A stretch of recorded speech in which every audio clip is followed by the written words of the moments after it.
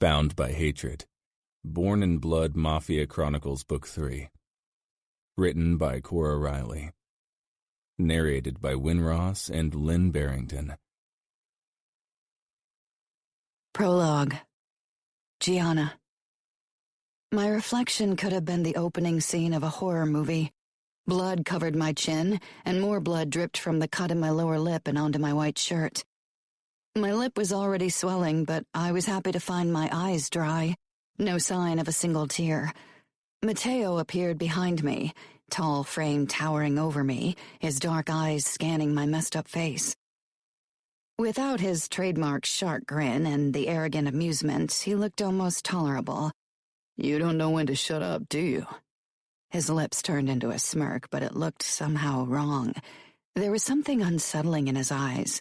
The look in them reminded me of the one I'd seen when he dealt with the Russian captives in the basement. Something dark and twisted lurked in their depth. "Neither do you," I said, then winced at the pain shooting through my lip. "True," he said in a strange voice. Before I had time to react, he gripped my hips, turned me around, and hoisted me onto the washstand. "That's why we are perfect for each other." Back was the arrogant smile. The bastard stepped between my legs. "What are you doing?" I hissed, sliding back from the edge of the washstand to bring more distance between us while pushing against his chest. He didn't budge, too strong for me. The smile got bigger. He grabbed my chin and tilted my head up. "I want to take a look at your lip." "I don't need your help now. Maybe you should have stopped my father from busting my lip in the first place." "Yes, I should have," he said darkly, his thumb lightly touching my wound as he parted my lips. "If Luca hadn't held me back, I would have plunged my knife into your father's fucking back. Consequences be damned. Maybe I will still do it. I'd fucking love it." He released my lip and pulled a long curved knife from the holster below his jacket, before twisting it in his hand with a calculating look on his face. Then his eyes flickered up to me. "Do you want me to kill him?" God, yes. I shivered at the sound of Matteo's voice. I knew it was wrong, but after what Father had said today, I wanted to see him begging for mercy, and I knew Matteo was capable of bringing anyone to their knees, which excited me in a horrifying way. That was exactly why I'd wanted out of this life, why I still wanted out. I had the potential for cruelty, regardless of how I tried to convince myself of the opposite, and this life was the reason for it. That would mean war between Chicago and New York, I said simply. Not that I gave a damn about peace. The men would find a reason to tear into each other soon enough. Someone always managed to insult someone else's honor, and then all bets were off. "Seeing your father bleed to death at my feet would be worth the risk. You are worth it." Chapter 1. Matteo. The first time I saw Gianna, she was a scrawny 14-year-old with a too big mouth, a splattering of freckles on her face, and untamed red locks. She was everything a proper Italian girl wasn't supposed to be, which was probably why I found her entertaining. But she was a kid, and though I was barely 4 years older, I had already been a made man for 5 years, killed several people, and had fucked my fair share of women. The moment Luca and I were back in New York, busy with mob business and easy society girls, I didn't give the rude redhead a second thought. We had enough trouble with the Bratva trying to sabotage our drug labs, and our father had grown too old to handle things as they needed to be handled, with unrelenting brutality. It was time for the old man to die and hand the job over to my brother. Luca was the perfect man for brutality. I'd pretty much forgotten all about Gianna when Luca and I returned to New York 3 years later for his wedding to Aria. Luca had gotten it into his head that he wanted to see Aria before the wedding. The official explanation being that he wanted to make sure she was on the pill, which was bullshit. I knew it was, because he was eager to see how she'd grown up. And damn, the girl had filled up nicely. When she appeared behind her younger sister Liliana in the doorframe to their suite in the Mandarin Oriental, My eyes didn't know what part of her to check out first. Long blonde hair, stunning blue eyes, narrow waist, lean legs, nice butt and tits. She was smoking hot. She was also Luca's fiancée, and so firmly off limits. Not to mention she was a bit too demure for my taste. The way she cast down her eyes whenever Luca looked at her would have driven me insane. Luca was an intimidating fucker, and the girl had been dealt a heavy blow for having to marry him. But she needed to grow a spine if she wanted to stand a chance against Luca. He was used to bossing people around. Of course, the moment I entered the suite, Aria was the last thing on my mind. My gaze settled on the girl with the flaming red hair who lounged on the sofa. Long legs casually crossed and propped up on the coffee table. At once, the long-forgotten memory of her rudeness resurfaced, and with it, my interest in her. She wasn't the awkward, scrawny girl she used to be. Definitely not scrawny. She had developed all the right curves in all the right places, and her face had gotten rid of her freckles.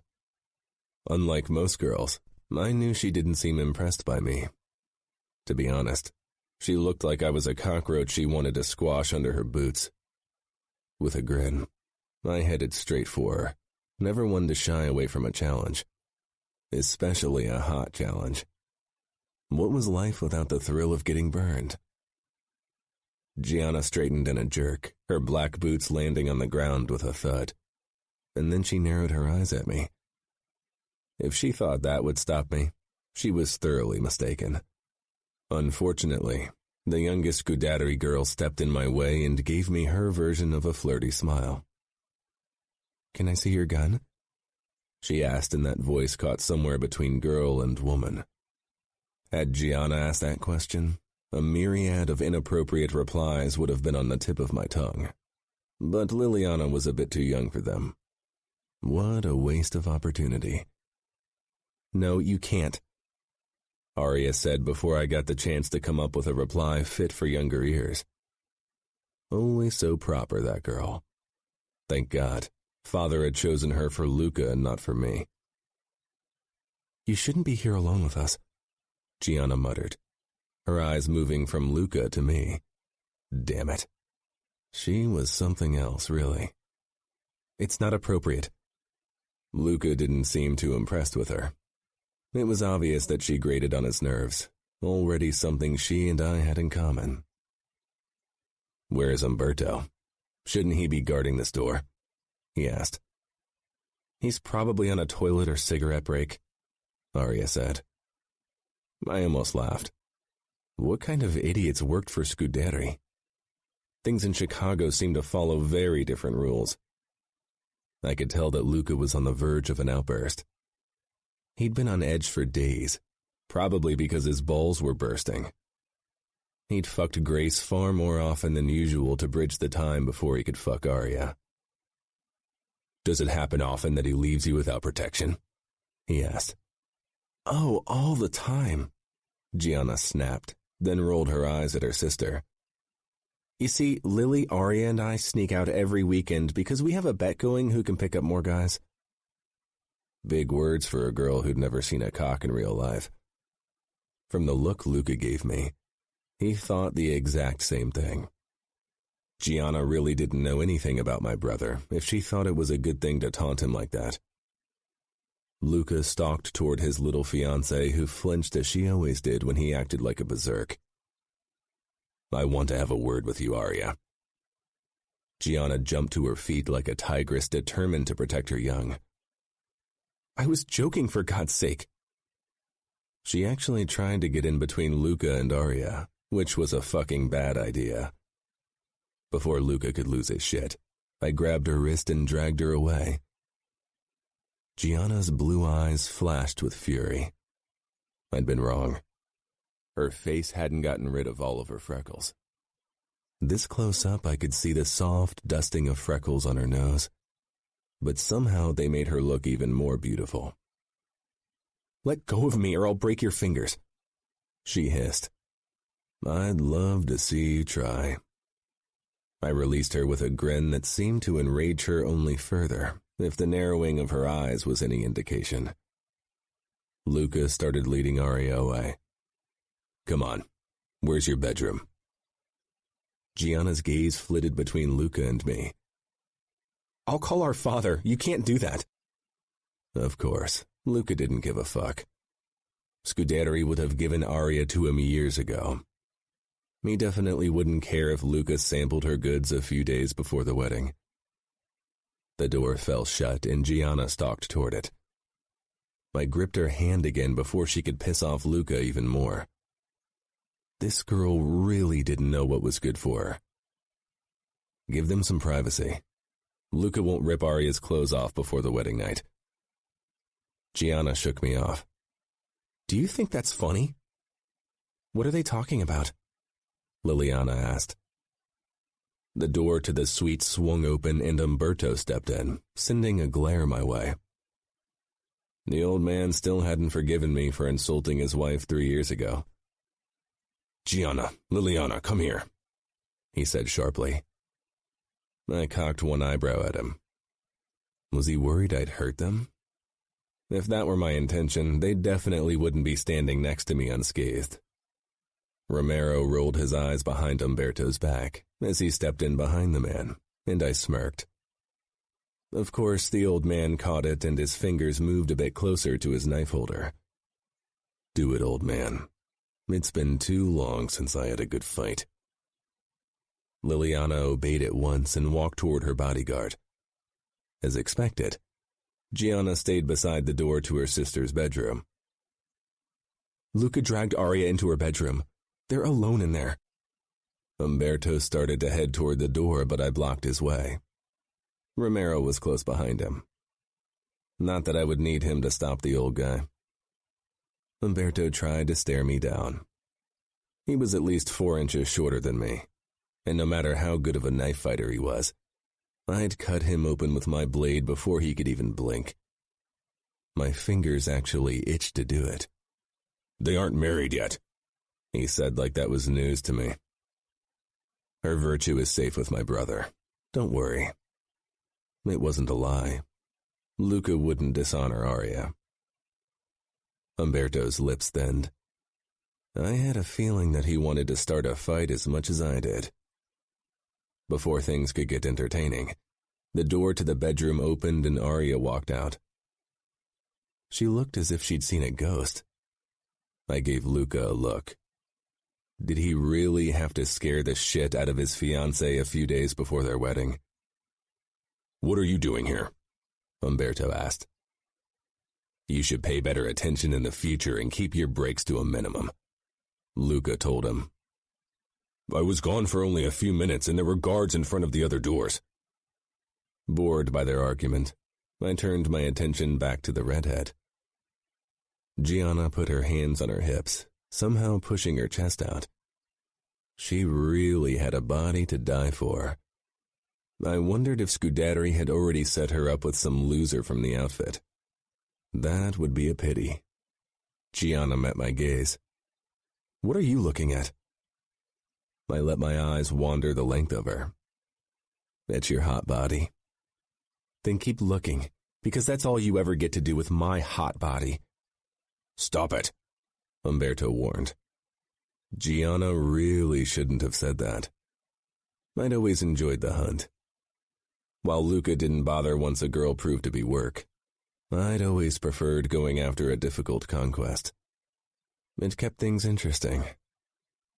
Getting a girl into our beds had never been a problem for either of us. We were good-looking and rich, not to mention the kind of bad boy many bored society girls needed to spice up their boring lives. But there was no fun in always getting what you wanted without having to fight for it. Gianna's narrowed eyes followed me when Luca, Romero, and I left the suite. I smiled to myself. The girl had fire. Luca sighed. Don't tell me you've set your sights on the redhead. She's a major pain in the ass. So what? She'd definitely make my life more interesting. What? Killing off Russians and having a new girl in your bed every other night isn't doing the deal for you? I like to change things up now and then. You can't have her. She's off limits. I won't tell Father you brought war with the outfit down on us because you pawed at Scuderi's daughter. There's only one way you could have the redhead in your bed, and that's if you marry her. And that's not going to happen. Why not? Luca paused. Tell me you're joking. I shrugged. I didn't really want to marry yet, or ever for that matter. But Father had been on my case for months. Every woman he'd suggested so far had been boring as hell. Luca gripped my shoulder. You won't ask Scuderi for his daughter's hand tonight. Is that an order? I asked quietly. Luca would be my capo very soon, and he was above me in the hierarchy of the Familia, but I wasn't good at following orders. No. A piece of advice. Luca smirked. If I ordered you, you'd do it just to annoy me. I'm not a hot-headed teenage boy, I said, then grinned because Luca knew me too well. I just want you to take your time. You might find Gianna's bitchiness fascinating now, but I doubt that'll last more than a few days. I know you. The moment the hunt is over and you got what you wanted, you'll lose interest. But this time, you'd be stuck with her forever. Don't worry. I have every intention of scoring tonight. That'll make me forget all about Gianna. Chapter 2. Aria and Luca's wedding. Gianna. This wedding was a farce. Aria leaned away from Luca and clutched my hand the moment we sat down at the table. It was obvious how unhappy she was. She was trying so hard to hide it, but for me it was plain as day. Of course, nobody gave a shit. It was pretty much standard that the bride was forced into marriage, so unhappiness was a given. Nobody ever asked what we wanted. Nobody ever cared. Not even the other women. It was then that I made a promise I was determined to keep. I wasn't going to end up in a loveless marriage. I didn't care if it was my duty or if honor dictated it. Nothing in this godforsaken world could make me marry for anything but love. Matteo kept glancing my way from across the table, that annoying cocky grin on his face. He'd pretty much ogled me throughout the entire wedding. I had to admit that he didn't look too shabby in his light gray vest, white shirt, and dress pants. Somehow, his tall, muscled frame stood out even more dressed up like that. Of course, I'd have bitten my tongue off before admitting to anyone that I found Matteo's looks tolerable, especially when his personality wasn't anywhere close to being sufferable. Aria clutched my hand under the table even tighter because of something Luca had said to her. She was oblivious to Matteo's flirting with me, oblivious to anything but her distress. I squeezed her hand, but then the dance floor was opened, and soon we were ripped apart as Luca led her to their first dance as a married couple. I quickly pushed to my feet, desperate to sneak away toward the bay where I could be alone, but Matteo cornered me at the edge of the dance floor, that same cocky grin on his striking face. Why did the bastard have to look so good? His dark hair was intentionally messy, and his eyes were so dark they were almost black. It was impossible not to check him out. Of course, he was perfectly aware of the effect he had on most women, and obviously expected me to fawn over him as well. Hell would freeze over before that happened. He bowed without taking his eyes off me. "May I have this dance?" My stomach did a stupid flip at the sight of his grin.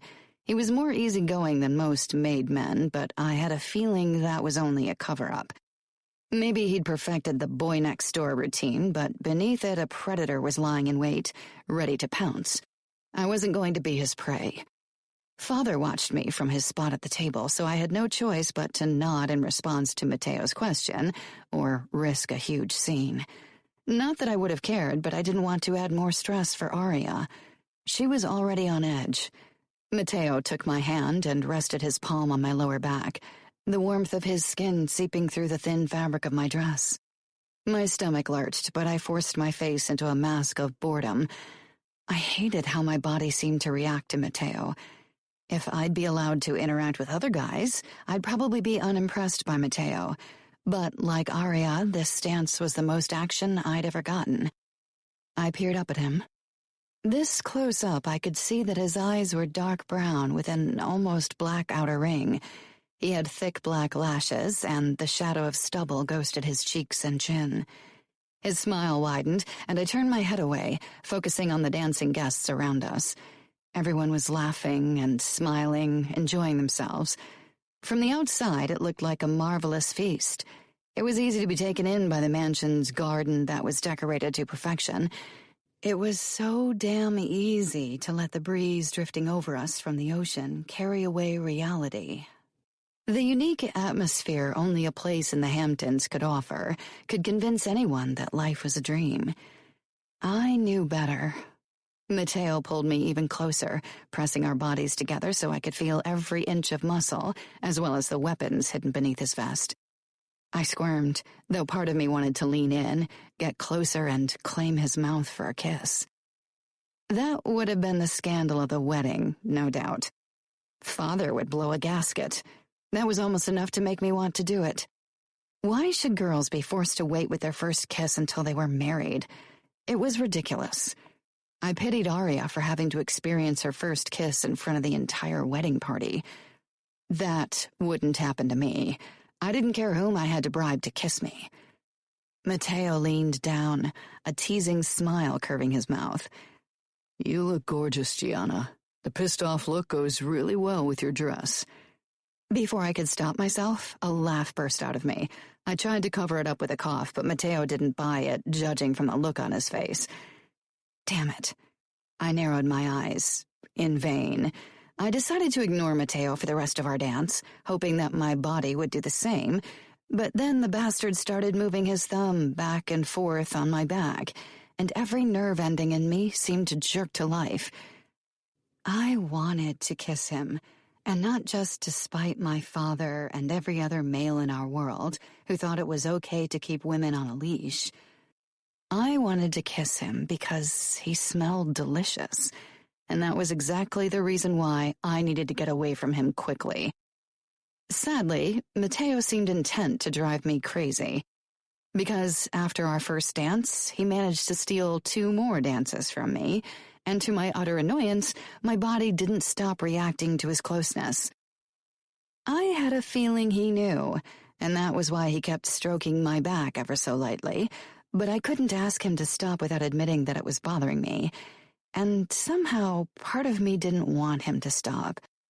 It was almost midnight when people started to shout for Luca to bed Aria.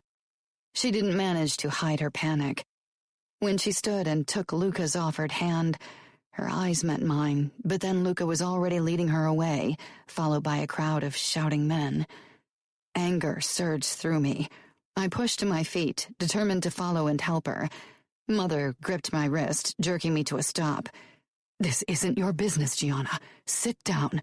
Aria will do what's expected of her, and so should you." I glowered at her. Wasn't she supposed to protect us? Instead, she watched without a flicker of compassion. I wrenched away from her, disgusted by her and everyone around us. Father stood beside Salvatore Vitiello, who shouted something that sounded like, "We want to see blood on the sheets, Luca." I almost tackled him. What a bastard. New York and its sick traditions. Despite Father's warning glare, I turned and followed after the men. Luca and Aria were almost at the house, and I had trouble finding my way through the male guests to get to them. I wasn't even sure what I was going to do if I reached them. I could hardly pull Aria into our shared bedroom and lock the door. That wouldn't stop anyone, least of all Luca. That guy was a beast. A few of the men made lewd comments in my direction, but I ignored them, my eyes firmly focused on Aria's blonde head. I'd almost reached the front of the crowd when Aria disappeared into the master bedroom, and Luca closed the door. My breath caught, worry and anger taking center stage in my body. I was wavering between storming into the bedroom to kick Luca's ass and run as far away as possible so I didn't have to hear what was going on behind that door. Most of the male guests were on their way back outside to resume drinking. Only Matteo, who was shouting disgusting suggestions through the door, and a few younger made men from New York were still around. I backed away, knowing there was nothing I could do for Aria, and hating it more than anything else. So often in the past, Arya had protected me from Father, and now when she needed protection, I was unable to help her. Instead of returning to the party, I decided to go to my bedroom. I wasn't in the mood to face my parents again. I'd only get into a huge fight with Father, and I really didn't need that on my plate today. Before I could head down the corridor toward my room, 2 guys stepped in my way. I didn't know their names. They weren't much older than me, maybe 18. One of them still sported some baby fat and acne. The other was taller and looked like more of a threat. I tried to sidestep them, but the taller guy blocked my way. "Piss off," I said, glaring at the 2 idiots. "Don't be a killjoy, Red. I wonder if you are red down there, too." He pointed between my legs. My lips curled in disgust, as if I hadn't heard those words before. The acne guy snorted with laughter. "We could try to find out." Suddenly, Mateo was there. He gripped the tall guy in a headlock and held a sharp, long knife to the guy's crotch. "Or," he said in an eerily calm voice, "we could try to find out how long it takes for you to bleed out like a pig after I cut your dick off. How about that?" I used the moment to ram my knee into Acne Guy's balls. He cried out and dropped to his knees. I probably shouldn't have enjoyed it as much as I did. Mateo raised his dark eyebrows at me. "Want to have a go at this one too?" I didn't need to be told twice. Instead, I landed a good kick and sent the second guy to his knees as well. Both guys looked up at Mateo with fear-widened eyes, ignoring me completely. "Fuck off before I decide to cut your throats," Mateo said.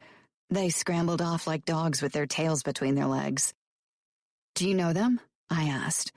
Mateo sheathed his knife. He didn't look as drunk as he'd seemed at the party. Maybe it had all been for show. A quick glance around made me realize that we were alone in this part of the house, and from the way my heartbeat quickened and my stomach fluttered, I knew this really wasn't a good idea. "They are the kids of 2 of our soldiers. They aren't even made men yet." Inducting them into the Mafia probably wouldn't turn them into nicer human beings. "I could have handled them myself," I said. Mateo scanned my body again. "I know." That wasn't the answer I had expected, and I wasn't entirely sure if he was pulling my leg or not. It's funny how you can act like a knight in shining armor one second, and the next you're encouraging your brother to sexually assault my sister. "Luca doesn't need encouragement, believe me." "You make me sick. All of this does." I turned and stalked away, but Mateo caught up with me and barred my way with an arm against the wall. "Your sister will be fine. Luca isn't cruel to women." "Is that supposed to reassure me?" Mateo shrugged. "I know my brother. Arya won't get hurt." I searched his face. He seemed serious. I wanted to believe him, but from what I'd witnessed, Luca was anything but a kind man. He was brutal and cruel and cold, and I wasn't sure if Mateo's definition of not being cruel to women matched my own. "I really want to fucking kiss you," Mateo said in a rough voice, startling me. My eyes widened. He didn't move, just stood in front of me with his arm propped up against the wall, and his dark eyes boring into mine. We weren't engaged, thank God, so speaking to me like that was more than inappropriate. Father would have gone nuts if he had heard. I should have been anxious, embarrassed at the very least, by his words, but instead, I found myself wondering how it would be to kiss someone, to kiss Mateo. The girls in my class had all kissed and done far more already. Only Arya, the other girls from mob families, and I were sheltered from the outside world, always guarded by bodyguards. How would it be to kiss someone forbidden, to do something a good girl didn't do? "Then why don't you?" I heard myself say. Alarm bells went off in my mind, but I ignored them. This was my choice. If we weren't who we were, if we hadn't been born into this screwed-up world, if Mateo wasn't a made man and a killer, maybe then I could have fallen for him. If we'd met as 2 normal people, then maybe we could have become something. Matteo moved closer to me. For some reason, I backed away until I bumped into the wall, but Matteo followed, and soon I was trapped between cold stone and his body. Because there are rules in our world, and breaking them has consequences. You don't seem like one for rules. I wasn't sure why I was encouraging him. I didn't want his attention. I wanted out of this fucked up world and its fucked up people. Getting involved in any way with someone like him would make that impossible. Matteo smiled darkly. I'm not. He reached for my face and slowly raked his fingers through my hair. I shivered at the light touch. I didn't even like Matteo, right? He was annoying and arrogant and never knew when to shut up. He's like you. But my body wanted more. I grabbed his vest, my fingers crinkling the soft material. Me neither. I don't want my first kiss to happen with my husband. Matteo let out a quiet laugh, and he was so close that I could feel it more than hear it. This is a bad idea, he murmured, his lips less than an inch from mine, his eyes dark and devoid of the usual playfulness. My insides seemed to burn with need. I don't care. And then Matteo kissed me, lightly at first, as if he wasn't sure if I was being serious. I tugged at his vest, wanting him to stop being careful, and Matteo crushed his body to mine, his tongue slipping between my lips, tangling with mine, giving me no time to wonder what I was doing.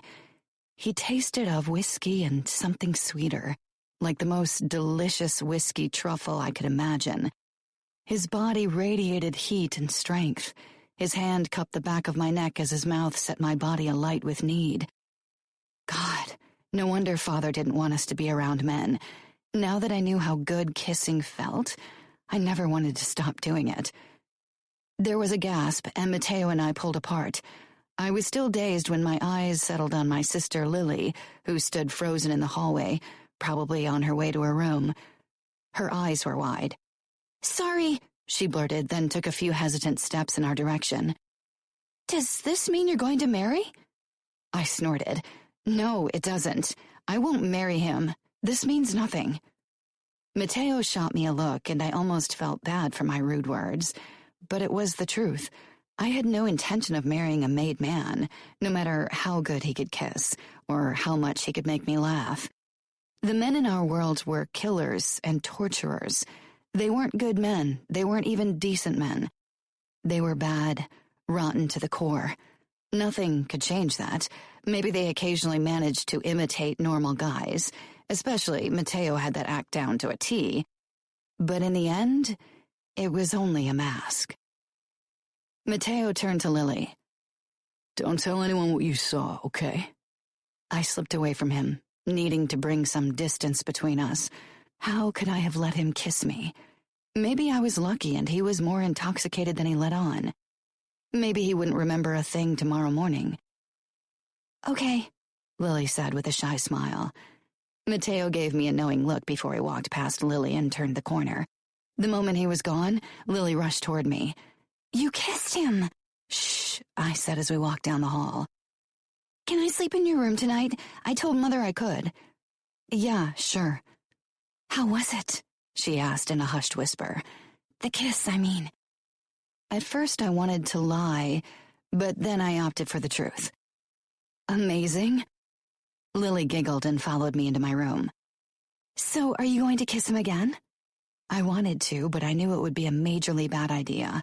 I didn't want to give him any ideas. "No, I won't ever kiss Matteo again." I should have known that wouldn't be the end of it. The next day, a couple of hours before my family had to leave for Chicago, Matteo caught me alone in front of my bedroom. He didn't try to kiss me, but he stood very close. It would have been easy to bridge the distance between us, to grab his shirt and pull him against me. Instead, I put my guards in place and glared. "What do you want?" Matteo clucked his tongue. "Last night when we were alone, you didn't give me the cold shoulder." "I'd hoped you were too drunk to remember." "Sorry to disappoint you." If he didn't stop smiling that arrogant smile, I'd wring his neck, or kiss him. I hadn't decided yet. Choice number one was the better option, no doubt. It was a one-time thing. It didn't mean anything. I still don't like you. I only did it because I wanted to do something forbidden. His dark eyes lingered on my lips before they slid lower. There are plenty of other forbidden things we could do, he murmured, stepping closer, too close, and enveloping me with his scent. No thanks. He rocked back on his heels, smile getting impossibly wide. Why? Losing your courage? I could ask your father for your hand in marriage if you're tired of forbidden things. Right, I said sarcastically. I will never marry you, that's a promise. And now that Aria's already trapped in New York, Father wouldn't send me away anyway. Mateo shrugged. If you say so. His overconfidence made me snap. I jabbed my finger against his muscled chest. You think you are irresistible, don't you? But you aren't. You and Luca and all the other men in the fucking Mafia think you are oh so great. Let me tell you something. If you weren't fucking rich and didn't carry a fucking gun wherever you went, you wouldn't be better than anyone else out there. I'd still be good looking, and I could still kill most of the wimps out there with my bare hands. What about you, Gianna? What would you be without the protection of your family and your father's money? I sucked in a deep breath. Yes, what would I be without all that? Nothing. I'd never had to do anything by myself. Never had been allowed to do so, but not for lack of wanting. Free. Mateo laughed. You won't ever be free. None of us are. We are all caged in by the rules of our world. That's why I want out of this world. Maybe, but a marriage to you won't ever be my cage. I stalked off, not giving him another chance for a comeback. Chapter 3. Mateo. Maybe Gianna didn't understand it yet, but marriage would be her cage no matter if she wanted it or not. Last night after our kiss, I'd returned to the party to drink myself into a stupor when I'd come across my bastard of a father and Rocco Scuderi, talking about Gianna and his plans for her to marry some old geezer who was known for his hard hand with women. I hadn't said anything then, because I knew Father. If he thought I wanted Gianna because I desired her, liked her, or wanted to protect her from a worse fate, he'd never agree to set me up with her. Now, in the morning after the presentation of the sheets, I searched for Luca and found him on his way to the master bedroom with Aria at his side. You two lovebirds will have to postpone your mating session. I need to have a word with you, Luca, I said. Luca and Aria turned around to face me.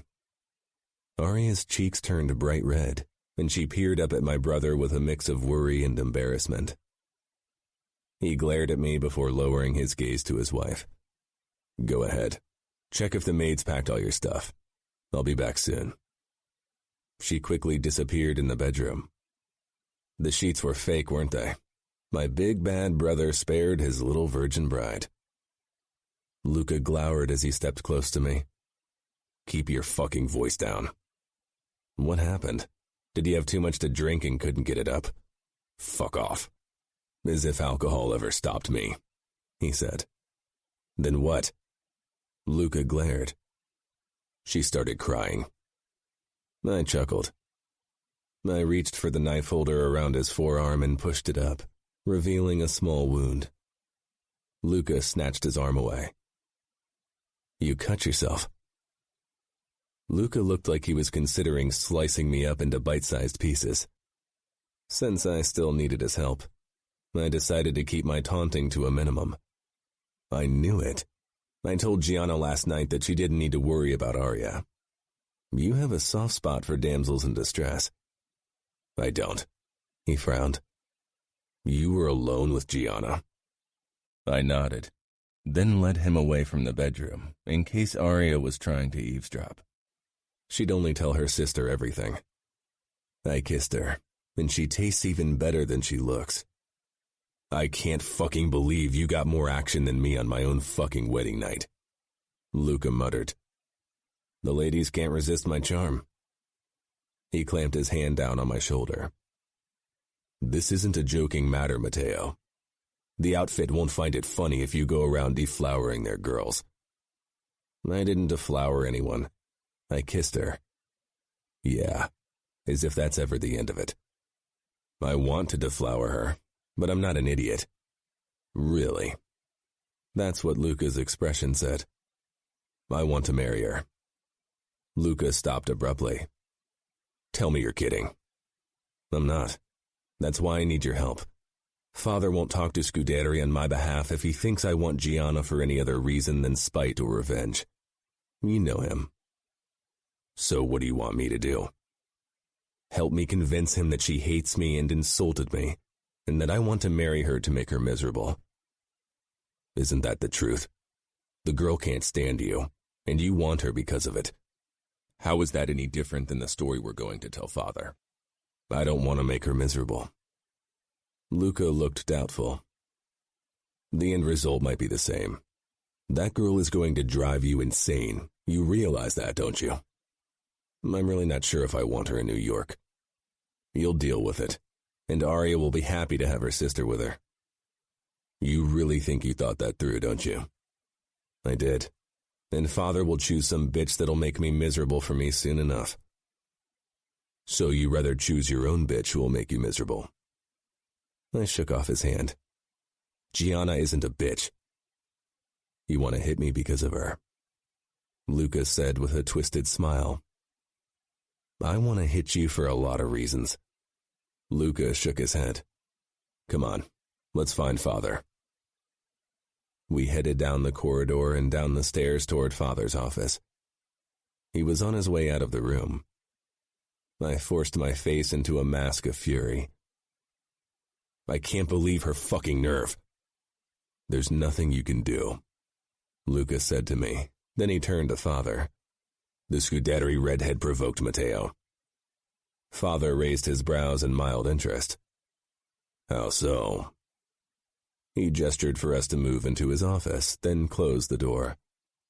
I pretended to be seething while Luca made up some ridiculous story that ended with Gianna telling me that her father would never give her to New York, and that nobody could convince him otherwise.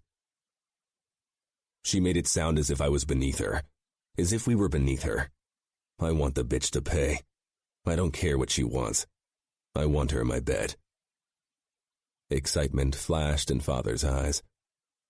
The sadist actually believed that bullshit, because in his twisted, power-hungry sadist mind, it made sense. I suppose I can talk to Scuderi. He'll be glad to be rid of her. She's a handful. His smile widened. You'll have to teach her manners, Matteo. Don't worry, I said. I teach her a lot of things. 2 days later, my father and Scuderi came to an agreement and Gianna was mine.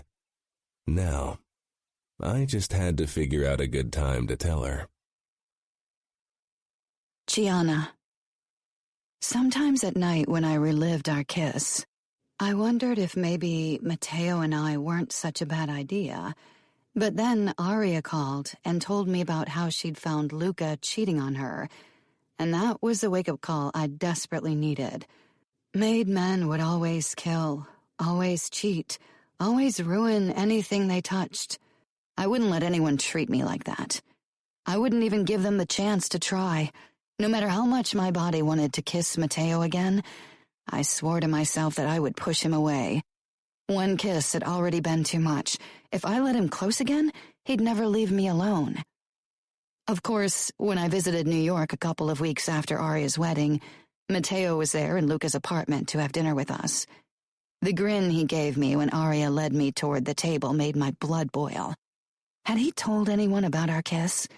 I hadn't even told Arya about it, and I'd always told Arya everything. This would be a long dinner. The next day, I convinced Arya to take me to a club dancing, desperate to forget Matteo. It was my first taste of freedom, and boy, did it taste good. Not as good as Matteo, an annoying voice reminded me, but it was soon blasted away by the beats filling the dance floor of the Sphere. It was an exhilarating experience to have strangers check me out, to have them want me.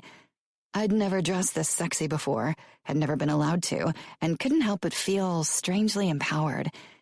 I was dancing with a tall guy when he was suddenly shoved away from me by none other than Matteo fucking Vitiello. "What the fuck are you doing?" he snarled. "What the fuck are you doing? This is none of your business." My dance partner had found his balance again and stepped up to us, but before he could say something, Matteo punched him below the ribs, sending him to his knees, and then 2 bouncers were there and dragged the guy away. I stood in stunned silence. "Have you lost your fucking mind?" Matteo brought his face close to mine and gripped my upper arm. "You won't ever do this again. I won't let you mess around with other guys." "I wasn't messing around. I was dancing." Then his words really sank in. "With other guys? So you think because we kissed once you can tell me what to do with my life? Newsflash, you don't own me, Matteo." He smirked. "Oh, but I do." His dark eyes roamed over my skimpy outfit, lingering on my naked legs. "Every inch of you." I shook off his grip. "You are insane. Get away from me." He followed Luca without another word, but left one of his stupid baboons/bodyguards with me. I was so angry. I wanted to run after him and pummel him to dust. Instead, I went over to Aria, who looked lost as she stood unmoving in the center of the dance floor. "That asshole," I muttered. After a moment, her eyes settled on me. "Who?" "Matteo. The guy has the nerve to tell me not to dance with other men. What is he, my owner? Fuck him." Aria looked as if her thoughts were miles away. "Are you okay?" She nodded. "Yeah, let's go to the bar." Luca's 2 lapdogs, Romero and Cesare, followed us, and Aria lashed out at them. "Can you watch us from afar? You're driving me crazy." Stunned, I watched as she rushed toward the bar and ordered drinks for us. Romero and Cesare were watching us with hawk eyes from afar. So much for feeling free and having fun. Anger at Matteo resurfaced again, but I swallowed it. I wouldn't let him ruin the evening. "You can go dancing," Aria said with a shaky smile, clinging to her drink like it was her lifeline. "In a few minutes. You look pale." "I'm okay." She didn't look okay, and I wasn't sure why she didn't want to tell me what was bothering her.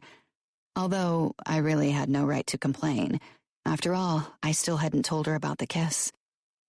"I really need to go to the restroom," I said after several minutes of silence. "I need to sit for a few more minutes." I hesitated, wondering if it was a good idea to leave her, but it wasn't like she was alone. After all, Romero never let her out of his sight, thanks to Luca's possessiveness. I made my way toward the back of the bar where the restrooms were, trying not to lose my shit on Cesare, who was like an annoying shadow. When I returned to the bar a few minutes later, all hell had broken loose. Aria was swaying, and Cesare had to hold her up while Romero had his knife buried in some sleazebag's leg. "You will follow us. If you try to run, you'll die," Romero growled. "Aria?" I whispered, my heart pounding in my chest. She didn't seem to hear me. "Take her drink, but don't drink," Cesare told me. I picked up the glass, too shaken to be annoyed by his patronizing tone. We made our way to the back and then down into a basement. Aria's legs barely supported her. I stayed beside her the entire time. When we stepped into a sort of office, my eyes settled on Matteo, who lounged in a chair. His gaze zoomed in on me before taking in the rest of the scene. He pushed to his feet. "What's going on?" "Probably roofies," Romero said. Roofies?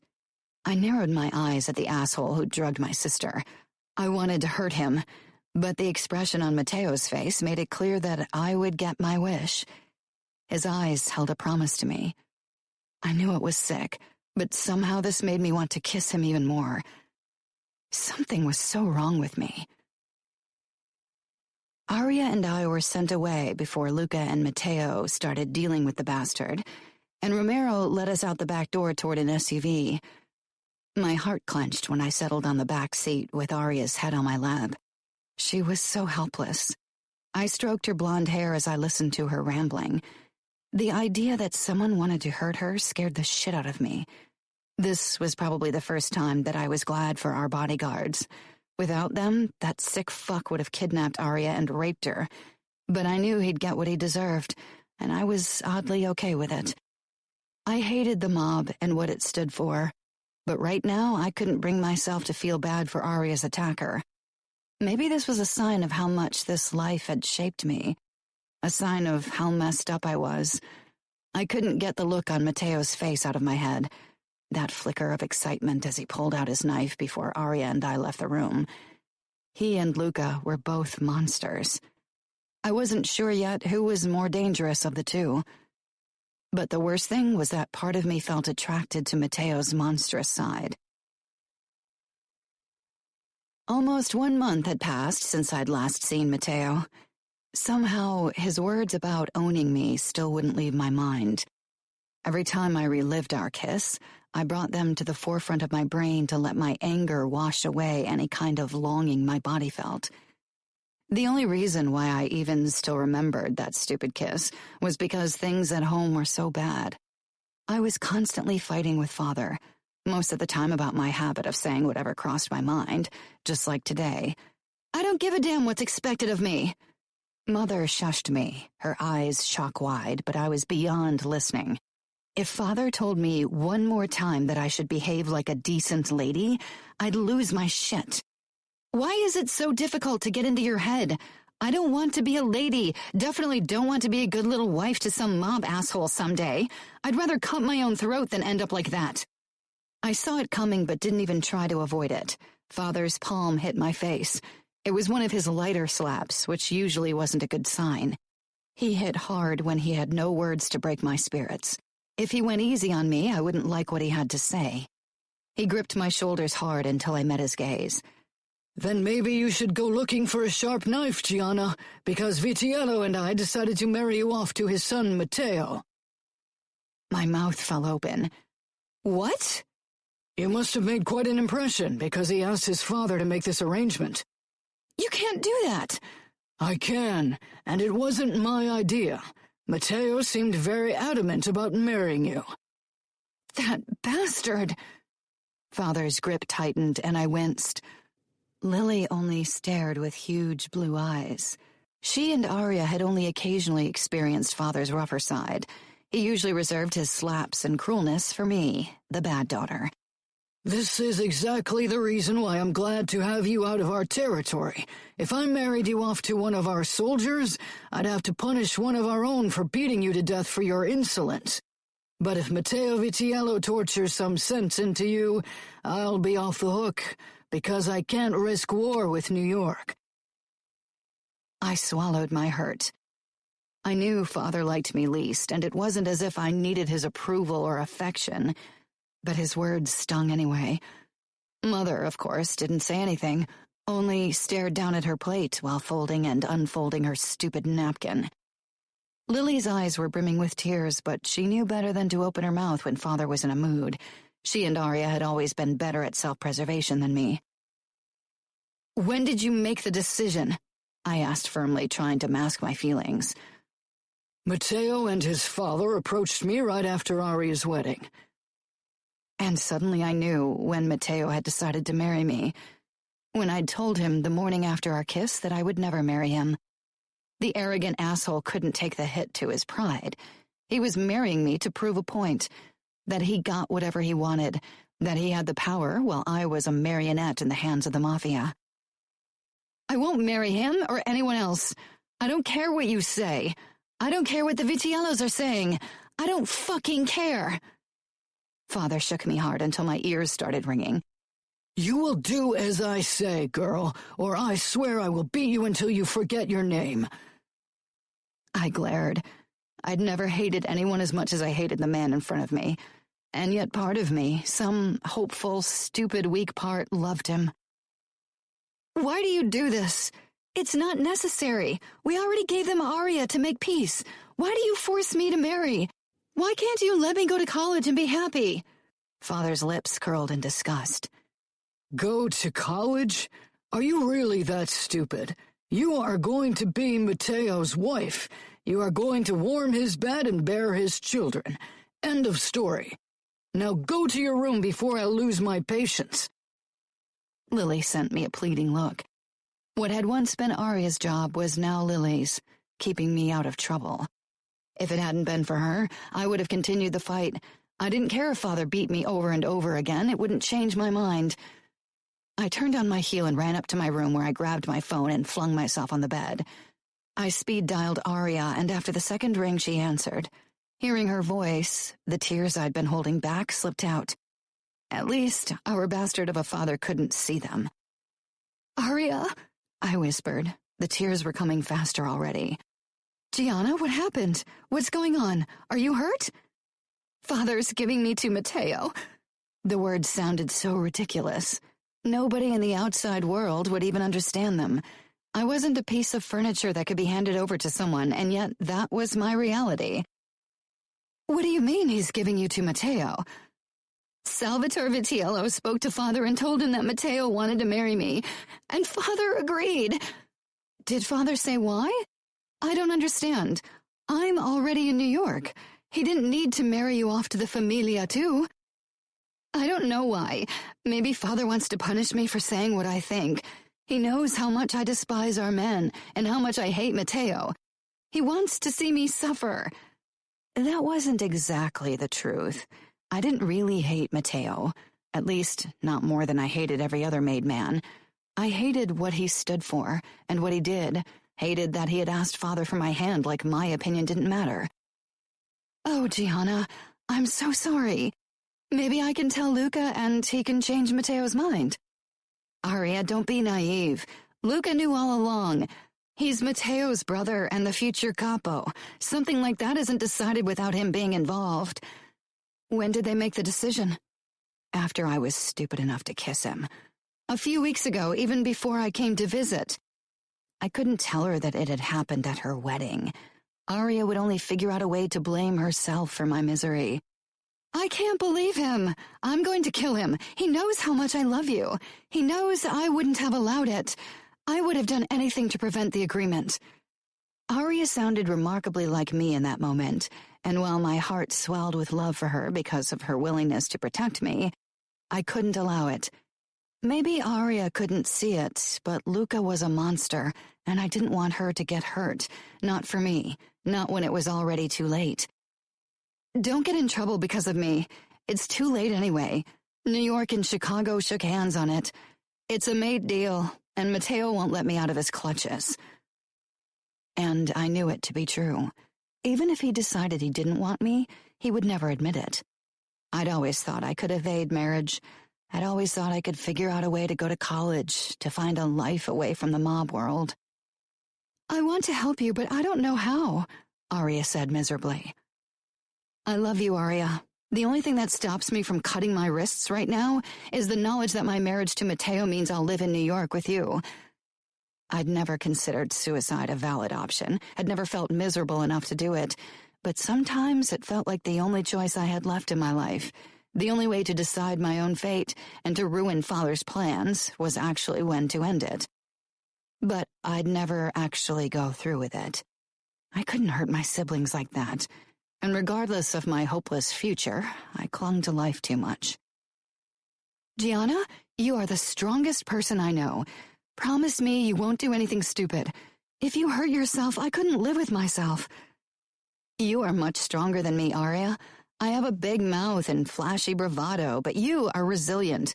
You married Luca. You live with a man like him. I don't think I could have done it. I don't think I can." I'd seen glimpses of Matteo's darkness in New York when he'd offered to kill Arya's attacker to make me happy, and afterwards in his eyes when he'd been covered in blood like Luca. There hadn't been regret or guilt in his gaze then. Sometimes I thought he was the more dangerous of the two because he was less in control. Sometimes I thought he hid how messed up he was with his outgoing personality. "We'll figure it out, Gianna," Arya said.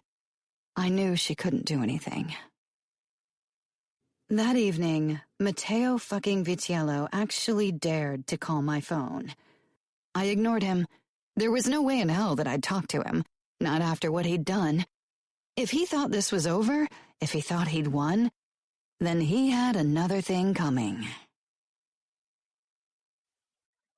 Chapter 4. Mateo. I was ready for this fucking day to be over.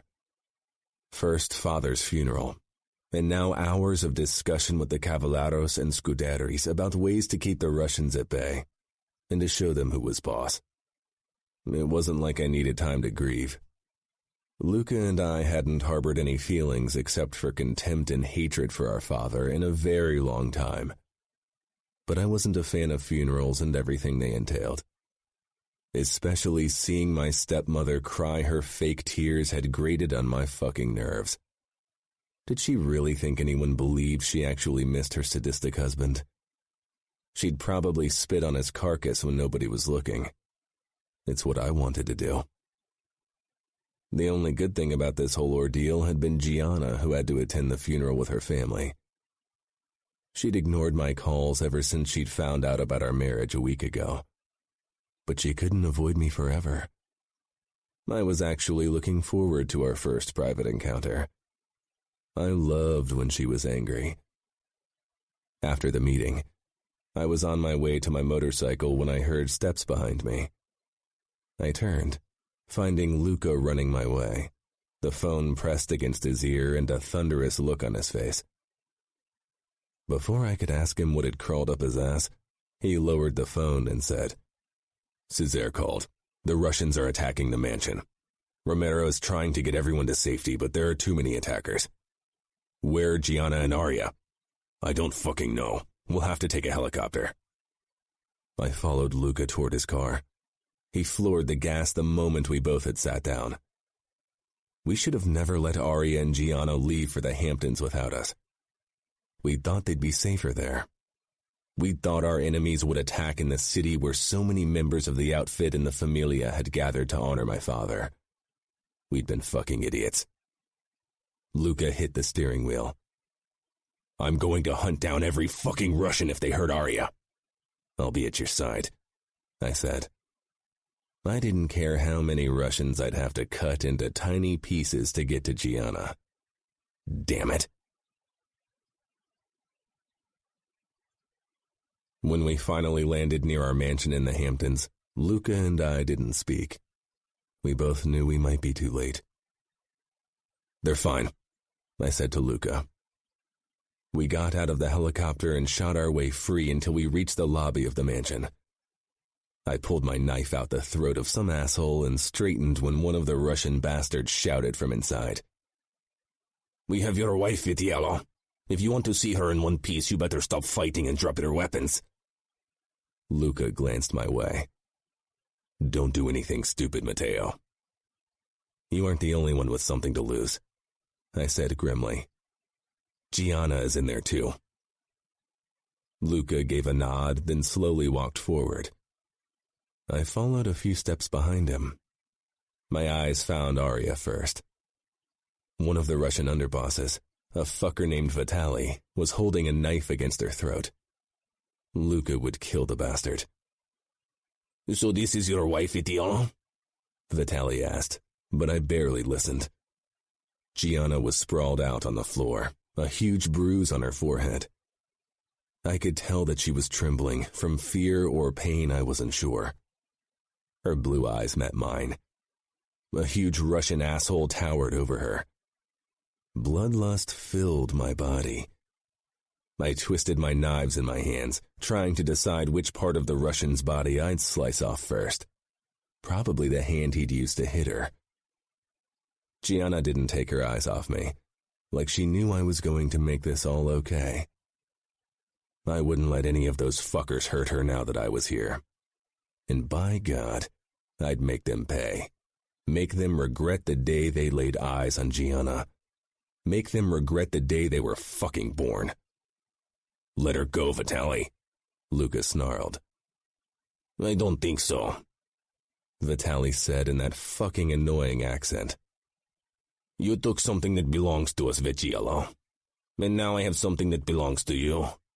I want to know where it is." I wasn't sure what the Bratva bastard did because I kept my eyes on Gianna's captor and the assholes behind him, but Luca took a threatening step forward, then stopped. "Put your guns down or I'll cut her throat." When pigs learn to fly, motherfucker. There was a thud, then another. My eyes flew to Luca, who dropped his fucking guns to the floor. I couldn't believe it. He narrowed his eyes at me. Was he serious? From the look on his face, he was. I put my knives down slowly. Gianna closed her eyes as if she thought everything was over. It wasn't over. Far from it. Not before I'd killed every fucking asshole in the room and made them regret the day they were born. Your wife tastes delicious. I wonder if she tastes this delicious everywhere, Vitaly said as he pulled Arya against him like he was going to kiss her. I could tell that Luca was seconds away from attacking. The Russian asshole behind Gianna nudged her butt with his shoe and grinned. His foot would be the second thing I cut off, and I'd take my fucking time killing him. Vitaly licked Arya's chin. She looked like she was going to be sick. Then she reached into her back pocket and pulled a switchblade out.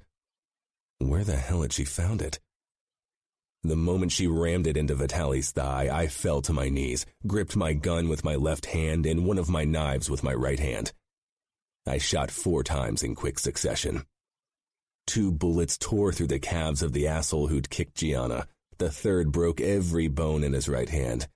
And the fourth smashed the skull of another bastard.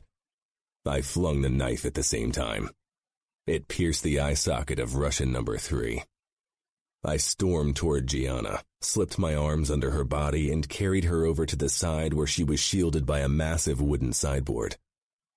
I knelt in front of her and shot another Russian, then another.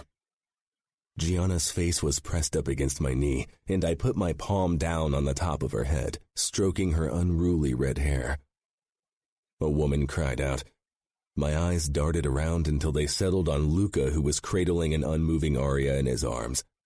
I froze, my heart slamming against my chest. No, Gianna cried hoarsely. She tried to sit up, but her arms gave away and she fell against me. Arya! I wrapped my arm around her and she stared up at me with terror-stricken eyes. Help, Arya! Help her! She whispered. She tried to stand again. I helped her up, one arm around her waist, but didn't let her go to her sister. Luca looked like he would kill anyone who dared to approach. There was an expression on his face I'd never seen before. Leading a life of brutality, Luca and I had the potential to snap. But until now, I hadn't thought there was anything on this planet that could actually bring Luca to the brink. Gianna started crying. I touched her cheek. Shh, Arya will be fine. Luca won't let her die. For everyone's sake, I hoped I was right. Gianna leaned against me, hands clutching my shirt. I peered down at her. When Arya finally opened her eyes, Gianna let out a sob and pressed her face against my chest. I cupped her head, then brushed a kiss against it. She didn't react. She was probably in shock. What about Gianna, Lily, and Fabi? Arya asked in a weak voice. Gianna lifted her head but didn't let go of me. Fine. Luca lifted Arya into his arms and after some discussion, carried her upstairs to one of the bedrooms. The doc was already on his way. Gianna tried to stand on her own but swayed and had to grip my arm. Her eyes lost focus for a moment before they settled on me again. She didn't say anything, only stared up at me. I lightly brushed my fingertips over the bruise on her forehead. Is this the only place you're hurt? She shrugged, then winced. My side hurts, and my ribs. Hey, Mateo, what about this asshole? Romero asked, nudging the Russian who'd kicked Gianna. Is he the only survivor? There's at least another one, Romero said. Good, but that one is mine. I'll question him. That's the guy who hit my head, Gianna said quietly. I know. She searched my face, but I wasn't sure what she was looking for. Her eyes fluttered shut for a moment, but she quickly opened them again. You need to lie down, I said. She didn't even try to protest, which was a bad sign. I tightened my hold on her and led her toward the staircase. Mateo, Romero called. I glanced over my shoulder at him and the other men. I'll be back in a moment. Get rid of the bodies and take the 2 living Russians down into the basement. Romero nodded. Okay. Then his eyes slid to Cesar's body on the ground. There was nothing we could do for him. I'd known him for a long time. He'd been a good, loyal soldier. The time to mourn him would come, but it wasn't now. I helped Gianna up the stairs and pretty much carried her down the corridor toward one of the guest bedrooms. I really wanted to take her to the room I slept in when we were in the mansion, but I didn't want to have a fucking fight. Not until Gianna was fit enough to be an equal contestant. She lay down on the bed and closed her eyes with a groan. I bent over her. I want to take a look at your ribs. Don't punch me. Her eyes fluttered open, and the hint of a smile tugged at her lips. I wondered if it was because she had a concussion or if she'd finally come to terms with our impending marriage. I pushed her shirt up, revealing inch over inch of creamy skin. But before my mind could come up with any ideas, I found the first bruises. A big one on her waist and 2 slightly smaller ones over her ribcage. Gently, I pressed down on the bruise on her waist, but she flinched away from my touch with a hiss. Oh, fuck, that hurts. I gritted my teeth. I couldn't wait to go down to the basement and have a word with the asshole who'd hurt her. I slid my hands higher, lightly tracing her ribs. She shivered. What are you doing? I want to see if your ribs are cracked, I told her. You want to use your chance to grope me, admit it. Her attempt at humor was ruined by her shaky voice, but I decided to play along. She didn't need to know that I was thinking of a way to prolong her attacker's suffering. I smirked. We'll be married in less than a year.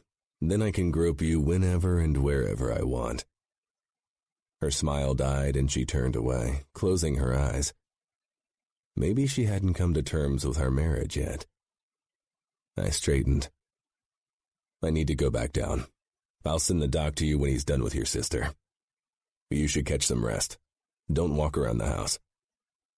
She didn't open her eyes, didn't give any indication that she'd heard me at all. I walked out and closed the door.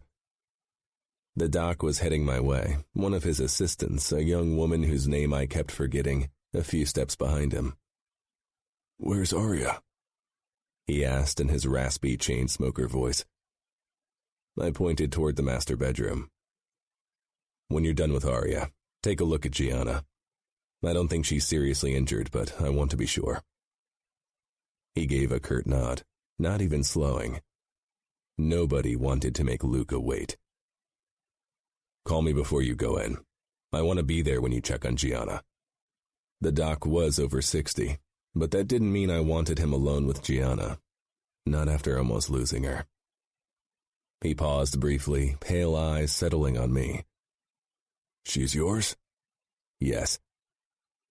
He nodded simply, then he continued toward the master bedroom. I turned and headed downstairs.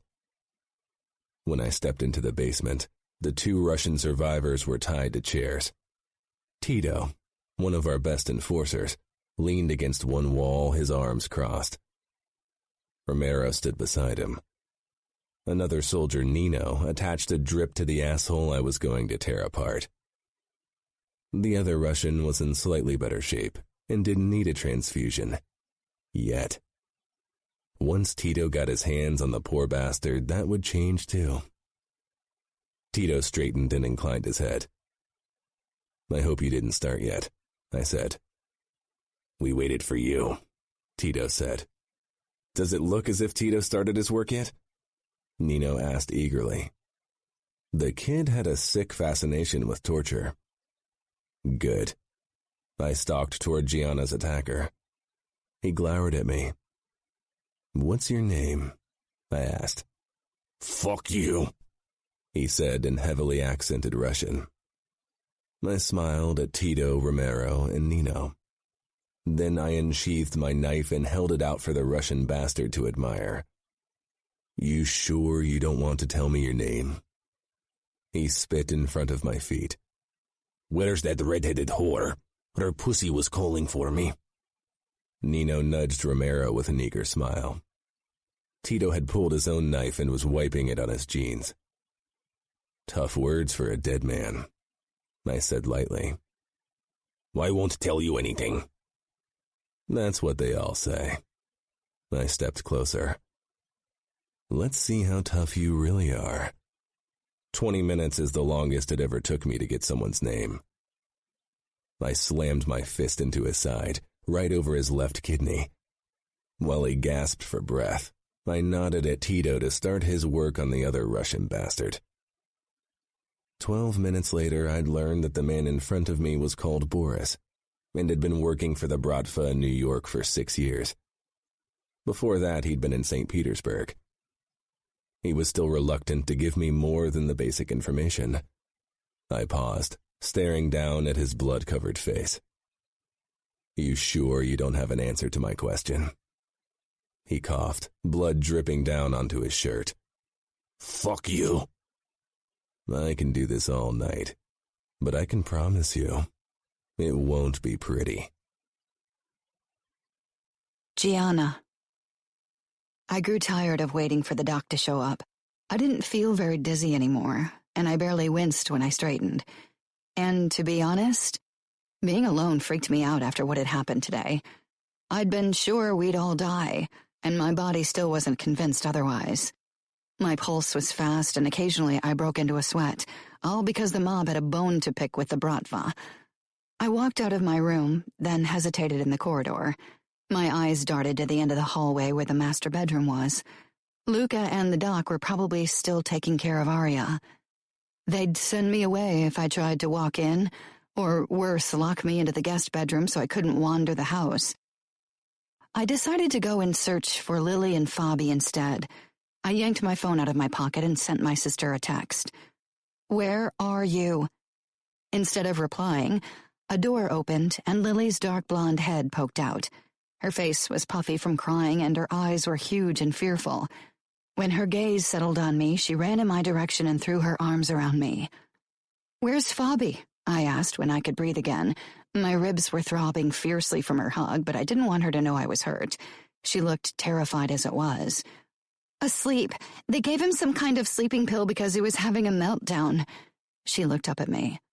"I was so scared, Gianna. I thought we were all going to die, but Romero protected Fabi and me." Her cheeks turned red. Her crush on Romero had been growing rapidly over the last few months. I didn't have it in me to tell her what kind of man he must be if Luca chose him as Arya's protector. Lily would realize soon enough that we were surrounded by the bad guys, not knights in shining armor. "What about Arya? Romero only said she was fine before he left Fabi and me alone in that room and told me not to walk around the house because it was too dangerous. She was shot in the shoulder, but the doc is taking care of her. She'll be all right." That's what I hoped. My eyes darted to the master bedroom again. I'd have to try to sneak in later when the doc and Luca were gone. "Go back to your room. I'll be back soon." I turned to leave, but Lily followed me like a lost puppy. "Where are you going?" she asked. "Downstairs. I want to see the damage." "I'm coming with you." I sighed. Arya would have told our sister no, but it was hypocritical of me to tell Lily to behave when I'd rarely followed orders in my life. Lily wasn't a small kid anymore. "Okay, but be quiet and stay away from the men." Lily rolled her eyes. "I'm not interested in them." "I didn't say you were, but they might be interested in you." I really didn't want to have to explain to Luca that I had to kill one of his men because they touched Lily. Of course, I'd first have to figure out a way to kill them. We headed downstairs. The entrance hall was a mess. Blood and broken glass littered the floor. At least the bodies were gone, but a trail of blood led outside to a pile of dead Russians. I really hoped they didn't treat Umberto's body like that. My chest tightened, but I fought the sadness. Umberto had chosen this life. Death was part of the game. I blocked Lily's view of the corpses and dragged her toward the living room, which wasn't in much better shape.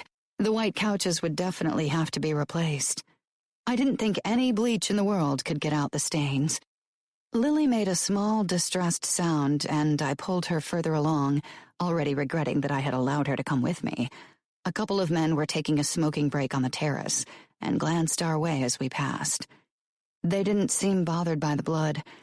I walked faster. "Hey," Lily protested, but I ignored her.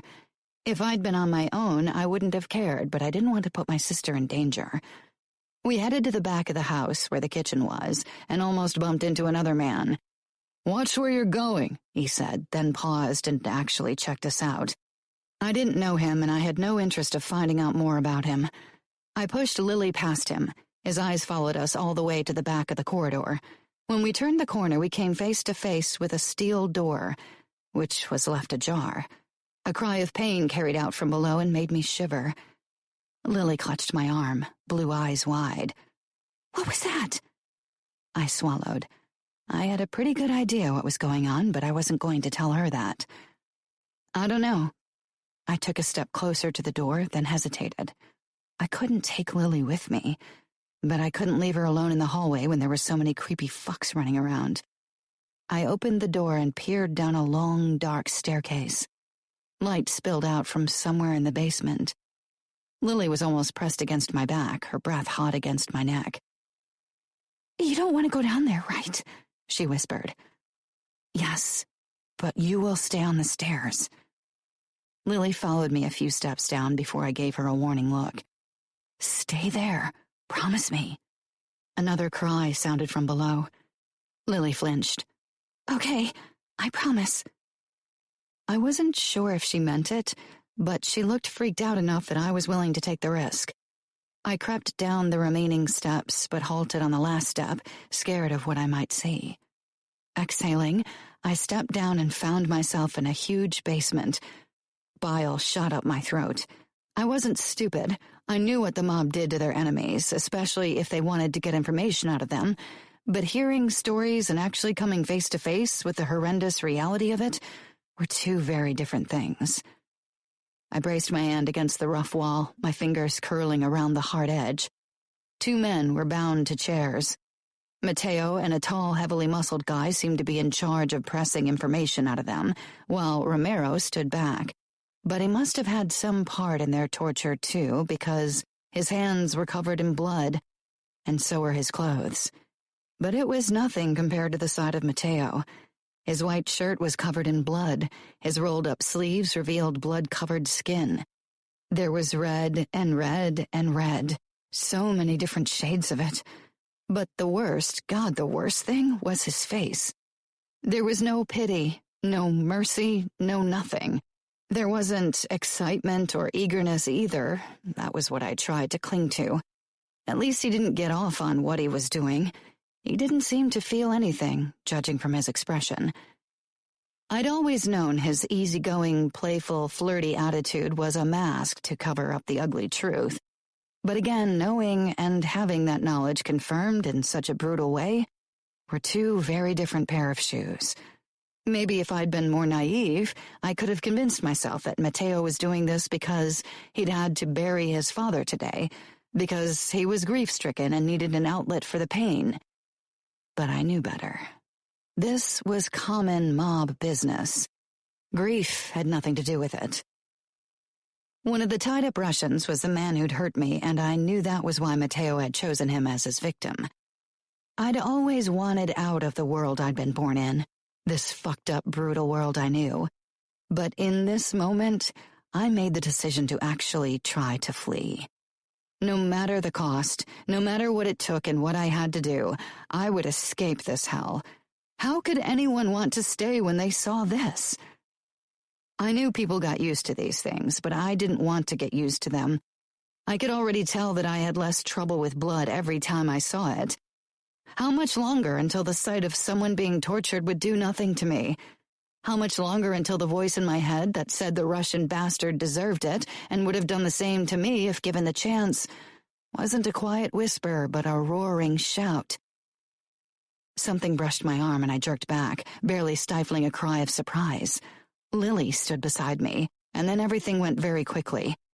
I opened my mouth to send her back up, but at the same time, her eyes settled on the scene in the center of the room, and I knew things would get very ugly. I heard Lily scream before, but that had been nothing in comparison to the sound breaking free from her lips when she saw the blood and the men who'd lost it. I supposed it was close to the sound fluffy lambs made when they were being slaughtered. I actually flinched away from Lily. Her eyes went wide, then dilated scarily, her face taking on an expression that scared the shit out of me. All eyes jerked toward us.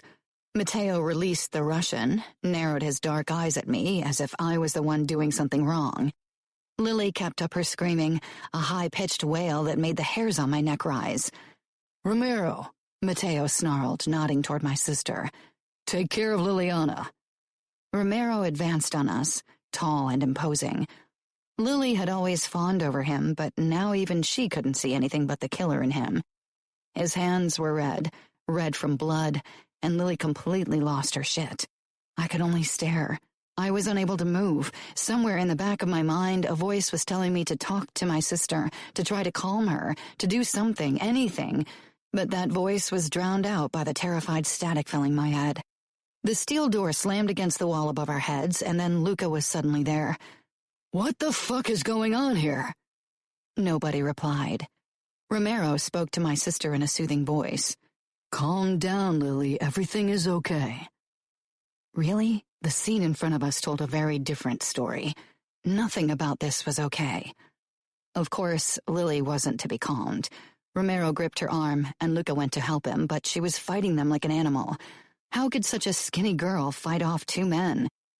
Romero slung his arms around her chest, trapping her arms against her sides, but that didn't stop Lily from kicking out at him and everything around her, and she still didn't stop screaming at the top of her lungs. "Shut her up! Aria will hear!" Luca growled.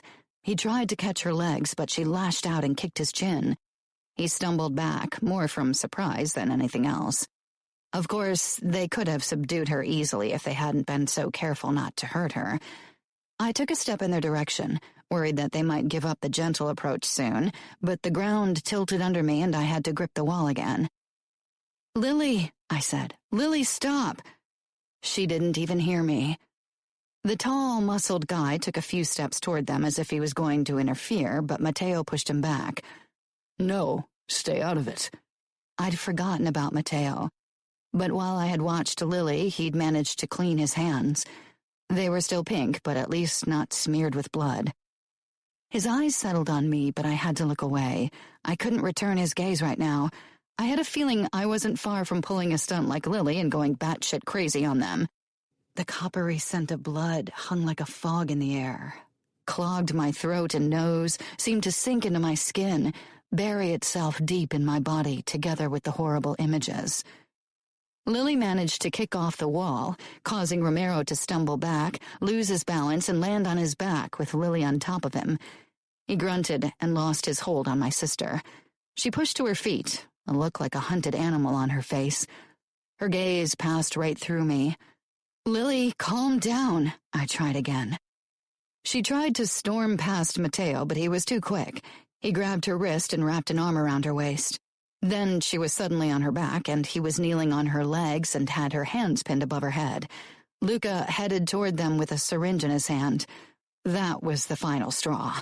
I stumbled toward them despite my wobbly legs. "Don't hurt her," I hissed. "Don't you fucking dare hurt her." "I'm trying very hard not to hurt her, but she's making it difficult. Luca, now!" Mateo growled from his spot on top of my sister. I blocked Luca's way. "What is that?" I pointed at the syringe.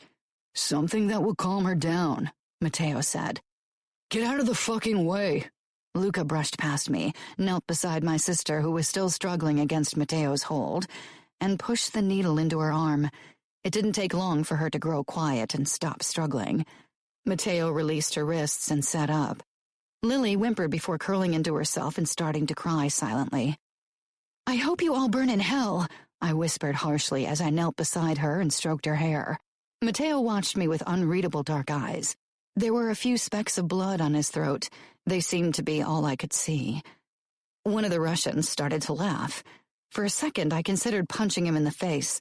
I wasn't even sure how he was still capable of any sound the way he looked. Matteo shot to his feet and got right into his face. "Shut the fuck up, or I swear I'll cut your dick into pieces while you watch.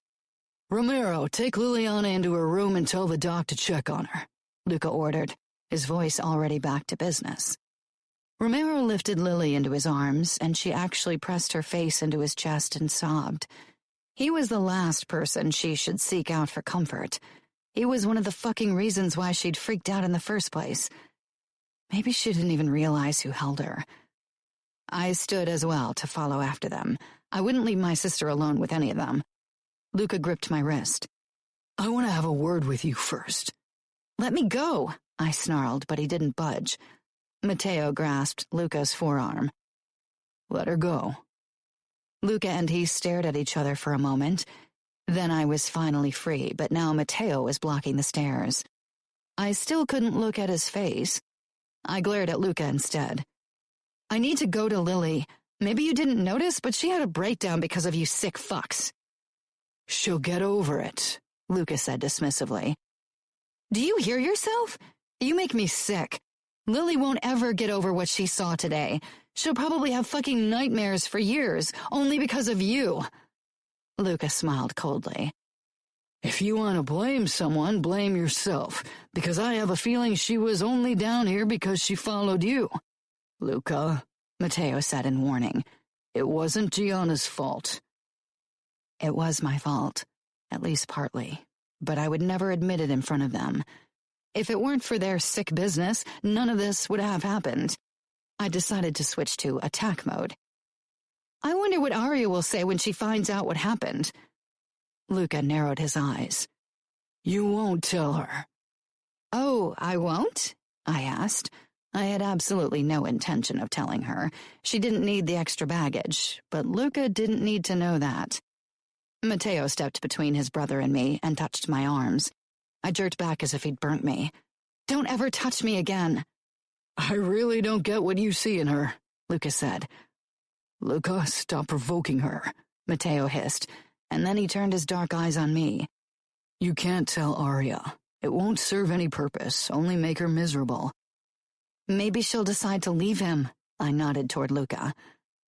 "Arya won't ever leave me," Luca said quietly. "She took a fucking bullet for me today. I almost lost her. I won't ever lose her again, and I won't let you ruin things between us." The worst thing was that I knew he was right when he said Arya wouldn't leave him, not even when I told her what I'd seen today. It wasn't as if she didn't know what kind of man Luca was and what kind of things his men did on his orders. He'd killed and tortured for her before, and she still loved him. Somehow she could forget the monster and only see the man when she was with Luca. I was pretty sure I couldn't do it. I could hardly meet Matteo's gaze. "I won't tell her," I said eventually. "But not for you. I'm doing it for her. I want to see her happy." And for some fucked up reason, Luca was making her happy. Happier than I'd ever seen her. For her sake, I would pretend. Luca turned to Matteo. "Take her to her room and make sure she stays there until Scuderi comes to pick them up. I don't want her to make another scene." I bit back a snarky comment. "I want to see Arya. She needs me." I could tell that Luca wanted to tell me no, but he surprised me when he said, "You can stay with her when I'm not around." "It's not like I'm eager to be in a room with you." "Come on, Gianna." Matteo gripped my arm and didn't even release me when I protested. He led me up the basement stairs, then along the long hallway and up the stairs. He didn't speak until we reached my room, and I jerked free of his grip. My eyes darted to his pink hands and blood-covered shirt. Matteo followed my gaze, grimacing. "I'll go change." "Don't bother. I won't ever forget what I saw." Matteo walked up to me, and I stood my ground, despite my body's desire to flee. "You are clever, Gianna. Don't tell me you didn't know what we were doing behind closed doors. Believe me, the outfit doesn't handle enemies with kid gloves either." "I know. That's why I despise everything about the fucking mob. And you are right, I wasn't surprised about what I saw today. It only confirmed what I'd known all along. And what is that? That you are a sick fuck and that I'd rather die than marry you. Mateo pulled me against him, his dark eyes practically scorching me with their intensity. Maybe you think you could live in the normal world. Maybe you think you could date a normal guy. But you'd get bored, Gianna. Maybe you don't want to admit it, but it excites you to be with someone like me. If a normal guy tells you he'd kill and torture to protect you, he'd be lying. Exaggerating at best. But I'm making a promise I can keep. Let me go, I gritted out. He did, then gave me his fucking shark smile and headed for the door. I'll lock the door. Luca will unlock it when he takes you to Aria. So you're going back to torturing that guy? Mateo's gaze flickered with an emotion I couldn't place. Maybe. I'm a sick fuck, remember? He slipped out. But maybe I'll let Luca have some fun with the Russians first. His gaze lingered on me for another moment before he closed the door and locked it. I reached for a vase on the sideboard and flung it at the door where it shattered and tumbled to the floor. I squeezed my eyes shut, making a promise I was determined to keep.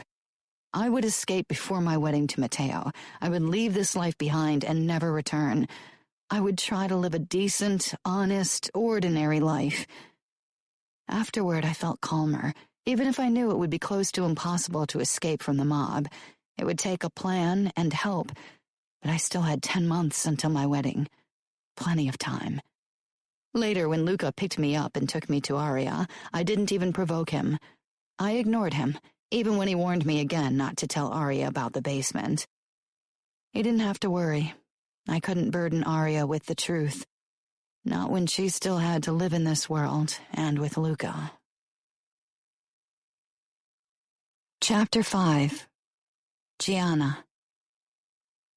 You look so pretty, Lily said from her spot on my bed in the guest room of the Vitiello mansion in the Hamptons. At least, it wasn't the same room I'd had last time. I had to suppress a shiver when I thought of that day and all the blood I'd seen. I glared at my reflection. Mother had chosen the dress for me because I'd refused to go shopping with her for my engagement party. It was a surprisingly nice dress, which didn't make me look like a tramp. I still shuddered when I remembered the slutty dress they'd chosen for Aria when she'd gotten engaged to Luca. My dress was dark green, my favorite color. I was surprised Mother knew that much about me, or maybe Lily had helped secretly. The skirt was flared and reached my knees. Definitely modest. Maybe Father thought I was bad girl enough and didn't need a slutty outfit to emphasize that further. I don't know why they bother, I said. They know I don't want to celebrate my engagement to Mateo. I don't want to marry him. It's tradition. Lily was wringing her hands nervously in her lap. Pushing my own feelings aside, I walked toward her and sat down. She didn't even look up, but her lower lip was trembling. Hey, are you okay? She gave me a small shake of her head. I know it's stupid, but I'm kind of scared. Of Luca, Mateo, or Romero? I'm sorry. I wrapped my arm around her. Why are you apologizing? It's perfectly natural for you to be afraid of them after what you saw in September. She shuddered. I can't get it out of my head. I dream about it almost every night. 2 months since that day, and almost every night she woke me with her screams before she slipped into my bed. They would never hurt you, Lily. We are girls. They will always want to protect us from harm. It was laughable that I was singing their praises, but I would have done anything to calm Lily down. I know. She took a deep breath. I hope I don't freak out like last time. Father would be so mad if I made a scene. I kissed her cheek. You won't. I'll be at your side, and Aria will be there too. Everything will be okay. Someone knocked at the door, but before I could reply, Fabi poked his head in, his eyes darting between Lily and me. Are you having a girl talk? Yes, Lily said at the same time as I said no. Fabi narrowed his eyes and slipped into the room. He looked too cute in his tuxedo. Father sent me to tell you everyone's waiting. He straightened his shoulders, his little chin lifting a little higher. Fabi had turned 10 a couple of days ago, and in a few years he would already start his initiation process. I was glad that I probably wouldn't get the chance to see my sweet, good-natured brother become a killer. "You ready?" I asked Lily, who nodded quickly, but her eyes told a different story. I understood her only too well. Fabi tugged at his collar, which looked tight even from afar. "Lily is supposed to come with me, so you can enter alone." Lily stiffened beside me. She had clung to me when we'd first stepped foot into the mansion this morning. I wasn't sure why Luca and Matteo had insisted on celebrating in New York, and worse, in the very place where Lily had seen Romero and Matteo torture a Russian, but it was too late now. So far, we'd managed to avoid them all. I hadn't even seen Arya yet. "No, I don't care what Father wants. Lily and I will go down together." Fabi gnawed on his lip. "Father will be angry." I stood, pulling Lily with me. "He'll get over it." He wouldn't make a scene in front of New York. He'd wait with his punishment until we were back in Chicago. Lily, Fabi, and I headed downstairs together, and Lily's grip on my hand tightened with every step we took. As we passed the front hall, her eyes darted to the back where the entrance to the basement was. She shivered. Voices were coming from the living room, and we headed toward the door, our shoes clicking on the marble floor, a floor that had been slick with blood 2 months ago. I tried to forget what I'd seen that day. I needed to focus on today if I didn't want things to end badly. It wasn't a big celebration, but the most important members of the New York familia and the outfit had been invited. I was determined to be on my best behavior today. I didn't want Father to think I was thinking of ways to escape and up the number of my bodyguards. The moment we entered the living room, I knew I could kiss that plan goodbye. Lily let out a small sound in the back of her throat, her nails digging into my palm. Father was talking to Dante Caballaro, Luca, and Matteo, while the other men, as well as Arya, my mother, and Matteo's stepmother, Nina Vitiello, stood around them. Father's eyes narrowed immediately when he saw me with Lily.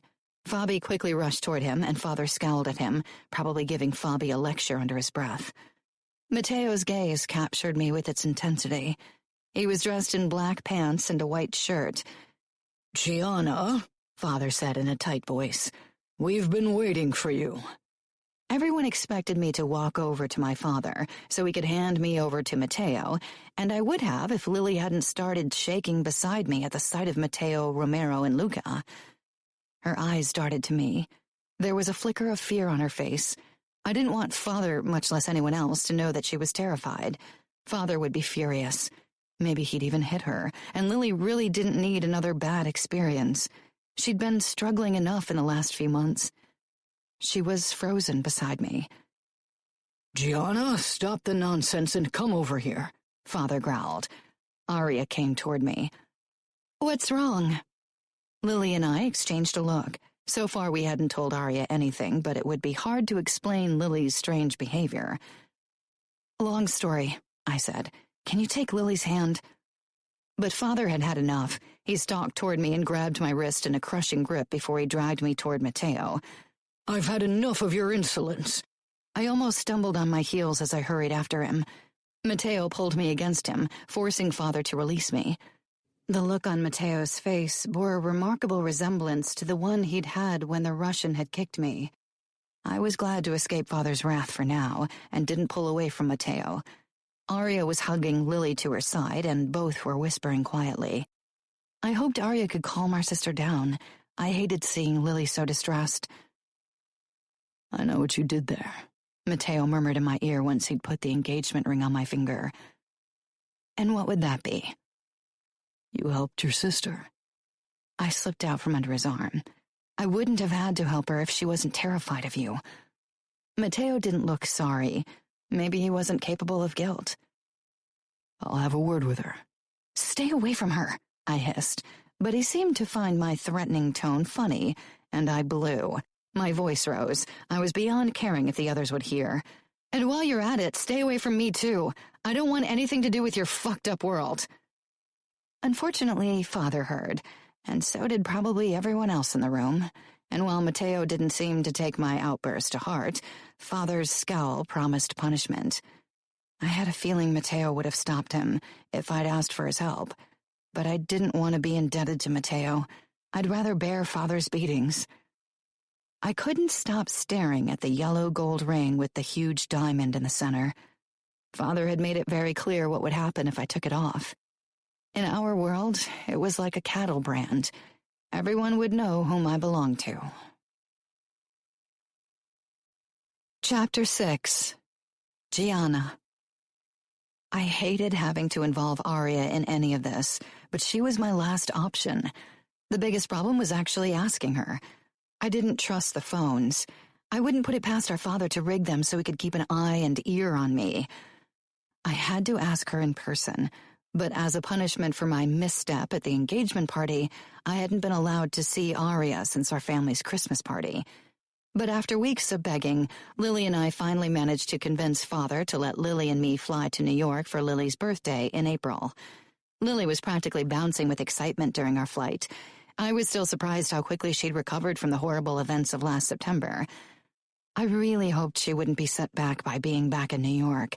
She'd been avoiding Mateo and Luca the last few times we'd seen them, but this time we'd be staying at Luca's penthouse, so there was no way she could do it.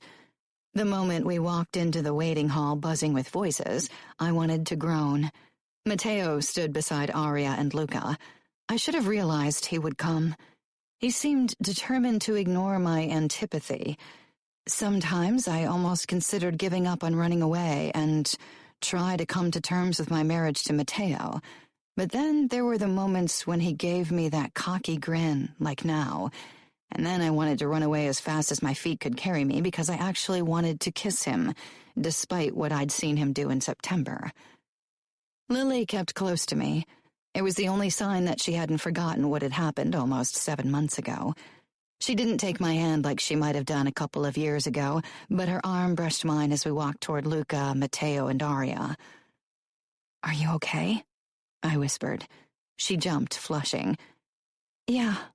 She squared her shoulders. "I'm fine." She almost managed to hide her nerves from me. Arya ran toward us when we'd almost reached them and threw her arms around both of us. "I missed you so much." "We missed you too," I whispered, kissing her cheek. Lily beamed at both of us. Arya shook her head. "You're as tall as me now. I still remember when you didn't want to go anywhere without holding my hand." Lily groaned. "Don't say anything like that when Romero is around. Where is he anyway?" I rolled my eyes and Arya laughed. "He's probably at his apartment." Lily must have managed to get over her anxiety around Romero at some point. Puppy love turned you blind. "Come on," Arya said. "Let's go." As expected, Lily turned shy again the moment we stood in front of the guys. My protective side made me want to step in front of her and shield her from everything. But I knew she'd be embarrassed if I did something like that. My gaze found Mateo's eyes. They were warm. They were a normal guy's eyes. And for an instant, I wanted to believe the lie he was so good at telling. But I forced myself to break our staring contest. "The birthday girl," Mateo said with a smile at Lily, arms crossed over his chest. He looked so approachable and harmless, and I knew he was doing it on purpose because of Lily. Despite my best intentions not to, I felt grateful, and at the same time, I couldn't help but wonder how he could be so kind and funny one moment when he was capable of the horrible things I'd seen in September. "Not yet," Lily said, biting her lip. "Unless you have an early present for me." I almost exploded with relief.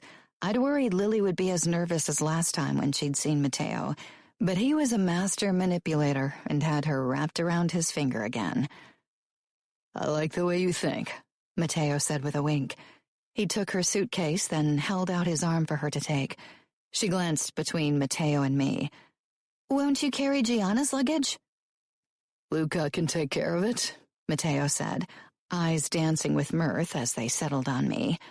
Why did he have to be so tolerable? If I didn't know any better, I'd say he had a suspicion I was trying to figure out a way to run away from our impending marriage.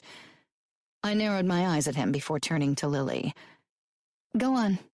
She linked arms with Matteo, and they walked ahead. Luca took my suitcase without a word before following after his brother and my younger sister. I fell back with Arya. Maybe Father should have married Lily off to Matteo instead of me, I said, only half joking. She seemed to have no trouble getting along with him. Matteo needs someone like you, someone who talks back to him. I don't think she could handle him. I snorted. But you think I can? Arya searched my face. There's something you're not telling me. Later, I whispered, and she nodded with a glance toward Luca and Matteo. I didn't get the chance to talk to Arya until much later that day, and only because Luca and Matteo had business to conduct in their dance club, Sphere. Romero was still there, but Lily had convinced him to play Scrabble with her in the living room, so he was occupied, as I led Arya out onto the roof terrace despite the cold. Once we stood at the edge of the roof, she turned to me. You're up to something, aren't you? I hesitated, suddenly feeling guilty for even considering to involve Arya. I can't do this, Arya. I want out. Out of this world. Out of my arranged marriage. Just out. Her face became still, blue eyes wide. You want to run? The wind had picked up and tore at my hair, but I wasn't certain if that was the only reason why I shivered. Yes. Are you sure? Absolutely, I said, though sometimes doubt kept me awake at night. This was a huge step. Ever since the Bratva attacked the mansion and I saw what Matteo was capable of, I knew I had to run. It's not just Matteo, you know that, right? He isn't any worse than any other made man. That makes it even worse. I know that pretty much all the men in our world are capable of horrible things. And one day even Fabi will be, and I hate it. Hate every second I'm trapped in this messed up world. I thought you and Matteo were getting along better. You didn't try to rip each other's head off today. He's trying to manipulate me. Didn't you see how easily he could make Lily forget her nervousness around him? Arya shrugged. It could be worse. Most men wouldn't have forgiven you for giving him such a hard time, but he really seems to like you. Did he? I was never sure with Matteo. He was too good at hiding his emotions, at choosing the mask he wanted to show to the world.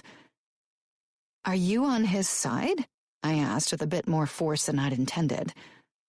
I'm not on his side. I'm just trying to show you an alternative to running away. Stunned, I said. Why? You know I've never wanted this life. Why are you trying to make me stay? Arya glared, gripping my wrist. Because I don't want to lose you, Gianna. You won't lose me. Yes, I will. Once you've run away, we can't ever see each other again. Maybe not even talk unless we figure out a way to do it without risking the mob tracing you. Of course, in the back of my mind, I'd known that would be the result of my escape. But I'd pushed it aside, not able to bear the thought. I know, I whispered. You could come with me. Arya parted her lips in surprise, and even before she spoke, I knew her answer. I can't. I nodded, facing away from her and letting my gaze wander over New York. I blinked a few times. Because you love Luca. She put her hand on mine. Yes, but that's not the only reason. I can't leave Fabi and Lily behind either, and I've made peace with this life. It's all I've ever known. I'm okay with it. Guilt crashed down on me. Do you think I'm abandoning them if I leave? They'll understand. Not everyone is cut out for a life in this world. You've always wanted to live a normal life, and they'll still have me. You have to think of yourself. I just want you to be happy. I wrapped my arms around her, burying my face in her hair. I don't think I can be happy here. Because you don't want to marry a killer. Because you can't live with what Matteo does. No, I said quietly.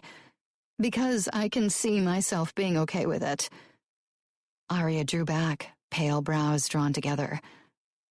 What's wrong with that?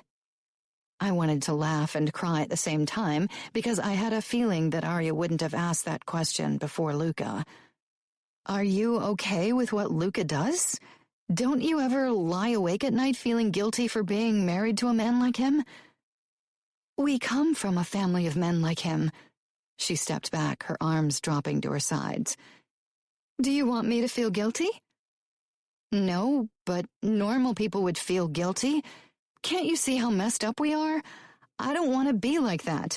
I don't want to spend my life with a man who carves up his enemies. Arya stared but didn't say anything. She looked so horribly sad and hurt that I wanted to kick myself hard for ever opening my stupid mouth. I'm sorry, I didn't want to make you feel bad. I trailed off, not sure how to explain my conflicted emotions to Arya. I know I have to risk it. I have to try to get away from all this and live a life without all the violence and messed up morals. I'll always regret it if I don't. You know you can't ever come back. There's no going back once you run. Even if Matteo would forgive you for insulting him like that, the outfit would be responsible for your punishment until your marriage. And running away from the Mafia is betrayal. I know.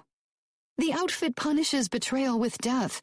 Because you aren't a made man, they might decide to go easy on you and throw you into one of their whorehouses, or marry you off to someone far worse than Matteo. I know. Arya gripped my shoulders. Do you really? Few people risk running from the mob, and there's a reason for it. Most people get caught. Most people, but not all of them. Have you ever heard of someone who escaped the mob successfully? No, but I doubt anyone would tell us about them. Neither Father nor Matteo or Luca have any interest in putting ideas in our heads. Arya sighed. You are really determined to go through with this? Yes. Okay, she said. This was the perfect moment to ask her for help, but I realized I couldn't do it. Couldn't ask that of her. Of course, Arya being Arya didn't need to be asked. You can't do it alone. If you want any chance at succeeding, you'll need my help. I stared at my sister, my beautiful, brave sister. I'd often thought we were twins who'd been born apart by some cruel twist of fate. She was the one person I'd die for, and if she asked me to stay, told me she couldn't live without me, I wouldn't even have hesitated. I'd have stayed, would have married Matteo. For her. But Arya would never ask that of me. Arya was the one thing that reminded me that there was good in our world too, and I hoped she'd never let the darkness around us corrupt her. No, I said firmly. I can do it on my own. But Arya ignored my comment. If I help you run, I'll betray the Familia and by doing so my husband, she said with a distant look in her eyes. I shook my head. You are right, and I can't let you take that risk. I won't let you risk it. She linked her fingers with mine. No, I will help you. I'm your only choice. And if anyone can make it, then it's you. You never wanted to be a part of all this. Arya, you said it yourself. What I'm doing is betrayal, and the mob deals harshly with people who betray them. Luca isn't the forgiving type. Luca won't hurt me. There wasn't the hint of doubt in her voice. Sadly, I didn't share her conviction. I opened my mouth to object, but she raised her hand. He won't. If Salvatore Vitiello was still alive, things would be different. I'd have been under his jurisdiction, but Luca is capo and he won't punish me. How could she trust that cruel bastard like that? What must it be like to love someone so much that you would put your life in their hands without hesitation? Maybe his men won't leave him a choice. He's a new capo, and if he looks weak, his men might revolt. Luca won't risk his power, not even for you. The Familia comes first to made men. I was talking to a wall from the impact I was making on Arya. Trust me, she said simply. I trust you. It's Luca whom I don't trust. And if you think about it, I wouldn't really be betraying the Familia. You are still part of the outfit until you marry Matteo. That means what I'm doing is a betrayal of the outfit at most, but I'm not bound to them, so I can't betray them. Be that as it may, Luca might not see it that way. Even if you aren't betraying the Familia, you're still going behind Luca's back. Not to mention that Matteo will probably move heaven and earth to find me. True, Arya said slowly. He'll hunt you. He'll eventually lose interest. Arya looked doubtful. Perhaps, but I wouldn't count on it. We have to make sure he can't find you. Above us, the sky was turning dark gray, the first signs of an impending rainstorm. If I were superstitious, I'd probably see it as a bad omen. Arya, I shouldn't have come to you with this. You can't get involved. Arya rolled her eyes. It was such a me thing to do that I couldn't help but smile despite the severity of our conversation. Don't try to talk me out of it. I'd feel guilty if I didn't help you and you got caught, she said firmly. And I will feel guilty if you get in trouble for helping me. I'm helping you. End of story. How can I ever make it up to you? Just be happy, Gianna. Live the life you want. That's all I want. That was so typically Arya. If anyone deserved a life outside of this fucked-up world, it would be her. I pressed my lips together, fighting tears.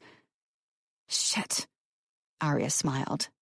Come on, we need to figure out when and how to get you away.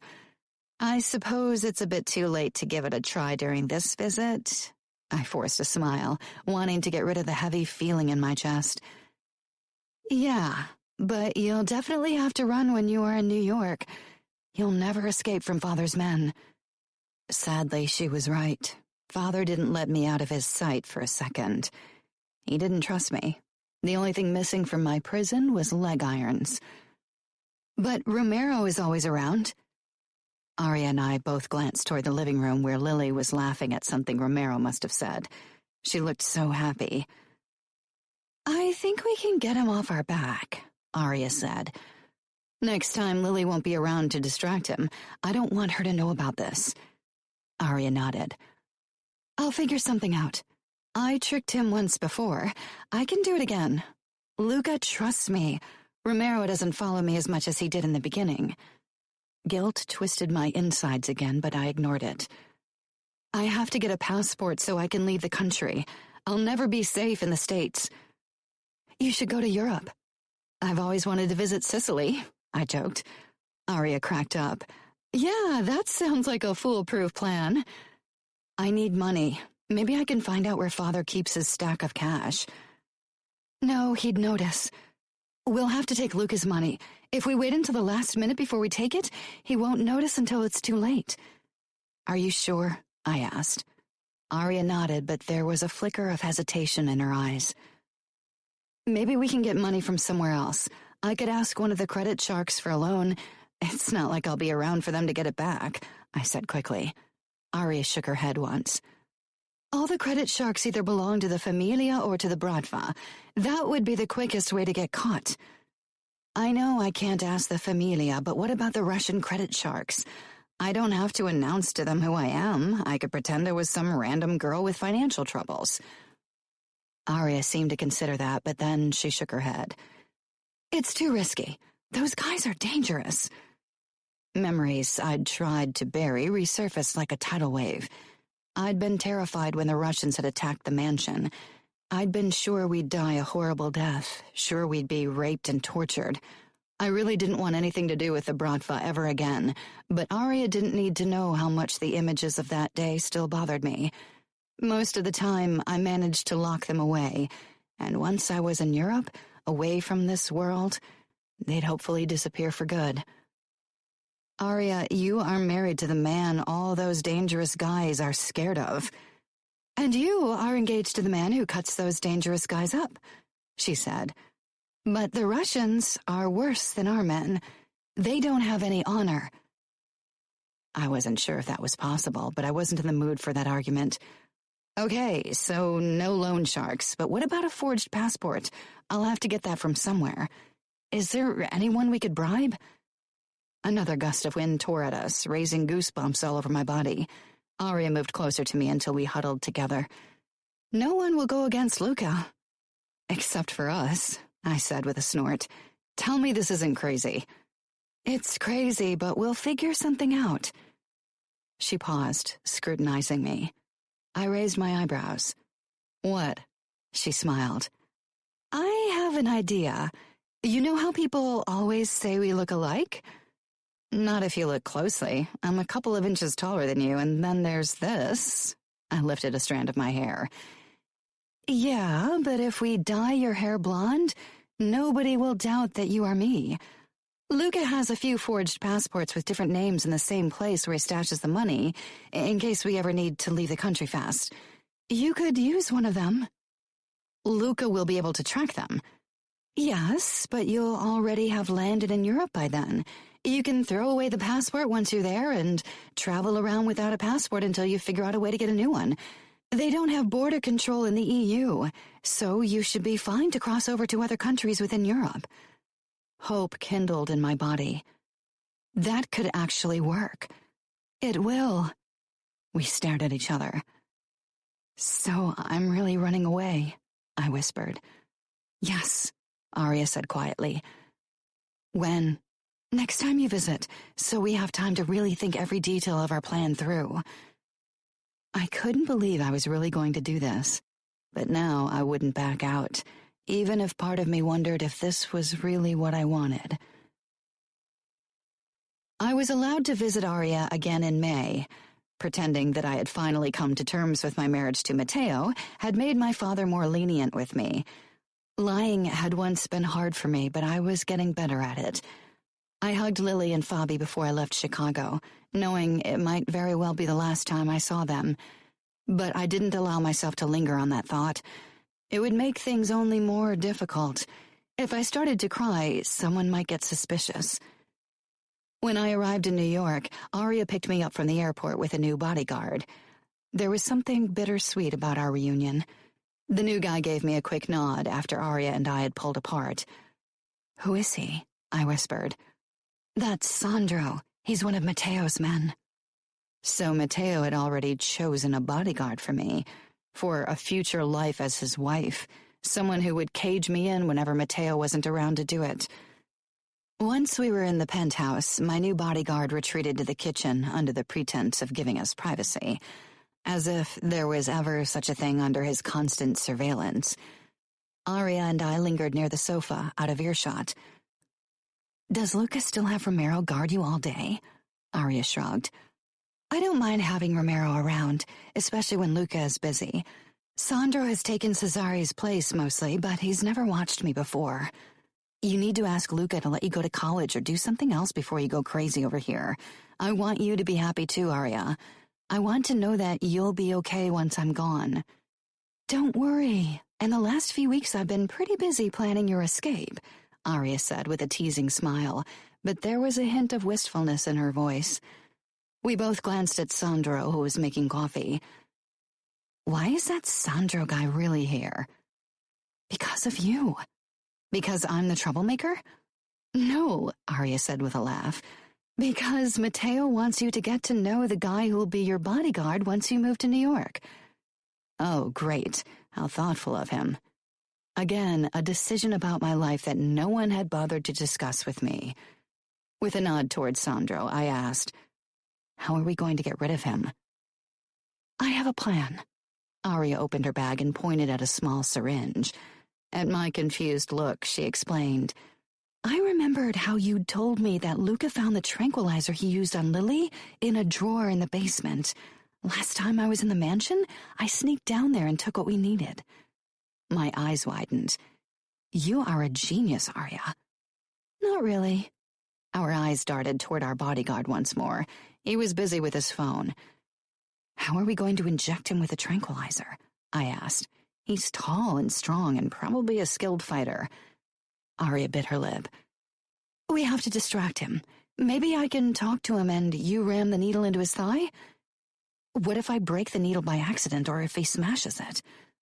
I have a second syringe, but that's it, so we should try to get it right the first time. Arya could be so badass if she tried.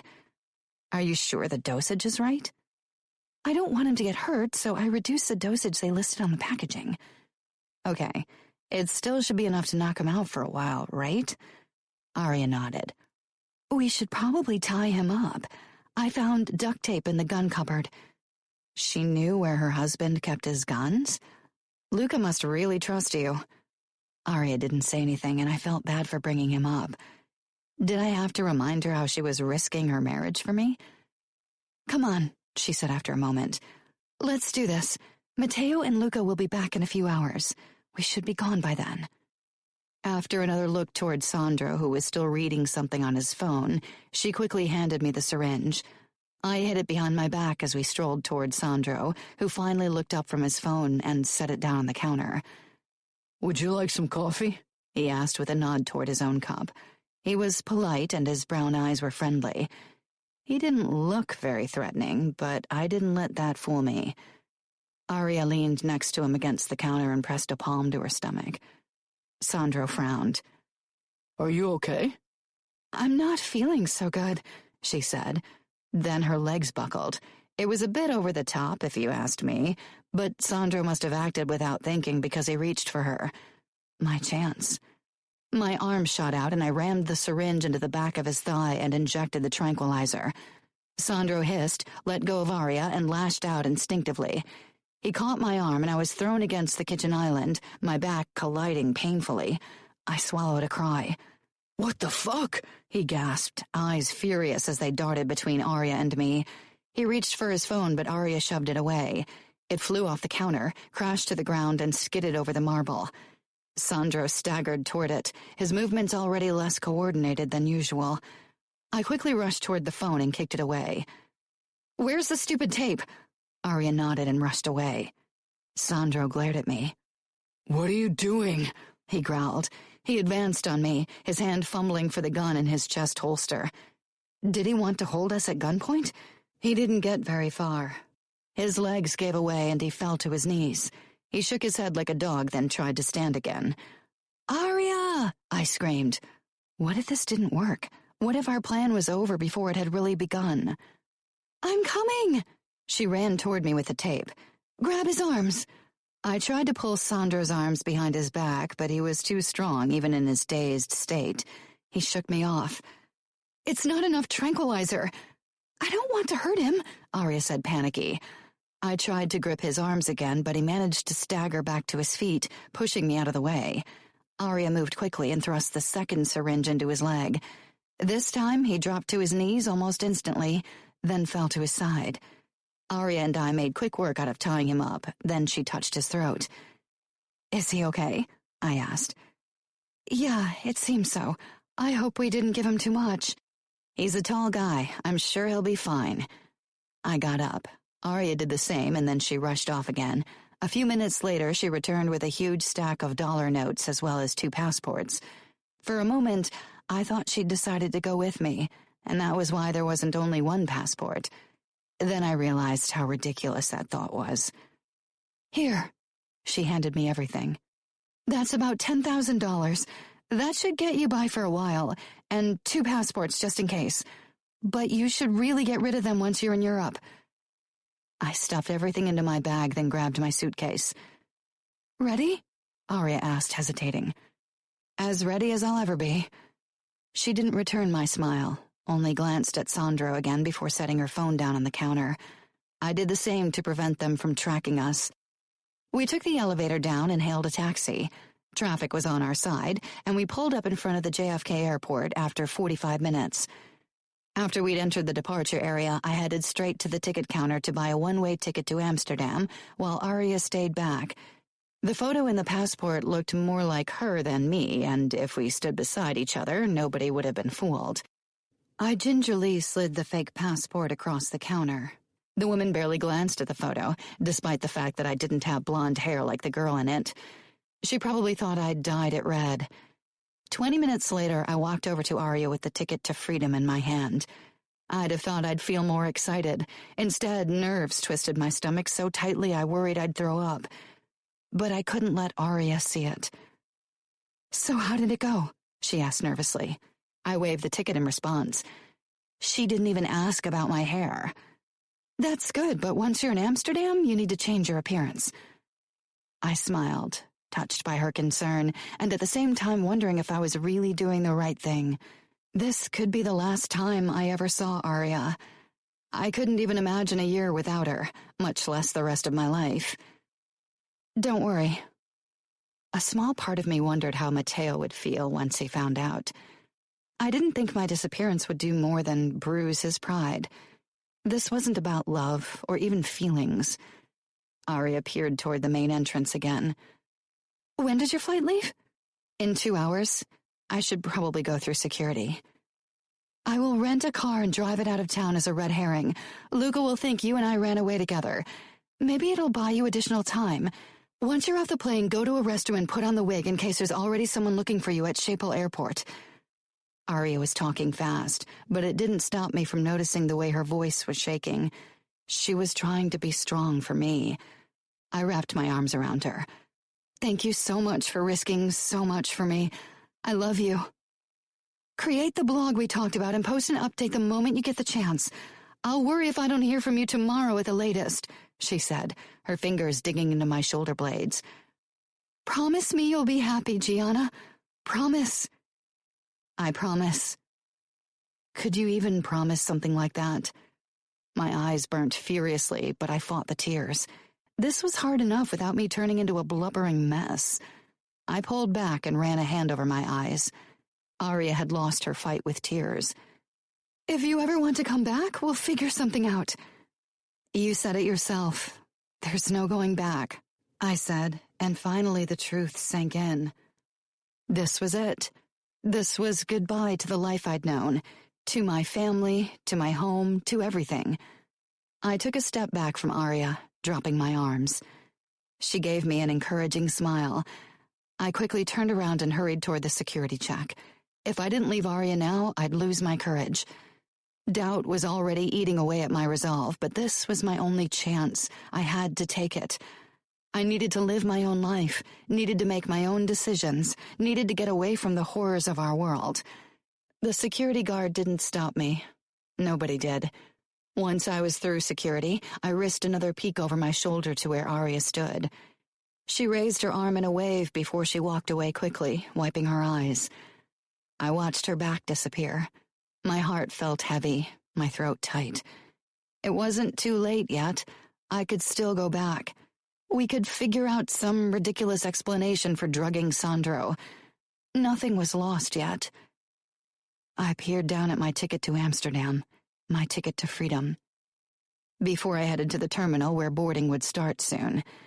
As I waited, I kept checking my surroundings nervously, but nobody showed up. And why would they? Nobody suspected anything. When Sandro finally woke in a couple of hours and called Luco and Mateo, I'd be on the plane. My heart was beating in my throat when I boarded the plane. It was my first time traveling in economy class. Father had always bought business or first-class tickets when we hadn't used a private jet. I was wedged between a stranger, who insisted on using my armrest, and the window. I barely dared breathing until we were finally up in the air, and even then I kept looking for a familiar face among the other passengers. It took a while before I finally settled back into my seat and relaxed. Now that there was no going back, a flicker of excitement mixed with my anxiety. This was my life, and I was finally taking it into my own hands, finally taking back control from those who had ruled every aspect of my existence until now. I was going to be free. Mateo. Luca's phone rang. Yes, Romero. Silence. Repeat that. I was checking last month's earnings for our clubs in Manhattan, but looked up at the strain in Luca's voice. His expression made me close the laptop. What's going on? Luca pushed to his feet. Romero found Sandro drugged and tied up on the floor of the penthouse. Aria and Gianna are gone. I straightened. You're fucking kidding. Do you think I would joke about something like that? He snarled into my face. I glared right back. I thought Aria was in love with you. For a moment, Luca looked like he was going to punch me. Then he whirled around and stormed out of the basement of the Sphere. I hurried after him. This is Gianna's fault. This girl is the root of every problem. Why couldn't you stay the fuck away from her like I told you? He muttered. If only I fucking knew. For some reason, I couldn't get her out of my head. And now she'd run. From me.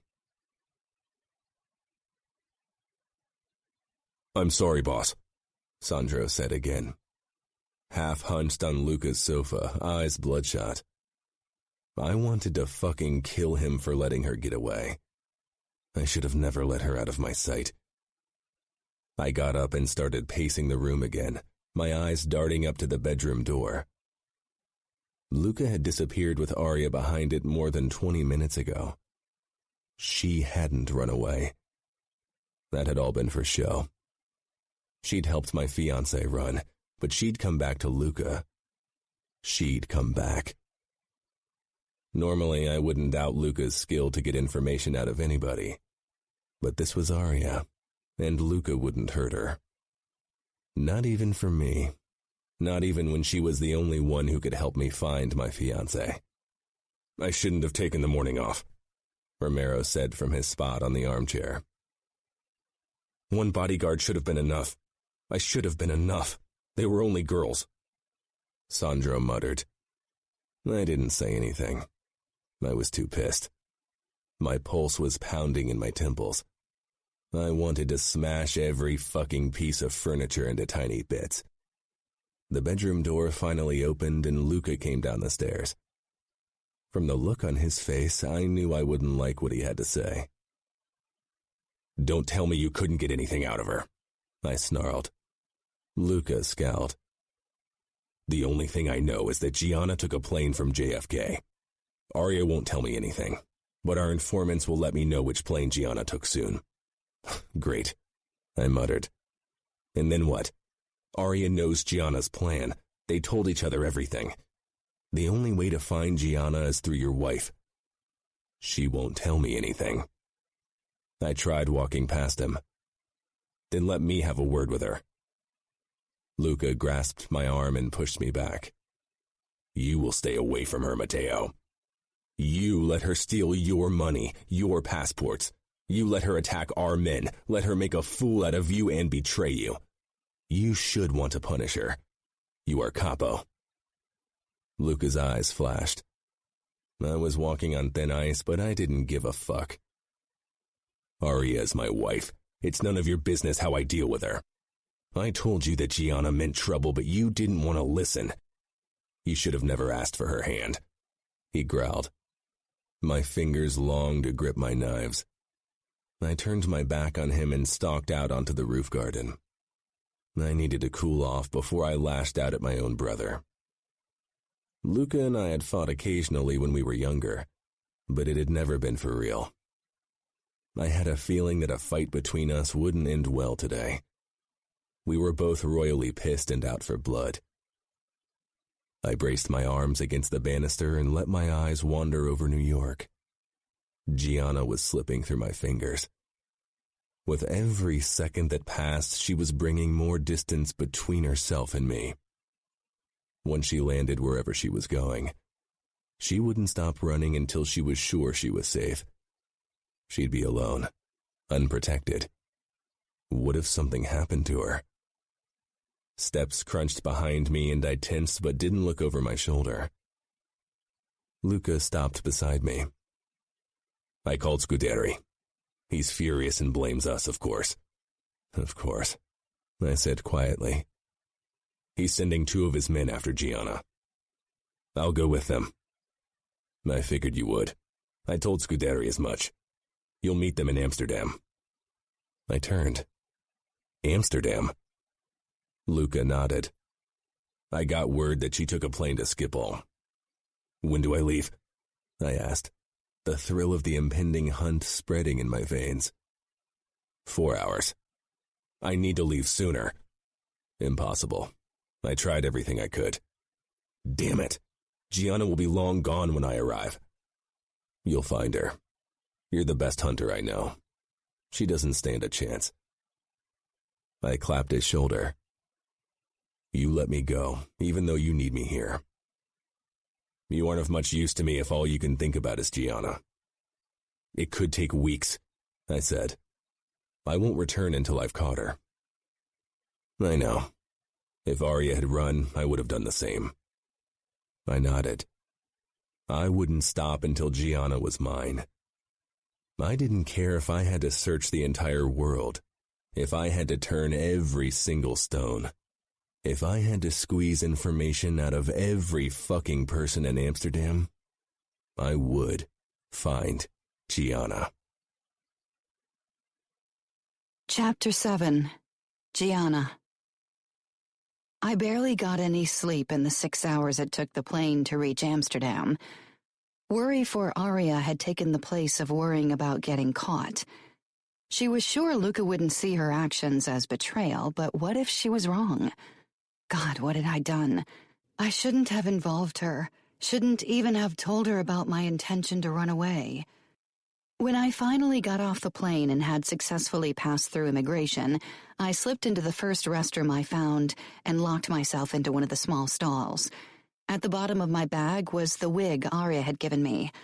It was long and blonde. Nobody would be fooled by it close up, but it would only have to do until I dyed my hair later today.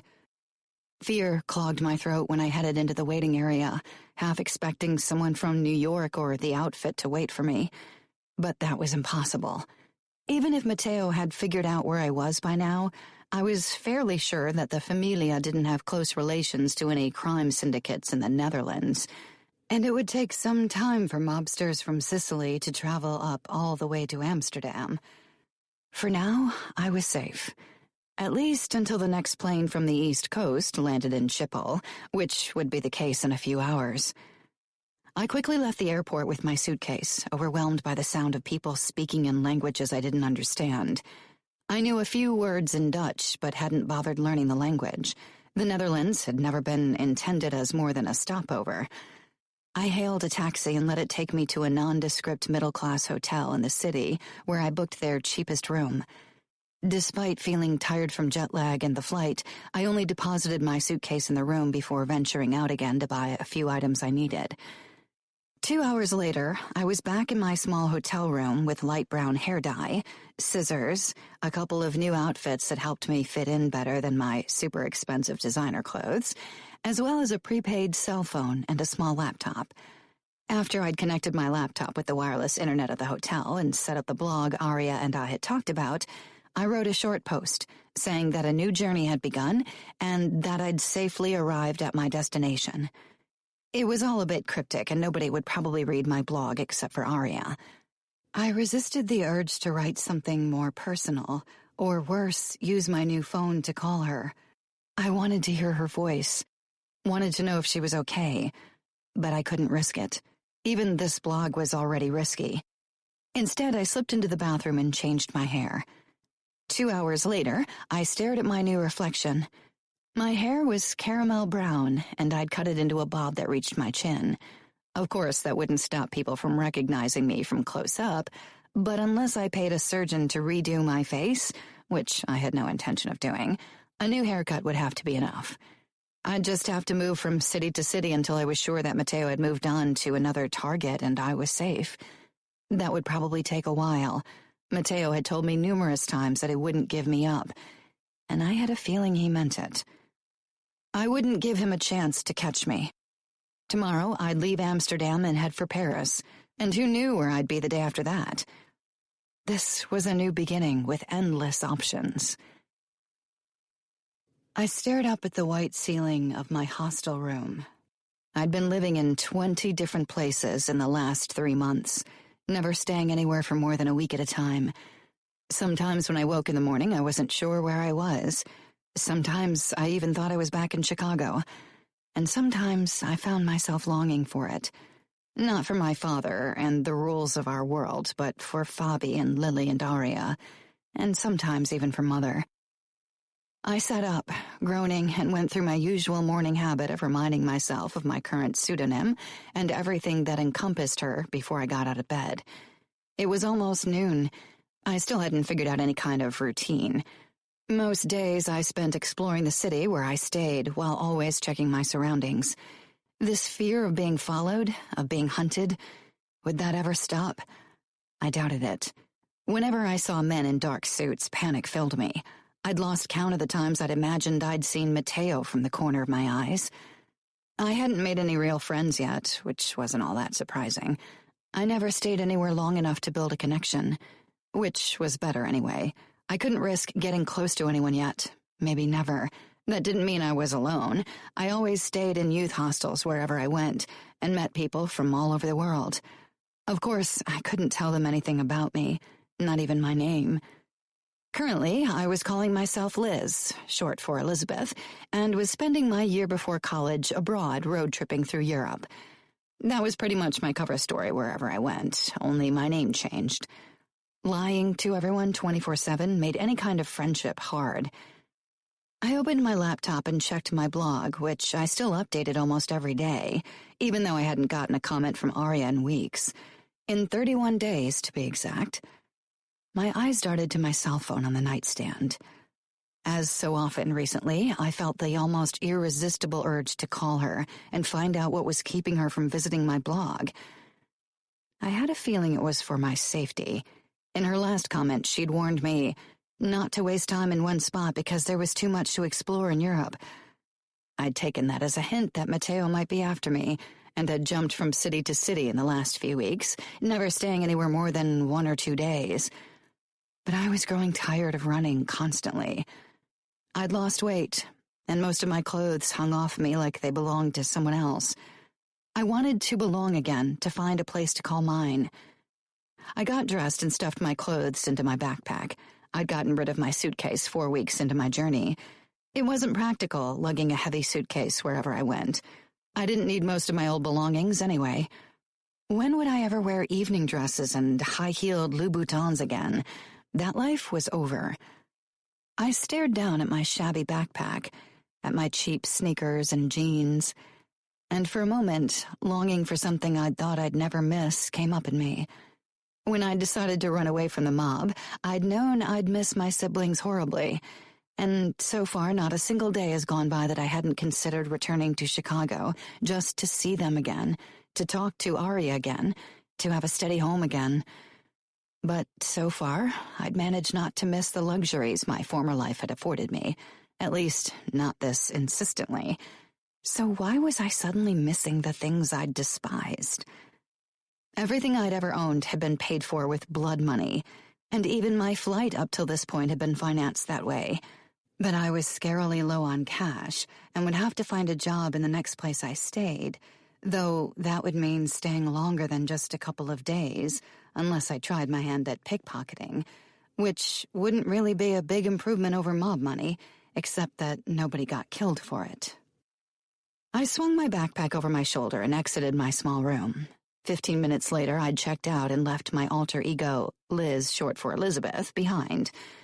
I'd become someone new for my next destination, maybe a Megan. It was August, but heavy clouds draped over Vienna as I headed toward the train station. I'd loved the regal buildings, but it was time to move on from Austria. I'd been living in the same country for almost 2 weeks and was getting antsy. After I'd boarded my train to Berlin, I checked my cell phone, a stupid habit I still hadn't dropped. I never got a message from anyone. The date caught my eyes. August 15th, the day I was supposed to marry Mateo. Unwantedly, the kiss we'd shared flashed in my mind, and a small shiver ran down my back. I'd kissed 3 guys in the time since I'd arrived in Europe, all of them cute foreigners who weren't interested in anything lasting, just like me, but none of those kisses had come even close to what I'd felt while kissing Mateo. Maybe it was because he'd had more practice than any other guy. Mateo was a gigolo, there was no doubt about it. But what worried me most was that I found myself comparing every guy I met to Mateo, and they always fell short. They weren't as good-looking, as interesting, they didn't have a six-pack, and most importantly, being in their proximity didn't give me a thrill. It annoyed the hell out of me that despite being thousands of miles away from Mateo, he still held some power over me. I wish I'd never let him kiss me, then I wouldn't have that problem. I'd just have to find a nice guy who could make me forget Mateo and his annoyingly sexy and arrogant smile. Maybe my next destination, Berlin, would help with that. I only stayed 4 weeks in Berlin before I decided to move on. Something hadn't felt right, or maybe I wasn't used to staying in a place for a longer period of time anymore. At least I'd worked as a waitress for the last 3 weeks and managed to earn some money. It wasn't much, but enough to buy me a train ticket to Munich and food for the next couple of days. I didn't have anything left for a hotel room, however, so that was a major problem. I had spent too much at the beginning of my flight, never having learned to be economical. Money had never been an issue growing up. If there was one thing that women in the mob never had to forego, then it was money. I was a spoiled brat. That much I'd come to realize. The moment I arrived in Munich, I knew this could work. I loved everything about the city, but there was still the problem that I didn't have any money to pay for a room. I didn't want to spend the night on the streets. I wasn't sure how safe it would be. As I walked through the city center, I noticed a few people singing and playing instruments, and they seemed to make a fast buck with it. There was always a heap of euro coins in the hats they'd put on the ground. I could play the piano. Father had forced Aria, Lily, and me to take lessons from the moment we could talk, but I had neither a piano nor a keyboard I could use to make music. I had a decent singing voice. Definitely nothing to get excited about, but at least it didn't make people want to hold their ears. Maybe it was worth a try. A group of 3 girls with colorful hair was singing and playing the guitar at the next corner, and I headed for them. When they finally took a break, I approached them. I really hoped they spoke English. They looked to be my age. "Hey, I was wondering if you know of any places where I could do what you do and sing for people. I'm out of money, and this is pretty much my only shot at paying for a room tonight." The girls exchanged a look, and I was half convinced they hadn't understood me, when the girl with short blue hair said, in an accent I couldn't decipher, "You need a permission. The authorities are pretty strict in Munich. They'll fine you if you make music or any kind of other art in the streets without permission." Damn, is it easy to get a permission? The pink-haired girl shook her head. "No, they only hand out a few permissions and they make sure you can sing and actually play instruments before they allow you to make music here." I sighed and slumped against the wall of the building. The 3 girls exchanged another look, then whispered in a language that definitely wasn't German before they turned to me. "We're sharing a small apartment. If you want, you can sleep on the couch in the living room until you find a job and can afford your own place." My eyes widened. "Really?" Blue-haired girl nodded with a smile. "You're a backpacker, right?" "Yes, traveling through Europe before college." "We're all from Croatia, but we've been spending the last few months in Munich. You'll love it." Pink-haired girl stood. "So, what's your name?" I hesitated a moment before deciding who I wanted to be. "Gwen." Maybe Munich would finally become a place I could stay and figure out what I'd do with the rest of my life. What was meant to be for a few days only had turned into 2 months. I was still sharing an apartment with the 3 crazy girls from Croatia. We'd become friends, and I paid rent for my spot on the sofa, albeit not much. Of course, every part of my life was built on lie after lie, but sometimes I almost forgot that I wasn't who I pretended to be. I'd even found a job as a waitress in a cafe that catered mostly to tourists, and my German had improved greatly. Now that I'd finally found a place where I wanted to stay, I'd decided to give dating a real shot. When my flatmates introduced me to Sid, a fellow musician from Canada with long dreadlocks, I knew he was someone I could get used to, and maybe even make me forget that stupid kiss I'd shared with Matteo. Sid was nothing like Matteo. He was nothing like men in the world I'd grown up in. He was a vegan, peace-loving idealist, and he never hesitated to convince others of his ideals. He could spend hours talking about the horrors of dairy farms and the dangers of the NRA. Sometimes I wondered what he'd say if he knew who I was. This idealistic world improver was his mask, I'd realized. Maybe everyone wore some kind of mask. What had been a novelty and endearing in the beginning quickly started to annoy me. Still, I couldn't break up with Sid because it would seem like the ultimate failure. If even someone like Sid couldn't stop me from thinking about Matteo, who could? Sid's hand crept under my shirt, then unhooked my bra. I made a sound of protest. We were in the living room of my shared apartment, so if one of my flatmates returned, she'd get a show. His fingertips were rough from playing the guitar. He pushed me down until I lay flat on my back and he was half on top of me. His tongue seemed to take up too much space in my mouth, and he tasted of stale smoke. Why had I thought a smoking guy was hot? Maybe in theory, but the taste and stink weren't something I was too excited about. He started unbuttoning my jeans and kept rubbing his bulge against my leg like a horny dog. "I want you, Gwen," Sid rasped, already trying to shove my pants down my legs. Gwen. For the first time, the name didn't make me pause. 2 months using the same name seemed to be the magic barrier for getting used to a new identity. Pity that I got the feeling I wouldn't use it for much longer. Munich was getting too comfortable, and Sid was simply getting too much. He was being too pushy. Not yet, I gritted out, trying to hide my boredom and annoyance. It wasn't his fault that I wasn't into our makeout sessions. We'd been going out for almost 4 weeks, so it wasn't really all that surprising that he wanted to sleep with me. And I wasn't even sure what the hell was stopping me. Sid wasn't a bad guy. He could be funny after he'd drunk a couple of beers or had a few drags of pot, and his guitar playing and singing weren't even half bad. And yet, I didn't want to commit to this relationship fully. Didn't want to go another step. Before I'd run off from home, I'd thought I'd jump into bed with every guy I met once I was free of my bodyguards, to spite Matteo and my father more than anything else. So what was stopping me? "Come on, Gwen, I'll make it good for you," he said as he tried to shove his hand into my panties. I clamped my leg shut and pushed his hand away. I didn't want him to touch me there. For some reason, the idea that he'd be the first to do that made me sick. "I'm really not in the mood. And I'm getting my period," I said to stop him from bitching around anymore. It was a fucking lie. The stress of the last few months had pretty much stopped me from having much of a period at all. But he didn't know that. I just wanted this makeout session to be over, so I could grab my laptop and figure out where to run off to next. Sid would find a new girl quickly. His cute Canadian accent, laid-back nature, and dreadlocks were a huge hit among German girls. He didn't even bother hiding his annoyance, which, in turn, really made me want to push him off and tell him it was over. "You're never in the mood," Sid grumbled. "Jerk me off, at least." Anger shot through me at his demand. When I didn't react, he grabbed my hand and pressed it against the bulge in his pants. Where was the peace-loving idealist now? With a bang, the door flew open. Before either Sid or I could move, 3 men stalked in. Matteo was one of them. Oh, holy shit.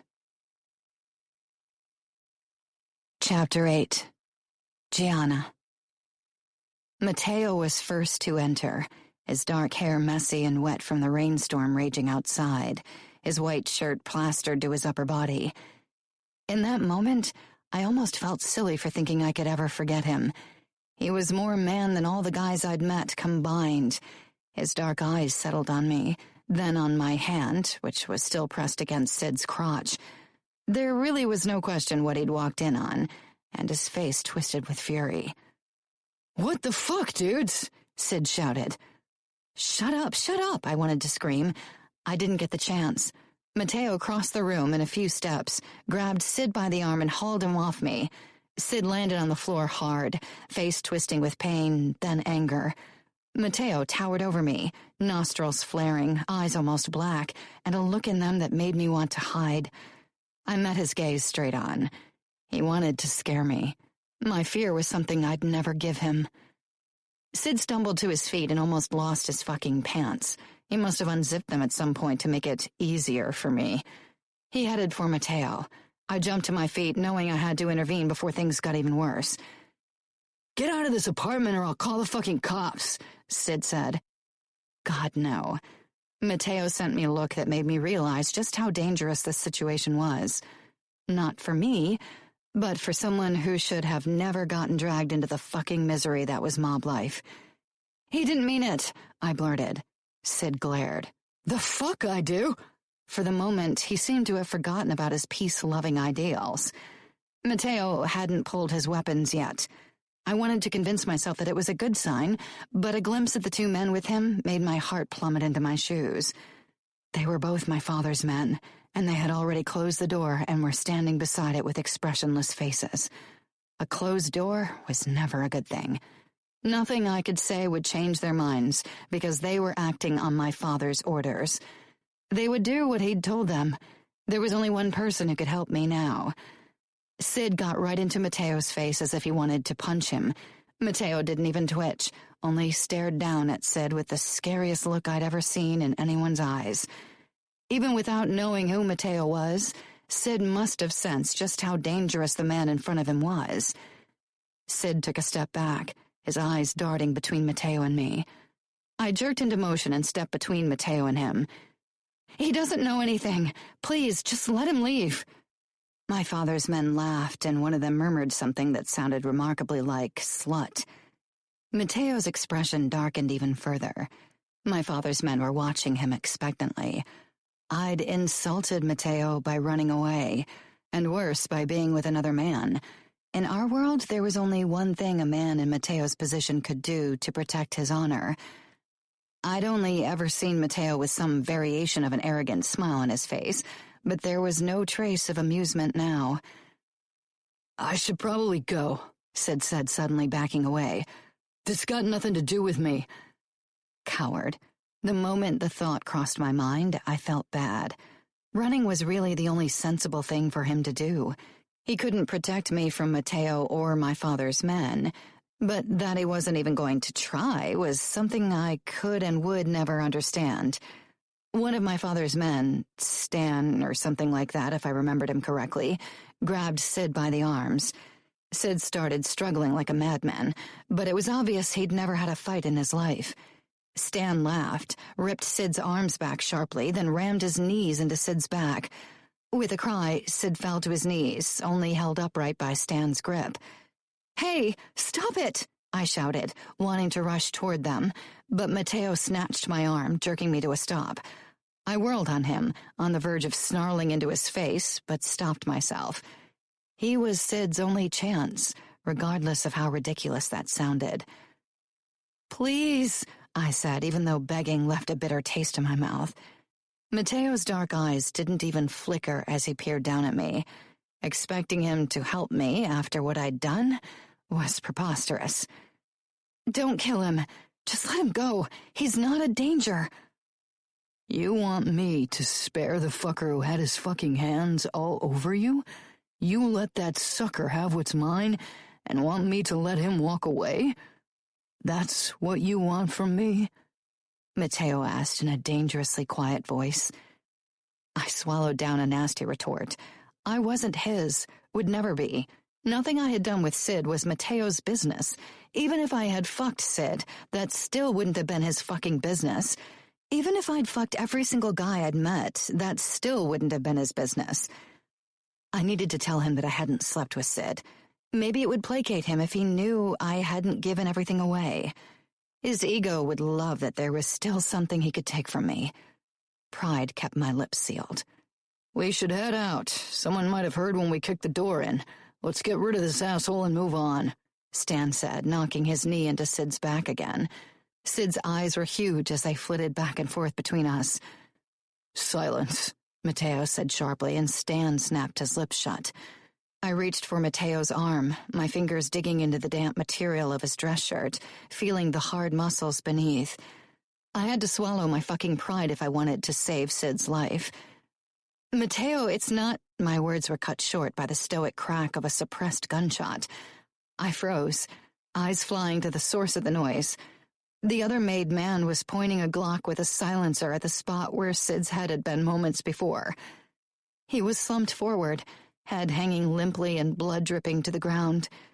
Stan let go of Sid's arms. The body toppled over and landed on the ground with a resounding thud.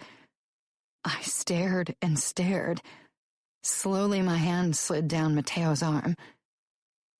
"Did I give you the fucking order to kill him?" Matteo snarled. This was outfit business. As long as she isn't married to you, she falls under our jurisdiction, and so did the asshole here. Stan kicked Sid's lifeless form. I flinched. Inside, a beast was raging, wanting to claw Stan's fucking eyes out, wanting to kill them all.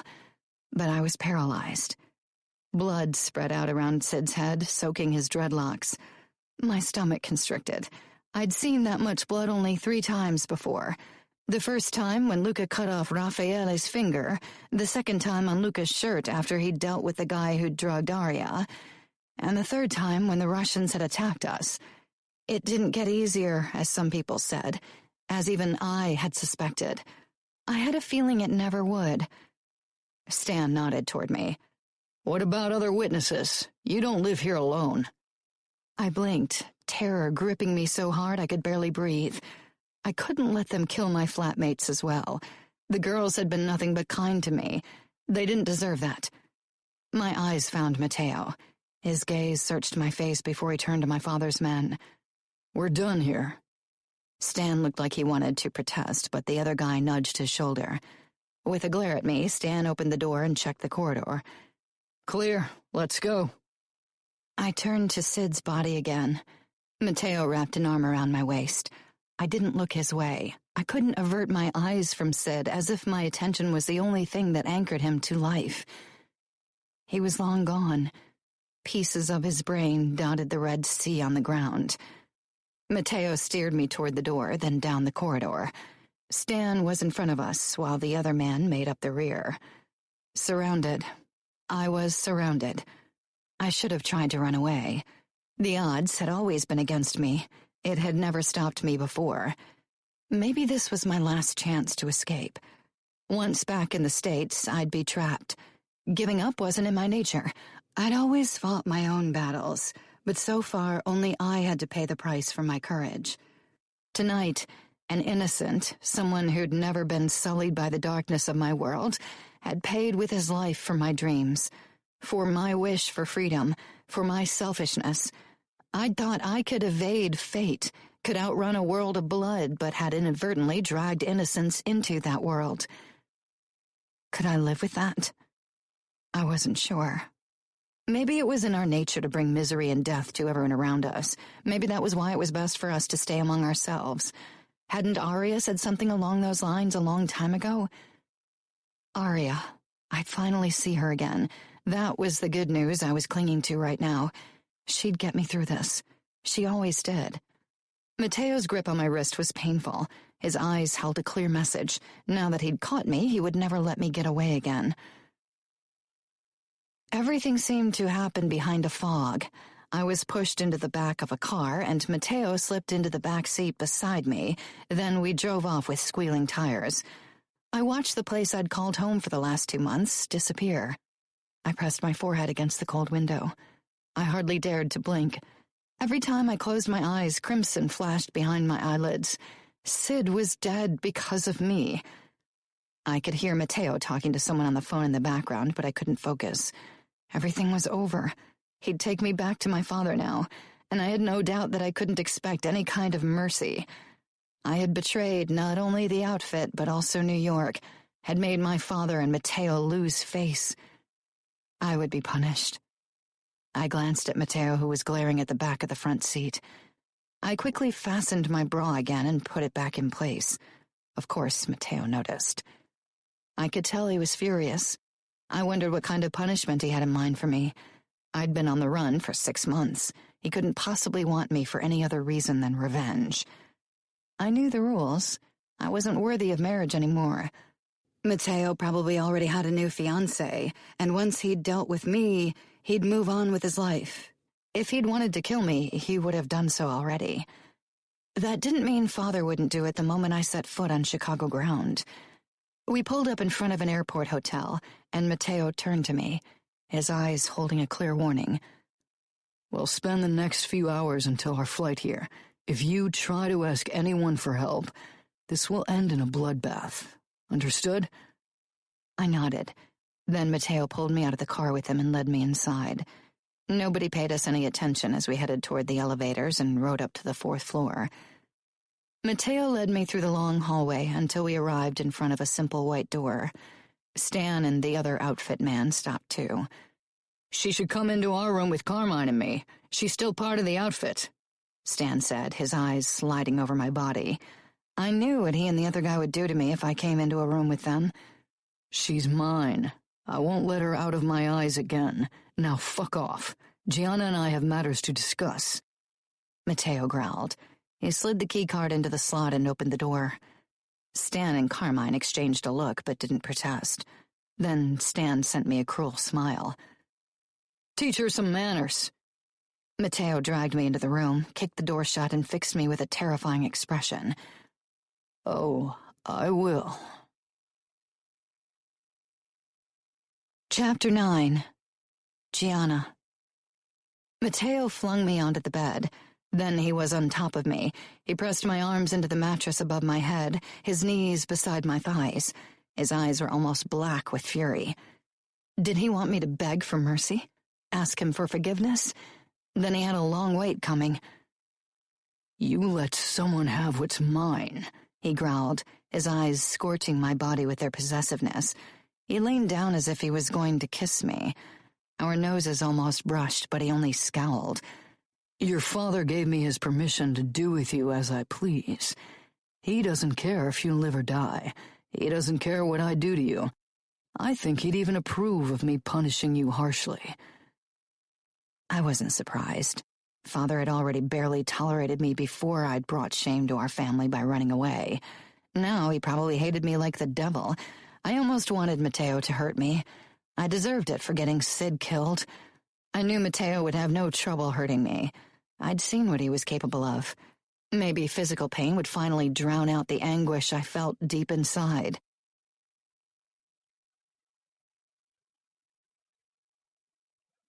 Mateo.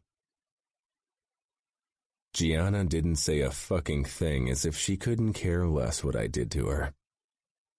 I tightened my hold on her wrists to see if she would finally show some of that fire I was used to from her. But despite a small wince, she didn't react. I hated what she'd done to her hair. It was light brown, no longer the fiery red I loved. At least she hadn't cut it off. My eyes were drawn to the sliver of naked stomach that peeked out where her shirt had ridden up.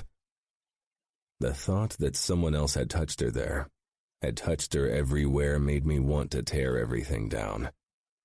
She was supposed to be mine. Mine alone.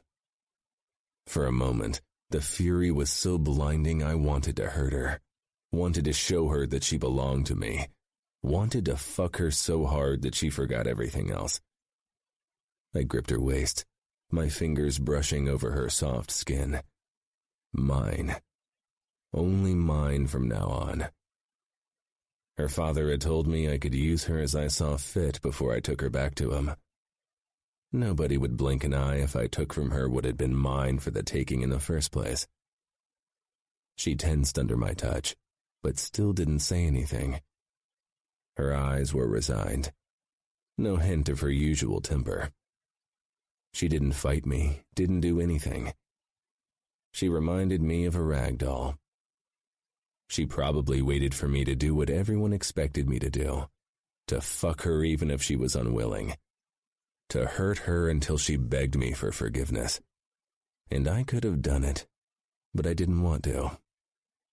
Despite what she'd done and how bad she'd made me look, I still wanted her, and not just her body. "Being submissive isn't like you," I said quietly. Her pulse sped under my fingertips. It was the only sign that she wasn't as indifferent as her expression made me want to believe. Maybe she didn't care what happened to her because she was heartbroken over the bastard I'd found her with. The idea sent a new spike of wrath through me, and I quickly released her before I lost control. I slid off her and sat on the edge of the mattress, trying to ignore the look of surprise and shock crossing her face.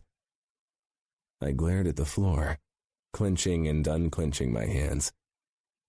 If Carmine hadn't killed the fucker, I would probably have done it. I still wanted to do it, wanted to slice the part of his brain out that harbored the memory of Gianna's body under him. Gianna sat up slowly, carefully as if she thought I might attack if she moved too fast. "Aren't you going to rape and torture me?" I almost laughed. That's what everyone expected. Most men in our world even thought she deserved it. I turned to her, my gaze tracing her beautiful face. Even more beautiful than my memory had made me believe, even now when she was pale and her eyes were puffy from tears. "Did you think I would?" I asked in a surprisingly calm voice. Some of my anger was suddenly gone now that she was watching me with her wide blue eyes. "Yes, my father's men definitely thought you would. Didn't you see their expressions? They probably hope that you'll give them a go at me once you're done with me." Of course, they told me so numerous times while we'd been on the hunt. I knew what they thought was happening right now. Fuck. Part of me wished they were right. I wasn't the good guy. "I don't give a fuck about your father's men, and I don't give a fuck about your father. And if they lay a single finger on you, I'm going to kill them. They won't hurt you. Nobody will." Her brows crinkled. "Once I'm back in Chicago, Father will punish me." Did she really think I'd hand her over to her asshole of a father? I hadn't hunted her for 6 months only to give her up. I smirked. "You aren't going back to Chicago, Gianna. You're coming to New York with me." Hope and relief crossed her face. "To Aria? Is she all right? Did she get in trouble because she helped me?" Somehow her response annoyed me. "Aria is fine," I said, before I stood and walked toward the window. I kept my back to her when I asked, "That guy, did you love him?" I wasn't sure what I'd do if she said yes. I couldn't hurt that fucker anymore, and I didn't want to hurt her. So what could I do? Kill someone else? Preferably the 2 assholes from the outfit who'd been grating on my nerves for too long. And maybe while I was at it, I'd kill her fucking father the next time I saw him. "Sid?" she asked in a shaky voice, and I almost lost it right then. I scowled at her over my shoulder. Her eyes were actually moist with fucking tears. "I don't care what his name was," I growled. Fuck, I wanted to kill that guy so badly. I'd have paid $1 billion if there were a way to resurrect the asshole, only so I could kill him again. Slowly, painfully. "His name was Sid," she said stubbornly, a familiar glint returning to her eyes. She still hadn't answered my question. "Did you love him?" "No," she said without hesitation. "I barely knew him." I would have rejoiced if she hadn't started biting her lower lip like she was fighting tears. She looked fucking sad, and then a tear slid out of her left eye. She blinked a few times. "If you didn't love him, then why are you crying?" She glared as if she was the one with reason to be angry. "You really don't know?" "I'm a made man, Gianna. I've seen many people die. I've killed many myself. And right now I wanted to kill again more than anything else in the world." "Sid didn't deserve to die. He died because of me. He never did anything wrong." "What the fuck? Really?" "He touched the wrong girl. He died for touching what wasn't his to touch." Gianna shook her head. "You wanted to kill him yourself, didn't you? That's why you stopped Stan, not because you wanted to spare Sid's life." Did that really come as a surprise to her? For someone who was convinced I and every other member of the mob were monsters, she seemed oddly surprised by my desire to kill the asshole who pawed at my fiancé. Before I could reply, my phone rang. Luca's name flashed on my screen. I had only sent him a short text while I was in the car. He'd tried calling me, but, except for a quick talk to the pilot of our private jet, I hadn't been in the mood to speak to anyone. But knowing Luca, he wouldn't give up. Stifling a groan, I picked up, turning away from Gianna again. "A text with 'I got her.' That's all I get from you," he said angrily. I was busy. I could hear Aria's high voice in the background, but thankfully Luca didn't put her on. I really wasn't in the mood to talk to a hysterical woman, least of all the woman who'd helped my fiancé escape in the first place. It was early morning in New York. Couldn't Luca have let his wife sleep in for once? "With what?" He paused. "No, don't tell me. I don't want to fucking know." "Did he hurt her?" Aria asked loud enough for me to hear. I didn't say anything. Luca lowered his voice. "Is she alive?" "Fuck you." I take that as a yes. Aria was still speaking in the background. "Tell your wife that her sister is fine." "Gianna is fine," Luca said in a muffled voice, then to me. "When will you be back?" "The flight leaves in less than 2 hours." "You're flying directly to Chicago to meet Scuderi, right?" "He already called you, didn't he?" I said. Stan and Carmine had definitely sent their boss a message after we'd caught Gianna. That meant, of course, that he knew about Sid too. "Of course he did. His daughter has been on the run for 6 months. This is big news." "Don't tell me he's happy to have her back." "No, at least not for the same reason Aria is. He wants to see her punished. She made him lose face, and you too. From what I heard, you caught her with another guy. You realize the news will spread like wildfire. Scuderi is eager to make a public show out of punishing Gianna. He expects you to help him with it." I gritted my teeth. "I don't give a fuck. I'm not taking her to Chicago. If he wants to talk to her, he can come to New York. You want to protect her after what she did?" "Yes." "Matteo, this is outfit business. She isn't your wife, and nobody expects you to marry her after she went around fucking with half of Europe." "Careful," I hissed. "Damn it. Can't you just get over her? Fuck her, it's not like it matters anymore. And then hand her back to her father." "Is Aria still around to hear you talk about her sister like that?" I asked. "No. I need to think about the familia. Gianna brought this upon herself. You have to take her to Chicago, Matteo. I won't risk war over her." "Fuck you, Luca.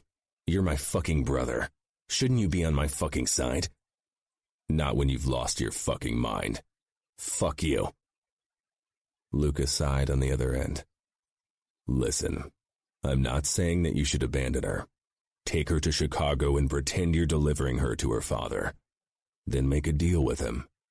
She's still promised to you, so he won't refuse you. He'll probably be glad to have her off his hands. Aria and I will be flying over there too. I'm emailing our pilot right this moment. You won't have to deal with this alone." "Okay, I'm taking her to Chicago. But I'm not leaving without her, no matter what Scuderi says. She's mine." "All right, but I doubt there will be any problems. And believe me, I have no interest in letting Gianna get hurt by her father. Aria loves her sister, and I want Aria to be happy, so I won't let Scuderi kill or hurt her. We'll bring her back to New York with us, even as your wife if that's really what you want. You'll go against Scuderi if he disagrees for some reason?" "I will. For you and for Aria. Swear it." Luca sighed again. "I swear it. You and Aria are going to be the death of me." I almost smiled but hung up. When I turned back around to Gianna, she was watching me with an anxious expression, which she tried to mask the moment I looked at her, but she didn't quite manage. Sometimes in the last few months I'd been sure I wouldn't find her, that she was too clever. I was glad that I'd been wrong. "Tradition dictates that I hand you over to the outfit and your father." Fear flashed across her face. Gianna wasn't stupid.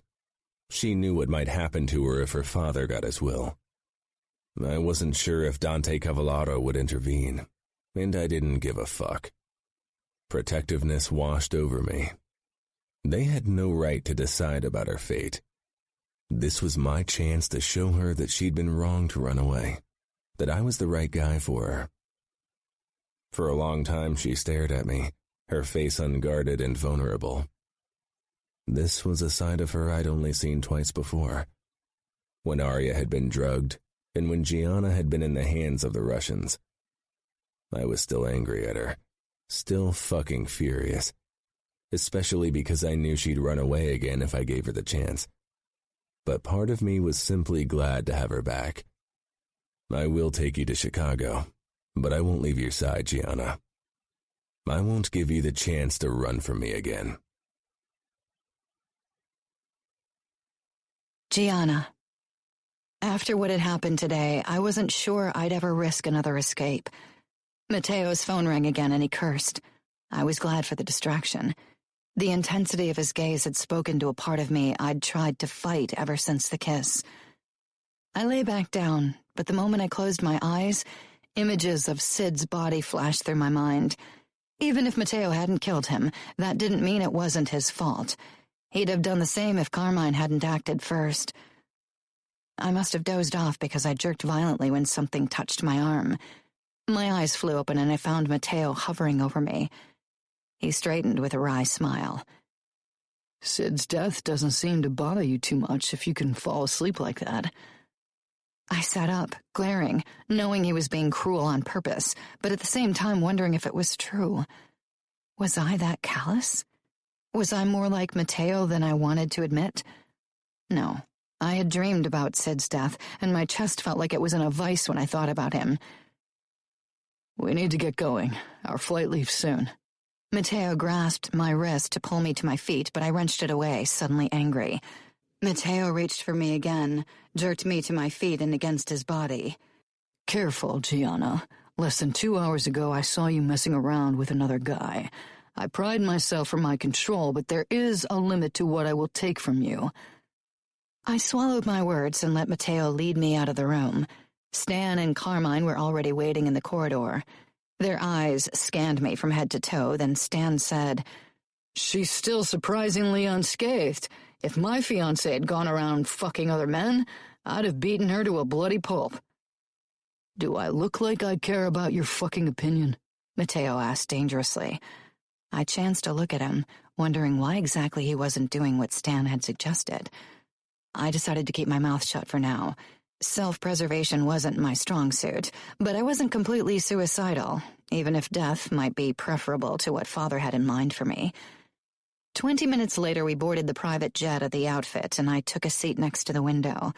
Matteo sat across from me, but he didn't make conversation. Nobody tried to speak to me throughout the entire flight. I had a feeling Matteo was using the time to calm down. Occasionally, I'd catch him watching me, but I couldn't read the look in his eyes. When I rose halfway through the flight to go to the toilet, Matteo stood as well. I swallowed a comment and walked toward the toilet in the rear. When Matteo didn't back off, even as I opened the door, I couldn't hold back anymore. Self-preservation be damned. "Are you going to watch me pee? It's not like I can escape by jumping off the plane." "I wouldn't put it past you to try and kick a hole into the wall of a plane to kill us all." Was he being serious? The corner of his mouth twitched, but then his expression hardened again. For a moment, our eyes were locked. Then I quickly stepped into the small toilet and closed the door. Matteo didn't stop me, but I knew he'd be waiting for me and probably listen for strange noises. I leaned against the wall and closed my eyes. Fear and sadness raged in my body, and it was getting increasingly difficult not to break down into a sobbing mess. I almost wished Matteo had manhandled me. Why did he have to act like a decent human being? "What are you doing? Don't force me to kick in that fucking door," Matteo muttered. Not even caring that he would hear me, I took care of business before I stepped back out 2 minutes later. Matteo's eyes wandered over me as if he was looking for a sign that I was up to something. I would have laughed if I thought I could. We returned to our seats and resumed our silence. My stomach was in knots when we landed in Chicago. I hadn't gotten a minute of sleep while we were in the air. The knowledge that I would have to face Father soon kept me wide awake. Only yesterday, I'd eaten pizza with my flatmates and made plans for a trip to Croatia in the summer, and now my life was once again out of my control. Even worse, I might very well face harsh punishment from the outfit. Matteo really had no reason to protect me from Father's wrath, and even if he tried, why would Luca allow him to risk a conflict with the outfit over me? I was less than vermin in their eyes. The private jet came to a stop and Matteo got to his feet and motioned for me to do the same. My legs shook as I followed him toward the door, which was already gliding open. Cold air blasted against my face. Snow dusted the landing strip and the surrounding buildings. It was around 4 p.m., but I felt as if it was the middle of the night. Matteo grabbed my wrist, giving me a warning look. Don't run. Don't do anything stupid. Your father's men are looking for a chance to hurt you. I'd kill them, of course, but that won't help you. Was he actually worried about me? Matteo was an enigma. I wasn't sure why he was so interested in me. I had a feeling it was his pride. He couldn't accept that I didn't want him, so he'd force me to marry him even if I didn't want it, even if he didn't want me anymore. If he really cared about me, he would let me go. No, this was a power play. Emotions had nothing to do with it. Don't worry, I want to see Arya. He shook his head. This isn't the right moment for your snark to return. Your father won't appreciate it. Then why was he almost smiling if he thought it was such a bad idea? The door was fully down and Matteo led me down the few stairs, his fingers around my wrist, unwavering. I felt like a toddler who did her first steps. Annoyance battled with worry in my body, but before I could decide if I wanted to risk a retort, I spotted a familiar blonde head. Arya. She stood beside Luca, and when she saw me, she started running. I peered up at Matteo pleadingly, but he didn't let me go and kept leading me toward Arya in unhurried steps. When my sister had almost reached us, he released me, and I rushed toward Arya. We collided almost painfully. I crushed Arya against me, hugging her as tightly as possible, and she did the same in return. "Oh, Gianna, I was so scared for you. I'm so glad you're here." She was crying, and my own face was wet with tears. God, I'd missed her. After a moment, she pulled back, her eyes doing a quick scan, lingering on my new hair color. "Are you okay? Did they hurt you?" I brushed a few strands of her blonde locks away from her face, suddenly feeling like breaking down sobbing. Regret weighed heavy on my mind. I should have never run. Seeing Arya's worried face was another reminder. If I'd stayed, if I'd married Matteo, then Sid would still be alive, and Arya wouldn't have had to worry for months. Why did I have to want the freedom to make my own decisions? "Gianna?" Arya lowered her voice. "Did Matteo do something?" Matteo didn't do anything, Matteo said in a hard voice, making Arya and me both jump. "I didn't ask you," Arya said quietly. My eyes darted between them. I had a feeling they weren't on good terms. Also because of me. Luca arrived beside us and clapped his brother's shoulder. "Good to see you again." I hadn't even considered that Matteo had been gone from home for a long time because he'd been after me. Luca barely glanced my way, not that I cared. "I'm fine," I told Arya, who seemed reluctant to believe me. "The boss is waiting," Stan barked. "Let's go. It's not like the whore deserves a big welcome." Arya gasped. I stiffened but managed not to show my shock. I didn't give a damn what Stan thought of me, but Matteo was the fastest to react. He pulled a knife and hurled it at Stan, who cried out when the blade nicked his ear. "Next time my blade will split your fucking skull if you don't keep your mouth shut," he said. Stan rested his hand on the gun in his holster but didn't pull it. Blood was dripping from his cut ear down onto his shirt. There was murder in his eyes. Carmine stood very still, but he hadn't pulled his gun either. When I turned to Luca, I knew why. He had both of his guns aimed at my father's men, and behind him, Romero, who I hadn't even seen before, was doing the same. "We don't want this to end badly, do we?" Luca asked in a very low voice. "Your boss wouldn't appreciate it." Carmine nodded and relaxed his stance, but Stan looked like he didn't care if my father punished him, as long as he got to kill Matteo first. For several moments, neither of us moved. Then Luca put his guns back into their holsters. Let's go. Carmine picked up the knife Matteo had thrown and handed it back to Matteo, who didn't take his eyes off Stan. She'll drive in a car with us, Stan said. Matteo's lips pulled into a cold smile. This is the last warning you get. Stop pissing me off or I'll carve a smile into your throat. Carmine grabbed Stan's arm and pulled him toward a black outfit car while the rest of us headed toward 2 BMWs. Aria moved to sit in the back with me, but Luca held her back. No, I want Matteo to keep an eye on your sister. Aria gave me an apologetic smile before she sat shotgun beside Luca. Matteo gave me a knowing look when he settled beside me on the back seat. You'd probably jump out of the moving car if I gave you the chance. I huffed. I'm not completely crazy. Do you think I'd risk running around Chicago unprotected when my father's men are obviously out to hurt me? So you trust me to protect you, but you still don't want to marry me. Surprise shot through me. You still want to go through with the marriage? You could probably ram a knife into his back and he'd still want to go through with it, Lucas said from the front. He's a stubborn fucker. I didn't hunt you for 6 months only to let you go. I searched his face, but I couldn't look past his arrogant mask. He wouldn't let me. Maybe you shouldn't have wasted so much time hunting me. Then I'd still be in Munich and Sid would still be alive. But I had to admit that part of me had missed my former life. Not all of it, mind you, but definitely my siblings and maybe even some other aspects that I didn't want to admit to myself yet. Matteo didn't say anything, but his lips tightened. The rest of the drive passed in tense silence. I tried to hide my nerves as we pulled up in front of my old home. What would Father do to me? Chapter 10. Matteo. The outfit car came to a stop in front of the Scuderi villa and Luca parked the rental BMW right behind it. Luca and Aria exited the car immediately, and I pushed the door open to follow them, but paused when I realized Gianna hadn't even unbuckled her belt yet. She was staring intently down at her hands resting in her lap. Annoyance flared up in me. Couldn't she ever go the easy route? Did she have to be so damn stubborn?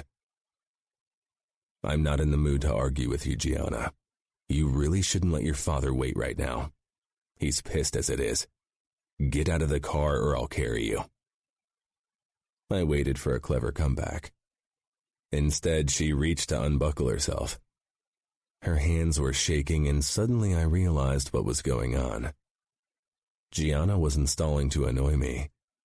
She was nervous about being back here. Her fingers struggled with the seatbelt. I pushed them away and did it for her. Her eyes shot up, brows drawn together as she searched my face. She looked fucking anxious.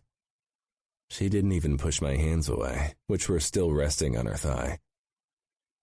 We need to get out, I said again, this time without the previous annoyance. She nodded slowly, her eyes darting toward the window. I could see Luca and Aria watching us, and behind them Stan and Carmine were waiting. Romero lingered next to our second car, scanning the surroundings. I didn't think this was a trap, but you could never know with the fucking outfit. Things hadn't exactly been peachy between us in the last few months. I'm scared, she said quietly, then laughed harshly. Isn't it messed up that I'm scared of my own father? Your father is consigliere and a huge asshole. There are plenty of reasons to be scared of him. She was still staring at her lap. He hates me. He wouldn't even hesitate to put a bullet through my head after what I did. He'd have to go through me, and I had no doubt that I could take him down with one arm tied around my back. I hooked a finger under her chin and turned her face around to me until her blue eyes met mine. I won't allow it. For a moment she softened, and her eyes darted to my lips. But then Gianna became her usual self and pulled back. I almost groaned. She opened the door and slid out. When I caught up with her, there was no sign of fear on her face. She held her head high and sent Scuderi's men the most scathing look I'd ever seen from her. That was the Gianna I knew. The only indication that she wasn't as relaxed as she pretended was that she didn't argue when I rested my hand on the small of her back, as I led her toward the front door. I couldn't wait to run my hands over every inch of her body, to finally claim her. Images of Sid with his paws on her slipped into my mind again, and I had to resist the urge to hit something. Luca raised his eyebrows, impatience written all over his face. "What took you so long, for fuck's sake?" I ignored him, because the door opened in that moment and Scuderi appeared in the doorframe, a scowl on his face. Gianna shrank against me. I didn't think she even noticed because her face remained perfectly unimpressed. Scuderi talked to his men briefly before sending them away and turning to Luca. They shook hands, and then he hugged Arya. He hadn't spared Gianna a single look so far. It annoyed the hell out of me. His cold eyes zoomed in on me and I sneered at him. I hated everything about that man, even his stupid face and slicked back hair. He looked like the worst cliché of a mobster. "I see you found her," he said. "I always get what I want."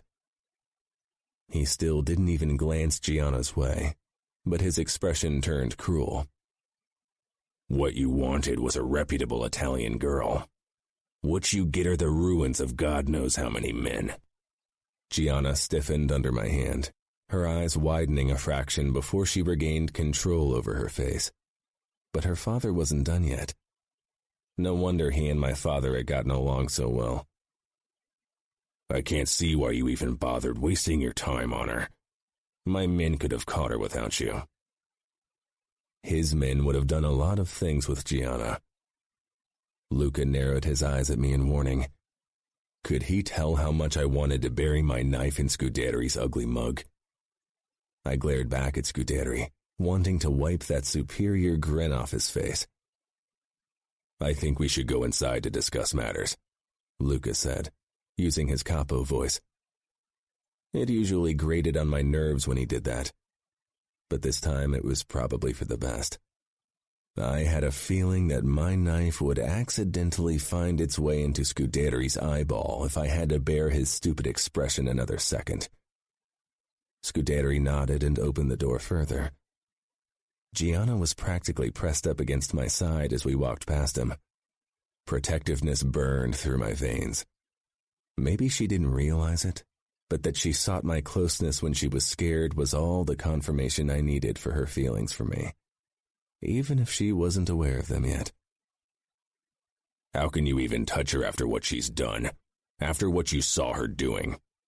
I'd be disgusted," Scuderi said as he closed the door. He obviously didn't expect a reply because he turned to Luca. "If my wife had done something like that, I would have killed her. And I have a feeling you would have done the same, Luca." Arya shot Luca a shocked look, but he was busy staring Scuderi down. "I'm not here to discuss what-ifs with you. I want to have this settled once and for all. You promised us something, and I expect you to deliver." "What I promised isn't available anymore." Scuderi nodded toward Gianna. "But if you want damaged goods, I'm sure we can come to an agreement. Dante is waiting in the living room for us.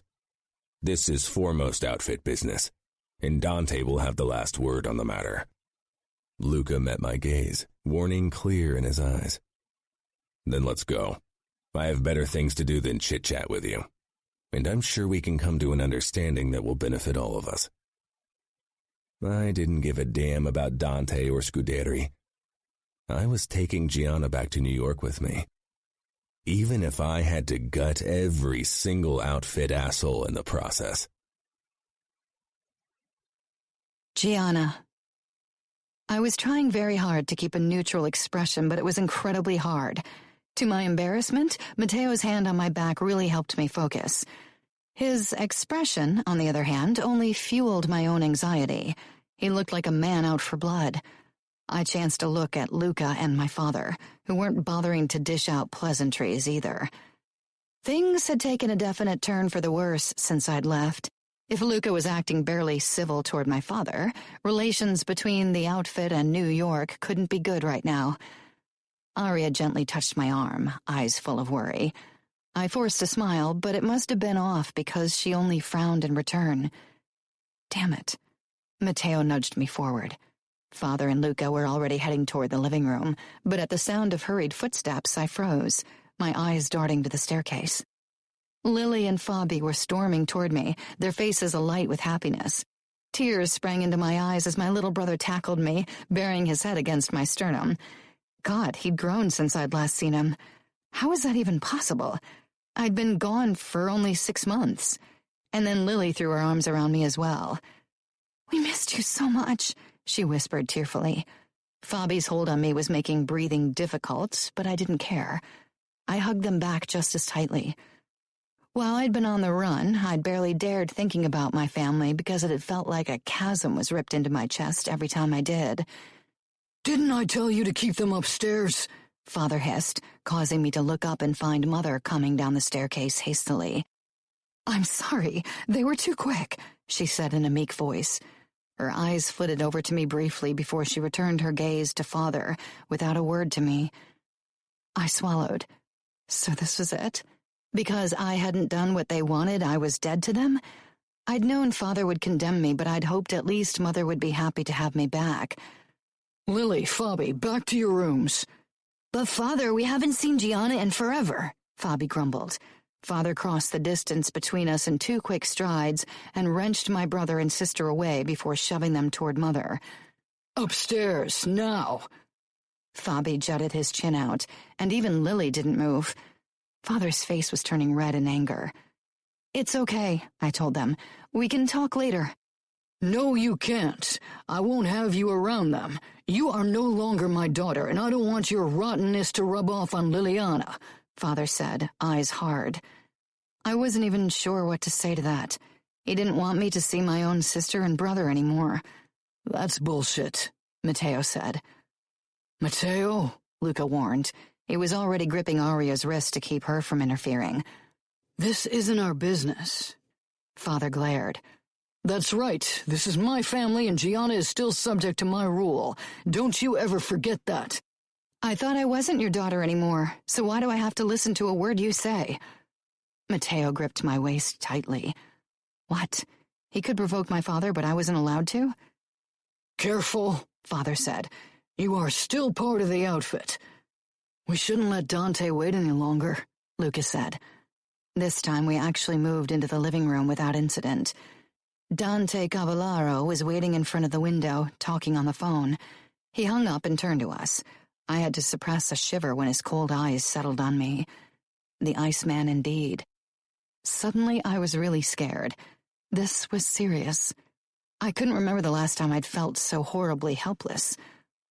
"Luca, Matteo, Aria," Dante Cavallaro said in his emotionless voice. "Gianna." I jumped in surprise. I'd figured he'd pretend I was beneath a greeting like my father had done.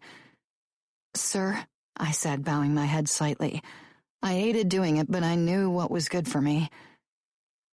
"You realize that what you did was betrayal?" Dante asked. I wasn't sure what to say. If I agreed, I'd be screwed, and if I didn't, I'd infuriate the man who could decide to have me killed.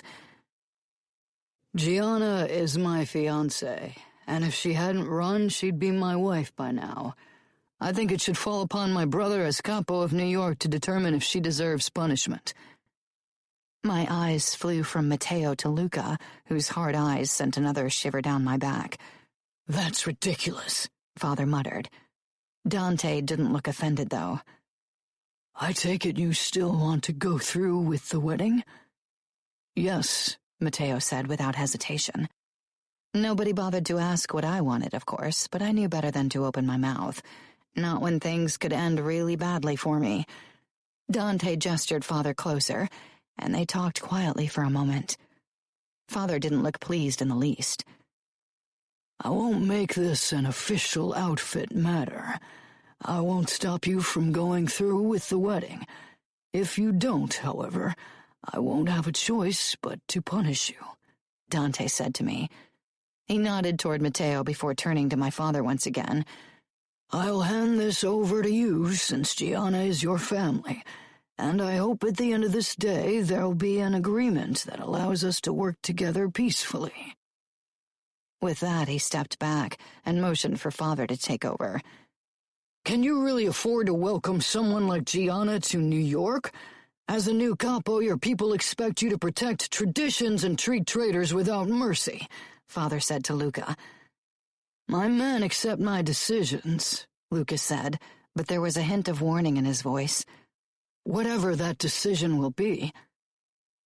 Suddenly, I wondered if Luca would really burden himself with me. It wasn't like I wanted to become part of the familia, but if the choice was between staying in my father's territory and living in New York with Arya, then I knew what I'd choose. Looking like he was on the verge of pulling his knives, Matteo walked over to Luca to discuss something quietly, and Arya used the moment to join me. I gave her a grateful smile.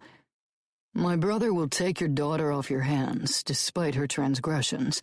I think that's a very generous offer on our part.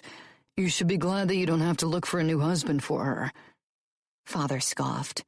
"As if I'd find someone. I wouldn't waste my precious time like that." My blood was boiling, not only because of Father's words, but Luca's offer didn't sit well with me either. They acted like I was a piece of scum. Listening to them made me realize I had been right to run. This world was majorly messed up. "So what do you say?"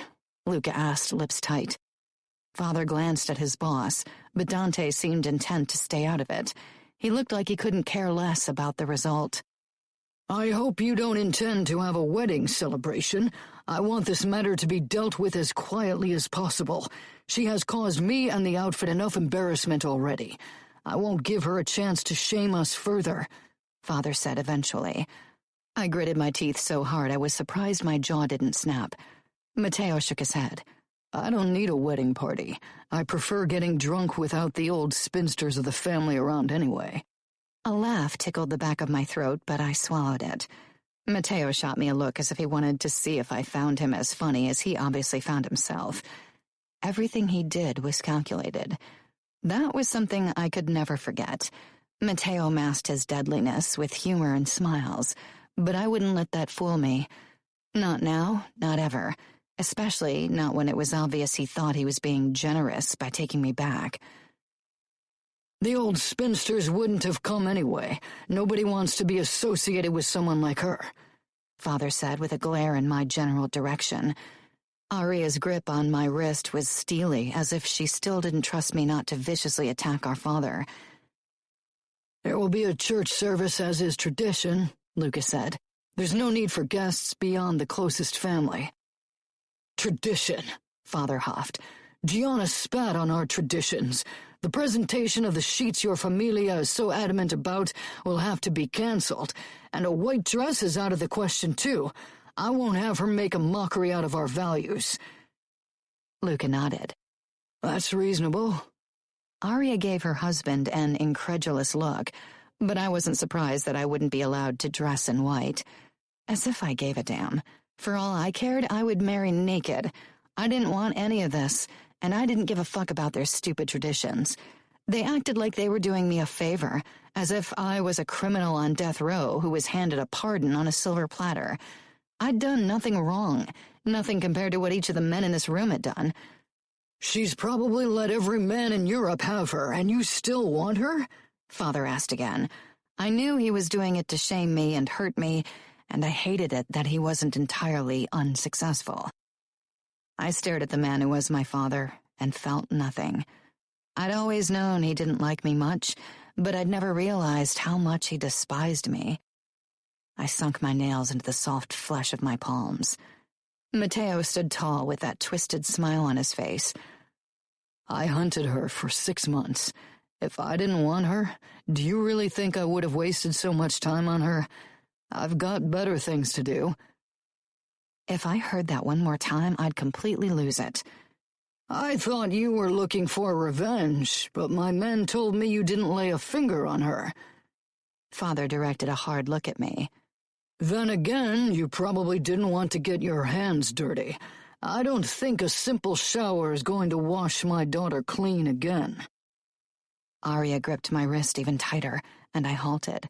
I hadn't even realized I'd taken a step toward our father to do. I wasn't even sure what I would have done. Hit him? Maybe. His words and expression made me actually feel dirty, and I hated that he had that power over me.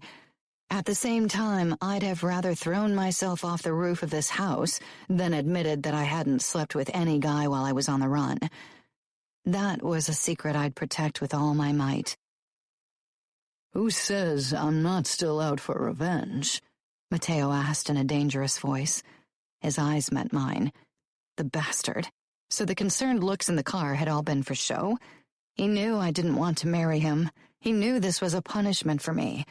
Who knew what else he had in mind for me once I was in his clutches?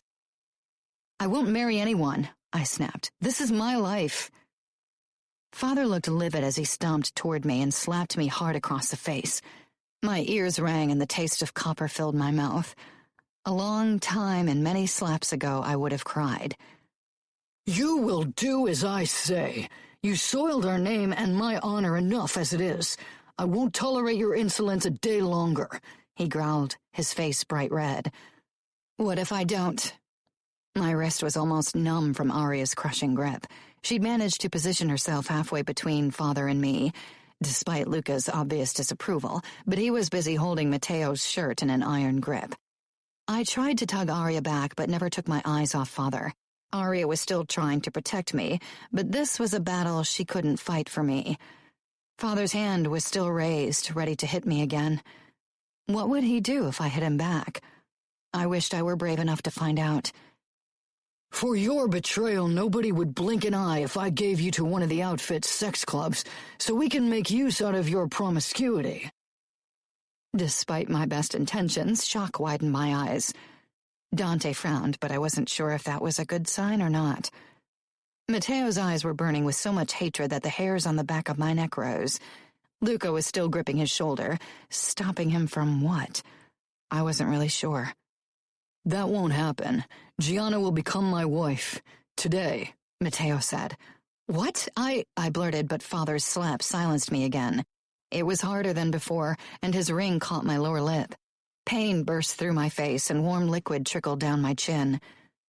That's enough, Arya said, and suddenly Luca was pulling her back and Mateo was gripping my arm tightly and leading me out of the room and down the hall toward the bathroom. I wasn't sure if it was the shock of what had happened or the speed in which Mateo dragged me away, but I didn't fight him, only stumbled along, not even bothering to stop blood from dripping onto my shirt from my split lip.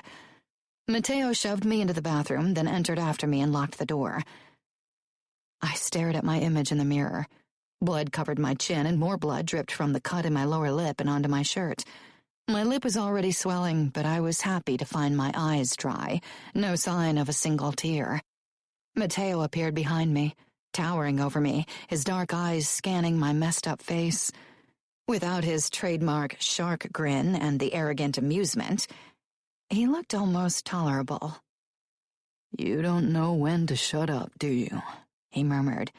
His lips turned into a smirk, but it looked somehow wrong. There was something unsettling in his eyes.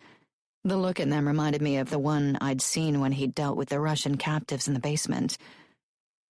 Neither do you, I said, then winced at the pain shooting through my lip. True, he said in a strange voice. Before I had time to react, he gripped my hips, turned me around, and hoisted me onto the washstand. That's why we are perfect for each other. Back was the arrogant smile. The bastard stepped between my legs. What are you doing? I hissed, sliding back from the edge of the washstand to bring more distance between us while pushing against his chest. He didn't budge, too strong for me. The smile got bigger. He grabbed my chin and tilted my head up. I want to take a look at your lip. I don't need your help now. Maybe you should have stopped my father from busting my lip in the first place. The taste of blood, sweet and coppery, made my stomach turn and reminded me of darker images. Yes, I should have, he said darkly, his thumb lightly touching my wound as he parted my lips. If Luca hadn't held me back, I would have plunged my knife into your father's fucking back. Consequences be damned. Maybe I still will. He released my lip and pulled a long curved knife from the holster below his jacket before twisting it in his hand with a calculating look on his face.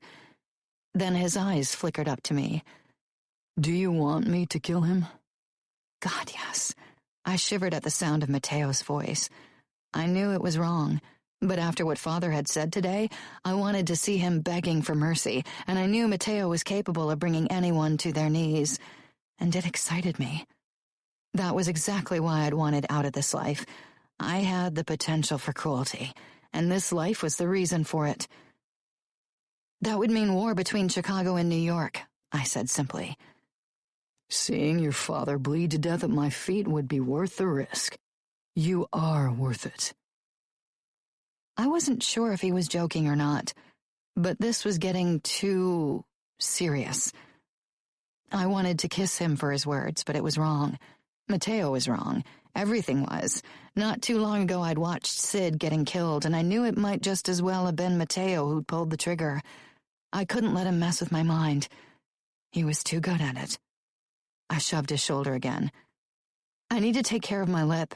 If you have nothing better to do than to stand around, get out of my way. He still didn't budge, and he was simply too strong to move him. His muscles flexed under his shirt, making me wonder how he would look without it. Wrong, so wrong. He set his knife down on the counter beside me. You shouldn't leave sharp objects in my reach when I'm pissed. I think I'll take the risk, he said, bracing his palms to both sides of my thighs, leaving me no choice but to lean back to bring some distance between us. Stop it, I growled because he smelled too nice, and I felt my body wanting to move closer, then winced again. I brought my hand up and felt my lower lip. It seemed to have swollen even more, and it still hadn't stopped bleeding. Matteo pulled my hand away. You'll make it worse. It needs stitches. Should I call for a doctor? No, I said quickly. I didn't want any more people to find out, and most of all, I didn't want my bastard of a father to find out he'd managed to split my lip. I'll do it myself. Matteo raised his eyebrows. He took a step back and did a quick scan of the cupboards before he came up with a medical kit. He threaded a needle and handed it to me. I shifted on the washstand to see myself in the mirror, then brought the needle up to my lip. I'd never stitched anyone up, least of all myself. I hated needles. I even had to close my eyes when I got a shot. Matteo was watching me, and I didn't want to look like a wimp to him, so I nudged my lip with the tip of the needle, jumping from pain and pulled back again. Fuck, that hurts like hell. I flushed, then glared at Matteo. Go on, laugh. Matteo snatched the needle out of my hand. This isn't going to work. I know, I muttered. Can you do it? It'll be painful. I don't have anything against the pain. Have you ever stitched yourself up? A few times. Then I can handle you stitching me up. Just do it. He handed me Tylenol. Pop a few of them. They won't help with the immediate pain, but they'll be good later. Vodka works too. I guess you found out in your months as a fugitive, he said with a grin that bordered on scary. He hadn't asked too many questions yet. Not even about other guys besides Sid. Maybe he didn't want to know, and I wouldn't tell him anyway. It was bad enough that one innocent had lost his life because of me. I wouldn't tell him the names of the other guys I'd kissed, so he'd kill them too. Death was too harsh a punishment for a kiss. For anything, really. But that wasn't something a man like Matteo would agree on. Among other things, I said, because I never knew when to shut my mouth. And what better moment to choose for provoking someone than before they were going to poke you with a sharp needle? I bet, he said, the scary smile getting a bit scarier. Matteo cupped my chin. Try to hold still. I braced myself as he touched the needle to my lip. Despite my taunting, Matteo was careful when he stitched me up. It still hurt like hell every time the needle pierced my skin, and my eyes filled with stupid tears. I fought them for as long as possible, but eventually a few trailed down my cheeks. Matteo didn't comment, for which I was glad. For him, this was probably nothing. When he set the needle down after what felt like forever, but had probably been less than 5 minutes, I quickly wiped the tears off my cheeks, embarrassed that I'd shown weakness in front of him like that. "It'll swell even more. Tomorrow morning you'll have a fat lip," Mateo said. I checked my reflection. My lip had already swollen considerably since I'd last seen it, or maybe that was my imagination. I pulled down my lower lip to check the stitches. You couldn't see them from the outside. At least I wouldn't have an ugly scar. You can't possibly want to marry me looking like this. I pointed at my face. We should postpone the wedding. Mateo shook his head with a small laugh. "Not a chance in hell. You won't slip out of my hands again, Gianna. We will marry today. Nothing will stop me." Chapter 11. Gianna. After my lip was taken care of, Arya and I were allowed to go to my old room while the men discussed how to proceed with the wedding. 2 bodyguards were ordered to keep watch on me. One waited in front of the door, the other below my window, in case I decided to climb out of it. The moment the door of my room closed, I leaned against it and let out a shaky sigh. Arya touched my cheek. "How's your lip?" "Okay." Mateo stitched it up for me. "I'm so glad he decided to marry you." My eyebrows shot up. "Not you too, Arya." Arya pulled me toward the bed and made me sit down.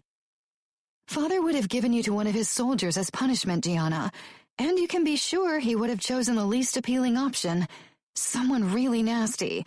He's really mad at you. Mateo isn't a bad choice. He must care for you if he went to such great lengths to find you."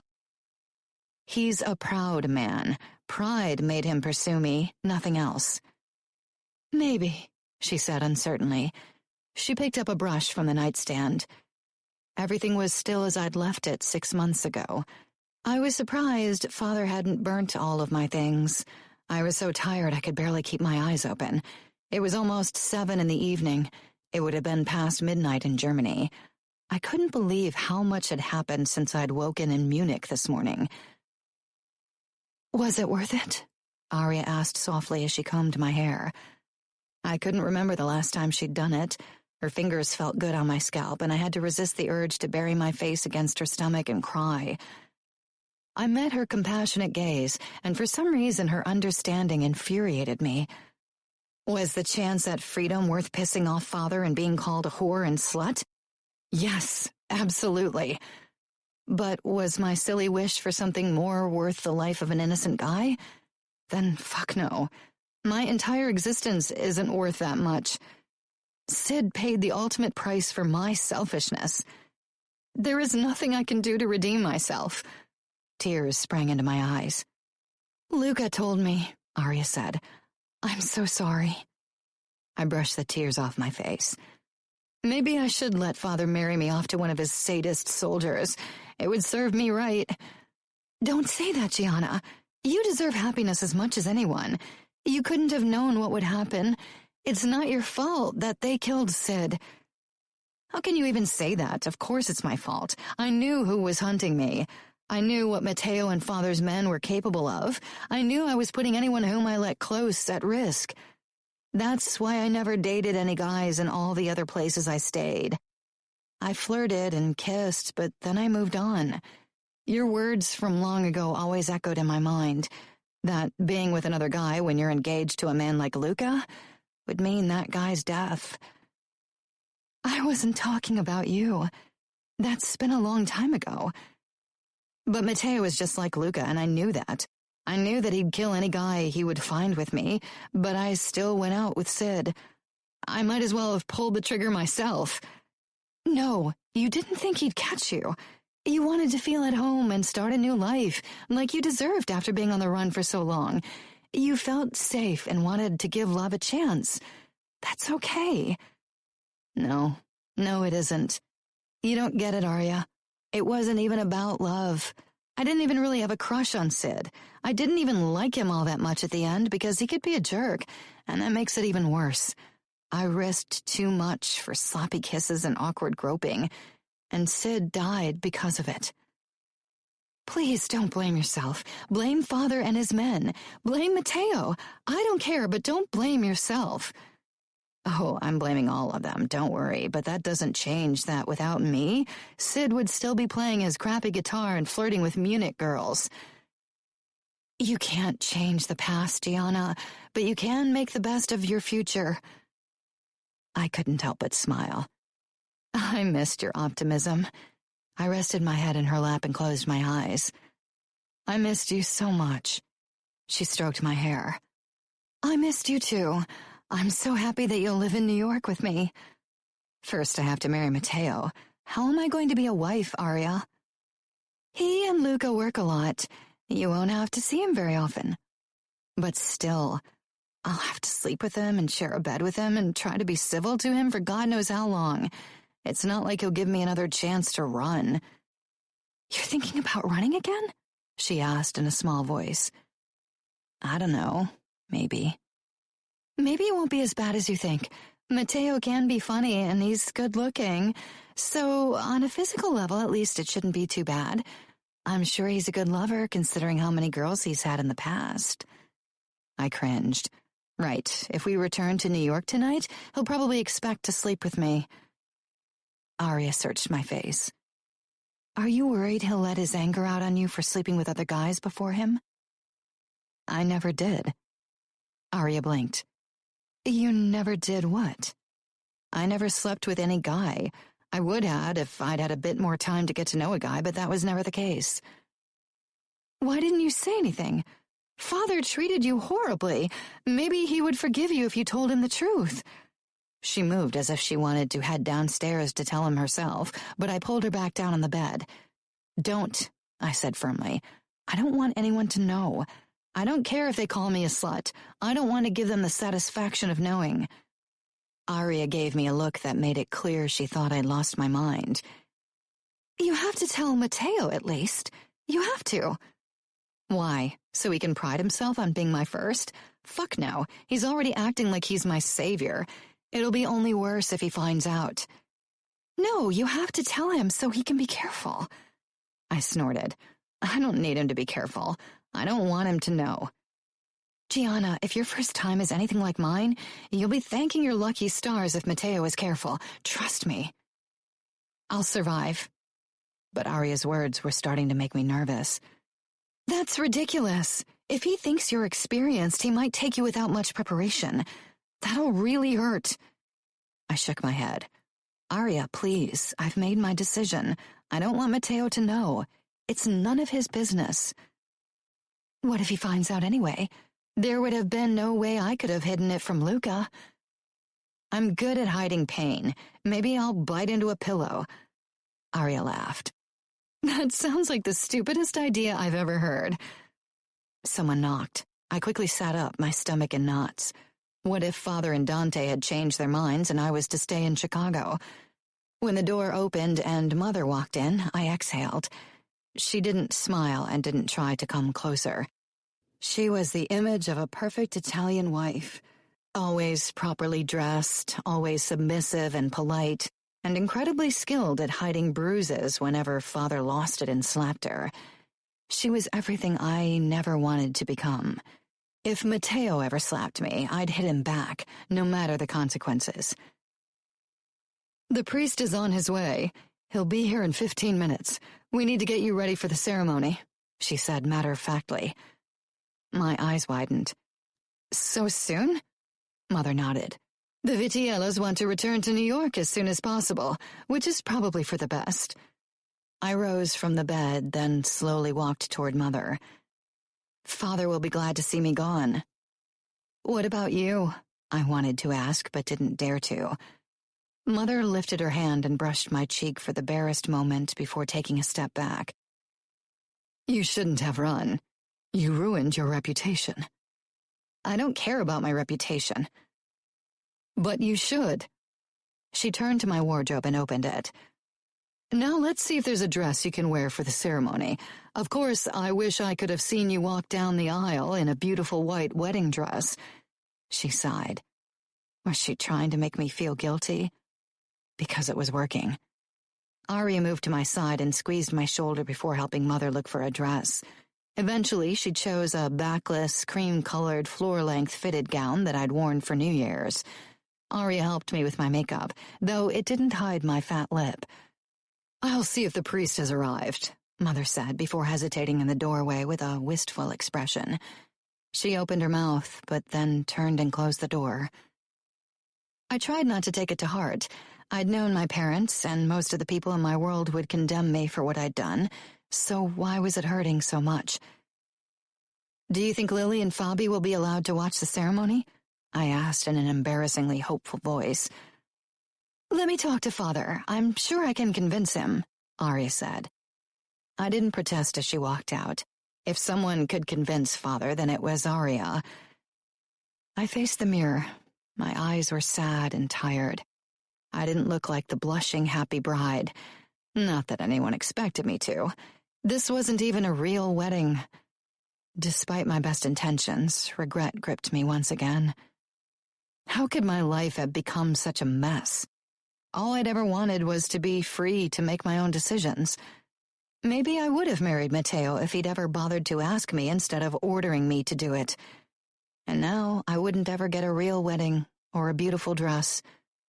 I'd always thought I didn't care about these things, but now that they were lost to me, I felt saddened. Arya returned. "It's time. The priest is waiting in the living room. Fabi and Lily are there too." I mustered a smile. "Then let's get married." Matteo. Even without a wedding gown, Gianna was a fucking sight to behold.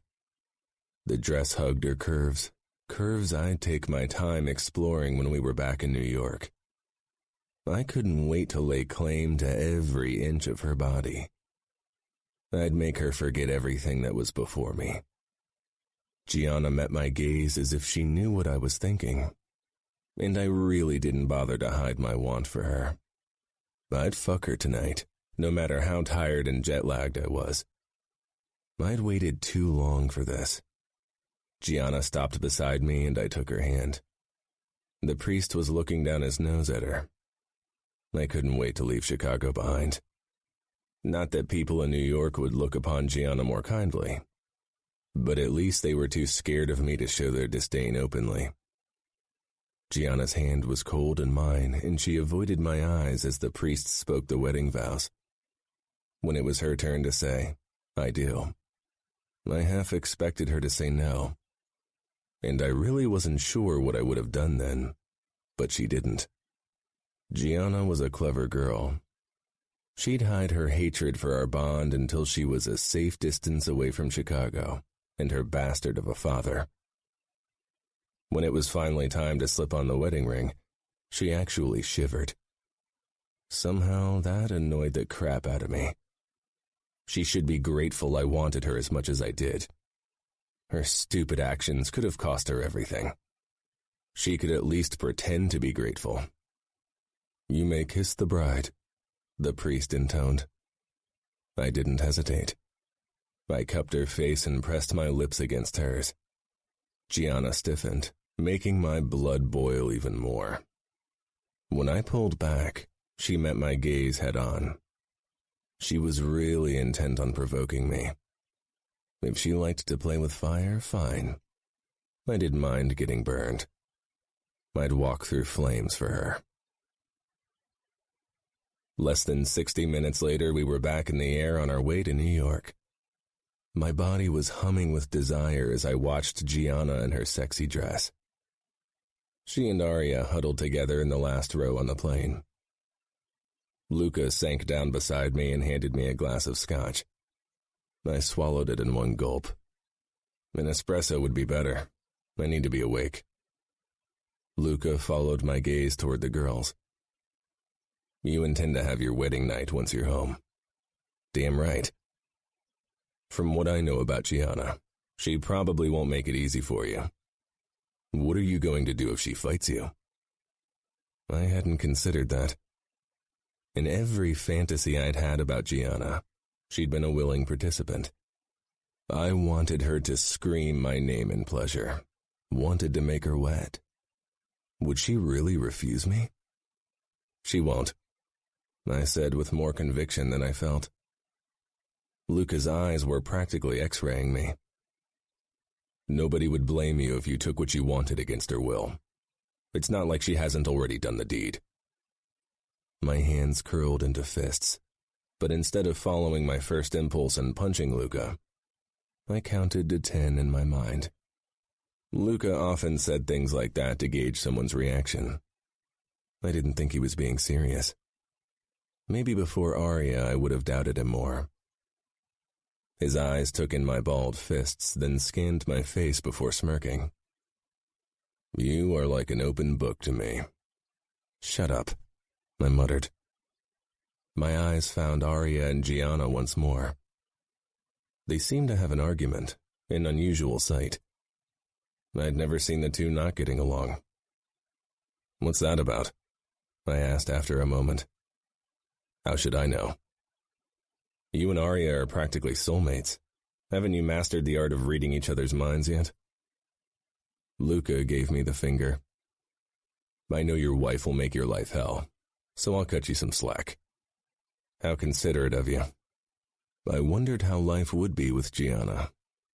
Today she'd been mostly subdued, except for a few occasions, but I had a feeling she'd recover quickly and return to her old snarky self. I hated seeing her quiet side, especially when it meant she was sad about that fucker Sid. I tried to forget the bastard, but somehow he'd anchored himself in my brain. And then, I couldn't stop thinking about him with Gianna. How many more guys had seen her naked, had been in her? I really needed to find out their names and kill them all. When we finally landed in New York, I was back to being royally pissed again. I barely glanced at Gianna as we took my Porsche Cayenne back to our apartment building. Every time I caught a glimpse down her shirt to the soft swell of her breasts, I almost lost my shit. I needed to get a grip on myself. It didn't matter what Gianna had done before today. Now she was mine. And if I didn't put a stop to my rising wrath, I'd only do something that I'd regret later on. Gianna. Matteo had a strange look on his face whenever he glanced my way. I couldn't really put my finger on it, but somehow it made me nervous. Of course, I pretended I didn't notice anything. Arya had tried to talk me into telling Matteo the truth throughout the entire duration of our flight. And even now that we were pulling into the underground garage of the apartment building, she was still giving me meaningful looks. I was worried that she'd take it into her own hands to share my secret with Matteo, but she knew I'd see it as a breach of my confidence, and so I hoped she'd hold herself back. Matteo took my hand when I got out of the car and practically dragged me toward the elevator. Arya and Luca had trouble keeping up with our pace. I had a feeling I knew why Matteo was so eager to reach his apartment. We all piled into the elevator. It started moving, and Matteo's dark eyes watched me in the mirror, something hungry and furious gleaming in their depth. The hunger was inexplicable to me. I looked a mess. Shadows under my eyes, fat lip, pale skin. Maybe I should have felt more anxious, but I only wanted to get this over with. Maybe Matteo would even lose interest in me once he'd had me, though part of me wondered if I'd really be happy if Matteo suddenly started ignoring me. The elevator stopped with a bling, and the sleek doors glided open. Without another word, Matteo pulled me into his apartment. I threw a glance over my shoulder and caught sight of Arya's worried expression moments before the closing elevator doors hid her from my view. Matteo led me toward a door to our right. I barely had time to take in the modern furniture and stunning view of New York before we rushed into the bedroom, and Matteo flung the door shut. The desire in his eyes made it clear that he wouldn't take no for an answer tonight. Chapter 12. Gianna. Nobody had ever looked at me like that, like I was the only source of water in a time of drought. And by God, I enjoyed it. Part of me, at least, the other part, the stubborn part, wanted to hang on to my anger and sadness and indignation, and not give a damn about Matteo's desire for me. In the last 24 hours, my dreams had been crushed and an innocent life had been taken. I felt like it was my duty to fight this marriage, and the tingling that flooded my body whenever Matteo touched me. I owed it to Sid and to my own self-respect. I'd fought too hard and long to be free. Before I could make up my mind about what I was going to do, Matteo jerked me against him and claimed my mouth in a fierce kiss that made me gasp, then tense. His tongue slipped between my lips, and without wanting to, I opened up for him, parted my lips, wrestled his tongue with mine. My hands found their way into his hair, tugging, raking, wanting him closer, and at the same time wanting to shove him away. Matteo gripped my butt and hoisted me up. My legs wound themselves around his waist, but our lips never parted. My body was aflame with lust. No kiss before had even come close to this. Matteo started walking, carrying me toward his bed. Fight him, Gianna. Fight this. You owe it to Sid. But I was sick of fighting for today, sick of my emotions.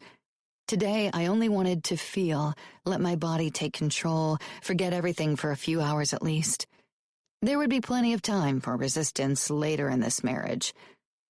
Matteo threw me down on the bed and the air left my lungs in a rush, but I didn't get much time to recover because suddenly he was on top of me and his lips were back. His hand slipped under my shirt, fingertips gracing my stomach, then the sensitive skin over my ribs. He cupped my breast through my bra and I arched against him. He pulled away, and I barely managed to suppress a sound of protest. He seemed to know it, though. He smiled in that arrogant way as he pushed my shirt up over my head and unhooked my bra. My nipples hardened, and his smile widened even more. Annoyance shot through me. He seemed so damn sure of himself, certain of his victory over me. He had another thing coming. "What would you do if I told you no?" I asked in a challenging tone. I'd expected fury or annoyance in return. "You won't," he said without a hint of doubt in his voice. I glared, but he didn't give me the time for a nasty retort. He lowered his head over my breasts and sucked one erect nipple into his mouth. A moan slipped out before I could stop myself, and Matteo didn't allow me any time to gather myself, to raise my defenses. His mouth was relentless. The sensations rippling through my body were almost too much. How could he make me feel like that? His tongue circled my nipple before moving on to the other, leaving a wet trail between my breasts. I shivered. Matteo's eyes were glued to my face. He wanted to see me surrender to him, wanted to enjoy this victory to the very last. I resisted the urge to close my eyes. He would have seen it as another victory. I wouldn't give him that as well. He gently bit down on my nipple and I moaned, even louder than the first time. With a self-satisfied grin, he moved lower, dipping his tongue into my belly button. I squealed like an idiot girl and tried to squirm away from him, but his hands came down on my hips, holding fast, as his tongue found every ticklish place on my stomach and hips. I was laughing so hard, tears were pooling in my eyes. I had expected him to be rougher after what he'd witnessed. Had almost wished for it, but this playful side? That scared me because he seemed likable, even lovable. I pushed at his forehead. "Stop it," I gasped between laughter. "What's the magic word?" he murmured against a particularly ticklish place right above my hip bone. "Fuck you," I said sweetly. I braced myself, but it didn't stop the squeals and laughs when Matteo traced his tongue over my hip bone. I was on the verge of begging when suddenly he stopped his assault. He unbuttoned my pants and pulled them down. His eyes traveled over my legs, and his hands followed the same path, barely brushing my skin. His motions were almost reverent. I didn't get it. Disgust and fury, those I would have understood. When he kissed me through my panties, I became very still. I knew what he wanted to do. Nobody had ever done that. It felt very personal, as if I had to bear myself to him in more than just the physical sense. And I couldn't do it, wouldn't do it, no matter how much my body craved the experience. Matteo gripped my panties and slid them down my legs. He sat back for a moment, admiring me. I'd wondered if you were a redhead. I rolled my eyes, despite the flush spreading in my cheeks. Isn't that what every man wonders? I realized a moment too late that mentioning other men wasn't the best idea in my current situation. How did you explain that to the other guys you've been with? Brown on top and red down below. His voice and eyes had become harder, dangerous. Nobody's ever seen me like this. The words lay on the tip of my tongue. I thought you wanted to fuck me. I'm not in the mood for chit-chat. Matteo shook his head. Oh, I will fuck you, don't worry. He crashed his lips down on mine, and I kissed him back just as fiercely. Feel, don't think, became my mantra. His hands roamed my body until they found their way between my legs. I forced myself to relax despite my nerves. When his fingers brushed over my folds, I gasped against his lips. The sensations were delicious. His thumb found my bundle of nerves and started rubbing. 2 of his fingers slid back and forth the length of my slit, while his thumb pressed down on my clit. Maybe my mind didn't want Matteo, but my body was so eager for him it was ridiculous. My toes curled as he drove me higher with his fingers. I gripped his neck, bringing him even closer, wrangling his tongue with mine as my orgasm crashed down on me. My nails dug into his skin, but that seemed to turn him on even more, judging from the growl deep in his chest. Suddenly, 2 of his fingers moved lower and brushed my opening. Fear spiked. Clamping my legs together, I shoved at his chest and wrenched my lips away from his. "Stop with the foreplay," I said breathlessly. What if he could feel something with his fingers? I doubted his cock would be as sensitive as his fingertips. The hint of a frown crossed Matteo's expression, but then he slid off the bed with a wicked grin. He stood tall in front of the bed. The bulge in his pants was unmistakable. He didn't give me much time to wonder what lay below the fabric. His hands made quick work out of unbuttoning his shirt, and then he slid it off his strong shoulders and let it drop to the ground. This was the first time I saw him without a shirt. I'd caught glimpses of his six-pack through his white shirt before, but it couldn't compare to seeing him bare-chested. My core tightened with desire. Even if Matteo's personality grated on my nerves, my body definitely reacted to his looks. His hands moved down to his pants, and in one swift motion he dropped both his pants and his boxers on the ground. When he straightened, it took all my acting skills to mask my embarrassment and nerves at the sight of him fully erect. I really should have listened to Aria, but even as the thought crossed my mind, I knew I was too proud to tell Matteo the truth. My eyes took their time taking in every inch of him, not even caring that he smirked at my obvious admiration. And boy, was he gorgeous. Everything about him was, his chiseled chest and six-pack, even his cock. I hated him for it, hated how my body reacted to him so quickly and easily when it had never reacted to Sid or the other guys I'd made out with. He advanced on the bed, every move lithe and calculated, every move aimed to show off his muscles and strength. God, I wished it wasn't making an impression on me. He put one knee on the bed, fixing me with a gaze that made me shiver.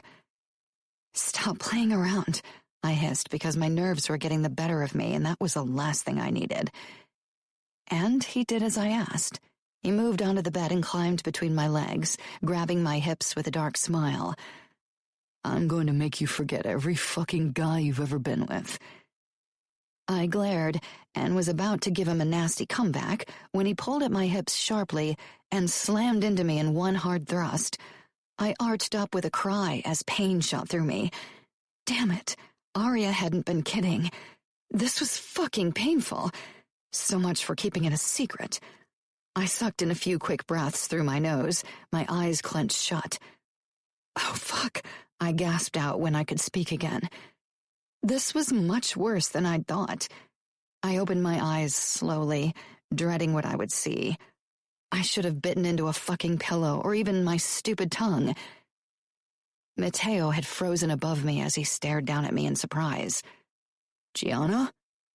My face turned hot. "Shut up," I muttered.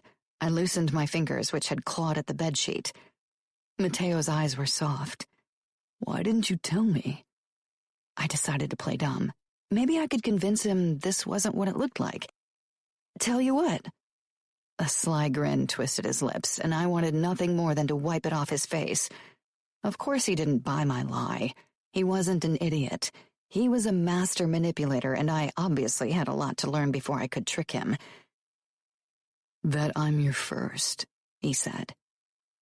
Did he have to sound so relieved and proud? If I hadn't been worried that getting his cock out of me would hurt as much as getting it inside had, I would have shoved him away. Lying beneath him made a fair argument difficult. I narrowed my eyes. "I thought we were going to fuck. I'm tired of talking to you." Mateo braced himself on his hands, bringing us closer. I tensed at the twinge the movement caused. "First, I want you to answer my question. Why? You could have spared yourself a lot of pain if you'd told me," he said calmly. He looked like this was the easiest thing in the world for him, being buried deep inside of me and having a chat. When it became clear that he would wait until I gave him what he wanted, I said, "Because I didn't want you to know." His grin got even cockier. "Because you didn't want to admit that you waited for me." "I didn't wait for you. Now stop talking and fuck me, damn it." This was getting too personal, and I hated how vulnerable I was, naked inside and out. How was I supposed to stop feeling if Mateo kept asking me things I didn't want to think about? Mateo didn't take his eyes off me. They were dark and possessive, and seemed to stare right through me. If it hadn't felt like a defeat, I would have looked away. He pulled out slowly before sliding back in, and I tensed from the pain. My body was a horrible traitor. At least I managed to hold back a gasp this time. Mateo moved slowly and carefully, his muscles flexing with every thrust. I hated that he was being considerate. I hated that he wasn't acting like a total asshole. Hated that hating him wasn't as easy as I'd thought. If he wasn't an asshole, then somehow Sid's death was even more my fault, because my running away was unnecessary and selfish and unfounded. I gripped his shoulders. "Stop holding back." Mateo's brows drew together, but he still didn't move faster. I dug my fingers into his skin and jerked my hips despite the soreness between my legs. "Stop holding back." This time he listened. His eyes flashed, and then he slammed into me harder and faster. I closed my eyes as I held onto his shoulders. I probably left marks with my nails. I didn't care, and Mateo didn't seem to mind, if his quick breathing was any indication. The pain felt good, gave me something to focus on beyond the crushing guilt. But there wasn't only pain. Soon the stretched feeling turned into an exquisite pressure, a low hum of pleasure I'd never felt before. Mateo lowered himself, changing the angle in which he pushed into me, hitting an amazing spot deep inside me. Mateo's mouth found my throat, and then he bit down on my skin lightly. A moan slipped out of my lips. My eyes shot open, meeting Mateo's intense gaze. I couldn't look away. I wanted to pull him closer and push him away at the same time. Wanted to hide and open up to him. Wanted and not wanted. "Are you going to come?" Mateo rasped. I shook my head no, not trusting my voice. Maybe I could have come. It felt increasingly good, but I needed to bring space between Mateo and me, needed time to get a handle on my emotions before they overwhelmed me. I was confused and tired and sad. Mateo raised himself on his arms again and sped up even more, slamming into me over and over again, and then he tensed above me, his face twisting with pleasure, and damn, he looked magnificent, like something even Michelangelo couldn't have created better. Mateo's movements became jerky, and then he stilled, eyes closed, a few strands of dark hair stuck to his forehead. My fingers itched to brush them away, to touch his lips and jaw. Instead, I dropped my hands from his shoulders and rested them on the bed beside me where they couldn't do something stupid, something I'd regret later. Mateo's eyes peeled open slowly, and I sucked in a quiet breath. Why couldn't he stop looking at me like that? He didn't smile, only pierced me with his dark gaze. I pushed against his chest. You're getting heavy. Get off. The corners of his mouth twitched, then he slowly pulled out and plopped down on the bed beside me and reached for me as if he was going to embrace me. Panicking, I sat up and slid off the bed. If he hugged me now, if he acted like we were a real couple, one that cared about each other, I'd lose my shit. I headed for the bathroom, not bothering to cover myself. Mateo had seen all of me already, and I wouldn't give him the satisfaction of thinking I was embarrassed to be naked in front of him. I didn't hear him coming after me, but suddenly Mateo grabbed my hand, stopping me from disappearing into the safety of the bathroom. Our eyes met. His were almost regretful. I shouldn't have gone so hard on you, but you know how to push my fucking buttons, Gianna. Did I hurt you? Concerned, there it was again. Damn it, why couldn't he stop acting like he was a normal guy? Did he really think that would make me forget who and what he really was? Don't pretend you didn't like it. I don't. I loved every fucking second of it. I've waited a long time for this moment. I've spent almost every waking moment of my search for you imagining having your hot body under me. But in my imagination, you were moaning my name and having multiple orgasms. You definitely weren't in pain. That arrogant bastard. Keep imagining that. It won't happen. Mateo braced himself against the doorframe, trapping me between his arms. Your body reacted to me, Gianna, even if you don't want to admit it. Next time, you will come when I fuck you. Trust me. What makes you think my body was reacting to you? Maybe I was imagining I was with someone else. The mind is a powerful tool. I tried to slip away under his arm, but he pushed me against the doorframe. Maybe I was imagining it was Sid and not you fucking me. Mateo didn't even blink. He didn't believe a word I was saying. Damn it. If you'd really wanted Sid to be your first, you would have let him fuck you. So why didn't you? Because you killed him. Mateo smiled. We both know that's not the reason why, but let's just pretend it were true. Then I'm glad he's dead. That wimp didn't deserve the privilege. I couldn't believe him. You asshole. I knew you'd get a kick out of it. That's why I didn't tell you. Mateo leaned in close until there was less than an inch between our lips. But I know, and I won't ever forget. You are mine now, Gianna, and I fucking love that I caught you before you found a loser to pop your cherry. I tried to slap him, but he caught my wrist and actually kissed my palm with a self-satisfied grin. I wrenched my hand away from him. A myriad of insults flitted through my mind, too many to choose only one. Mateo nodded toward the bed. Maybe I should tell everyone that we can have a presentation of the sheets after all. My eyes grew wide. That was the last thing I wanted, and Mateo knew it. He was taunting me. I pushed past him, and this time he let me and rushed toward the bed. There was a small pink smudge on the sheet. Men had it so much easier. Women had really been screwed over when it came to anatomy. We got our period. We couldn't pee standing up. We had to squeeze something the size of a melon out of our vagina, and our first time sucked majorly. You wouldn't dare, I said. Mateo crossed his arms over his chest. He was still gloriously naked and was getting a boner again. The bastard was turned on by our fight. You shouldn't tempt me. I shrugged.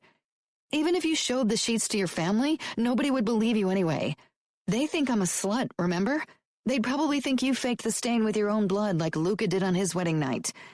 I tensed. This was a secret I was supposed to keep. Nobody knew. Why couldn't I ever keep my stupid mouth shut? Chapter 13. Mateo. Gianna's eyes widened when she let Arya and Luca's little secret slip. Did she actually think I didn't know? Luca and I would die for each other. He knew he could trust me with every secret. Even one that revealed he wasn't quite the cruel bastard he and everyone else thought he was. Somehow, by some stroke of luck, our sadist of a father had made the right decision when he'd chosen Arya for Luca. I didn't think he'd known how well those two would get along. or he wouldn't have agreed to the match. He'd always strived on the misery of others. Don't worry, Luca told me. Your sister is warmed his cold heart. You Scuderi women have a talent for it. Gianna relaxed. No matter how tough she thought she was, her body gave her away. She wasn't very good at hiding her emotions, which would make it easier for me. Her gaze returned to the stain on the sheets. Seeing it actually gave me a sick kick. So had the fine smear of blood on my cock. I wasn't like some men in our world who would have refused to marry Gianna because she might have messed around with other guys during her flight. Not that I didn't hate the thought that any guy had ever laid a fucking finger on her beautiful body. But I wanted Gianna too much to care. And I found the whole obsession with purity in our world ridiculous anyway. The best sex I'd had in my life definitely had been with women who knew what they were doing. But I had a feeling Gianna was a quick learner. Still, after the initial shock when Gianna had cried out in pain, I'd felt a rush of possessiveness and fucking joy. Gianna glanced at me, suspicion tightening her kissable lips. Her hair covered her pale skin like a veil, and I couldn't resist brushing the strands from her shoulder, marveling at their silkiness.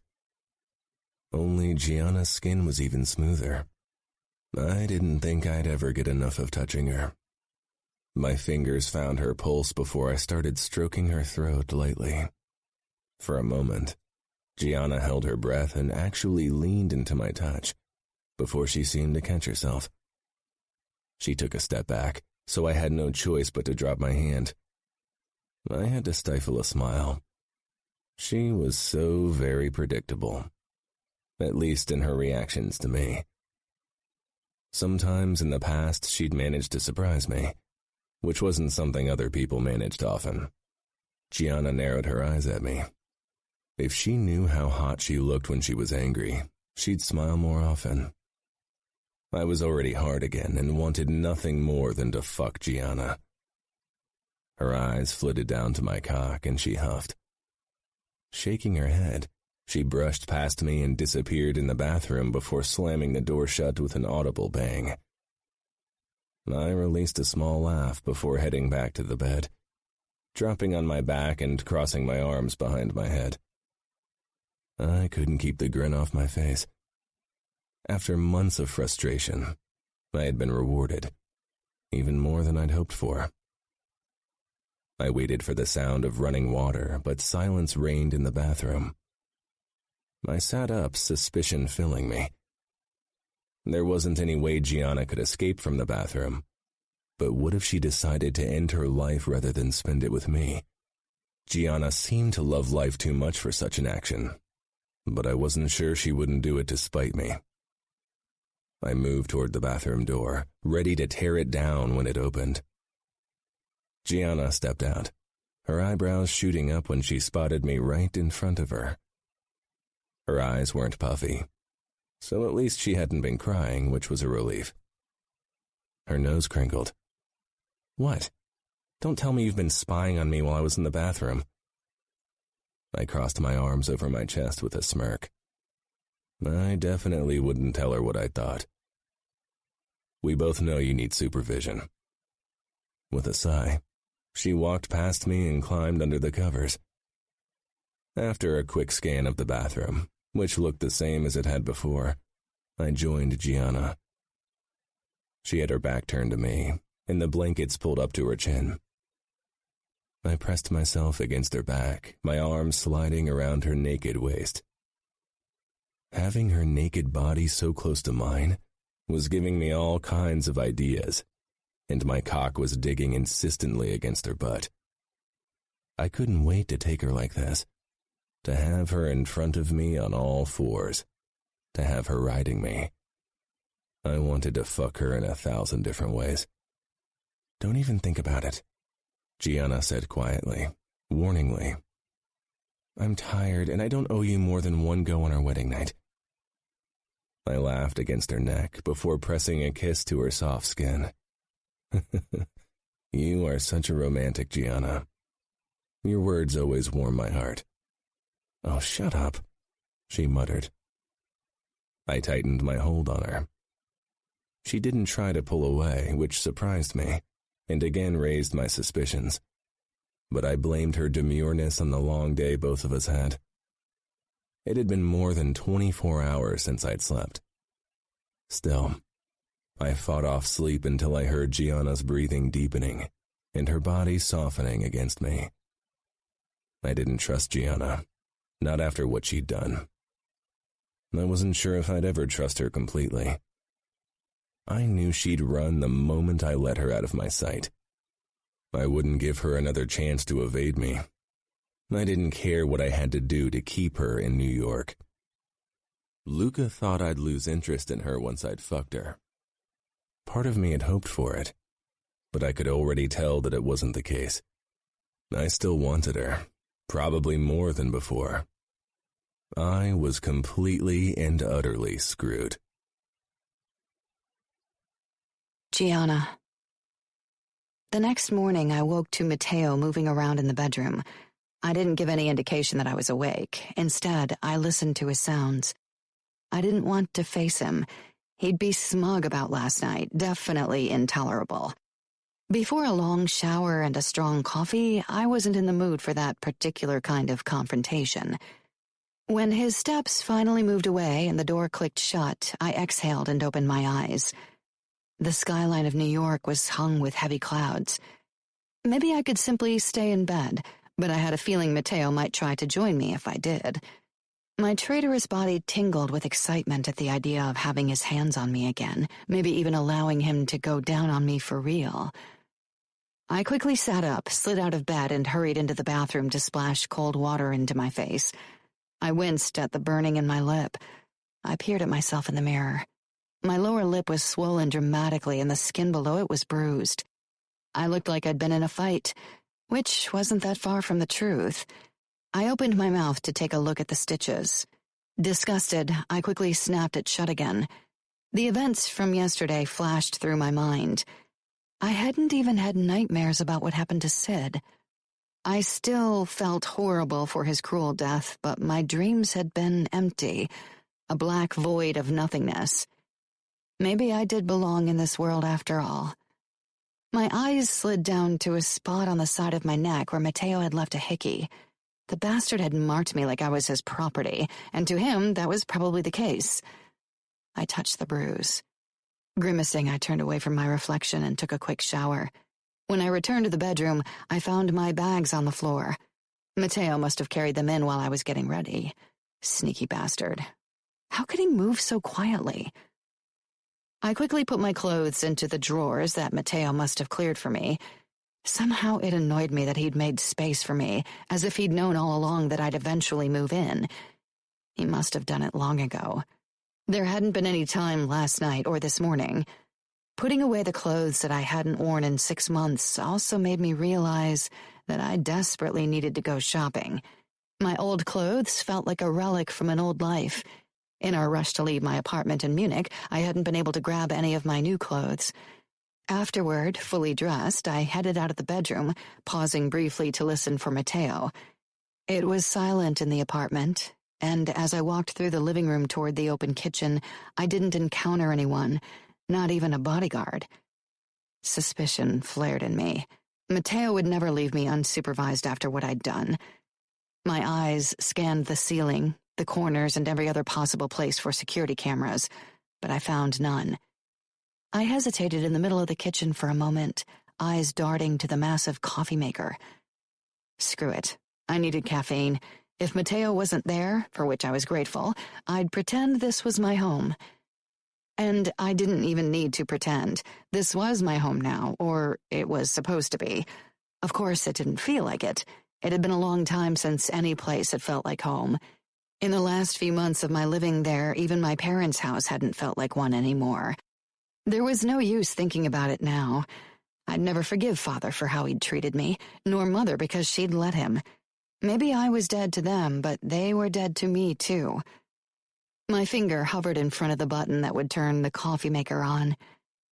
This eerie silence was driving me crazy. Scolding myself for my ridiculous caution, I finally pushed it. I grabbed a cup and selected a cappuccino. I wasn't on the run anymore. The worst had already happened. With a satisfying fizz, the hot liquid shot out. The moment it was done, I cradled the cup and took a long sip, feeling how the warmth and familiar taste cleared my mind further. I leaned against the counter, letting my eyes wander through the apartment. I actually liked the puristic design, the sleek black leather couches, black hardwood furniture, and white walls. I wondered if Luca and Matteo had hired the same interior designer because their furniture was so similar. I could see myself looking for art pieces that would fit in. Could see myself shop for pillows that would bring some color in. Could see myself decorating a large tree for Christmas. I walked around the counter, perched on the stool, and turned my back on the place I could so easily see myself living in. This wasn't what I wanted, or at least something I hadn't wanted 6 months ago, something I shouldn't want, not after risking so much to escape it. I closed my eyes and inhaled the comforting scent of my coffee. I needed to see Aria again, but was I even allowed to go one floor up to her penthouse? The idea that I had to ask Matteo and maybe even Luca for permission whenever I wanted to see my sister drove me up the walls. It was a good reminder of why I'd run in the first place, something I could never allow myself to forget. A warm breath ghosted over my neck, followed by a low, "Good morning." I cried out in surprise and sent my coffee cup flying off the kitchen bar. It broke into dozens of sharp pieces and spilled coffee everywhere. My head whirled around and I found myself face to face with a smirking Matteo. "Fuck! Why the hell are you creeping up on me like that? You scared the hell out of me," I hissed. He shook his head with an amused expression. "All those nasty words pouring out of your sweet mouth, is that really appropriate?" He was making fun of me. His eyes took their sweet-ass time wandering over my curves, lingering on the hickey before moving a bit lower again. And the worst thing was the way my body was reacting to his closeness, his scent, his muscled chest. Thankfully, my face didn't feel hot, so maybe I hadn't blushed. "Since when do you care about being appropriate?" I muttered. I slipped past Matteo and knelt beside the broken remains of my cup. I hoped Matteo didn't suspect what his proximity was doing to me. I picked up the pieces, but Matteo came to my help. I wasn't sure if he was doing it to be nice or if he knew about his effect on me and was trying to play with me. From what I knew about him, I guessed the latter. I was trying not to look his way as he squatted beside me. He was giving me a good view of his perfectly shaped ass. God damn it, why did he have to look like that? Without warning, he brushed his finger over my swollen lip. "I really should have killed your father." His touch was so gentle, it made me want to nuzzle my face against his neck and have a good cry. "Do you have a mop?" I asked casually. He shrugged, dropping my hand. "I've seen Mariana run around with one on occasion." I rolled my eyes. Of course he had no clue. He probably had never even done his own laundry. "Do you at least know where Mariana keeps the cleaning stuff?" His gaze lingered on my cleavage. With a sigh, I rose to my feet and stalked off in search of a storeroom. When I finally returned to the mess in the kitchen, mop in hand, Matteo was talking on the phone. He was leaning against the counter, legs casually crossed. I tried to listen to the conversation as I wiped the floor. I had a feeling it was about me. "Come over now. I want this done ASAP." With that, he hung up and turned back to me. I leaned the mop against the wall, then asked, "Who is this? A new bodyguard you hired to keep an eye on me?" "Something like that. I'm going to put an ankle bracelet on you." "What? Have you lost your mind?" "On the contrary, but we both know you'll use the next chance you get to escape again, so until I can trust you to stay with me, you'll have to wear the bracelet." I stared, completely stunned and so angry I was worried my head would explode. "So you admit I'm your prisoner? You're treating me like one after all?" Matteo advanced on me. "Without the bracelet, I would have to lock you into this apartment, but with it, you can spend time with Aria, walk around New York, and live an almost normal life." "I guess you want me to thank you for your kindness." The asshole actually chuckled. "No.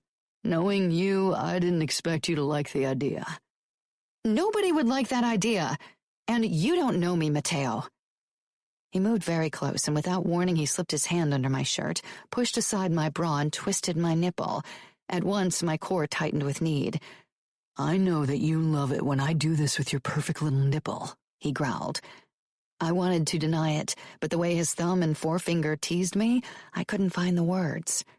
Matteo's dark eyes bore into me as he leaned very close. I know you are wet. I know your pussy wants me, even if you won't admit it. He dropped to his knees and shoved down my tights and panties. What? It didn't get any farther. He leaned forward and kissed my heated flesh. I sucked in a startled breath. Matteo freed one of my legs from my tights and panties before he lifted it and draped it over his shoulder. His eyes found mine as his tongue parted my lower lips and licked slowly. I shivered, pressing my mouth together from fear of making an embarrassing sound. Matteo pulled back a couple of inches. See, I knew it. Wet for me, he said in a rough voice. He pressed a few kisses against me before suckling lightly. My eyes wanted to roll back in my head from the sensation. Has anyone ever done this to you? He asked fiercely. I couldn't even find the power to lie. I merely shook my head no. Good. He rewarded me with a mind-blowing kiss, his tongue tracing my opening, then darting back up to my clit. Oh, God, I whispered. Matteo released my throbbing labia. You taste perfect, Gianna. He parted me and brushed a kiss over my clit. Do you want me to stop? I gritted my teeth. I had never wanted anything less. It took all my self-control not to grab him and shove his face against me. The silent treatment? Matteo asked in a teasing voice before he nudged me with his tongue, sending spears of pleasure through me before he captured my clit between his lips and suckled lightly. I gasped and gripped the counter behind me, needing something to support me. My head fell back as Matteo did the most amazing thing with his tongue. With slow strokes, he brought me closer and closer to the edge. I could tell this time it would be even more intense than yesterday. Without intending to, my hand gripped Matteo's head, and my fingers tangled in his dark hair. Matteo rewarded me with a flick of his tongue against my clit. Yes, I whispered. I didn't even care anymore that I was admitting how good this felt. My entire body screamed for release. I was so close. My legs started shaking, my breathing quickened. And then the bell rang. I jerked in surprise and my eyes flew to the elevator. Nobody could come up without Matteo granting them access. Matteo pulled back from what he was doing. My fingers on his head tightened. Don't stop, I demanded. I couldn't hide the need in my voice. Matteo straightened and wiped his mouth with an annoyingly cocky grin. He leaned in to kiss me, but I turned my head so his lips brushed my cheek. Patience, Gianna. I've had 6 months to practice patience. Now it's your turn, but don't worry. I'll eat you out later. You taste too good to resist, he murmured before stepping back and heading toward the elevator. You should get dressed. We don't want to give Sandro a show. I couldn't believe him. I quickly scrambled to put my panties and tights back on before I washed my hands and straightened my skirt. My blood was boiling with fury. Matteo smirked as he pressed the button that allowed the elevator to stop on our floor. This wasn't the end of it. 2 could play this game. Chapter 14. Matteo. Gianna was trying to kill me with her eyes. Not that I wasn't used to that look from her by now, but I had to admit it was still turning me on. I wish Sandro had waited a few minutes longer to show up, even if his early appearance gave me the chance to teach Gianna a lesson. Unfortunately, I was punishing myself as much as Gianna with my little lesson. She'd tasted fucking perfect. I couldn't wait to lick her again, to have her screaming my name and rake her fingers through my hair. I was already getting a fucking boner again. Fuck this. The elevator door slid open and Sandro stepped in, holding up a black case. "Morning, boss. Hope I didn't interrupt anything," he said, his eyes sliding past me to Gianna. Despite his mess-up 6 months ago, he was still a good soldier. The best one next to Romero. You didn't, I said with a grin at Gianna, whose eyes narrowed even further. It was a good thing that Sandro didn't look anywhere near my crotch area, because there was no way I could have hidden the bulge. Not that I fucking cared. Let's do this now, I said eventually. Gianna crossed her arms over her chest, somehow managing to push her breasts up in a delicious way. Was she doing it on purpose? She didn't move as we walked toward her. She looked like she couldn't care less, but I knew her better than that. She was probably trying to figure out a way to make me pay for teasing her, not to mention for the ankle bracelet. But she'd brought this upon herself. Sandro watched Gianna suspiciously as we stopped beside her. I couldn't blame him. His pride had taken quite a bruising when she and Arya had drugged him and tied him up. He was too clever to show his dislike, though. I pointed toward the bar stool. You need to take off your tights and sit down. Thanks for the heads up. You could have mentioned the tights thing before and spared me a whole lot of trouble. She muttered. Fuck. Her glare made me want to bend her over the kitchen counter and fuck her brains out. Sandro pretended he was busy with the ankle bracelet in the case as I leaned close to Gianna. But I loved watching you put on your sexy tights, and I'll love watching you take them off again. Gianna almost tore her tights down this time before she perched on the stool, her long, lean legs crossed. She pressed her lips together in anger, then flinched from pain. Fury for her father burst through my rising lust. Damn Luca and his determination to keep peace with the outfit. Sandro hesitated, ankle bracelet in hand, and darted an inquiring look my way. I'd never put an ankle bracelet on anyone, so even if I fucking hated the thought of Sandro touching Gianna's leg, it was the logical choice. I nodded. Go on. Extend your left leg. Gianna sent me a scathing look, but she raised her leg without protest. Maybe she decided it was the better option than being locked into the apartment all the time. Or maybe she was coming up with torturous things to do to me as retribution. I had a feeling I might enjoy whatever she had in mind, even if that wasn't her intention. Sandro bent over Gianna's leg and started fastening the small black monitor around her ankle. I leaned against the kitchen bar next to Gianna. She didn't glance my way. Will this monitor my alcohol intake as well? She asked Sandro. He raised his eyes to her, then me. I don't care if you're getting drunk, as long as you do it in New York, I said. Her blue eyes fixed me with another scowl before she turned back to Sandro, who was checking the bracelet for its functionality. With a nod, he straightened. All done. You can trace her with your laptop, phone, or any other internet-ready device. Great, Gianna muttered. Thanks, Sandro. Do you need anything else? I shook my head. Not today. Romero is upstairs. You can return to your other tasks. Sandro gave Gianna a curt nod before he turned around and headed for the elevator. After I'd let him out, I returned to Gianna. So how long am I going to have to wear this thing? She asked, lifting her leg to take a closer look at the small black device around her ankle. I hated seeing her with that thing. It seemed wrong to shackle her like that. But Luca had suggested the bracelet, and it was a neat solution. Gianna was too volatile for her own good. Until I decide I can trust you enough not to do something stupid. So forever. She dropped her leg back down. I chuckled. No. I like your gorgeous legs better without the ankle monitor. Believe me. I'll relieve you of that thing as soon as possible. I traced my fingers over her bare knee, then higher until I reached the edge of her jean skirt. She swatted my hand away and hopped off the bar stool. Hands off, she said sweetly. I raised my eyebrows. I thought you wanted to continue where we left off before. I really wanted to fucking continue where we left off.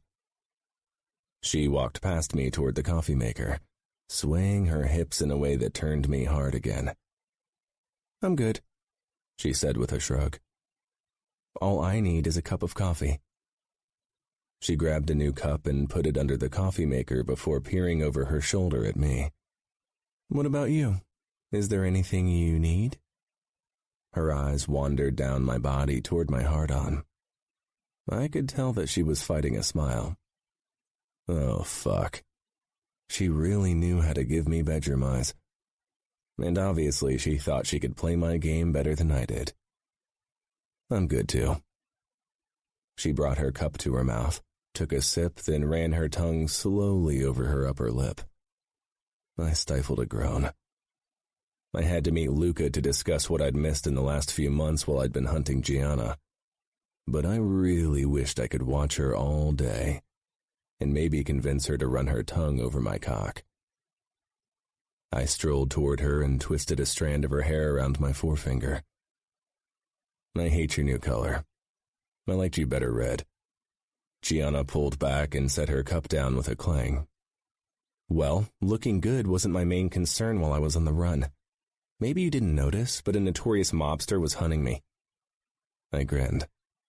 "Notorious?" She rolled her eyes. If you're fishing for compliments, then you're talking to the wrong person." I didn't tell her to dye her hair back to her natural color, even though I wanted to. I knew she wouldn't do it if I tried to push her. Maybe admitting that I liked her red hair was already enough to make her want to stay a brunette forever. "I'm meeting with Luca. You can spend the day with Arya upstairs if you want." Her eyes widened. "I'm allowed to spend the day with Arya?" After a moment, her mouth twisted and she added, "Not that I should need your permission to see my sister. You and Arya haven't seen each other in a long time. I suppose you have a lot to talk about." I wondered if Gianna would tell Arya about last night, and what exactly she would say. Normally I'd ask her what she'd enjoyed, but I knew Gianna wouldn't give me an honest answer. Women had never complained about my sexual skills, but I wanted to hear it from Gianna. Maybe Luca was right, and I was a vain asshole. "Can we go up now?" Gianna asked, excitement lighting up her face. It was the first real emotion she'd shown me all morning. What about a kiss to convince me? She surprised me by grabbing my shirt, jerking me toward her and pressing her lips to mine. Her sexy body leaned up against me, and her tongue slipped into my mouth. I didn't need any more encouragement. I grabbed her ass cheeks, squeezed, relishing in her gasp as our tongues danced with each other. I pushed my hard cock against her. She needed to know what she was doing to me. Fuck. I was so fucking hard. It was a wonder that I hadn't come in my pants yet like an idiotic teenage boy. Without warning, she drew back and I growled in response, my grasp on her ass tightening. But she pushed my arms down and stepped out of reach. "You wanted a kiss, you got your kiss. Now let's go to Arya." That vixen. I knew by her rapid breathing and flushed cheeks that she was as affected by our kissing as me, but she seemed determined to suppress her lust. I'd simply have to up my game, show her what a mind-blowing orgasm really meant. After that, she'd hopefully be putty in my hands. I walked toward the elevator as if I didn't give a damn. I had more than enough experience at hiding my emotions, so I had no trouble masking my arousal. I pressed the button that made the elevator door slide open and motioned for Gianna to walk in. She frowned, but then she headed into the elevator and leaned against the wall.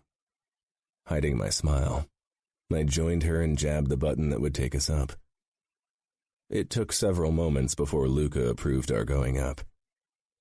Before he'd married Arya, I had been allowed to take the elevator up without his approval. But since then he'd installed the manual override again. Not that I blamed him. I didn't want him or Arya barging in when Gianna and I were desecrating every available space of the apartment either. The elevator started moving and within a few seconds stopped again. Arya was already waiting in front of the doors when they slid open. She barely spared me a glance before she pulled her sister into a hug and dragged her away toward the living area. Luca stood with his arms crossed against the wall. "No kiss goodbye for you from your lovely wife?" he asked Reilly. Arya and Gianna had settled on the sofa and were whispering among themselves. Romero raised his hand in greeting from his spot in the kitchen. He'd keep watch over Arya and Gianna while Luca and I were busy in Sphere. He knew what the two girls had done to Sandro, so he wouldn't let his guard down. And even if he did, the ankle bracelet would alert me of Gianna's whereabouts. "Arya doesn't really look too sad to see you gone either," I said when Luca joined me in the elevator. He smirked. "We already said goodbye twice this morning. What about you? How was your wedding night?" I couldn't stop the grin. "Better than yours." Luca's eyebrows rose in silent doubt. "So did she put out?" "She did," I said. "And I was her first." "Did she tell you that?" Luca asked doubtfully. "No, she didn't. She was furious that I found out, but there was no way she could have hidden it." "Good for you," Luca said, clapping my shoulder. "So are you still into her, or have you come to your senses now that your cock isn't ruling your thinking anymore?" I gave him the finger. "What makes you think my cock isn't still in charge?" Luca sighed. "Suit yourself, but don't come bitching to me when she starts to annoy you." The elevator stopped and opened to the underground garage. "Now let's focus on business. You've wasted enough time. I need your full attention now." "Don't worry," I said, but I had a feeling it wouldn't be easy to get Gianna out of my head. The image of her naked body beneath me had burned itself into my brain, and I wasn't too keen on letting it go. Gianna. Arya dragged me toward the sofa, away from Luca and Matteo. We sat down and Arya reached for my fat lip with a frown. "I can't believe Father hit you so hard." "He's done it before," I muttered. Romero was watching us from the kitchen. I really wondered how he could stand being trapped in this penthouse with Arya all day. I doubted many soldiers had vied for the job. After a moment, Arya leaned toward me, whispering, "Are you okay? How was last night?" I glanced in the direction of Luca and Matteo, but they had already disappeared in the elevator and were off to God knew where. "Gianna?" "I'm fine," I said, sending my sister a comforting smile. She looked like she hadn't slept much last night. Had worry for me kept her awake? "And? How was it? Did you sleep with Matteo?" I laughed. Arya reminded me of myself after Arya's wedding night. I had been so terribly worried for her. "Don't sound so anxious. I'm really fine." I was oddly fine, maybe even too fine. It had been too easy finding my way back to my old life, as if the life I'd tried to lead in the last few months had never really fit. This morning I hadn't wondered where I was, hadn't had to remind myself of my current pseudonym. I was me again. "You don't look fine. Please tell me what happened. I drove Luca crazy with my anxiety last night." That made me smile. Everything that soured Luca's mood did. "I slept with Matteo." My mind returned to the feeling of him inside me, of his intense gaze, his strong body, his touch, and my core tightened again. I wasn't sure how I could stop my body from being so eager for Matteo's attention, but I knew I had to figure out a way if I ever wanted to hold some sort of power in this marriage. "You look like you didn't mind," Arya said with a teasing smile. "Like you said, Matteo is good-looking, and he knows what he's doing, so it wasn't bad." "Did he notice that you hadn't slept with anyone before?" "Yeah, you were right. It hurt like hell. He was so damn smug about it. I really wish he hadn't figured it out. I feel like he's got more power over me now that he knows." Arya shook her head. You need to stop thinking like that. You and Mateo need to find a way to get along now that you're married. It's a good thing that he knows the truth. Mateo doesn't exactly make it easy for me either. He's always so arrogant. And he's the one who started with the games. And do you know what else he did? I lifted my leg with the stupid ankle bracelet. I still couldn't believe Mateo had actually put that thing on my body, like I was a dog who needed a collar. Of course, from his standpoint, it was probably the normal thing to do. He was a controlling, possessive, power-hungry killer, after all, but that didn't mean I liked it. Arya grimaced. I know. Luca mentioned it to me this morning. It was his idea. She paused with an apologetic expression. I tried to talk him out of it, but he said he won't risk any more conflicts with the outfit by letting you roam free. As if Father or anyone else in the outfit would care if I ran off again. I'm not their problem anymore, remember? I wiggled my fingers, showing off my wedding ring. Luca and Mateo would look weak if you managed to get away again, and that would weaken their position. Things between New York and Chicago haven't exactly been going smoothly in the last few months. Because of me? Not just because of you, Arya said. Luca and Dante don't get along very well. They are both alphas who aren't used to working with equals. I don't suppose you know of a way how to get rid of this thing? I tipped my finger against my black shackle. No. Is it very uncomfortable? I shrugged. Not really, but I hate it. And I can kiss short skirts and dresses goodbye unless I want everyone to think I'm a criminal. Arya touched my arm lightly. I'm sure Mateo will take it off soon. I doubt that. If I were him, I wouldn't trust me anytime soon. Probably never. Arya's eyes darted to my hair again. She'd been doing it since she'd first seen me with the new color. I smoothed a hand over my hair. You hate it, right? I'm not used to it. Maybe it'll grow on me, but I miss your red hair. Me too, I said. Mateo hates my brown hair as well. Don't tell me you're going to stay a brunette because you want to annoy him, Arya asked with a knowing look. I wasn't that childish. Maybe 6 months ago that would have been my reaction, but being on the run had helped me grow up. I wouldn't keep my hair in a color I didn't like to annoy Mateo. There were other ways I could make his life harder, and I hoped to explore as many of them as possible. I'll change it back to my natural hair color as soon as I get the chance. Do you think Mateo will freak out if we leave the apartment and search for a hairdresser? Probably. You've been married for less than a day. Maybe you should try to stay on your best behavior for today at least. I'll do my best, I said sarcastically. Arya got up. It's almost lunchtime. Let's grab something to eat and I'll give my hairdresser a call and ask her to come over to do your hair, okay? I pushed to my feet. Perfect. I'm starving. I followed Arya toward the kitchen area. Romero put his phone down on the counter, eyes and posture alert as we approached. Sandro had probably warned him of us. That reminded me of something I'd wanted to ask Arya ever since I'd run off. I waited until she'd finished her call with her hairdresser and fixed us a salad before I bridged the topic. Did you get into a lot of trouble with Luca for helping me?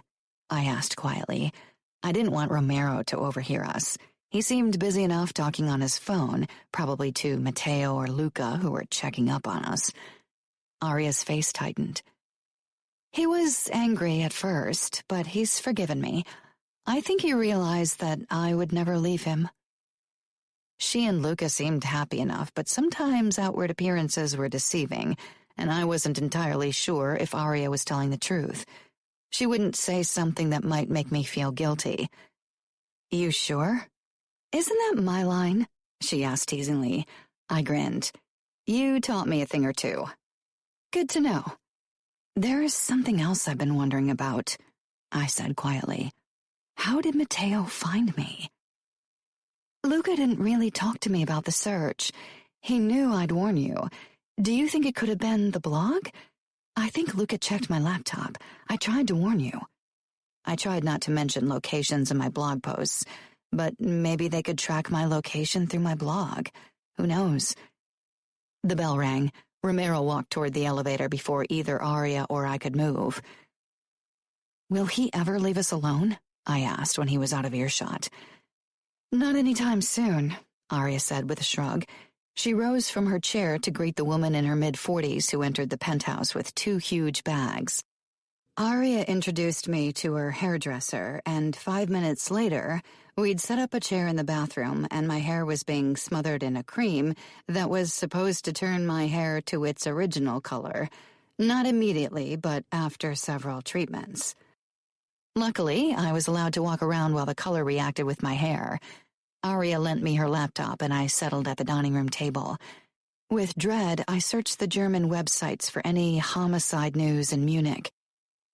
It didn't take me long to see the article mentioning Sid's death. The police didn't have any leads. My former roommates had to move for the time being, and I doubted they'd return to an apartment where Sid had found his end. The newspaper mentioned me, or rather my pseudonym Gwen, and that the police were looking for her because she was a witness. There wasn't a photo of me, thank God. I'd always been careful that I didn't appear in any pictures. But there was a photo of Sid with his guitar. My stomach tightened with sadness and regret. Arya put a hand on my shoulder. You shouldn't read that. There's nothing you can do, Gianna. I shut the laptop slowly. There was one thing I could have done. I could have told the police who was responsible for Sid's death so his family could find peace. But that was something I would never do. There were certain rules even I wasn't going to break.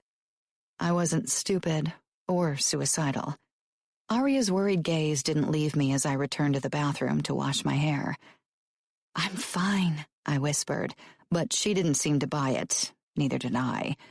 The last 24 hours had been a whirlwind of emotions and change. I'd hardly had any time to reflect on everything that had happened, and I wasn't sure I wanted to. Maybe Arya was right, and I should try to move on and leave the past behind. The problem was I wasn't sure I could. Didn't I owe it to my conscience and Sid that I showed some defiance, that I didn't just settle in my new life with Matteo as if nothing had happened? Chapter 15. Matteo. When Luca and I returned to his penthouse that night, I felt like a fucking train had run me over. I hadn't gotten more than 4 hours of sleep in the last 3 days. The moment I spotted Gianna, any thought of tiredness vanished into thin air. Her hair wasn't brown anymore. It wasn't the red she'd had before she'd run away, but it was close, and she looked fucking amazing even with her swollen lip. I sensed something was off, though. After dinner with Arya and Luca, we returned to our own apartment. Gianna hurried into the bedroom as if she couldn't wait to get away from me. Unfortunately for her, that was the room I wanted her in anyway. I followed and closed the door with a bang. Gianna sent me an annoyed look but didn't say anything. Instead, she turned her back to me and rummaged in the drawers. I walked up to her, slipped my arms around her waist and pulled her against me. You're thinking too much.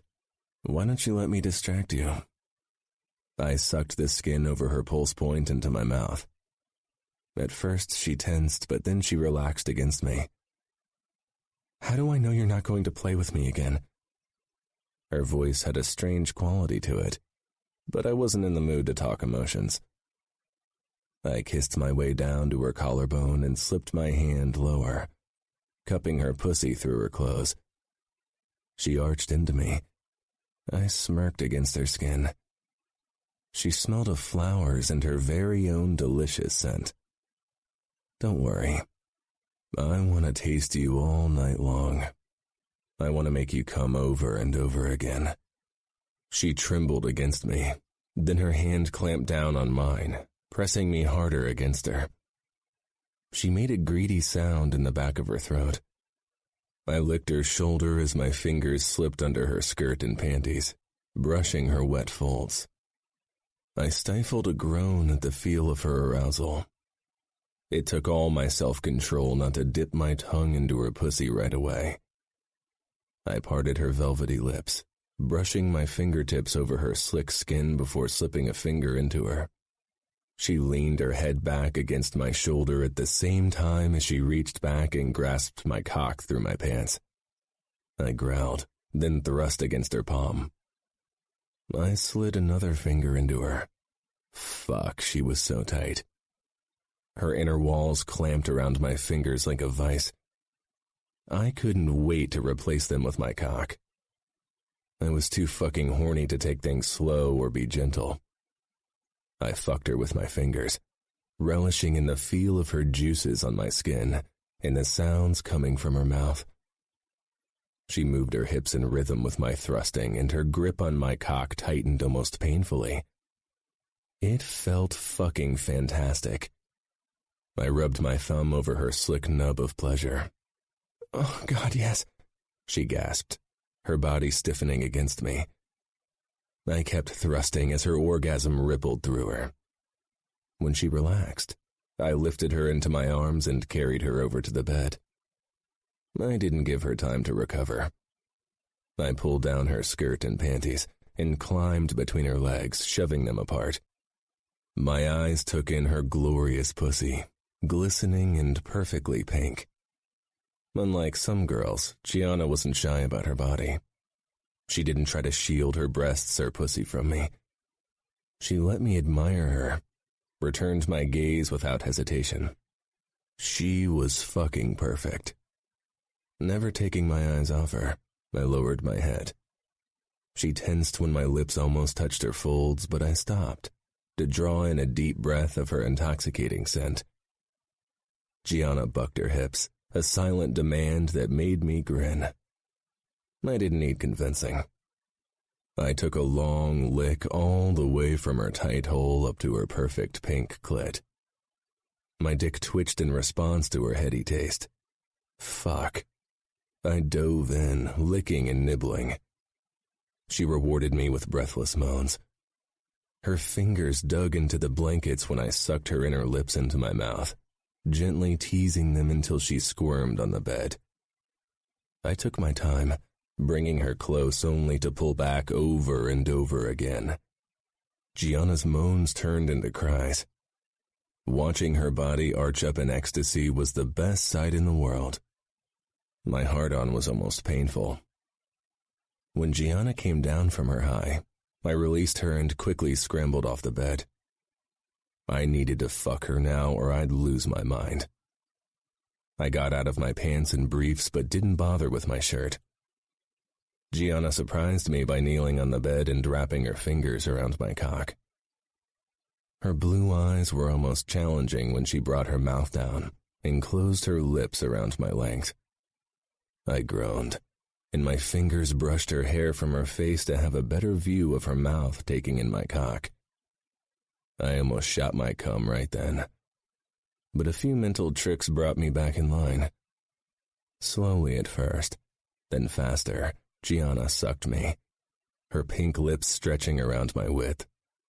I wanted to come in her mouth with her looking up at me like that. But even more than that, I wanted to feel her tight pussy again. She circled my tip with her tongue before she took me almost all the way in, until I hit the back of her throat. Then she pulled back abruptly and wiped her mouth. She raised her eyebrows. "How do you like it when I stop like that?" I chuckled. Was she trying to make me pay for this morning? She'd chosen a bad time. I climbed on top of her with a wicked grin and pressed my erection against her hot opening. Her eyes grew wide, but I didn't give her time for a reaction. I hooked my hand under her leg and parted her further before I started to slide into her. She was still tight, and her face flashed with discomfort at my intrusion. I slowed further, easing into her and giving her time to grow accustomed to my cock. Yesterday, I hadn't been careful because I hadn't known the truth. But today, I wanted to make her come with me in her. I watched her face closely until I'd sheathed myself completely in her tight channel. I paused for a moment. She gripped my shoulders, the challenge returning to her gaze. "Are you going to stay like that? Or are you ever going to start moving?" "Oh, I'll move." I punctuated my words with a short experimental thrust to see how she'd react. There was no sign of discomfort this time, and I was fucking glad. I needed to fuck her now, and I didn't want to hold back. Keeping my eyes on her face, I established a hard, fast rhythm. Not as hard as I'd have liked, but Gianna was probably still sore, even if she wouldn't admit it.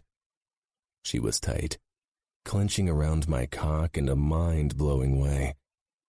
Every moan I drew from her lips felt like a fucking victory, because it was obvious she was trying to keep them in. I changed the angle and drove even deeper into her. Another moan slipped out. I reached between us, pressing my fingers to her clit. I needed her to come. My own orgasm was already close, and there was no fucking way I'd come before her. I thrust hard and deep, and Gianna's eyes grew wide, her face twisting with pleasure. She grasped my back, fingernails scratching my skin, and I lost it. I fucked her even harder, losing every shred of control. Lust clouded my vision as I spilled into her. I growled against her slick throat, drawing in her scent as I spent myself in her pussy. Gianna breathed heavily when my body stilled.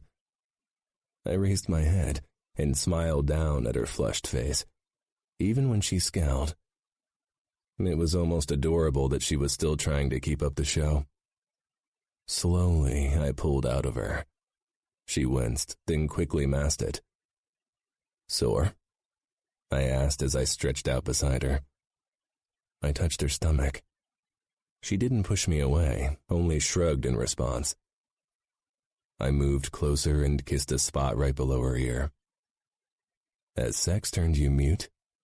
"You wish," she muttered, her voice slower and more relaxed than usual. "No, that would be boring. The things coming out of your mouth are more entertaining than you think." She gave me a look. "I'm glad I amuse you." "Me too." Like last night, I waited for her to fall asleep before I relaxed. I wasn't sure if that would ever change. The next few days followed the same routine, until one night when Gianna's breathing didn't slow like it usually did. I was fucking tired, and quickly losing my fight against sleepiness. "You always wait for me to fall asleep first," she said into the dark, startling me awake. Of course she'd noticed. "Sometimes I forget how observant you are." She turned around, facing me in the dark. I could make out the white of her eyes and the contours of her head, but not much more. "Why?" "I'm a wary bastard." "Do you think I'd kill you in your sleep?" It was hard to gauge her emotions without seeing her expression, and I fucking hated it. "Have you been thinking about it?" It was meant to sound like a joke, but came out way too serious. "No, I can't stand the sight of blood." "That's the only reason I don't have one of my own knives stuck in my back." "No, killing you wouldn't get me out of this apartment. I don't know the code for the elevator." "That's a relief," I muttered. I wasn't sure if she was teasing or not. "You don't seem that unhappy in our marriage." "We've been married for only a few days, and you're never around. That's a plus. And maybe I'm a good actress." "I guess it's good that I don't trust you then." "Yes," she said seriously. "I suppose you want to scare me?" I asked in a low murmur, leaning so close to her that I could feel her breath on my cheek. "I don't think there's anything or anyone that could scare you," she whispered back. "Everyone's scared of something. Why would I be different?" "Because you're the scariest person I know." I paused. She didn't sound like she was kidding. "Are you scared of me?" Silence was my answer. I reached for her arm. "Gianna." "Yes," came her sleepy reply. "Why?" But her breathing had calmed. She had fallen asleep. What was I supposed to do with her admittance? I'd never given her reason to fear me. Okay, she'd seen me do some scary shit. But I'd never done anything to her. It took me a long time after that to fall asleep. The next day, Gianna didn't mention our conversation from the previous night. I had a feeling she hated that she'd been honest. I'd never shied back from a topic, but I didn't ask her again why she was scared of me. I wasn't sure I wanted to know. Gianna kept touching her lip during breakfast. It wasn't swollen anymore. "Let me take a look," I said, pushing her hand away. "I think we can pull the stitches." She grimaced. "Now?" "Scared?" I asked because I couldn't help myself. "No, of course not," she said. I wondered if she referred to more than the stitches. I got up and led her into the bathroom where I kept my medical kit. Gianna didn't protest when I lifted her onto the wash table and stepped between her legs this time. I took small scissors from the kit. "Open your mouth." She did, but gave me a warning look as if she thought I had something naughty in mind. I grinned and kissed her ear. "Do you know how kids always get a treat as a reward after they see the doctor?" She rolled her eyes but didn't push my hand away when I pressed it against her center through her jeans. "Be a good girl, and you shall be rewarded." I drew back, enjoying the scowl on Gianna's face. She didn't get a chance for a retort, because I started working on her stitches. It didn't take long, and Gianna winced only twice. "Done," I said, setting down the scissors and tweezers. "Do you want your reward now?" I rubbed her pussy. She glared. "You just have to say the words." She pressed her lips together. "No?" I said, taking a step back, and stopped touching her. "As if I need you for that," she said snidely, and then she opened her jeans and shoved her hand inside. I exhaled as I watched her fingers move under the fabric. Fuck.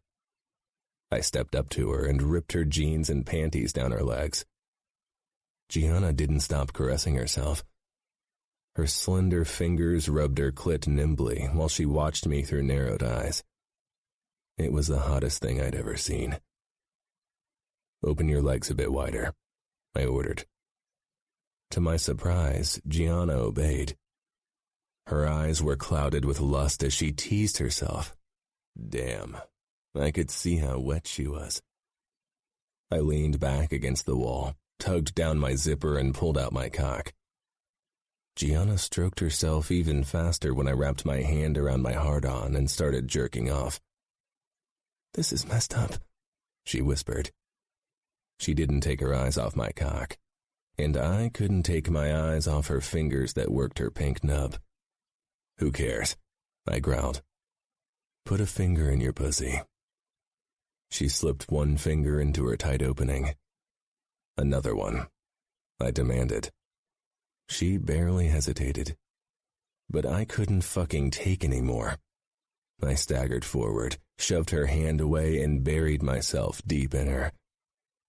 She shuddered around me as her orgasm rippled through her. After a few thrusts, I came to.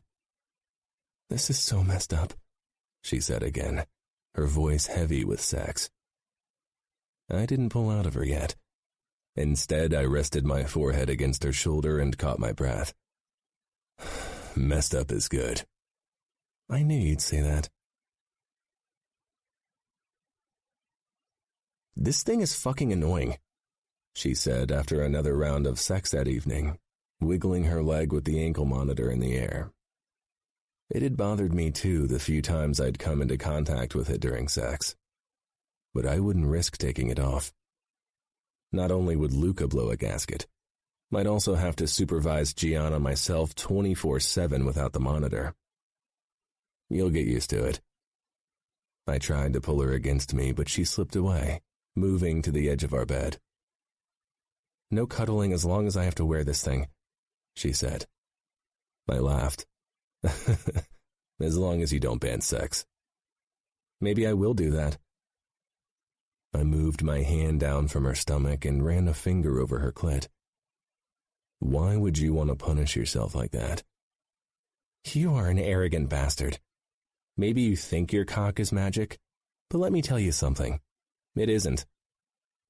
She didn't shove my hand away from where it was stroking her.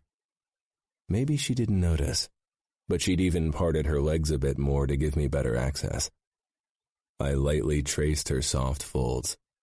I loved her silkiness and the way her body responded to me. I didn't increase the pressure, only lightly brushed my fingertips over her pussy.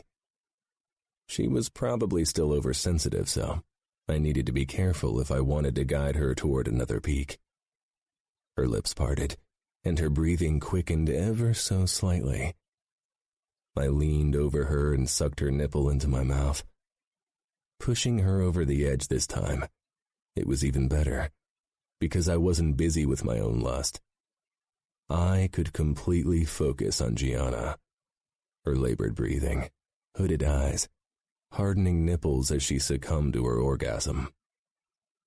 I didn't even care when Gianna turned her back to me afterward, trying to punish me by not reciprocating. I'd gotten what I'd wanted. You realize that sex is all there is between us, right? She said angrily. Sex is important. Sure, but it's not all there is. It's not all there is, I said, annoyed. Yes, it is, and there won't ever be more. Don't think I like you just because I like to fuck you. Thanks for the heads up, I growled. Gianna. I was still annoyed at myself during breakfast, especially because Matteo's expression was far too smug despite my harsh words.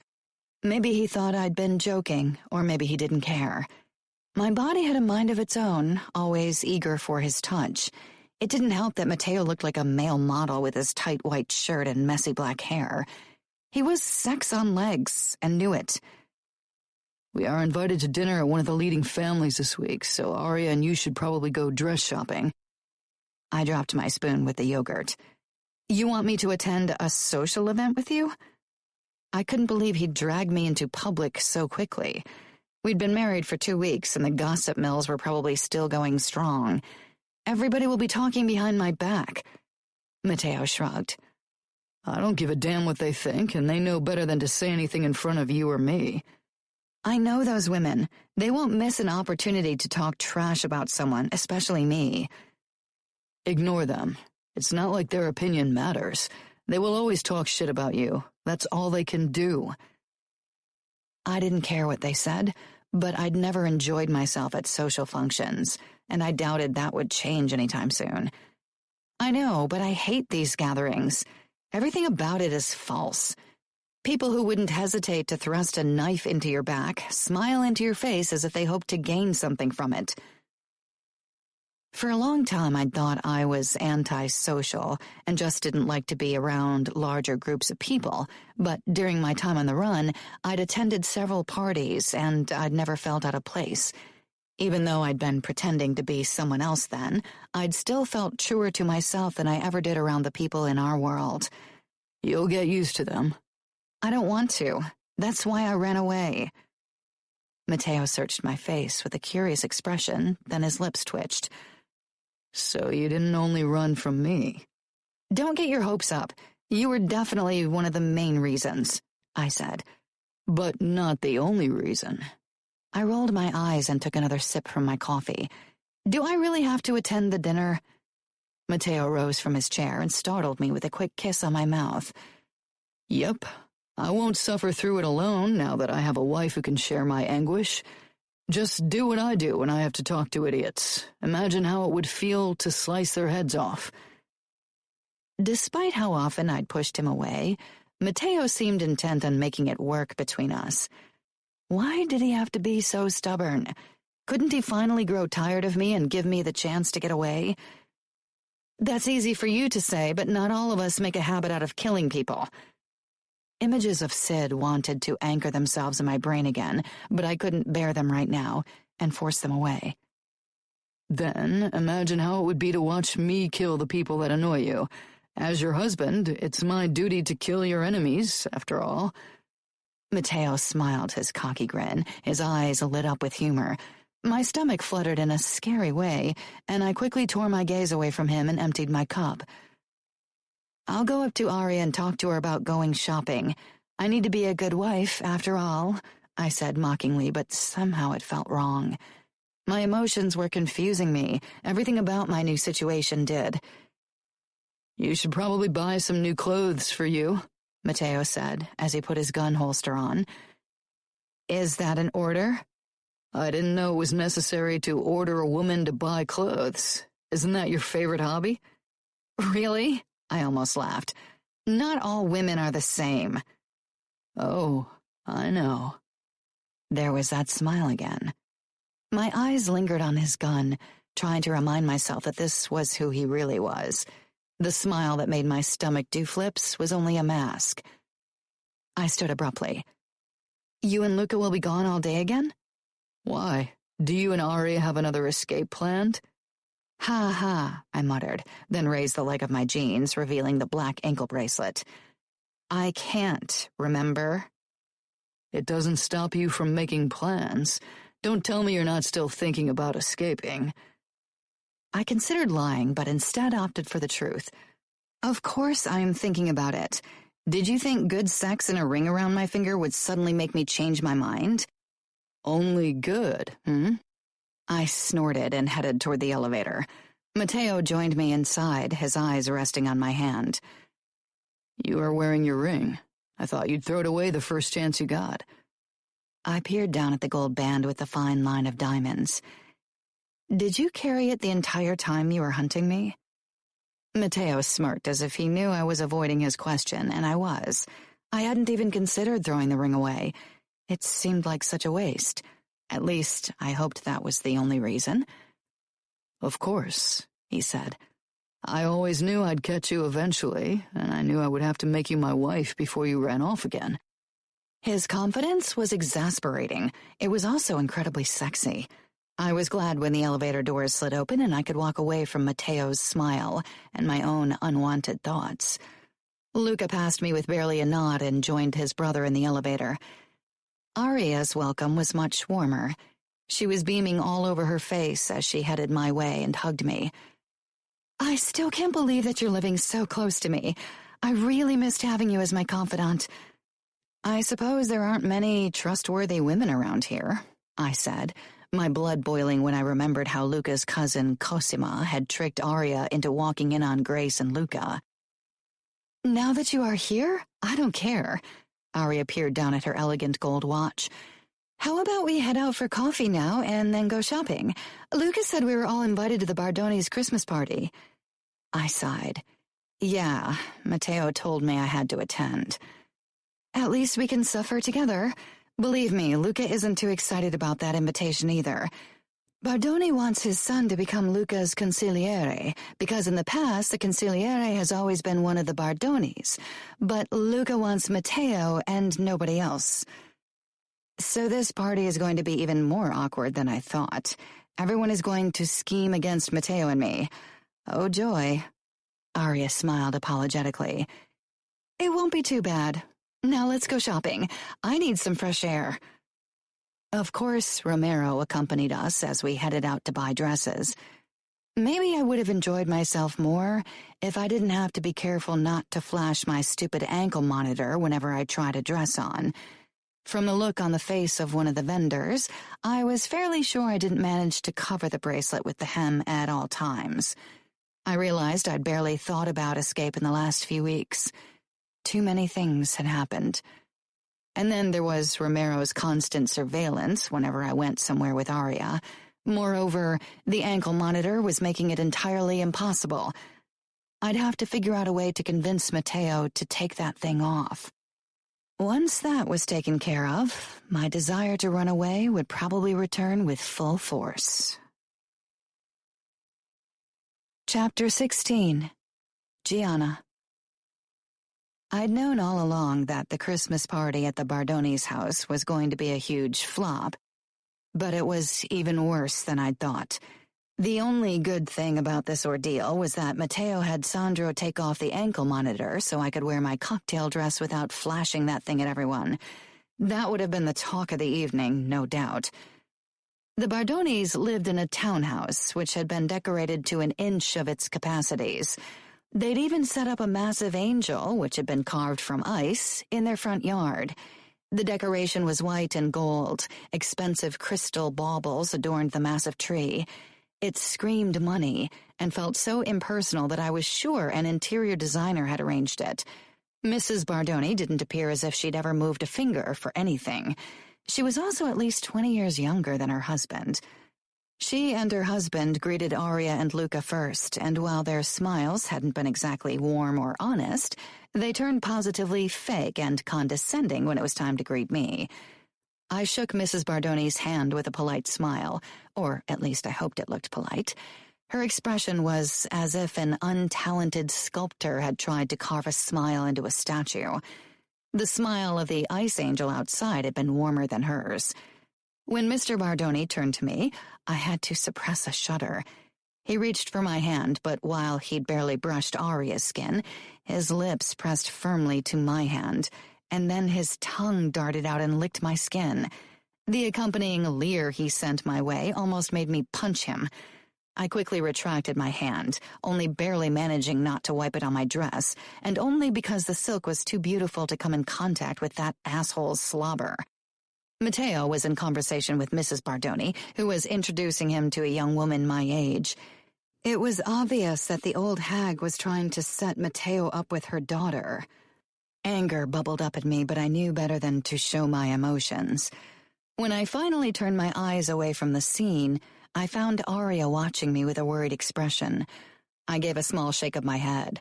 Matteo tore himself away from Mrs. Bardoni and her daughter and wrapped his arm around my waist. He scanned my face as he led me into the living room where the remaining guests had gathered. You look pissed. I shrugged. If I told him what Mr. Bardoni had done, things would become ugly. Looks like you have a fan, I said instead, nodding in the direction of the Bardoni daughter whose eyes followed Matteo. Jealous? He asked, smirking. You wish. But was I? We didn't get the chance to talk more because other guests approached us, and while most of them were acting polite, I could see in their eyes that they despised me. I had a feeling that they would show me what they really thought of me the moment Matteo wasn't around. They soon got their chance. While Matteo and Luca joined the other men, Aria and I strolled toward the buffet. Of course, we weren't alone for long. Soon, the bitch Cosima, Matteo's stepmother Nina, as well as Mrs. Bardoni and a few other women joined us. Aria's presence still offered me some protection from direct insults, but none of the women bothered talking to me. It was as if I wasn't even there. Even Aria's attempts to include me in the conversation failed. I didn't care. I hated these women, hated their fake smiles and nasty personalities. But the worst was watching Aria being polite to Cosima despite what that bitch had done. Eventually, I excused myself and headed toward the terrace door, which allowed a view into the small, snow-covered garden. My reprieve was very short-lived, however. "Beautiful, isn't it?" a high female voice said. Nina Vitiello stood beside me, her mouth stretched wide in the imitation of a smile. She no longer wore black. Her husband's funeral had been more than a year ago. She linked our arms to my utter disdain and led me outside despite the cold. I knew this wasn't going to be pleasant. Even though she was Luca and Matteo's stepmother, she'd never come to visit. I had a feeling she was scared of her stepsons. The moment we were away from privy ears, she turned her back to the windows and faced me with a face devoid of any pleasantness. She reminded me of an ugly toad. "You might be parading around like you are one of us, like you belong in our circles. But if it weren't for Matteo, nobody would invite you." I raised my eyebrows. Did she really think I gave a damn? I'd never wanted to be part of this world. That was why I had run away. It took immeasurable control on my part not to say what I wanted. Instead, I tried to return to the party, but Nina Vitiello held my arm, obviously not done. "A decent girl would have died from shame after being caught with another man. The only reason you're still alive is Mateo's good-heartedness. That boy is too dutiful. Although nobody would have blamed him if he'd discarded you like a dirty rag after what you did. If my husband were still alive, he'd have fed you to our dogs. Dutiful and good-hearted? That didn't sound like Mateo. Deep breaths, Gianna. Don't cause a scene. Again, I tried to leave, but her fingers dug into my skin. Aren't you ashamed of yourself? You've dishonored your family, and now you are bringing shame to the name Vitiello. Your mere presence is an insult to every honorable woman in this house. Your existence is sin. I couldn't help but laugh. Sin? You want to talk to me about sin? I pointed toward the windows behind which New York's worst criminals were gathered. That room breathes sin. Nina Vitiello lifted her chin. Do us all a favor and kill yourself. I wrenched my arm away, shocked. I won't ever do any of you a favor. I turned and headed back inside. Mateo spotted me from across the room where he was talking with a younger version of Mr. Bardoni, Luca, and a couple of other men. I quickly looked away, hoping he wouldn't approach me. I wasn't in the mood to talk to him now. Aria was still where I'd left her, completely entrenched in conversation. I crossed the room as quickly as possible, pretending I didn't hear the whispered whore a couple of people called me. Despite my best attempts not to let those insults get to me, I felt relief when I finally left the living room and found myself alone in the front hall. I needed to find the bathroom to freshen up and clear my head before I entered that room again. I was seriously worried that I'd attack someone if I didn't get a grip on myself. Taking a deep breath, I went and searched for the restroom. I hoped I'd come across someone leaving the bathroom so I didn't have to open every single door. I definitely wouldn't ask Mrs. Bardoni to point it out to me. Unfortunately, the only thing I found was Mr. Bardoni, who must have been following me. The leer the bald idiot sent my way made me want to puke. Mateo. If Bardoni thought I hadn't noticed the way he'd eye-fucked Gianna when we'd arrived, he was even more stupid than I thought. If it weren't for Luca, I would have plunged my knife into the fucker's face right away. But Luca was a new capo, and couldn't use any more trouble, so I had promised him to stay on my best behavior. As the party progressed, I slowly came to the realization that I might have to break my promise. Gianna was trying to put on a brave face, but I could see how upset she was after a talk to my bitch of a stepmother. I didn't want to know what the old goat had said to Gianna. She would never dare say something to my face. She was scared of Luca and me, had been for as long as I could remember. Unfortunately, it took me a few more minutes before I could finally follow Gianna after she'd fled the living room. Luca's warning glance almost made me want to laugh. I had no intention of doing something stupid, except for having a quickie with my wife to lift her spirits. What was wrong with that? When I stepped out into the lobby, I didn't see Gianna anywhere. I paused, listening closely, but the sounds of the party behind me were drowning out everything else. What if she'd run? I should have told Romero or Sandro to keep an eye on her at all times, but I hadn't wanted to embarrass her further. People had enough to gossip about as it was. I headed in the direction of where I remembered the bathroom to be, hoping I'd find her there. A deep voice made me quicken my steps, and when I came around the next corner, I found Gianna alone with old Bardoni. One look at her face, and I knew she was on the verge of a freak-out. She didn't see me as I approached, her narrowed eyes directed at Bardoni. "Why don't you show me what you learned in Europe? I bet you're very talented with your lips. That's why Mateo was so eager to marry you, Bardoni said and reached for Gianna's arm. Before she or I could react, he pulled her against him and fucking kissed her while groping her breast. My blood boiling, I stormed toward them, pulled my knife, shoved Bardoni away from Gianna, and slammed my blade into the soft spot below his chin, piercing his fucking brain. Gianna gasped and stumbled back against the wall, her eyes darting from my knife to my face. "Fuck," I muttered. I chanced a quick glance around, then dragged Bardoni's body toward his office, leaving my knife in his chin so blood didn't shoot out. "You killed him," Gianna whispered harshly. "He shouldn't have touched you." I nodded toward the door. "Open that for me." After a moment of hesitation, she stumbled forward and pushed the door open for me. I dragged Bardoni inside, and Gianna quickly followed me inside before closing the door. I put Bardoni down in his desk chair, then took a step back. This was bad. Luca would kick my ass when he found out. "What are we going to do?" Gianna asked in a toneless voice from her spot near the door. "We're going to make it look like I didn't kill him." "Your knife is in his head." I grinned, but sobered when I saw Gianna's expression. It reminded me of the look she'd had after Sid had been shot. Sometimes I forgot that not everyone was as used to blood and death as me. Slowly she came closer, gaze frozen on the body. "Why did you kill him?" "Because he was an asshole."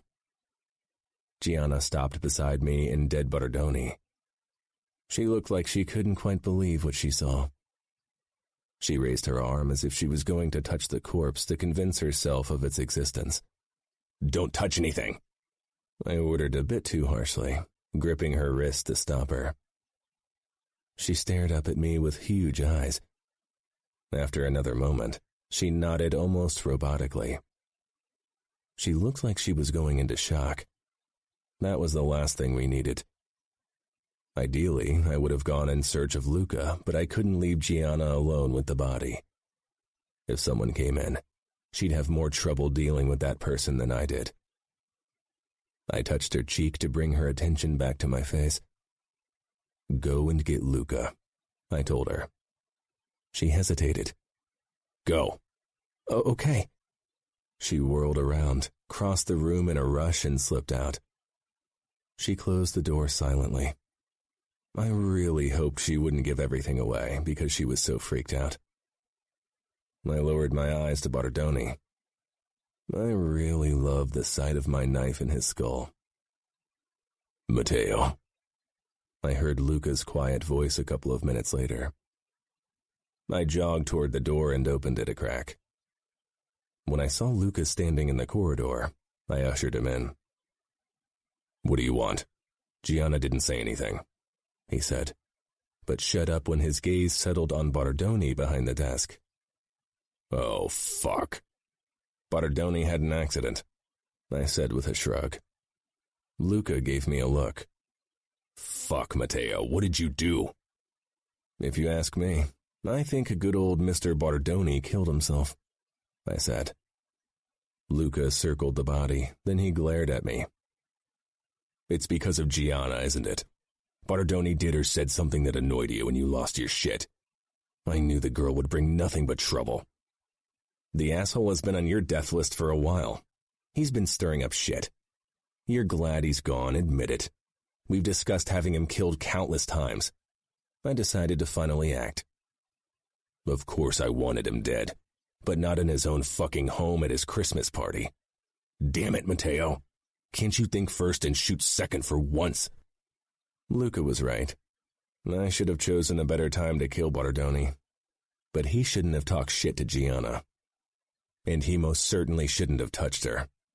He dug his own fucking grave. "I'll call Romero. He's keeping an eye on Arya and Gianna, but we'll need him here to deal with this fucking mess." Luca ran a hand through his hair, sent me another glower, then picked up his phone and called Romero. A couple of minutes later, someone knocked. Luca held up his hand to stop me from opening it. Instead, he went and let Romero in. Romero's eyes scanned the scene before him, before focusing on me. "You killed him?" I raised my arms. "Why did it have to be me?" It was a rhetorical question. It was almost always me doing the killing at improper times. "Because you're the crazy one," Luca muttered, then said to Romero, "Can you make this look as if Bardoni killed himself?" We all looked toward the dead asshole, hanging limply in his chair, lifeless eyes still expressing surprise at his early demise. Romero grimaced. Few people stab themselves in the brain. There's always a first time for everything." I chuckled, but fell silent at a look from Luca. "Oh, come on," I said. "It was funny." Luca's lips twitched, but he was too stubborn to admit I was right. I knew he was more than a little glad that I'd gotten rid of Bardoni for him. "Search the room for a gun that could have blown his fucking head off. I don't need the Bardonis on my back right now. I want this matter dealt with quietly. No matter how we make it look, the Bardonis will suspect something. They won't believe it was suicide. Bardoni was far too narcissistic to end his own life," I said. "Maybe I should put a fucking ankle monitor on you too," Luca growled. "You are a ticking time bomb." Romero stopped searching the drawers of the desk. "Even if the Bardonis suspect something, they won't say it aloud. If they don't have proof, they won't seek retribution." "I wouldn't count on it," I said. "But we'll make sure they won't get a chance for revenge. Maybe you should pull your knife out of Bardoni's head. Nobody will believe it was suicide with your blade stuck in his chin," Luca said. I walked toward the body and slowly pulled my knife out, then quickly took a step back before blood could get on my clothes. I checked my white shirt for any specks. My black trousers and jacket would hide blood better, but luckily I was clean. The same couldn't be said for Bardoni's clothes. Blood was quickly soaking his shirt and trousers. Romero pulled a high-caliber Smith & Wesson from a drawer in the cupboard behind the desk. "This could do." "Good," Luca said with a nod. "Matteo and I will return to the party. Wait about 5 minutes before you blow his head off, then get the fuck out of here. Matteo and I will hopefully be here first, and in the commotion nobody will notice you're gone." Romero was already busy figuring out the best angle to shoot Bardoni, and barely reacted when Luca and I slipped out of the room quietly and closed the door. The corridor was deserted, except for Gianna, who was lingering at the end looking anxious. "Make sure she doesn't let something slip," Luca ordered. "And we'll have a talk about this fucking matter later." "Don't worry, Gianna can lie if she has to." "Oh, I don't doubt she can lie very well if she wants to, but she's not exactly the most trustworthy person." "She's my wife," I reminded my brother with a bit too much force. "That's the problem." He walked off back to the party before I could reply, and I headed toward Gianna. Gianna. I couldn't believe Matteo had rammed his knife into that man's chin. It had been a horrible sight, seeing Bardoni with dead, shock-widened eyes. He had been an asshole, and I certainly wasn't sad to see him gone, but seeing my own husband kill him without a second thought had been horrible. Matteo had acted so quickly, no hesitation, no preparation. Every move had spoken of experience. I'd known he was good with the knife, of course. Even in Chicago, people had talked about his skills, but it hadn't prepared me for watching him actually use a knife on someone like that. After I'd told Luca to find Matteo, I waited in the corridor. Aria had gone back into the living room. It would have looked suspicious if all of us had suddenly disappeared. And people were very eager to talk to Aria, so her missing would definitely have drawn attention. Nobody would mind my absence, however. I'd barely waited for a minute when Romero hurried past me toward the office. People always said I was unpredictable. I had nothing on Matteo. I wrapped my arms around myself. My heart was still pounding in my chest, and I couldn't stop checking my surroundings nervously. I was still trying to come to terms with my feelings for what happened when the door to the office opened and Luca and Matteo stepped out without Romero. Luca passed me without a glance. He probably blamed me for the mess his brother had caused. I didn't think Matteo needed much of an incentive to kill, but naturally I realized that I had been the reason for Bardoni's death. Matteo had acted out of jealousy and possessiveness. Seeing another man touching me had made him snap. Matteo scanned my face as he approached me. I probably looked pretty upset. The problem was I didn't feel nearly as upset as I knew I should. I couldn't bring myself to be sad about Bardoni's death, no matter how much I tried. Matteo's movements were so lithe, so self-assured, and somehow, despite everything, I felt myself drawn to him, even to that dangerous side he'd showed me today. Matteo wrapped an arm around my waist and led me toward the front hall. Instead of returning to the living room, he steered me into a small guest bathroom near the front door. "What the hell are you doing?" It burst out of me. "I won't make out with you after you killed someone." Matteo gripped the back of my neck and pulled our bodies flush against each other before pressing his mouth to mine, kissing me hard. I panted for air when he drew back. His lips brushed my ear. "You look so fucking sexy. I could fuck you in a room with a dead body and wouldn't care." "I don't doubt it," I muttered, but I didn't try to pull back. His warmth and strong body steadied my trembling limbs. Maybe the events were affecting me more than I thought. "But that's not why we are here," he murmured. A loud shot carried through the house. I jumped. "What?" "That's why," Matteo said calmly. "We're going to pretend we had a quickie. We don't want people to think we had something to do with Bardoni's unfortunate end, right?" He ruffled my hair, then his own before unbuttoning his top 2 buttons. He raised his dark brows. "Ready?" I nodded. "Remember, we don't know anything. We are shocked and surprised." Matteo ripped open the door and headed out, pulling his gun. The lobby was filled with other guests, most men with their weapons drawn. Confused looks were exchanged. Luca and Bardoni's son ran toward where the gunshot had come from. Several people gave me and Matteo disgusted looks. They seemed to believe the lie Matteo wanted them to. It probably helped that they all thought I was a whore. "Stay here," Matteo said. "I'll have to see what's going on." He looked so honestly worried and alert, as if he really didn't know why a shot had sounded. Nobody would doubt him. If I didn't know better, even I would have believed in his innocence after that show. He hurried toward the crime scene. I could only watch in stunned silence. Matteo was a master manipulator. Chapter 17. Gianna. It was way past midnight when we finally got home. Most of the other guests had left long before us, but Luca and Matteo had to stay as heads of the familia and pretend they were trying to figure out what had happened.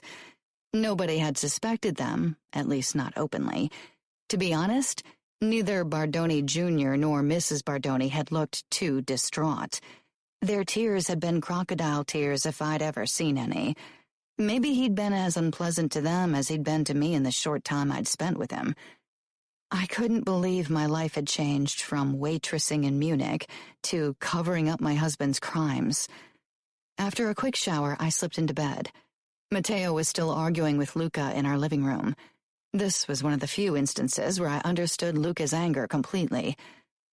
I lay on my back, staring at the ceiling as I listened to their voices. The ankle monitor lay on my nightstand, mocking me. Maybe I should have used tonight's confusion to escape. Luca, Matteo, and Romero had been busy cleaning up their mess, and I had been without my stupid ankle bracelet. It had been the perfect opportunity. Then why hadn't I run? I doubted anyone would have stopped me. Because of Arya? I wished that was the only reason, but as I'd stood in the lobby waiting for Matteo to return, I hadn't even considered escape. Why wasn't it at the forefront of my brain anymore? 6 months ago it had been all I could think about, had been an obsession that had consumed me, and now it sometimes felt that I only thought about running because I felt that I was supposed to do it. It was confusing. I wasn't as miserable as I'd worried I'd be living with Matteo. Of course, he was a crazy-ass killer, but it wasn't as if I wasn't used to that kind, and it actually made life exciting, even if I hated admitting it. Living life as a normal person, doing normal things, earning money with normal jobs, had been an incredible experience, but for some reason it had never felt like more than a distraction. The door opened and Matteo strode into the bedroom. He wasn't wearing his jacket anymore, and half of his shirt buttons were already unbuttoned. He flashed me his usual grin before he disappeared in the bathroom. I could have pretended to be asleep to avoid talking to him, but for some inexplicable reason, I wanted to talk to him. When he emerged from the bathroom in his boxer shorts, flashing his lean, muscled torso, I almost canceled my plans, but that would really have felt too wrong. A man had died, albeit a horrible man, and having sex so shortly after his death would have felt utterly wrong. Matteo slid under the covers and reached for my waist, pulling me toward him.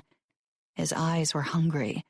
There was no sign that he even still remembered what he'd done not too long ago. His lips claimed mine, and I let his tongue in, let the kiss consume me until my body was humming with pleasure, and I forced myself to push him away before I did something for which I'd despise myself tomorrow morning. Matteo flung himself on his back with a groan. "This is because of Bardoni, right?" I glared. Maybe I'm just not in the mood. You aren't that irresistible. "If you say so," he said in a low voice that sent a traitorous shiver down my spine. The bastard was way too manipulative. I decided to steer this conversation toward safer grounds. So, will Luca punish you? Matteo chuckled. "Luca has never punished me for anything. He's used to my proactivity." Proactivity? Matteo winked and I almost reached for him again. Instead, I pulled the blankets up to my chin as another barrier between us. Luca looked furious. "He'll get over it. He always does. He would have had Bardoni killed anyway. It was only a matter of time." I had a feeling this wasn't ordinary bedtime talk. When did you kill your first man? Kindergarten? Matteo propped his head up on his arm, smirking. He ran a finger down my arm in a very distracting way. "No, I was a late bloomer in comparison to Luca." "Really? That seems unlikely." "Not really. Luca made sure I didn't get in trouble when I was younger. He was a protective big brother." I can't even imagine Luca being a kid, much less him making sure you stay out of trouble. "He did. Is that really that surprising? Didn't Arya try to protect you when you were younger?" "She still does," I said with a grimace. "See? Luca's the same way. Of course, now I'm making it harder for him to keep me in check, just like you make it hard for Arya." I think there's a huge difference between the kind of trouble I stir up and the trouble you cause. "Give it some time. I have a feeling you haven't reached your full potential yet." A laugh bubbled out of me. Damn it. Why did he have to say things that made me laugh? You didn't answer my question. When did you kill the first time? "It was a few weeks after my 13th birthday." That's what you call a late bloomer? Most guys that age worry about their sprouting pubic hair and not killing someone. "Oh, I'd come to terms with my pubic hair a long time before," he said in a teasing voice. "And most guys aren't the second son of the capo of the New York Familia."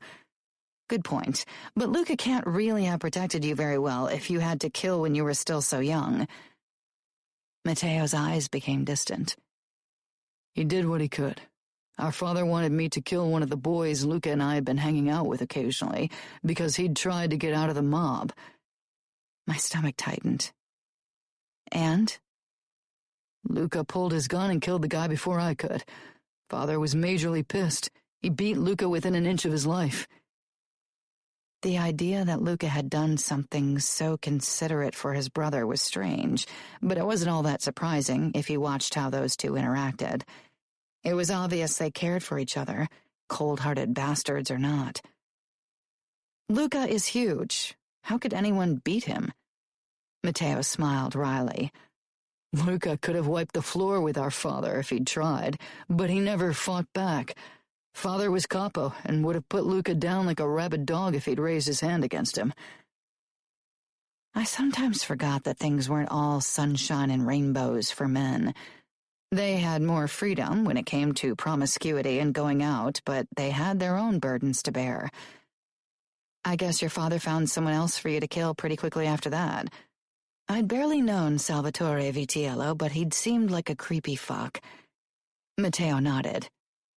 He found out about another traitor a couple of months after that. He made me slice his throat.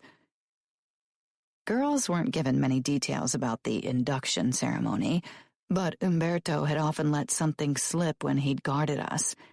Usually, the first kill of an initiate happened from afar with a gun. He didn't let you shoot him? No, it was probably meant as additional punishment because I'd wormed my way out of killing the first time. Shooting is easy, it's less personal. Using a knife is dirty work. You have to get close to your victim, have to get blood on your hands. I held my breath. His voice had become very quiet. Slowly, I raised myself up on my arm. I wanted to touch him, but I didn't. That sounds horrible. Could you do it? What do you think? There was the scary shark grin, the one that made me believe Matteo was capable of anything. You killed him. I did. It was messy. He was tied to a chair, so he couldn't fight back, but it still took me 3 tries to cut his jugular. I was covered in blood from head to toe. I still found blood under my nails the next day. Then why do you prefer knives to guns? You really don't seem to mind getting your hands dirty anymore. In the beginning, it was to prove to my father that I was tough, and that he hadn't broken me like he'd probably intended. And once I got really good with the knife, and everyone admired me for my skills, it seemed like a waste to give it up. I searched his face, but it was blank. I couldn't tell if it was the whole truth or if he was keeping the worst of it to himself. That he'd come to enjoy the more personal kill. For a moment, we stared at each other until it became too personal again, and I lay back down and turned on my back. Did you ever consider killing Luca? If he were dead, you'd become capo. You wouldn't be the first made man to kill a family member to climb the career ladder, I asked. Matteo's expression hardened. I would never kill my own brother. I don't care about becoming capo, and even if I did, I still wouldn't get rid of Luca to improve my position. Luca's got my back and I've got his. That's the way it's always been. That's good. It's important to have people you can trust, I said honestly. Loneliness was a big problem in our world. You had always people around you, but you could trust no one. There was only one person I trusted absolutely, and that was Aria. Lily was too fragile and young for many of my secrets, and Fabi was a boy, and Father's influence on him was growing by the day. And I couldn't even talk to them anymore. What will it take for you to trust me? Matteo asked curiously. A miracle. I turned my back to him and shut off the lamp on my nightstand. The look in his eyes had stirred something in my chest that terrified me. Matteo shut off the other lights, then leaned over to me, kissing my ear. Who doesn't like a good miracle? Matteo's arm was heavy around my waist, his breath hot against my neck, and the leg that was thrown over mine was cutting my blood flow off. Then why did it feel strangely good to wake next to him? I pushed his arm off and slipped away and quickly got up. Matteo didn't wake. His hair was a complete mess and his face looked honest and almost gentle in sleep. I reached out but stopped myself before I could actually brush my fingers over his forehead. What was wrong with me? I took a step back. My eyes landed on the discarded ankle monitor on the nightstand, and an idea crossed my mind. I snatched up the monitor and rushed into the bathroom with it. The thing couldn't be destroyed with water. After all, you could shower with it, but maybe I could flush it down the toilet. Not that Matteo couldn't ask Sandro to bring a new monitor, but the gesture would send a nice message. I plunged the monitor into the toilet and flushed. Unfortunately, it got stuck. Did you just flush down your ankle monitor? Matteo asked in a voice raspy with sleep. I whirled around. He was leaning in the doorway, arms crossed over his naked chest, and an amused expression on his arrogant face. Heat rushed into my cheeks. I tried, but it got stuck. Chuckling, Matteo advanced on me and we both stared down into the bowl. And who's going to get it out of there now? You? Matteo reached down, but I grabbed his arm. Aren't you going to put on gloves or something like that? It's clean, and I can wash my hands afterward, he said with barely disguised amusement. My hands have been covered with worse, believe me. I released him with a shrug. Do what you want. He retrieved the ankle monitor and put it on the washstand, then shoved down his boxer shorts and strode toward the shower, presenting his firm butt to me. He turned on the water and stepped under the steam before facing me again with a raging hard-on. Want to join me? I grabbed my toothbrush. No thanks. It took a lot of restraint not to watch Matteo while he showered. I had a feeling he was taking his time on purpose. The water shut off and Matteo stepped out, drying himself with his towel. He nodded toward the ankle monitor. You realize that it's still working, right? Oh, come on. I didn't run away last night. You don't need to put that thing on me again. I'll behave. Really? Matteo asked, dropping the towel and stalking toward me. That doesn't sound like you. I rolled my eyes. Two could play this game.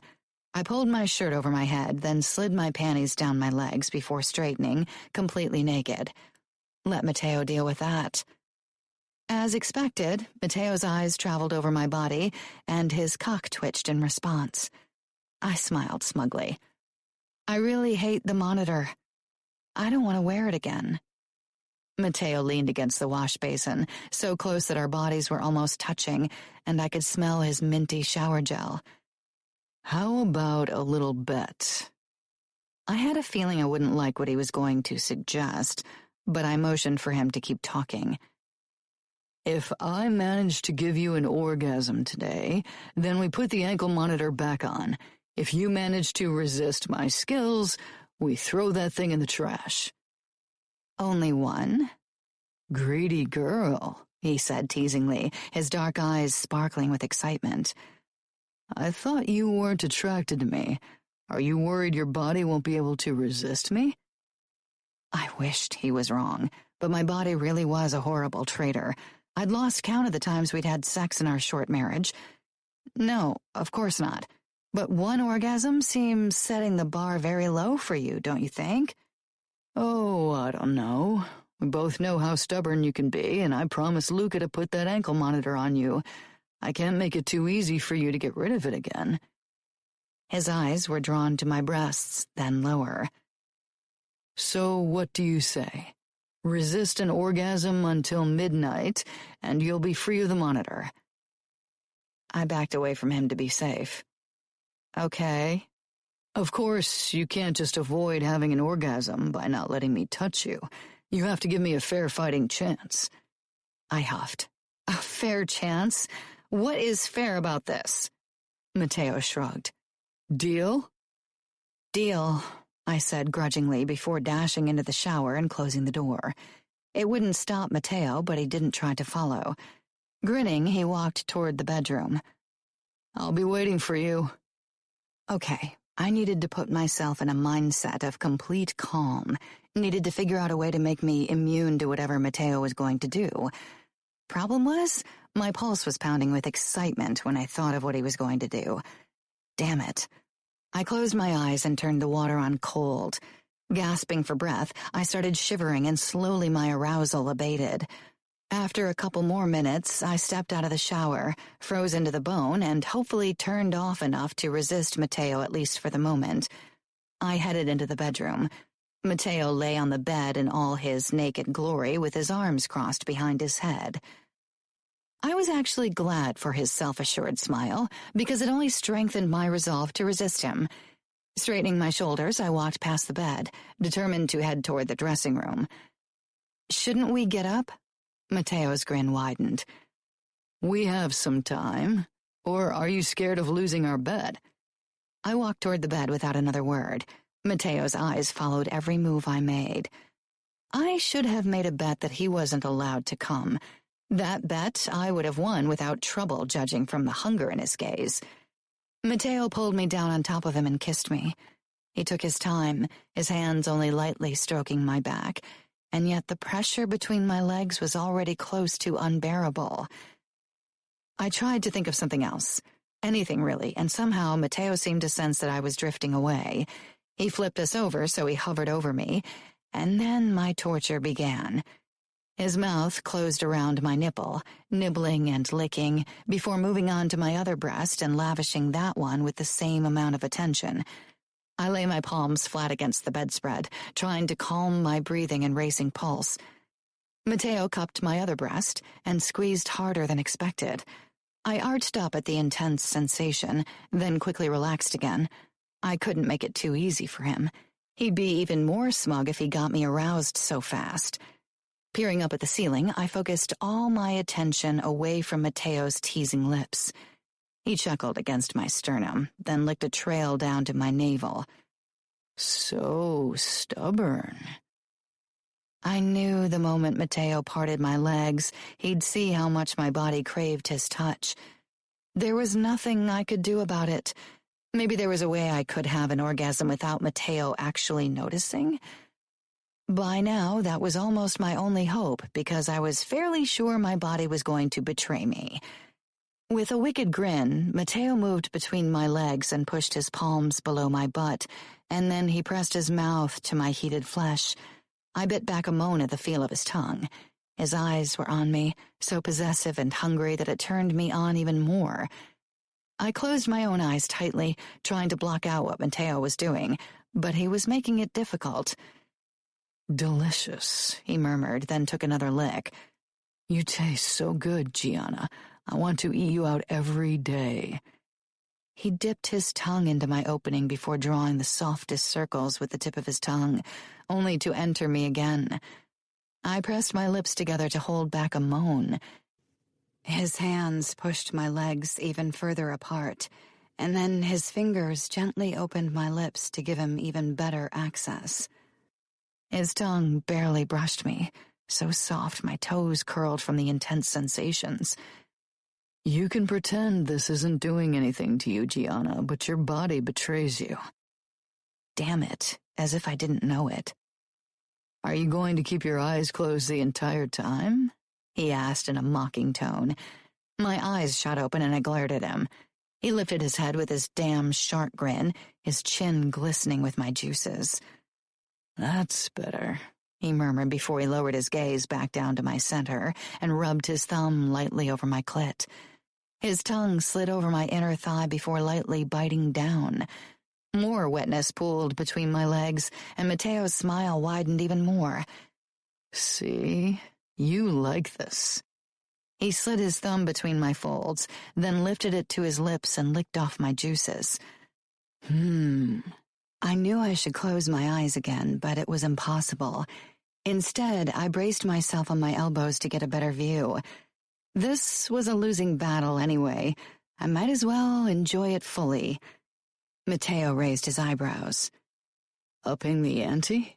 He dove back down and I threw my head back, not even bothering to keep the moan in. Fuck the stupid bed and the stupid ankle monitor. My calves started spasming, and the tremor spread through my entire body as pleasure coursed through me. There was no thinking of hiding my orgasm. No chance in hell. I arched off the bed, letting pleasure consume me. Loud cries fell from my lips, and I let them out without restraint. Eventually, I caught my breath. Mateo pushed himself up on his elbows. The look on his face made me regret my weakness. "Maybe one orgasm was really unfair," he said in a raspy voice. "You think?" I whispered breathlessly. "How about an additional bet? All or nothing." "I'm listening." "If I manage to make you come, you lose and I won't have to wear the ankle monitor again. If you resist, I'll put that thing back on without protest." Mateo sat back on his haunches, presenting his rock-hard cock. I leaned forward and curled my fingers around his length with a challenging look. "So, what do you say?" "Why should I risk losing if I can only win the same thing again?" I licked my lips and squeezed his cock once. "Are you scared of losing?" I repeated his earlier words. He chuckled. Of course not. The bet's on. I'm in your hands. "Lie down," I ordered, not wasting any time. I'd win this bet no matter what. Mateo. I flopped down on my back beside Gianna and crossed my arms behind my head. Gianna looked pretty confident. My cock was already hard from licking her, and she probably thought I wouldn't last very long. She didn't know me very well. She knelt beside me, then lowered her head very slowly, her eyes glued to me, challenging and sexy as fuck. Did she know how much her gaze turned me on? That look alone made my cock twitch. Gianna curled her fingers around my base and swirled her tongue around my tip before she took all of me into her fucking hot mouth. I loved seeing my cock disappear between her pink lips. When I hit the back of her throat, I almost groaned. Gianna smiled around my width as if she knew exactly what she was doing to me. And then she started to hum, and the vibrations went straight to my balls. "Oh, fuck," I growled, which only seemed to spur her on more. She bobbed her head up and down, eyes on me, and massaged my balls in the best possible way. "You're so good at this," I said. She rolled her eyes at me, and damn, if that didn't make her even sexier. Her red hair stuck to her forehead and cheeks as she took me deep into her mouth. I wasn't going to last forever. I'd never really thought I could win this bet. Never actually wanted to win. All I wanted in this moment was to come in Gianna's hot mouth. I raked my hands through her gorgeous locks. The muscles in my thighs tightened, but I fought the sensation off. It was too fucking amazing to be over so soon. And knowing Gianna, I might have to wait a while before she gave me another blowjob. She looked like a sex goddess. Fuck. I'd wanted to see her like that for a long time. Had fucking daydreamed about it. I jerked my hips and felt my balls tightening. Gianna sucked even harder. Not that I needed any more convincing. All I wanted was to spill into her. And then I fucking exploded. Gianna didn't pull back. Fuck, she kept sucking even as I shot my cum down her throat. With a long moan, I let my head fall back and my body became slack. Gianna lifted her head and wiped her mouth with a wide smile. "I win." I laughed quietly. "You did. Congratulations. So I won't have to wear the ankle monitor ever again?" she asked with a hint of suspicion. That's the bet. I didn't tell her that I felt like the real winner. I'd never liked seeing her with the ankle monitor. It had always felt like a sacrilege to cage her in like that. I was glad that she wouldn't wear it anymore, even if that meant I had to keep a close eye on her, and that Luca would probably punch me. Chapter 18. Gianna. The next morning after I'd showered and dressed, I enjoyed my newfound freedom, even if it was small. Mateo had kept his promise and stashed the ankle monitor in a drawer. I didn't have to wear that stupid thing, at least for now. I doubted Mateo would still keep his promise if I tried to run again. We'd both lost our bets, and yet we both felt like winners. Life with Mateo was an enigma. He was already leaning against the kitchen counter, drinking coffee when I came out of the bedroom. His smile was so smug, I had trouble stopping myself from wringing his neck. I grabbed a cup for myself, then leaned across from him. "Do you ever feel regret or guilt?" Mateo's eyebrows climbed his forehead. Regret? "Yes, you know, that feeling normal people have when they've done something wrong." I took a sip. I wasn't even sure why I was asking, except to wipe that annoying smugness off Mateo's face. For a long time, Mateo only looked at me until I couldn't stand it anymore and pretended my coffee was really interesting. Why did I suddenly feel guilty for asking that question? "There's little time for guilt and regret in my life," Mateo said. His voice was quiet and devoid of humor. I couldn't help but look up, trying to gauge his mood, but as usual he was making it difficult. "So you do feel it sometimes?" "Occasionally, but I've learned a long time ago that it's not clever to dwell on the past. I prefer to focus on the future." With that, his usual charm was switched back on. He strode toward me, set his cup down on the counter, and braced his arms beside me. "Do you ever regret running?" I opened my mouth to say no, but for some reason I hesitated. That moment of hesitation was all the answer Mateo needed. "Why?" "Because it got someone killed," I said quietly. I'd managed to forget Sid and his horrible end, but now it all came back. I could have kicked Mateo for bringing the memory back, especially because I'd come to realize that the life I'd run from wasn't as horrible as I'd wanted it to be. Mateo's expression said he didn't give a fuck about that, and it was pretty much what I'd expected. "I can tell you without a doubt that I don't feel guilt over that guy's death," he murmured. He ran a hand down my side. "I would have killed every guy that touched you, but we both know I don't have that because despite plenty of opportunity, you were a good girl." The way he said good girl made my blood boil. I was still trying to come up with a clever comeback when the elevator rang, announcing a visitor. Mateo pecked the tip of my nose with a superior expression before staggering off toward the elevator. I couldn't believe him. I was still glaring at his back when the elevator doors slid open and Aria walked into the apartment. She was talking on the phone. To my surprise, Mateo moved into the elevator, leaving us alone.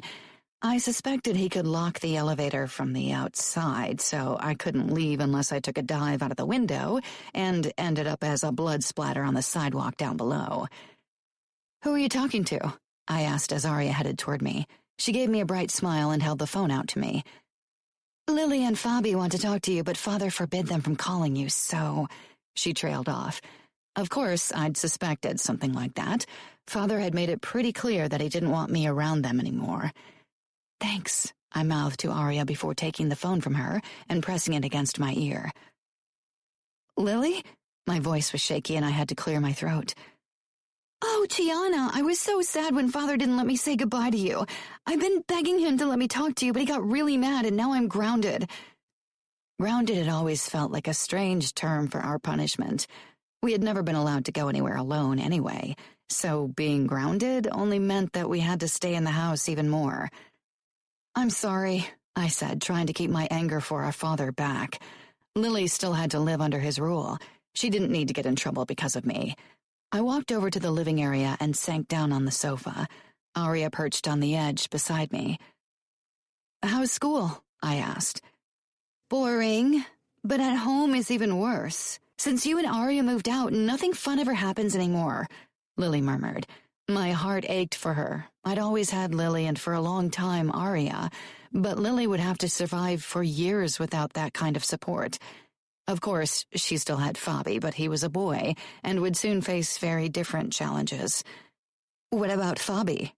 "He's being a pain in the ass," Lily said. In the background, I could hear my brother say something. "You are," Lily retorted.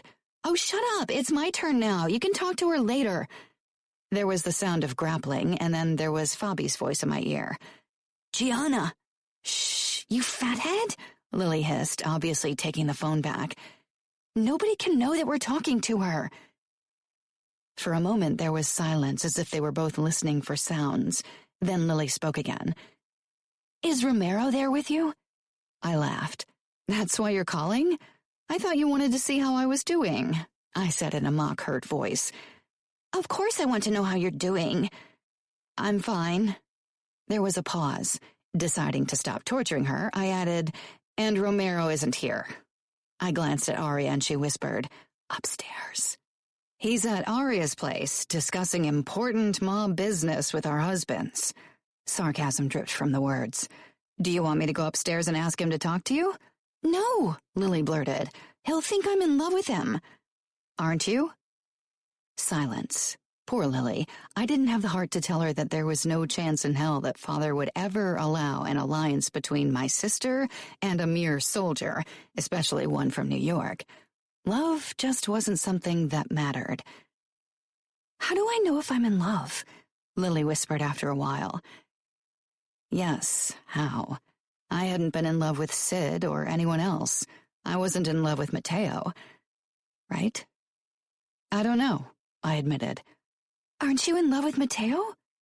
"Why would you think I was? I ran away, remember?" "But you're married now." "Marriage doesn't equal love." "It did for Arya," Lily said. My eyes darted to Arya, who was frowning at me. "You're right. Maybe you should ask her then." Before Lily could say another word, I handed the phone to Arya. "Lily wants to know how it feels to be in love." Arya took the phone from me, her blue eyes full of concern. She listened to Lily for a moment before she said, "That's hard to put into words. Love is when you feel safe in someone's arms, when he's the first thing you want to see in the morning. Love is surrendering. You risk getting hurt, but you don't care. You are willing to give someone the power to break your heart. Love means seeing someone at their worst and still seeing the good in them. Love means someone is perfect for you despite their imperfections." She grew quiet, eyes distant. I didn't have to ask. I knew about whom she was thinking. I swallowed hard. I could have never said what Arya had just said. Unwantedly, an image of Mateo's cocky grin flashed in my mind. I'd definitely seen him at his worst, that day he'd tortured the Russians. "But how do I know when I'm in love?" I heard Lily's whine through the phone. Yes, how?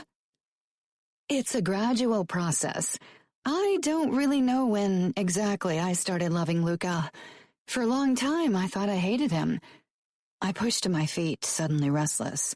This wasn't a topic I felt comfortable with. It made my chest feel tight, made me start to panic in an odd way. I hurried into the kitchen and made myself another cup of coffee.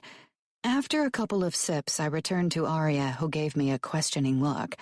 I raised my cup as a way of explanation. "Here," she said, handing the phone back to me. "So what else is new?" I asked lightly.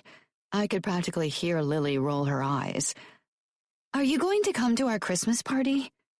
I opened my mouth to say yes, because I'd always been there. Then I realized I probably wasn't wanted anymore. "I don't know. Things are difficult at the moment." "You mean Father doesn't want you to come?" "The only reason I would want to come is you and Fabi. I don't care about anyone else. And maybe you and Fabi can come visit New York in the new year." Lily was silent. "Father said he won't ever allow us to go to New York again after what you did." That shouldn't have shocked me as much as it did, I suppose. Of course he wouldn't let Lily out of his sight. He couldn't risk another one of his daughters turning into a slut. "We'll figure something out. I'll ask Mateo if we're going to Chicago." Facing Father again was the last thing I wanted to do. For all I cared, I would never set foot on Chicago ground again, but the idea of never seeing Fabi and Lily again was even worse. "Promise?" "I promise," I said. "Now give me Fabi before Father realizes you're talking to me and not Arya." "Hi," came Fabi's voice. "I bet you've grown another 2 inches since I last saw you." "When I grow up, I'll be at least 6 feet tall," he said proudly. 6'4" at least. You'll probably be taller than Luca. "That would be so cool. I could kick everyone's ass. Everybody would have to be nice to me and respect me." I smiled wistfully. Soon enough, people would do that anyway. The cute boy would be replaced by a ruthless killer. "That would be cool," I agreed. "So, do you have any new knives?" Fabi had a huge collection of knives, a bigger collection of knives than a 10-year-old should have. Of course, Father supported my brother's fascination with weapons. "No," Fabi said, sulking. "Father is angry at me." "Because of me?" Fabi didn't say anything at first, but I knew he was shrugging in that cute way he had. "I don't like how he screamed at you." "I don't like it either. But you have to try not to make Father angry too often, Fabi. I don't want you to get punished." Now that I wasn't available as Father's favorite punching bag, I worried Fabi might have to bear the brunt of his anger. "Okay," he said. "I miss you." "I miss you too." We hung up and I handed the phone back to Arya. "Are you okay?" she asked. I nodded half-heartedly. "The party is next weekend, right?" "Yeah." "I guess I'm not invited?" Arya grimaced. "Even Luca and I aren't sure if we should be going." "Why?" "Things are really bad right now. Luca has enough trouble in New York, and he doesn't want to deal with Dante, Cavallaro, or Father in addition to that. Fabi and Lily will be really sad if you don't come to visit." "I know," Arya said with a sigh, leaning against the backrest. "That's what I've been telling Luca. I even suggested I could fly over alone with Romero, so Luca could take care of business here." "Let me guess, he hated the idea." Arya laughed. "Yeah, he doesn't trust the outfit and won't let me go there without him." "I kind of have to agree with him. I wish we could go together, though." "Maybe next year. Father can hardly stay mad at you forever." "Father will still be mad at me when he's roasting in hell." As expected, I wasn't invited to my family's Christmas party. Officially, Father couldn't have denied me entrance as Matteo's wife, but not only would that have been very awkward, but Matteo also didn't want to risk taking me back to Chicago so soon. That night, after my body had won over my brain once again and succumbed to Matteo's charm, I lay naked in his arms, his chest pressed up against my back. I wasn't sure why I always fell asleep with his arms around me, and worse, why I was sometimes longing for his closeness during the day, too. So far, I'd managed to resist that second notion, at least. "Will I ever see Fabi and Lily again?" I whispered into the silence. Matteo's arms around my waist tightened. "If they were part of the Cosa Nostra, Luca could do something, but your father only has to listen to Cavallaro." "I know," I said almost angrily. I knew how things worked in our world. "But can't we invite my family over for some kind of gathering? Father wouldn't reject a direct invitation, right?" Matteo propped himself up and stared down at my face. "Your father would definitely follow the invitation, but he wouldn't have to take your sister and brother with him. Many men keep their families out of it for security reasons." I nodded. Matteo watched me for a long time, and it was starting to make me feel naked in a very different way. I shot him a glare. "What?" "Luca is very convincing. Maybe he can ask your father to allow Liliana and Fabiano to come for a visit after Christmas. Your father could send his own guards with them if he doesn't trust us." "Why would Luca do that? He and Arya are still welcome in Chicago." "If I ask Luca, he'll do it." "And why should you ask him? Aren't you in enough trouble already because of Bardoni and getting rid of my ankle monitor?" Matteo twirled a strand of my hair around his finger. "I'd do it for you. You are my wife, and I want to make you happy." His smile was teasing, and yet what he'd said had sounded sincere. My heart thudded dangerously, and new panic rose up. What was happening? Fear of my own emotions got the better of me. "If you really care about me and want to see me happy, let me go. All I've ever wanted was freedom and a normal life." The moment the words left my mouth, I realized I wasn't sure if they were still the truth. Matteo's expression shut off, something hard and cold settling in his eyes. He lay back down and extinguished the lights. I almost apologized and reached out for him. His lips brushed my ear. "I guess then that means I don't care enough, because letting you go, that's the one thing I'll never do." After that conversation, our interactions in the next few days were reduced to sex once again. To my surprise, I missed our banter. I even missed Matteo's stupid cockiness and that annoying shark grin. But most of all, I missed falling asleep with his fingers tracing the soft skin of my inner forearm. Christmas time was definitely turning into my own personal nightmare. Matteo and I were invited to 3 more parties, all of them either hosted by high-ranking mobsters or businessmen with close connections to the mob. All of them too important to offend by not attending. I really hoped Matteo wouldn't kill any more hosts, though. The Bardoni debacle so far had been without consequences, but I still wasn't entirely sure it would stay that way. At some point, people would undoubtedly get suspicious. Now that I wasn't wearing an ankle monitor anymore, Sandra was my shadow, and when Aria and I went anywhere together, Romero was always there as well. It was ridiculous. Even without a technical device, every aspect of my life was out of my control. Married bliss, my ass. I fixed a wayward strand, which had fallen out of my updo, and brushed my hands over my new dress. With all the social events looming in my future, Aria and I had done another big shopping trip.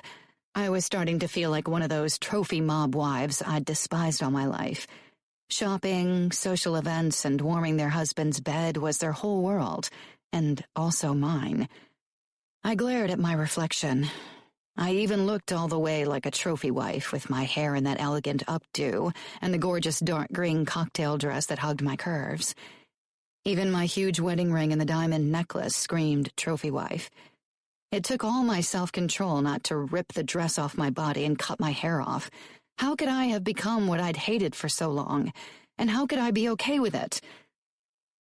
"Aria and Luca are here," Matteo shouted. "We need to get going." This was more than he'd said to me outside of the bedroom since that night. With a sigh, I turned away from the mirror and headed toward the living room where Aria, Luca, and Matteo were waiting. Matteo looked marvelous in a slim-fit black suit, white shirt, and black tie. It was so cliché mobster, but he pulled it off with ease. That man always looked good.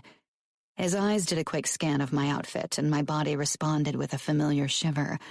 I'd read about looks that were like sex, but I'd always considered them urban legend. But Matteo had that look down to a T. I kept my face unaffected as I walked toward them. Aria was an apparition in her dark red dress with her golden curls. In the past, I'd often felt like I could never compete with her, but I'd come to realize that I didn't have to. Luca towered over my sister in a similar suit like Matteo, but it did nothing for me. I stopped beside Matteo, and his hand immediately went to my hip. Did he even notice how possessive those small gestures were? In the past, my first reaction to them would have been annoyance followed by a rebuff. But now it seemed almost natural. I wasn't sure why this was the case. Why I molded so easily into the life that had been cut out for me even before my birth.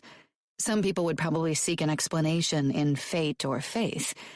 I'd never considered either option to be valid. I didn't like the idea that some bigger, outer thing controlled who I was and how my life would develop. "Hey, where are you?" Matteo asked, squeezing my hip lightly. I blinked, focusing on him. I hadn't even realized we'd stepped into the elevator. I shook my head. Thinking of all the ways this evening could end badly, I lied. "As long as Matteo keeps his knife in his holster and you keep your mouth in check, things should go smoothly," Luca muttered, sending both Matteo and me a glare. "Tonight is important. Several of the attending businessmen are under pressure from the Russians. I want to show strength and make a good impression. It would be even better if you could manage not to offend the wives." "Why me? What about Aria?" "Aria knows how to behave herself. She's the perfect lady, whereas you are anything but." Aria touched Luca's chest. "Be nice to my sister." "I'm not rude to everyone, only people I don't like," I said pointedly. "Which will be everyone at the party," Matteo interjected. "They are insufferable, believe me." We exchanged a grin, then, as if remembering our kind of fight from a few nights ago, looked away from each other. I could see Luca give Aria one of those secret looks they always shared. "Just behave yourself," Luca said. "Both of you. It's like God sent you two to me to test my patience." Aria giggled and hit Luca's shoulder lightly, but her eyes were sparkling with adoration. Would I ever look at someone like that? I wasn't sure if I wanted to. It seemed like she was baring her soul for everyone to see, and she didn't even mind. Together we stepped out of the elevator and into the freezing cold parking garage. I shivered. I hadn't taken a coat with me because I only had to walk from the elevator to the car, and then from the car to wherever the party was taking place. But now I regretted it. It was mid-December, after all, 1 month since Matteo had caught me. Sometimes it was hard to believe so much time had passed already. Matteo let go of me, removed his jacket and put it over my shoulders. His warmth and scent enveloped me, and I caught myself drawing in a deep breath. "Thanks," I said, half embarrassed. Luca had done the same for Aria despite the short way to the car. Aria and I settled in the back of Matteo's Porsche Cayenne while Luca and Matteo sat in the front. It seemed the men weren't worried anymore that I'd tried to jump out of the driving car to escape. Maybe they, too, had noticed how easily I'd settled in. Aria leaned over to whisper in my ear, "I know you don't want to see it, but you and Matteo are like you were made for each other." I shot her a look, ignoring the way my pulse sped up with an emotion I didn't even want to think about. "Don't even start." Aria shrugged. "It's the truth, and he's really trying. They aren't perfect, but they are trying to be good to us.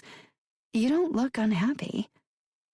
I wasn't exactly unhappy, but I tried to attribute it to Aria's constant presence in my new life. It was the convenient explanation. I didn't say anything, couldn't come up with a witty reply that wouldn't sound utterly fake. We sat in silence after that, and yet I felt like my silence was more of an answer than I liked. I was actually relieved when we finally pulled up in front of a luxury apartment building, not unlike the one Matteo and I lived in. A doorman rushed toward our car and opened my door. Good thing he didn't see both Luca and Matteo reach for their weapons, always ready for an attack. I thanked the guy, who looked like he was barely my age, and got out. Aria followed quickly. We handed the jackets back to our husbands before walking into the brightly lit lobby. Another doorman waited next to the elevator and clicked the correct button for us. As we rode up toward the top floor, Matteo leaned close and murmured, "Don't forget to behave yourself." He winked at me when he pulled back, and I knew we'd be in trouble. Matteo's expression promised that he had absolutely no intention to be good tonight. The party took place in a huge penthouse overlooking the city. It was not quite as big as Luca's, but definitely showy. The walls were covered with drawings by Picasso, Warhol, and Miro, all of them originals, and I had a feeling the furniture was as pretentious. But everything had been removed to fit 2 long tables for 80 guests into the room, as well as a dozen bar tables where guests could mingle before dinner. The noise level was overwhelming, despite the size of the penthouse, and there wasn't anything Christmassy about the decoration, except for an abstract glass nativity scene on the mantel, and an even more abstract glass Christmas tree in one corner. Aria and I looked at each other and almost burst into laughter. My mood dropped the moment the host and hostess, a middle-aged couple that looked even more fake than their tree, approached us. I braced myself for the disgusted once-over, but the woman smiled at Aria and me the same way. The hostess, who introduced herself as Miriam, practically beamed at me, though it looked almost scary because her face was frozen from too many Botox treatments. "You must be the beautiful new bride," she said, and kissed me on both cheeks. "Yes, thank you," I said, startled. I darted a confused look at Matteo. He must have read it right because he leaned toward me while the host and hostess spoke to Luca and Aria. "They aren't part of our culture. They don't give a crap about our rules and morals," Matteo whispered. The hostess turned back to us. "Dinner starts in 30 minutes, but please help yourself to our delicious hors d'oeuvre and champagne." She pronounced champagne in an odd French accent, which almost made me laugh again, but I pulled myself together and smiled politely instead. The woman had been kind to me, so I had to act accordingly, even if Luca thought I was incapable of pleasantness. I glanced around, only spotting one familiar couple that I assumed must be part of the mob, or I wouldn't have recognized them.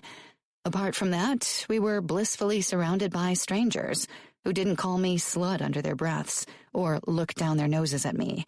This was a straight-up social event that normal rich people attended. I relaxed. Maybe this wouldn't be too bad. "Come on, let's fill up on some champagne. We'll need the buzz to carry us through the boredom," Matteo said. Luca shot him a scowl, but Matteo merely grinned and led me toward an unoccupied bar table. I grabbed a glass and took a deep gulp. That was the one good thing about living in our world. Nobody gave a damn if I was of legal age to drink. The bubbles prickled delightfully on my tongue. It had been a long time since I'd had good champagne. The last time was at Aria's wedding. Matteo smirked. "What?" I asked, checking my dress for any stains. "You look like a sophisticated lady." "I'm not a sophisticated lady," I said quickly and was about to take another gulp of champagne, but stopped with the rim against my lips. With a glare, I set it down. "I'm not." "I didn't say you were. I only pointed out that you look it." He was right. I fit in, which brought me back to my earlier problem. Why was I becoming more like a trophy wife every day? I downed the rest of my champagne in one large gulp, not at all ladylike, making Matteo laugh, and I couldn't help but do too. It felt good to laugh with him, and even better to see mirth banish some of the darkness in his eyes. Miriam called for everyone to settle around the tables and asked us to sit next to her with other important guests. Unfortunately, Aria had to sit across from me, so I couldn't even talk to her in case I got bored. I was wedged between Matteo and a woman I didn't know.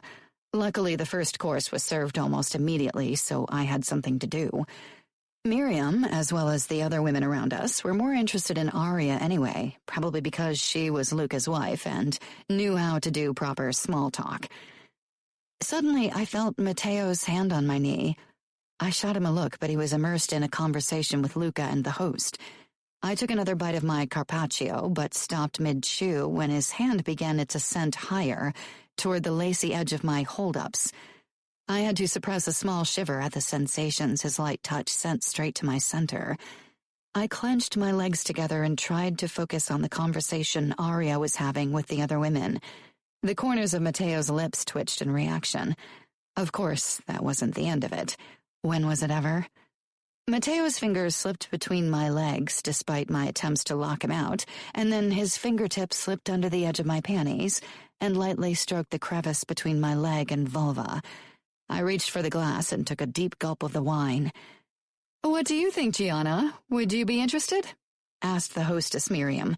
Her eyebrows were raised, but due to all the Botox, the rest of her face was static, and her expression resembled one of mild boredom. My eyes darted to Aria, hoping she'd help me out. I had no clue what Miriam was talking about. Matteo's fingers had distracted me completely.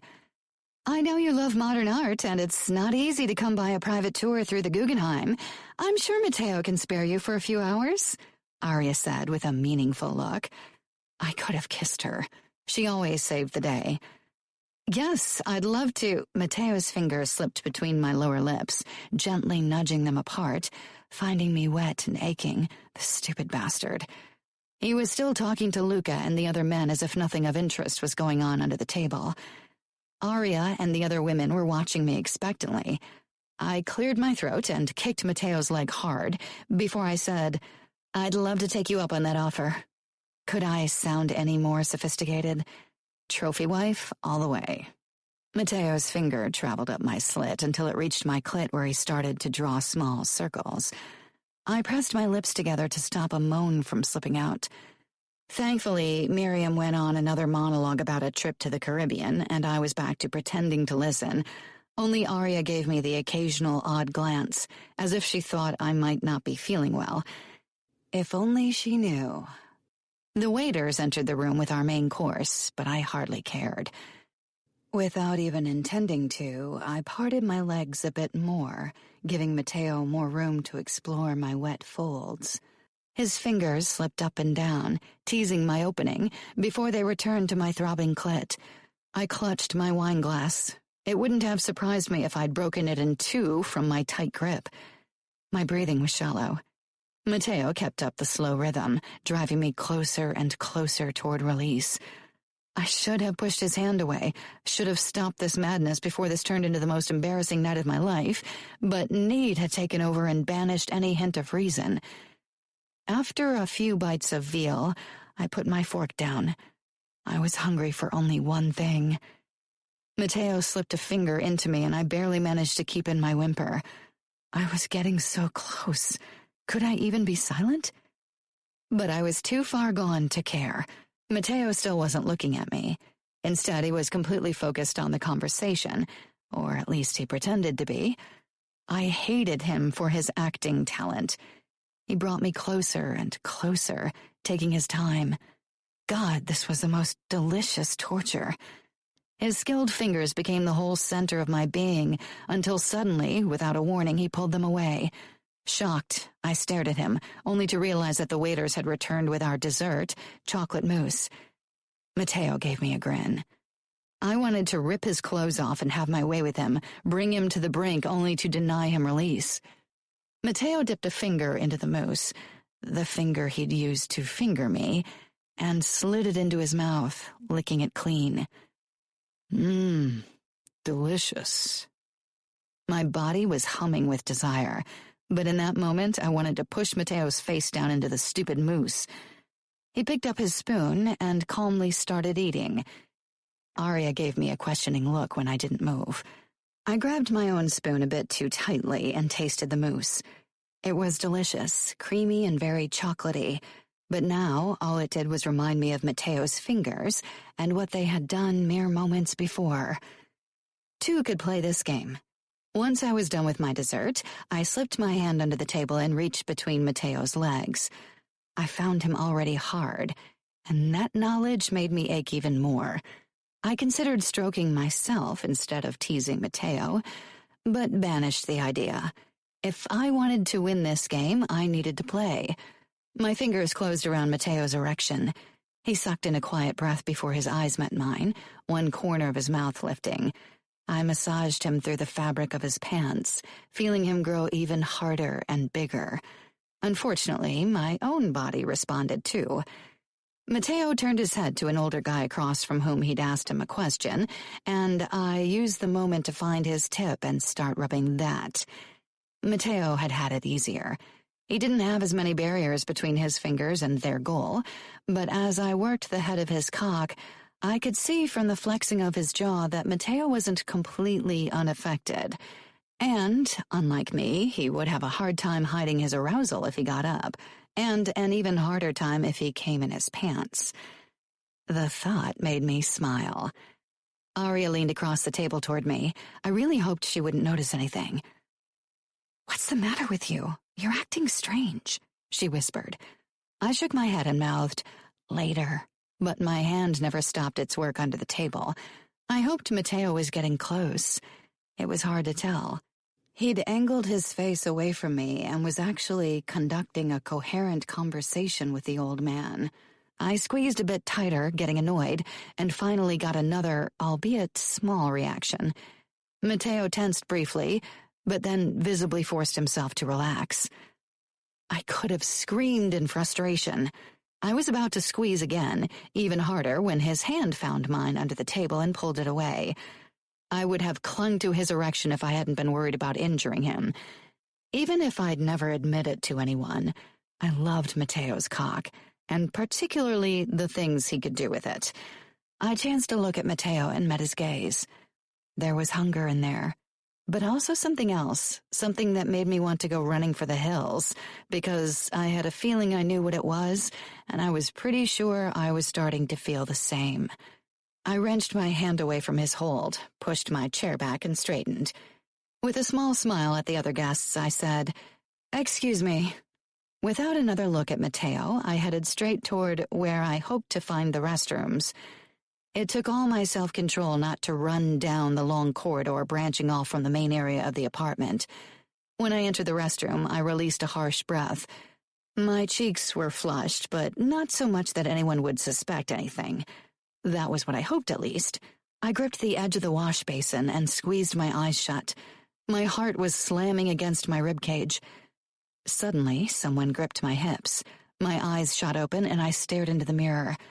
Matteo towered over me, his gaze practically burning with want. He pressed his hips against my butt.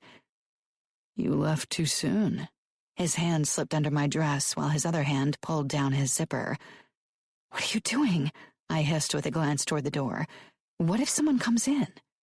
"Who gives a fuck? Let them get the show of their lives.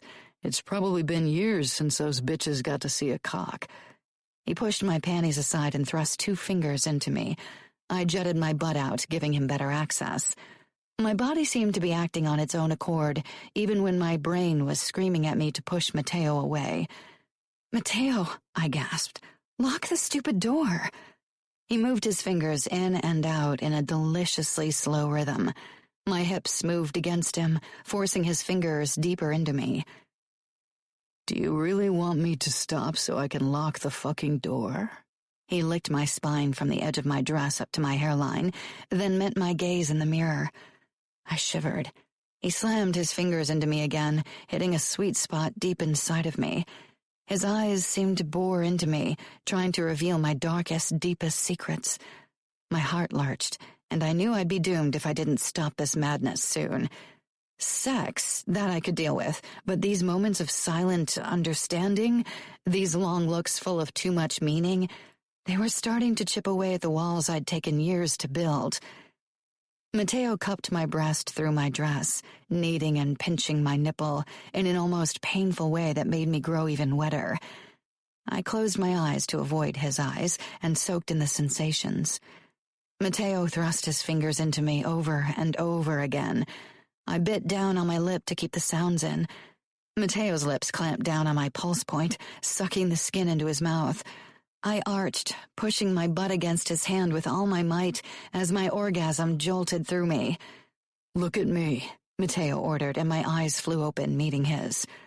"Yes, like that. Fuck, you are so fucking wet and hot." I dropped down to my forearms with a shuddering breath, enjoying the last waves of pleasure while Mateo slowed his fingers. He lifted my skirt even higher. I heard him unbuckle his pants, and then he wrapped his arms tightly around my chest, pulled me against him, and rubbed his tip over my opening. Then he slipped in, inch by inch. I tried to jut my butt out, needing to feel him all the way in me, but he didn't let me. If possible, he slowed even more, edging into me. "Fuck me," I whispered harshly. He reached up and tilted my head to the side before claiming it with his mouth, his tongue taking possession of me. He had finally sheathed himself completely in me, and then after a moment of stillness, he started slamming into me. My hands shot out to grip the edge of the washstand. Mateo drove my body against the cold stone as his cock thrust into me, deep and hard. "Fuck, you feel so good," Mateo rasped. I moaned in response. It did feel better than anything ever had. Everything about this did. God, what was happening? I tried to shut my brain off and only focus on the way Mateo's cock filled me up. How he removed himself almost completely to drive me insane, only to slam back into me. The edge of the wash basin dug into my palms as I clung to it. Mateo's hands moved down, clasping my hips. I threw my head back, gasping and whimpering as I tumbled over the edge again, with Mateo close behind. The sound of his moans spurred me on even more. A moment before we both slumped forward, our gazes met in the mirror again. And then I knew why I'd hardly considered running in the last couple of weeks, and it terrified me like nothing ever had. I quickly looked down, trying to catch my breath and calm my pounding heart and pulse. Mateo kissed my shoulder blade. "I'm fucking glad that you are mine." I stiffened and would have pulled away if I wasn't trapped between the washstand and Mateo's body. When Mateo eventually pulled out of me and we straightened our clothes and cleaned up, I couldn't meet his gaze. I wasn't embarrassed by what we'd done. That ship had sailed. I was confused and terrified by what I'd seen in my own eyes. Mateo. During sex, there were moments when I was certain Gianna was falling for me. But then always came the time afterward, and I wasn't sure if I'd imagined it. In the past, I'd always had girls crushing on me, even when I never gave them reason to. But Gianna was a difficult nut to crack, and sometimes I caught myself wondering if maybe she'd never fall for me, and was only fucking me to get on my good side. Gianna was clever. Maybe she was trying to wrap me around her finger with sex, so I'd grant her more freedom and she could run away again. Gianna put a few strands that had fallen out during our quickie back into her updo. She was frowning at her own reflection and pretending I wasn't there. When we left the bathroom, she still ignored me. Then she stopped suddenly. "We can't enter together. Everyone will know what we did," I shrugged. I didn't give a fuck. Gianna was my wife, and I'd fuck her whenever I felt like it. We've been gone for a while. They're probably suspecting already. Great. Gianna muttered, but then she squared her shoulders and headed back to the tables with the other guests without another glance in my direction. So, we were back to playing games. That night I woke to an empty bed. I jumped to my feet and searched the room for a sign of Gianna, but she wasn't there. How could she have run? I didn't bother putting on pants. Grabbing my gun holster on the way, I stormed out of the room and into the living room. I had to call Luca and tell him. He'd be furious. He hadn't been happy when I'd removed Gianna's ankle monitor. My eyes made out a slender figure in an armchair close to the window. Gianna. I relaxed and discarded my gun holster on a sideboard before I crossed the room toward her. She must have pushed the armchair closer to the window so she could look out. Her legs were pressed up against her chest and her face rested on her knees. She was fast asleep. But even in sleep, her brows were drawn together. I wasn't sure, but she looked as if she'd cried. I stopped beside her, staring down at her sleeping form. She must have moved very quietly for me not to hear her. I was a light sleeper. She'd even managed to put on pajamas.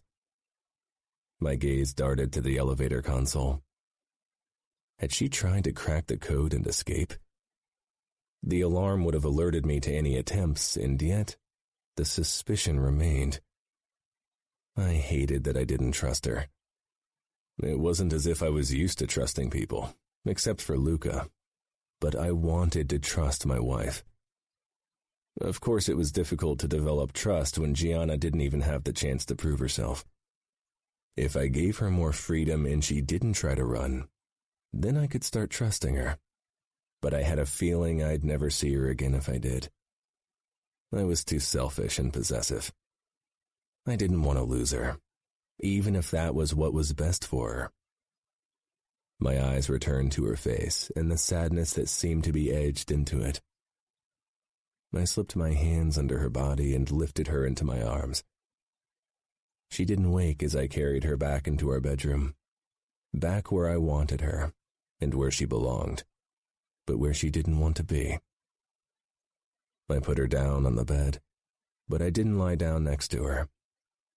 I was too angry at myself for my wimpy thoughts. What did it matter if Gianna wanted to be my wife? What did it matter if she'd rather return to Munich and find some other idiot like Sid? She was mine, and I wasn't a good guy. I didn't give a damn about other people's feelings. I felt on the edge, like I needed to hit something to get a grip. With a growl, I grabbed my gym clothes, put them on, grabbed my car keys, and left the apartment.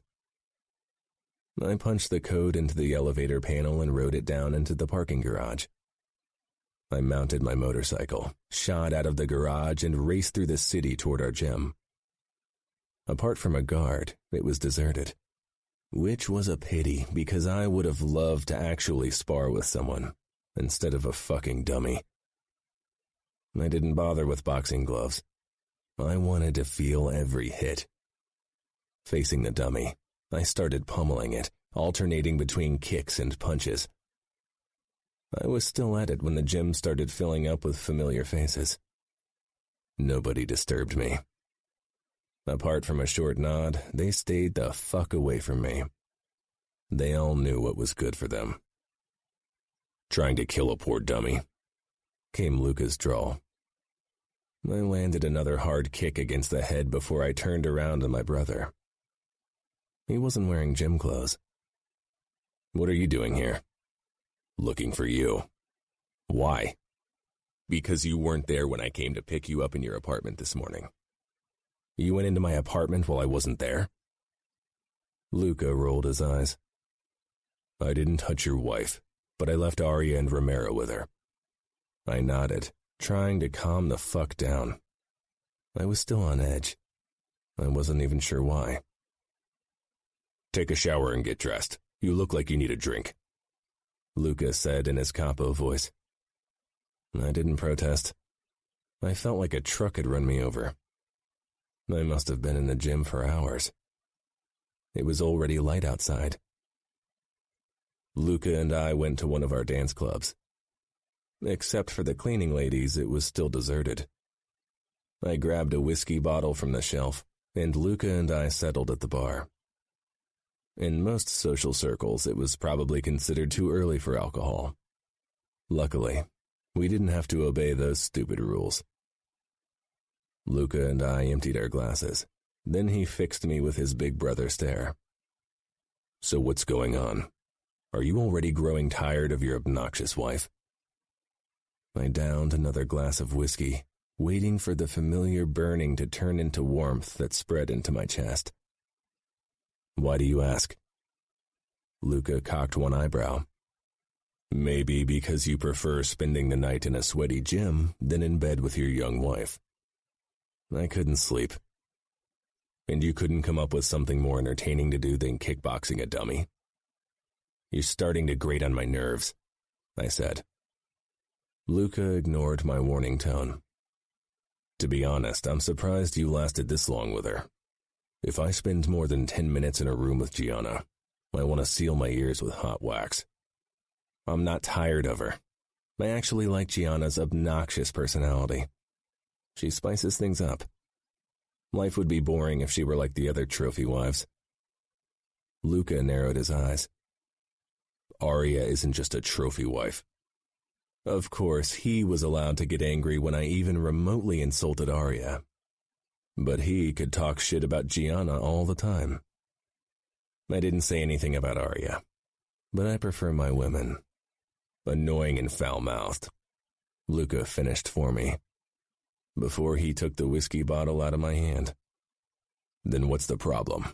Why are you sulking like a whiny bitch? I was waiting for one of my usual clever comebacks to pop into my mind, but I drew a fucking blank. That was serious bullshit. I'm starting to think that Gianna might always hate me. I thought it was her way to be interesting and a challenge. A sort of game at the end of which she'd come to her fucking senses and fall for me like all the girls I've pursued before her. But I'm pretty sure Gianna is a challenge I'm losing. She won't come around. I think she hates this life a bit more every fucking day. Luca scanned my face. This is really bothering you. He said it as if that was the biggest fucking surprise of his life. As if I was a fucking robot that wasn't capable of emotions. That coming from you, I said with a smirk. Before Arya, I wasn't even sure you were capable of liking anyone, least of all a woman. You make it sound like I'm a fag. It's not that I didn't like women. They were just not something I considered useful outside of the bedroom. I shook my head. How the hell did you get Arya to love you? It's like the fucking eighth wonder of the world. Are there any new drugs you're not telling me about? You're wasted, Mateo. I'm not. If you'd stop hogging the fucking whiskey, I might get the chance to be in a couple of hours. I ripped the bottle from his hand and took a swig. Gianna is like a tiger in the fucking zoo, caged in. It's fucking depressing to watch her look for a way to escape captivity. Did she try to run again? How could she? I'm keeping her on a tight leash. You're not thinking about letting her go, are you? I didn't think I could, and I didn't want to. I was selfish, and that wouldn't change anytime soon. I still wanted Gianna. I wanted her gorgeous body in my bed every night, and my cock in her tight pussy. I wanted everything from her, most of all the things she was refusing to give me. Would you let me? No. The Familia is already displeased as it is. You'd look even weaker if you'd let her run away again. I really don't need the additional trouble. Not to mention the fucking outfit would probably declare fucking war on us if we managed to lose Gianna again. Her father is being a real pain in the ass. He gave me his capo look, which was meant to intimidate the rest of the world. but was useless on me, and he fucking well knew. You won't let her get away. You're stuck with her until the bitter end, and she with you. I don't care if she's fucking unhappy and if she hates you. She'll just have to deal. Wow, you're full of sunshine and rainbows today, aren't you? I knew he was right, and really it wasn't like I'd tell Gianna she could go. But somehow his words managed to piss me off anyway. You realize the only thing stopping Gianna from slicing my throat at night is that she can't see blood. Do you know how reassuring it is to fall asleep beside someone who's probably fantasizing to see you dead so she can be free?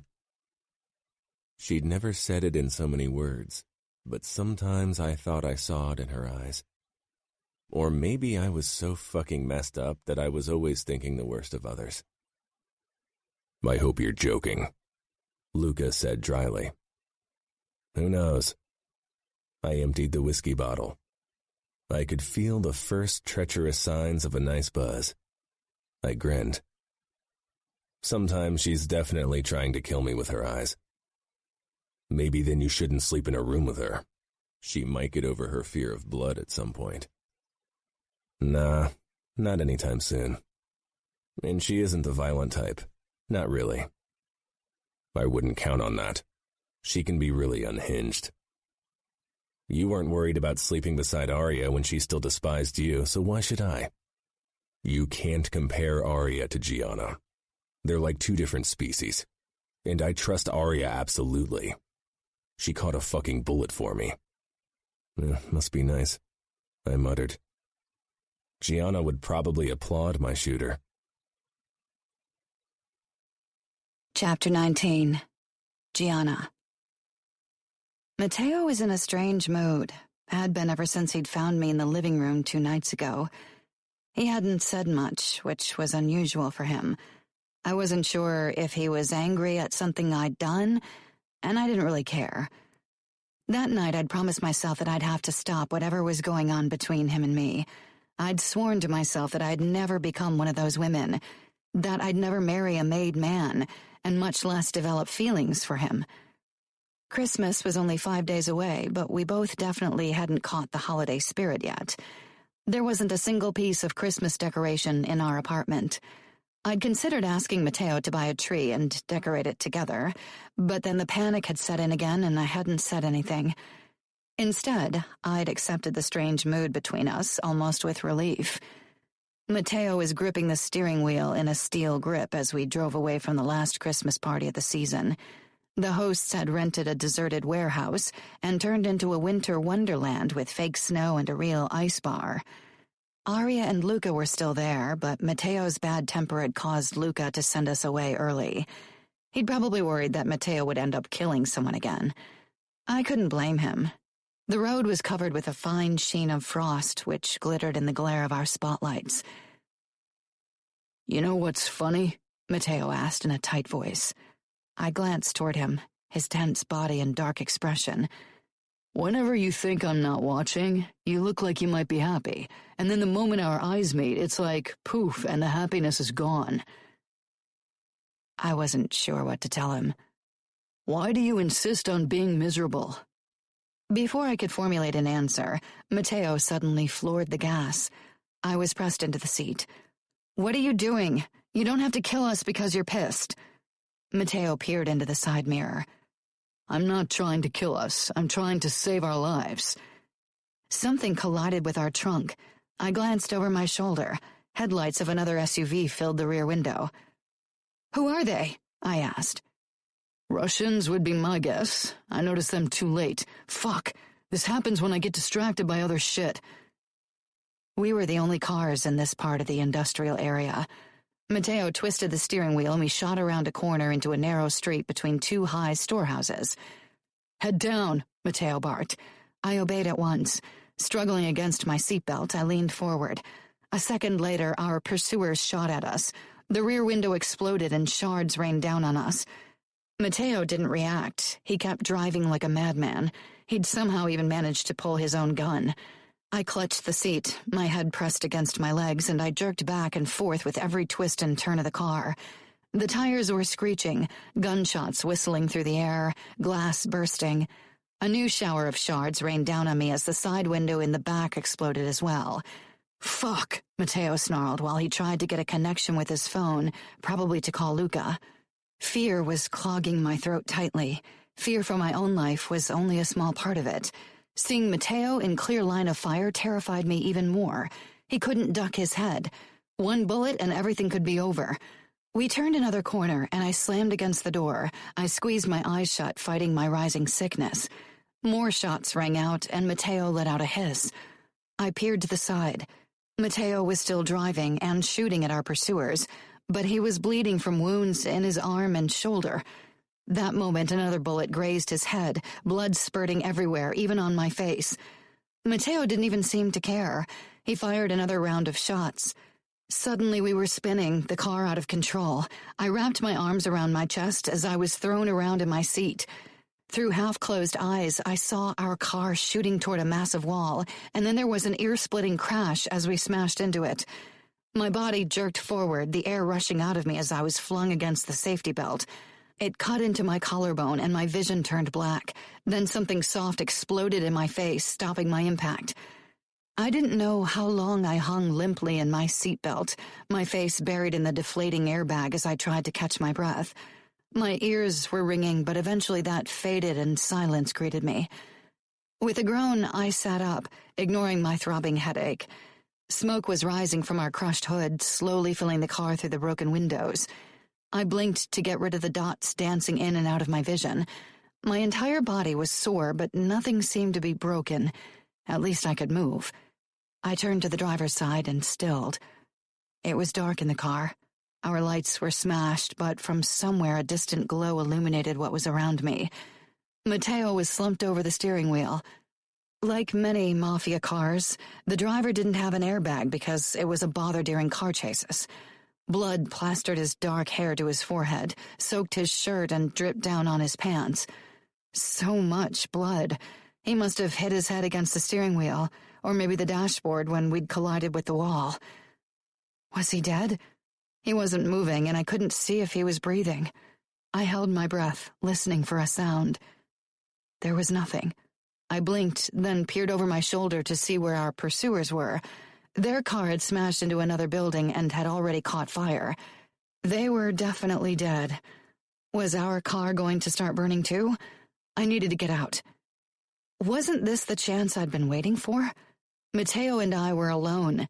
Nobody was here to stop me from running. I could leave and be free. I unbuckled myself, then glanced at Matteo again. I needed to check if he was dead, but somehow I couldn't. What if he was really gone? What if he was dead? My throat felt tight and raw. My lungs refused to work as panic settled in my body. God, what if he was dead? What was wrong with me? Hadn't I wanted him out of my life 6 months ago? This was my chance, probably the only chance I'd ever get.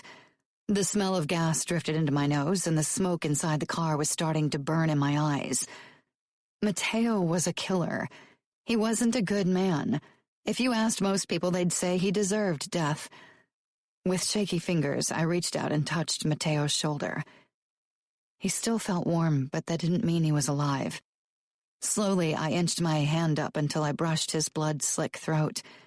My fingers ghosted over his skin, finding nothing, pressing and searching, until finally a soft pulse beat against my fingertips.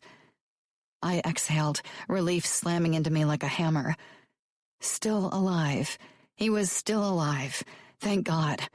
With a sizzle and a pop, fire shot out from under the hood of the car. I gripped the door handle and pushed it, but it didn't budge, distorted from the crash. Panic spread in my chest as smoke and heat filled up the car, and I started clawing at the door.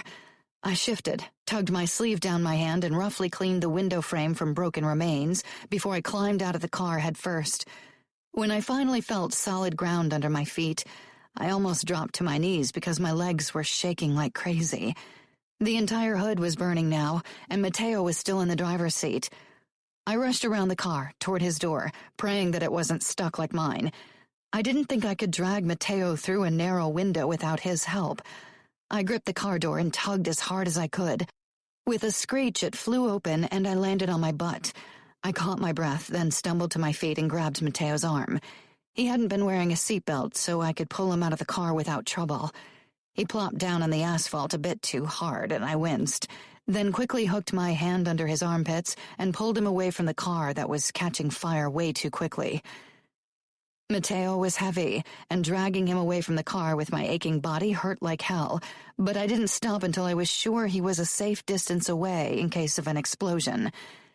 I let go of him before I straightened and wiped the blood from my palms on my pants. Mateo's eyes were closed, his face turned to the side, showing his striking profile. Strands of hair stuck to his bloody forehead, and a puddle of red was quickly spreading around his head, trickling from his head wound. I could see his chest rising and falling. My eyes searched our surroundings. The car of the Russians was already a flaming mess, dark plumes of smoke rising into the sky.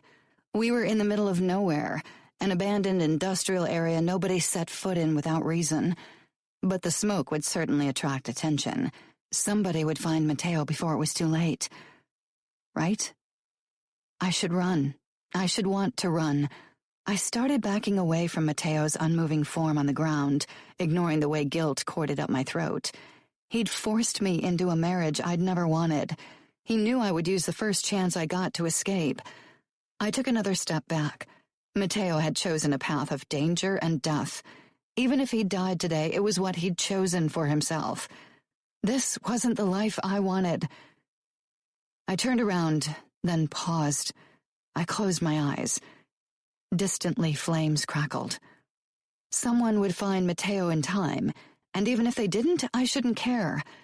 I didn't care about him. I didn't, and I definitely shouldn't. I should hate him. I should hate what he was and what it meant for me.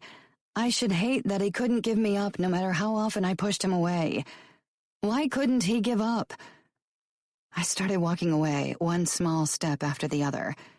Once I was out of town, I would call Aria and ask her about Mateo. It would be too late for him then. Maybe. Or maybe not. Mateo was tough. A head wound wouldn't kill him. I chanced to look over my shoulder, my eyes finding Mateo's unmoving body sprawled out on the concrete. Behind him, the cars were burning, tinging the illuminated city sky black with their smoke. Funeral black. The pool of blood around Mateo's head looked black from my vantage point, and it had grown even more. "I don't want to love you," I whispered as I jerked to a halt, clenching my eyes shut. But I did. I did love Mateo. My eyes flew open. I whirled around and began walking back, then started running, getting faster and faster until I was racing. I dropped to my knees beside Mateo, fumbling in my pockets for my phone but coming up empty. It was in my bag. My gaze went to the burning car where I'd left my stuff. Stupid Gianna. I reached into Mateo's pocket and exhaled a shuddering breath when I grabbed his phone. Not wasting time scrolling through his contacts, I hit speed dial. "I'm not in the mood to talk to you, Mateo. You acted like a major asshole tonight." Luca's sharp voice rang in my ear. I let out a sob. "Gianna?" I could hear Aria in the background, but couldn't hear what she was saying. "He's dying," I said after a moment, sounding flat and voiceless. "What are you talking about? Give me Mateo." "I can't. Russians attacked us. There's so much blood, Luca, so much blood." "Is Mateo alive?" For the first time since Aria almost died, Lucas sounded worried. My eyes darted to the body beside me, to my husband. Was it my imagination, or had Mateo's chest stopped moving? I pressed my palm against his blood-soaked shirt. There was nothing. "He's not breathing. He was a moment ago, but he's not anymore." Hysteria found its way into my voice. "Gianna, you have to do CPR. I'll be there soon. I have your GPS coordinates, but you'll have to get him breathing or it'll be too late." I didn't say anything, only stared at the man I loved. I wanted to hate him, had given it my all, and in the beginning there had been hate, so much of it, but not all of it had been directed at Mateo. And now, hardly any seemed left, and it felt ridiculous to hold on to what little I still harbored. "Gianna!" Luca's voice sliced right through me. I could hear commotion in the background, the sound of a car springing to life. I put Luca on loudspeaker and cupped Matteo's face, then pressed my lips against his and blew air into his lungs. I tried to remember how often to press as I rested my hands against his ribcage. I didn't know the first thing about CPR, except for what I'd seen on TV. Why had I never paid better attention? What if Matteo died because I was doing something wrong? Luca's next words tore through my thoughts. I'd forgotten he was on the phone. I know you feel like Matteo trapped you, that he ruined your life, but no matter what you think, he didn't do it to make you miserable. For some unexplainable reason, Matteo loves you. You don't have to believe me. You can keep hating him, but don't leave him alone, not now. If you help me save his life, I'll grant you freedom. I swear it on my honor and my life. Aria is here, she's witness. You will get money, a new identity, and even protection from the outfit if you want. It's all yours if you save his life. Okay, I said as I pressed down on Matteo's chest again. I wasn't even sure why I said it. You have to do chest compressions, hard and fast. Don't worry about breaking his ribs. 30 pushes, 2 breaths, fast. I sped up my compressions, then bent over Matteo to breathe into his mouth twice. He's not reacting, I gasped as I started everything from the beginning. Keep doing it. And I did, even as my fingers cramped. They were red and sticky with blood. I couldn't even see through my eyes anymore. They were blurry with tears. Why couldn't I stop crying? I cried over a man like Matteo, but had hardly shed a tear over Sid. We'll be there in 10 minutes, Luca said. How's Matteo? I didn't reply. I pushed harder against Matteo's chest, and then he drew in a shallow breath.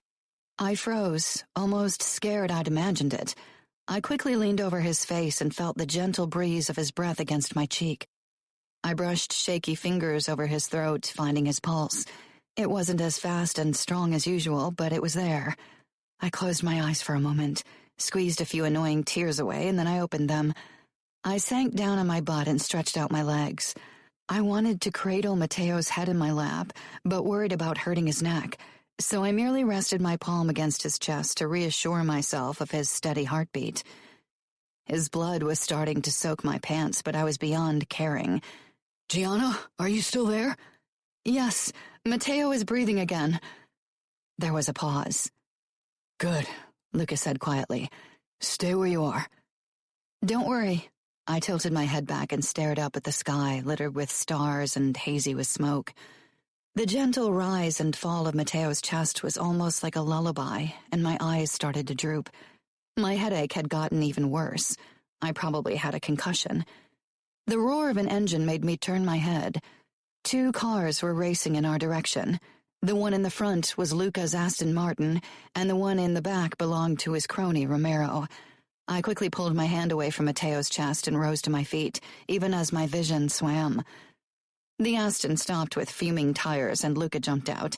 He stormed toward Matteo, barely sparing me a glance as he knelt beside his brother and felt his throat.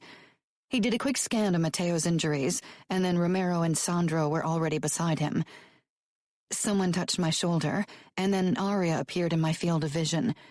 She wrapped her arms around me, and I sagged against her, feeling drained. Are you hurt? Maybe. Probably. I don't know. Get her away, Lucas said. Take my car and drive her to our apartment. I pulled back to look down at him. Where are you taking Matteo? To the hospital.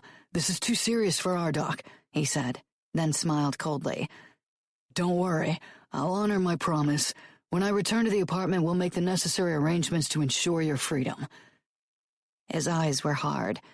I had a feeling he wouldn't have minded much if I'd died in the crash. Maybe Gianna wants to go to the hospital with Matteo, Aria suggested softly as Luca and Sandro lifted Matteo carefully and carried him over to the jeep. Romero was talking to soldiers on the phone, making arrangements to keep the police out of this. She doesn't, Luca said firmly. Help her gather her things from Matteo's apartment so we can get her settled in her new life before my brother returns home. Why didn't I protest? Why couldn't I admit my feelings even now? Aria gave me a searching look, but I shrugged, ignoring the heat behind my eyeballs and the tight feeling in my chest as I watched them take Matteo away. We can follow them in our car, she whispered. I swallowed, then shook my head. No, Luke is right. I need to pack up my things. Frowning, but without protest, Arya led me toward the Aston Martin. Mateo. Every inch of my body hurt, and my head felt like it was filled with cotton. Groaning, I tried to open my fucking eyes, which seemed to be glued shut. Resisting the urge to peel them open with my fingernails, I slowly opened them a tiny bit, then finally fully. Luca was sitting in a chair next to my bed. A fucking hospital bed. Don't tell me you took me to a fucking hospital, I rasped, then coughed. Fuck. I felt like death warmed over. Luca leaned forward, a wry smile on his face. Did he have to look so damn worried? I wasn't a kid who needed his protection anymore. Now that you're swearing again, I'll consider moving you to my penthouse. Romero is already looking forward to playing nurse. I was reaching for the needle in the back of my hand to pull it out, but paused when his words sunk in. Your penthouse? You'll need to rest for a few days, and I know you, so there needs to be someone to keep an eye on you. He was watching me carefully, as if he was trying to gauge if I could take the bad news. Did something happen to Gianna? No, she's fine. He paused. Spit it out, damn it. I made a deal with her. Stop fucking around. Tell me the fucking truth. I can take it. When she called me, you weren't breathing. I was worried she'd use her chance to run. My life against her freedom, I said with a dark laugh. She agreed. Now she's home with Arya packing her bags. We need to protect her from the outfit. Her father won't accept it. You want to protect her? Luca asked incredulously. She's still my wife, and I'll protect her as long as she'll let me. She'll leave as soon as I set everything up. You better forget about her sooner than later. I glared. Would you just forget Arya because someone told you to? Arya would need bribing to save my fucking life. I jerked the needle out of my hand and sucked the blood away that welled up before I swung my legs out of the bed, despite my splitting headache. My eyes scanned the table beside my bed for my knives and my gun holster. They weren't there. Damn it. I felt fucking naked without them. Fuck, Luca muttered. The bastard grabbed my shoulders to stop me from standing. I didn't mean to get you all riled up. You're supposed to stay in bed. I don't give a damn. I'm not a fucking toddler. Stop patronizing me. I've dealt with worse shit than a headache. I shrugged his hands off and slid off the edge of the bed. Big mistake. The moment my bare feet hit the floor, I swayed. Luca steadied me.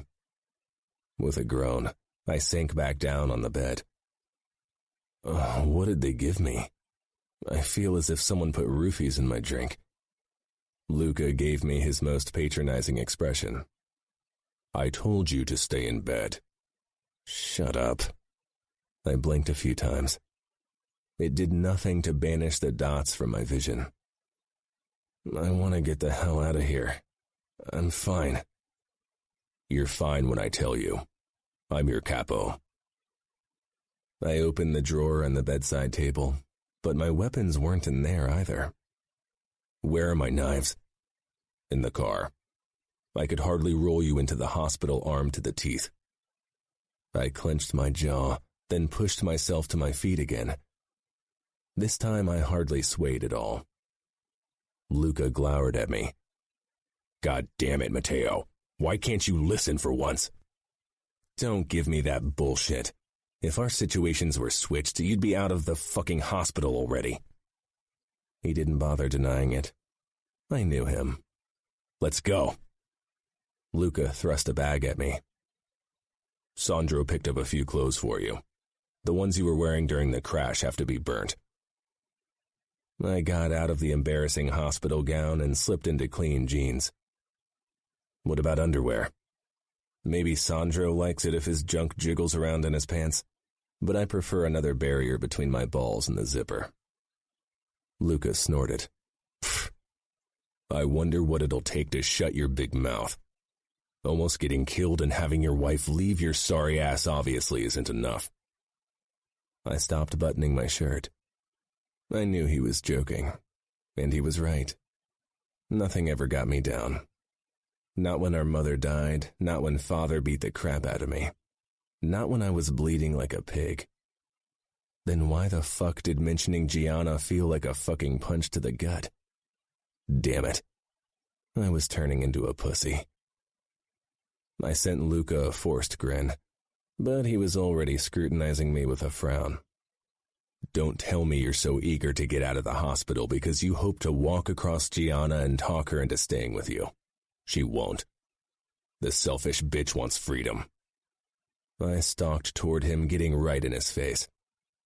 Don't call her a bitch. Then I fucking swayed and had to grab Luca's shoulder to stop myself from making a faceplant. So much for being threatening. Damn it. Luca only stared. I swear, if you don't stop giving me that fucking pitying look, I'm going to beat you to a bloody pulp. I muttered. I don't pity you. Pity is for people who get into bad situations with no fault of their own. But you chose Gianna. You saw how volatile and fucking annoying she was, and you still wanted her. You were turned on by her bitchiness. You got yourself into this mess. Now you have to deal. Cold-hearted bastard, I said, glad he didn't try to console me. Lucas smirked. Always. I shoved my shirt into my jeans and slipped into my shoes. Sandro is a fucking asshole. No socks either?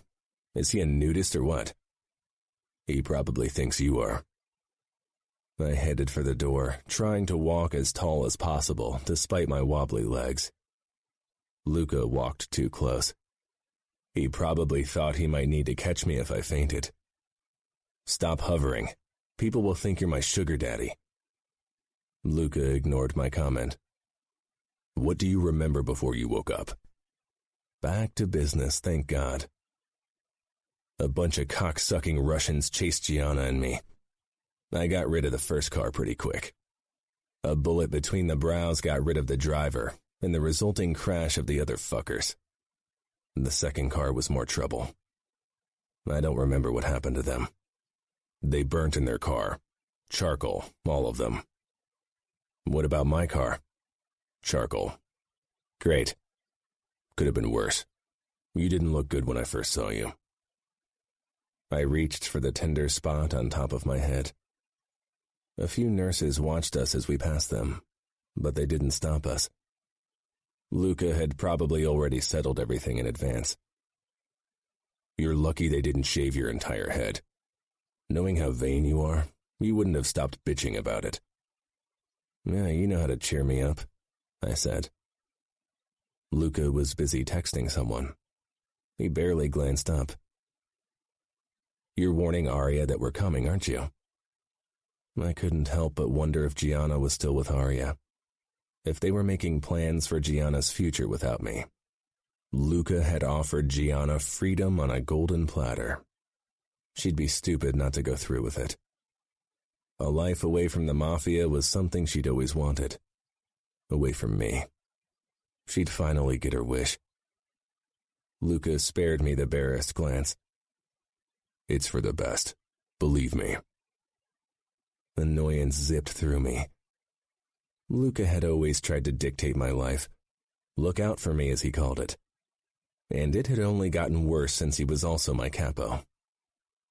I can handle Gianna. I'm not a pussy, Luca. I won't break down and cry because my wife wants to run as far away from me as possible. I know. He stuffed his phone back into his jacket. Of course I knew he'd already told Arya everything she needed to know. We arrived at Luca's car. He opened the door for me. Don't think I'll put out just because you're being a gentleman, I told him as I half fell into the seat. I hoped Luca thought I had done it on purpose, and not because my legs had gone on strike. Don't worry. Your back door is safe. Luca shut the door in my face before he rounded the car and slipped behind the steering wheel. He started the car and slid out of the parking lot. Do you want me to organize someone who can distract you? Maybe not today because of your head, but in the next couple of days. I snorted out a laugh. You mean a hooker? Luca gave a one-shoulder shrug, not taking his eyes off the street.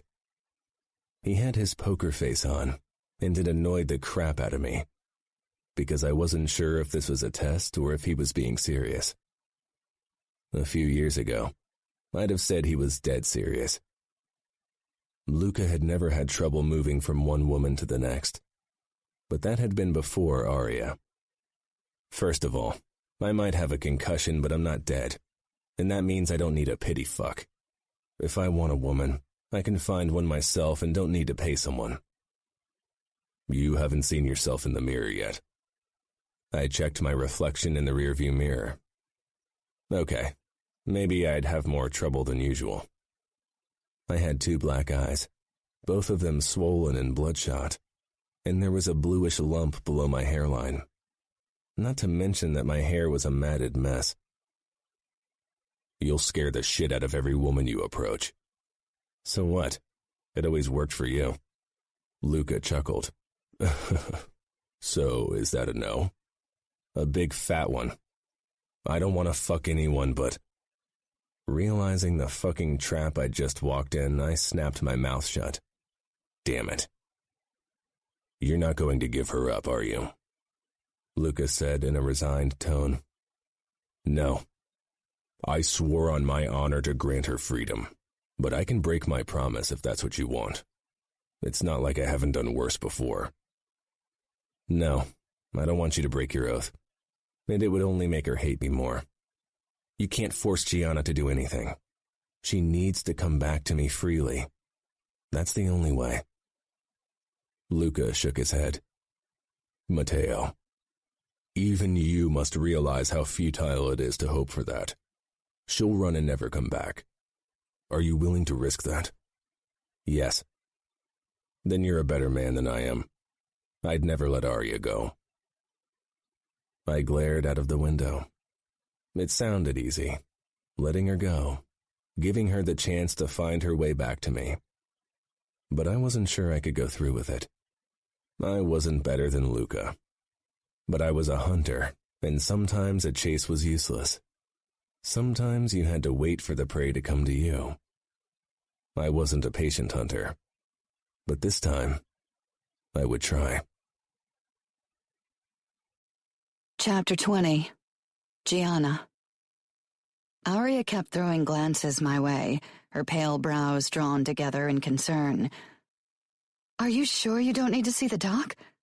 I'm fine, really, I snapped, then felt bad for it. Aria was always on my side. She'd done so much for me in the last year, even gone against Luca. Sorry, I'm exhausted. The smell of smoke and blood lingered in my nose, a vivid echo of the earlier events. It's okay. You've gone through a lot, Aria said gently. My thoughts drifted back to Matteo.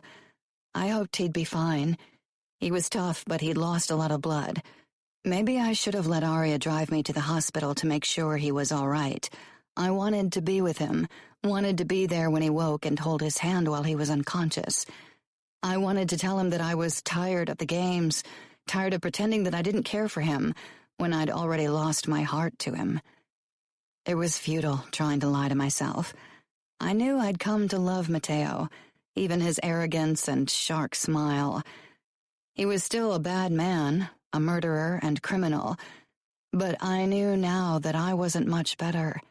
I had no doubt that I would have been like Matteo if I'd been raised like him and not sheltered from life like all the women in our world. It was an ugly truth, one I'd prefer to deny, but it was the truth, and it was time to admit it and own up to the life I was obviously meant to live. The words lay on the tip of my tongue. You can take a quick shower, and then I'll help you pack everything. Oh, sure, I said distractedly. Pride had always been my problem, even now when I knew it was only hurting me and Matteo. Aria glanced my way. Luca will keep his word. You don't have to worry.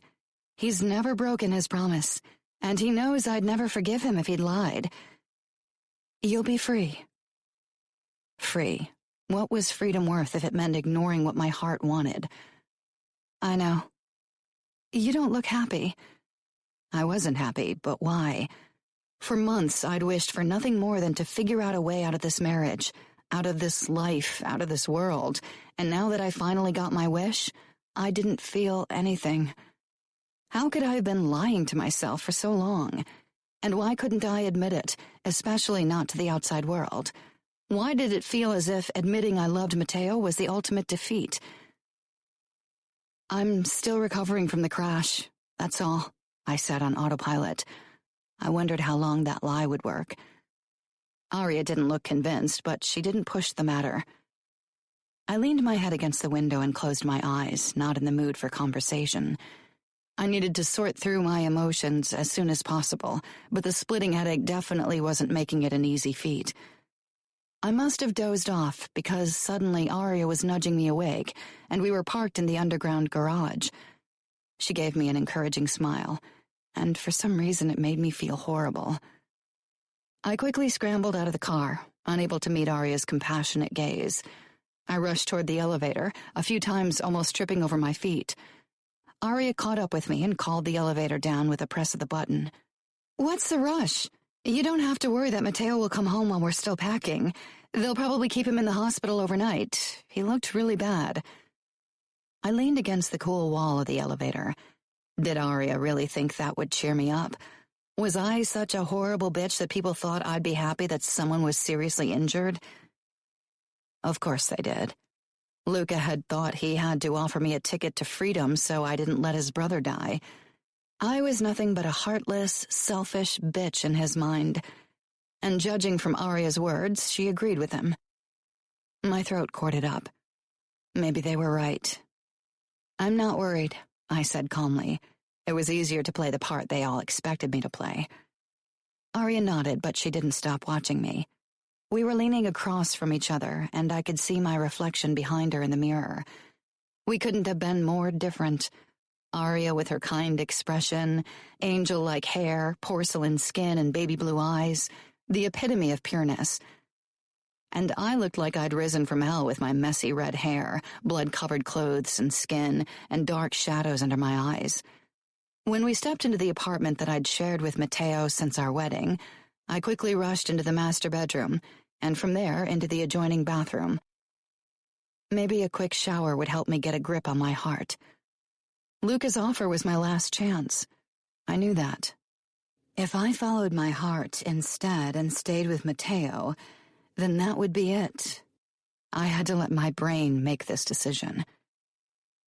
After my shower, I still didn't feel better, but at least I'd made up my mind. Aria was sitting on the bed, typing on her phone when I entered the bedroom. "Did Luca tell you about Matteo?" I asked immediately, my throat already tightening and panic flooding me. I should have gone with Matteo. Suddenly I couldn't breathe. "He's doing fine. Apparently it's only a concussion and a few cracked ribs." She finally looked up and quickly walked over to me. "You look pale." I swallowed. Matteo would be fine. Slowly my panic settled down. "You are really worried about him, aren't you? Why don't you admit it? You can trust me, Gianna. You know that." "Of course I worry. I'm not made from stone. I don't want anything to happen to him. I care about him, believe it or not." "But not enough to stay?" Aria asked. I wasn't sure what to say. All my well-laid plans in the shower seemed to crumble before me again. "I need to lie down for a while, I think. Or do we have to leave soon?" Aria shook her head. "No, Luca will take Matteo to our penthouse when he wakes, so you won't cross his path if you stay here. And it's late anyway. Catch some sleep." I grabbed clean clothes and put them on before I lay down on top of the covers. I could hear Aria closing the door, and then silence reigned around me. It was already light out when I woke. I was alone in the bedroom. I quickly scrambled off the bed and left the room, half expecting to find Matteo in the kitchen. He wasn't. Aria was there. She typed something into her phone before handing me a cup of coffee. "How do you feel?" "Where's Mateo? Is he okay? Is he still in the hospital?" "He's fine. He's in the penthouse, sleeping off his concussion." "Oh, right. He's at your place. That makes sense." "Gianna, you don't have to leave. You realize that, right? It's okay to stay with Mateo."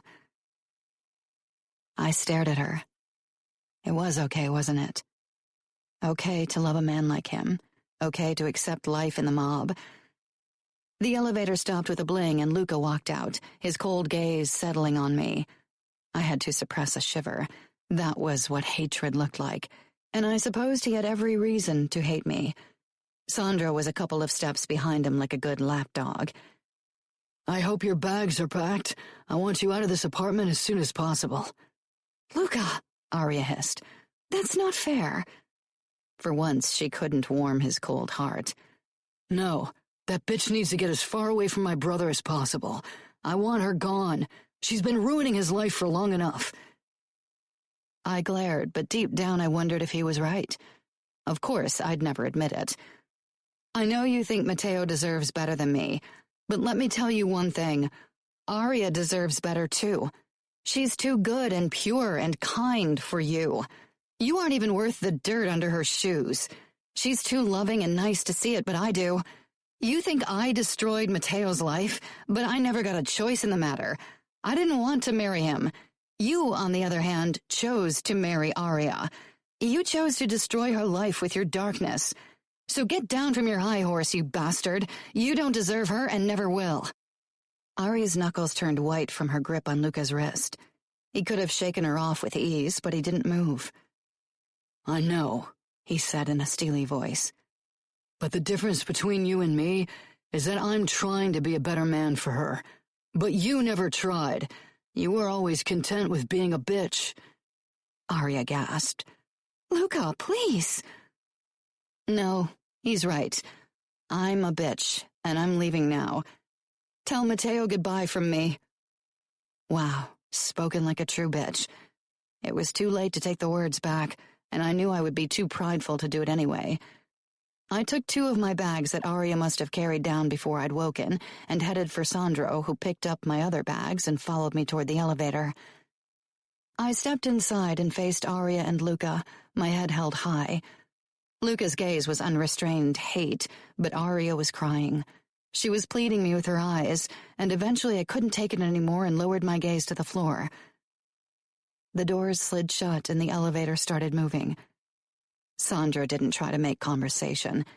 Every look he gave me spoke of disapproval. I wondered if Luca would have had me killed if it weren't for Aria. Sandro drove me to a hotel where I would stay until I'd found an apartment. I wasn't even sure if I would stay in New York. Returning to Chicago was definitely out of the question.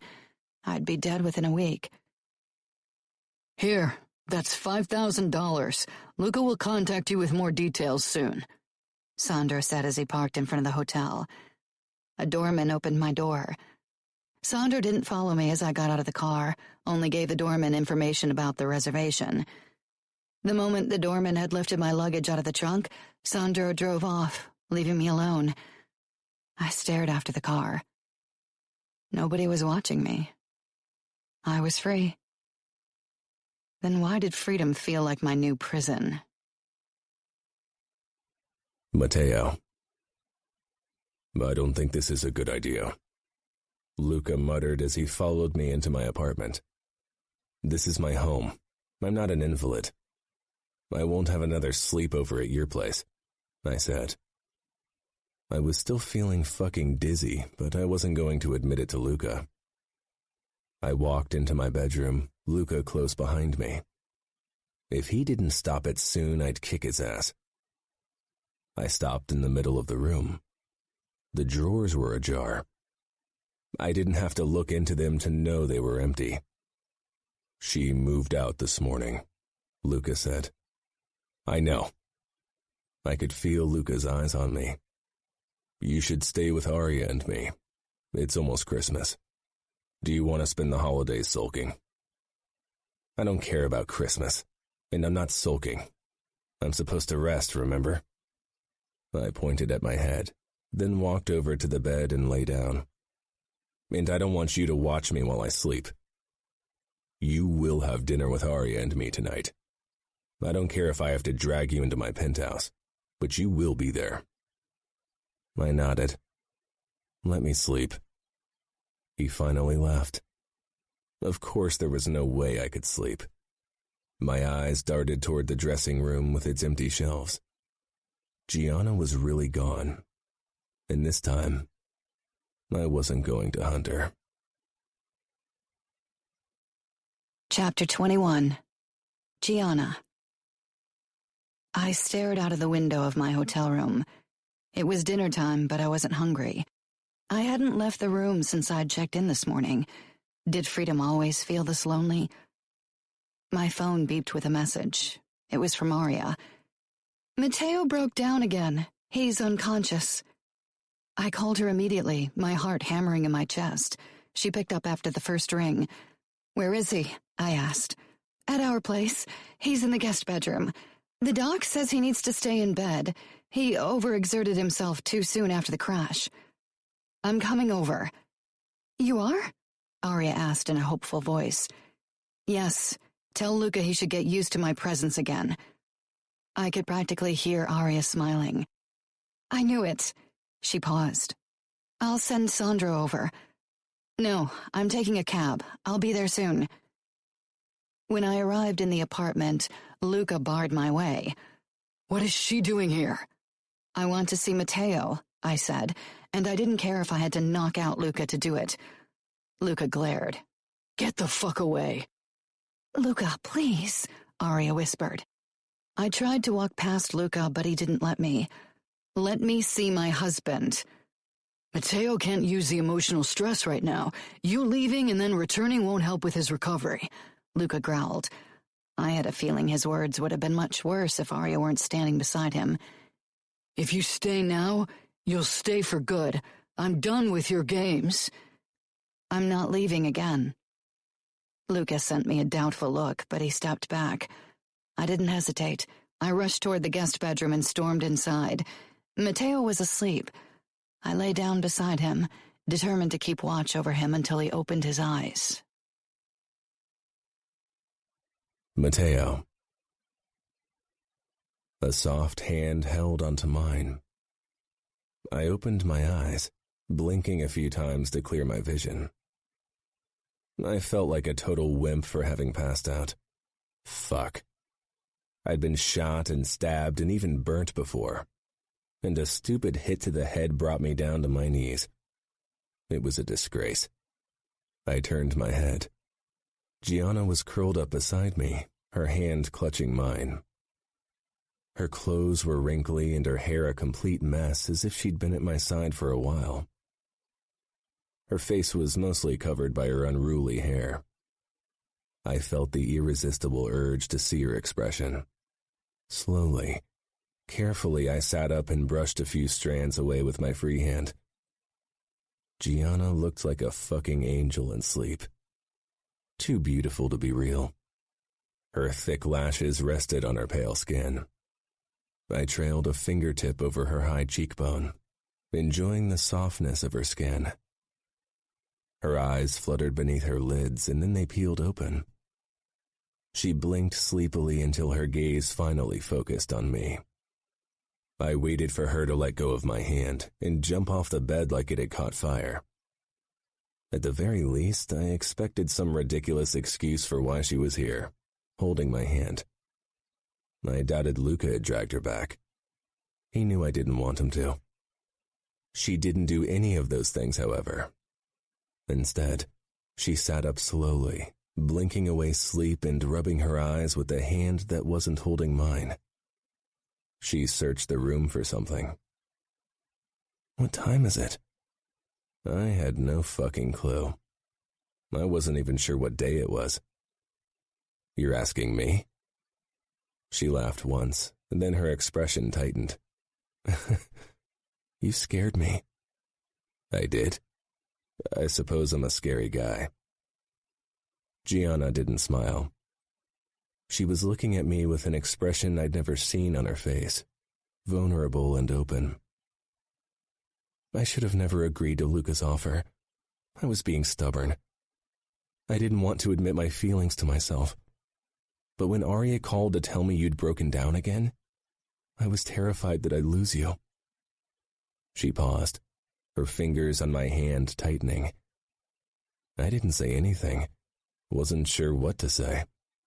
My general solution in emotional situations was humor, but it felt wrong to make a joke, and I didn't want to stop Gianna from saying whatever else she had to say. She stared off toward the window, guilt marring her beautiful face. All I could think about when I wasn't at your side after you'd broken down was, what if you die, and all I've ever done was treat you badly and push you away? I've been acting like a major bitch. I'm sorry. I touched her cheek and moved closer. You don't need to apologize for anything, Gianna. I actually enjoyed most of our arguments. They added entertainment to my days. I grinned, and this time I got a smile in return. You should be pissed, Matteo. You know what Luca offered me in exchange for saving your life, and that I agreed. Why aren't you sending me away? I would deserve it.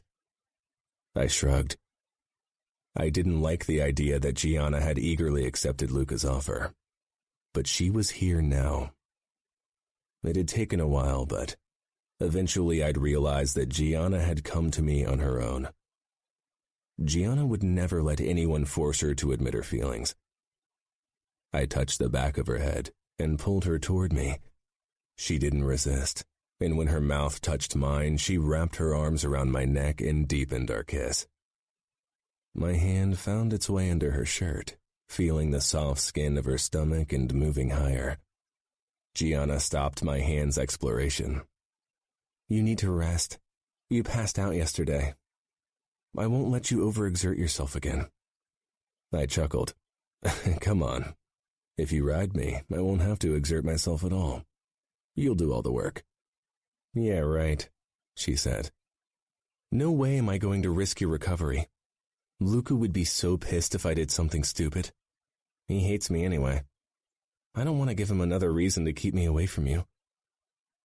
Luca wouldn't stop you from seeing me. She raised her eyebrows. He tried to stop me from coming here yesterday. Why the fuck did he do that? Annoyance shot through me. Luca always had to play the capo and order people around. I suppose he was worried about you. Gianna admitted grudgingly. There was no love lost between my brother and her, so I was surprised by her admittance. He didn't want me to play with you. He thought it was better if there was a clean cut between us and I left your life for good. So what made him change his mind? I asked. Arya, I suppose? Of course, I said, though I'd hoped for another reason. I leaned back against the headboard, ignoring the slight twinge in my head at the movement. I crossed my arms over my chest, trying to look fucking relaxed when I was anything but. I'm fine now. I won't die. You could leave now without feeling guilty. Gianna looked at me for a long time without saying anything. I don't want to leave. You agreed to Luca's offer. You said it yourself. I did because Luca took me by surprise with it. You were dying right in front of me. We'd barely survived a crash in the crazy Russians, and suddenly I was offered something I thought I wanted. I didn't even really think before I said yes. I nodded, but didn't say anything. I was tired of making the first move, of always pursuing Gianna. This time, I wanted to hear something from her. She sighed, her blue eyes tired. You think I would have let you die if Luca hadn't offered me a ticket to freedom, don't you? That's what everyone thinks, probably even Arya. I kept my expression neutral.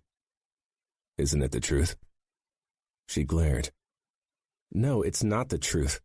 When Luca mentioned his stupid offer, I had already started chest compressions. I didn't know what I was doing and probably made every mistake possible, but I wasn't just letting you die. I was doing everything I could even before Luca offered me freedom for your life. I would have never let you die, never. I know you don't have to believe me. There's no reason why you should. I could be lying for all you know. But I did believe her. I knew how to read people, and Gianna wasn't lying. I could tell how upset she was, more upset than I'd seen her in a long time. I don't think you are. Gianna didn't even seem to hear me. She was scowling in the direction of the window, her cheeks flushed with emotions. I knew the moment I saw you lying in your own blood that I didn't want to lose you. I knew it, but I still didn't want to admit it to anyone. I was so stupid and stubborn. I was being bitchy Gianna like usual. And once I'd agreed to Luca's offer, I was too proud to tell him that I didn't even want his stupid freedom. I didn't want to leave you. Didn't want another life. I probably would have been miserable alone, but too proud to admit it if you hadn't broken down. It felt like I was giving up, like I was admitting defeat, which is so idiotic. How can love ever be a defeat? She fell silent, eyes widening. I had become very still, like a hunter who didn't want to startle its prey. She licked her lips nervously. I wished I knew what she was thinking, but I had a feeling I knew. She was probably regretting ever bringing up the L word and everything else that had bubbled out of her. That was who she was. Maybe she was waiting for me to say something first, to tell her I loved her. But I wasn't going to open my fucking heart to her and risk her stomping on it. I knew what I was feeling, had known it for a long time, but I'd never said it to her. I'd never said it to anyone. Admitting something like that made you vulnerable, and so far Gianna had given me little reason to risk that. I'd hunted her long enough. Now was her turn. I wouldn't push her in either direction. Everything from this point on would have to come from her. Luca's offer still stands. You're a free woman. You can walk out of this building and nobody will stop you. No, she said firmly. I've run from my emotions for too long. She braced herself on her palms and leaned forward. I want to be with you, Matteo. By God, I know I shouldn't want it, but it doesn't matter anymore. I'm sick of ignoring my heart. I love you. She kissed me almost desperately, her hands finding their way into my hair. My head was still tender, but I'd have rather cut my own throat than told Gianna to be careful. I wanted to feel her lips, her fingers, her body. I wanted all of her. You sure you mean it?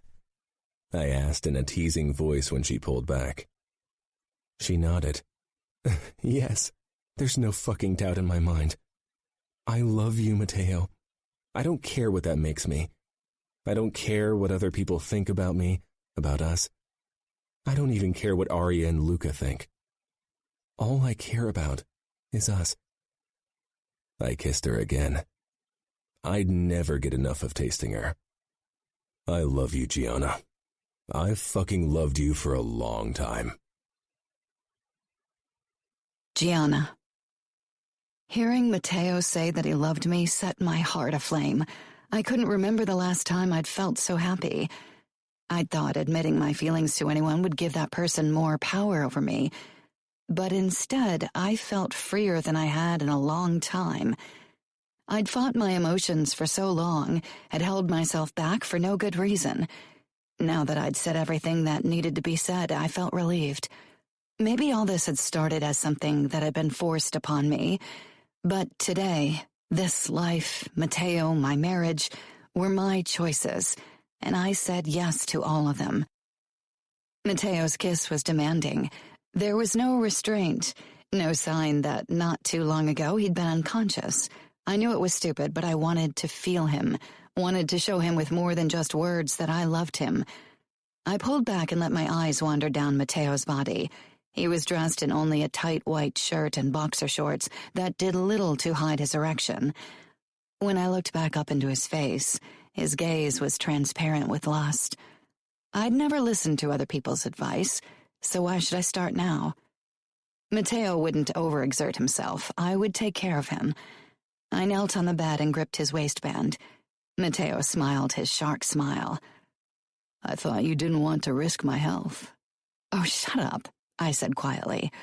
Or do you want me to stop? No, don't stop. He made himself comfortable against the array of pillows. I smiled as I pulled down his boxer shorts, revealing his hard length. I moved between his legs so I could watch him while I sucked his cock. I cupped his balls, gently massaging them, but I didn't touch his shaft yet. Instead, I watched it twitch and grow even harder under my ministrations. You tease, Matteo growled. I thought you wouldn't torture me today. He was right. This wasn't about me. I leaned forward and ran my tongue all the way from his balls up to the top, then swirled it around his tip before sucking him into my mouth. I took inch after inch of him in until he hit the back of my throat before I let him slide out again. Matteo watched me through half-lidded eyes.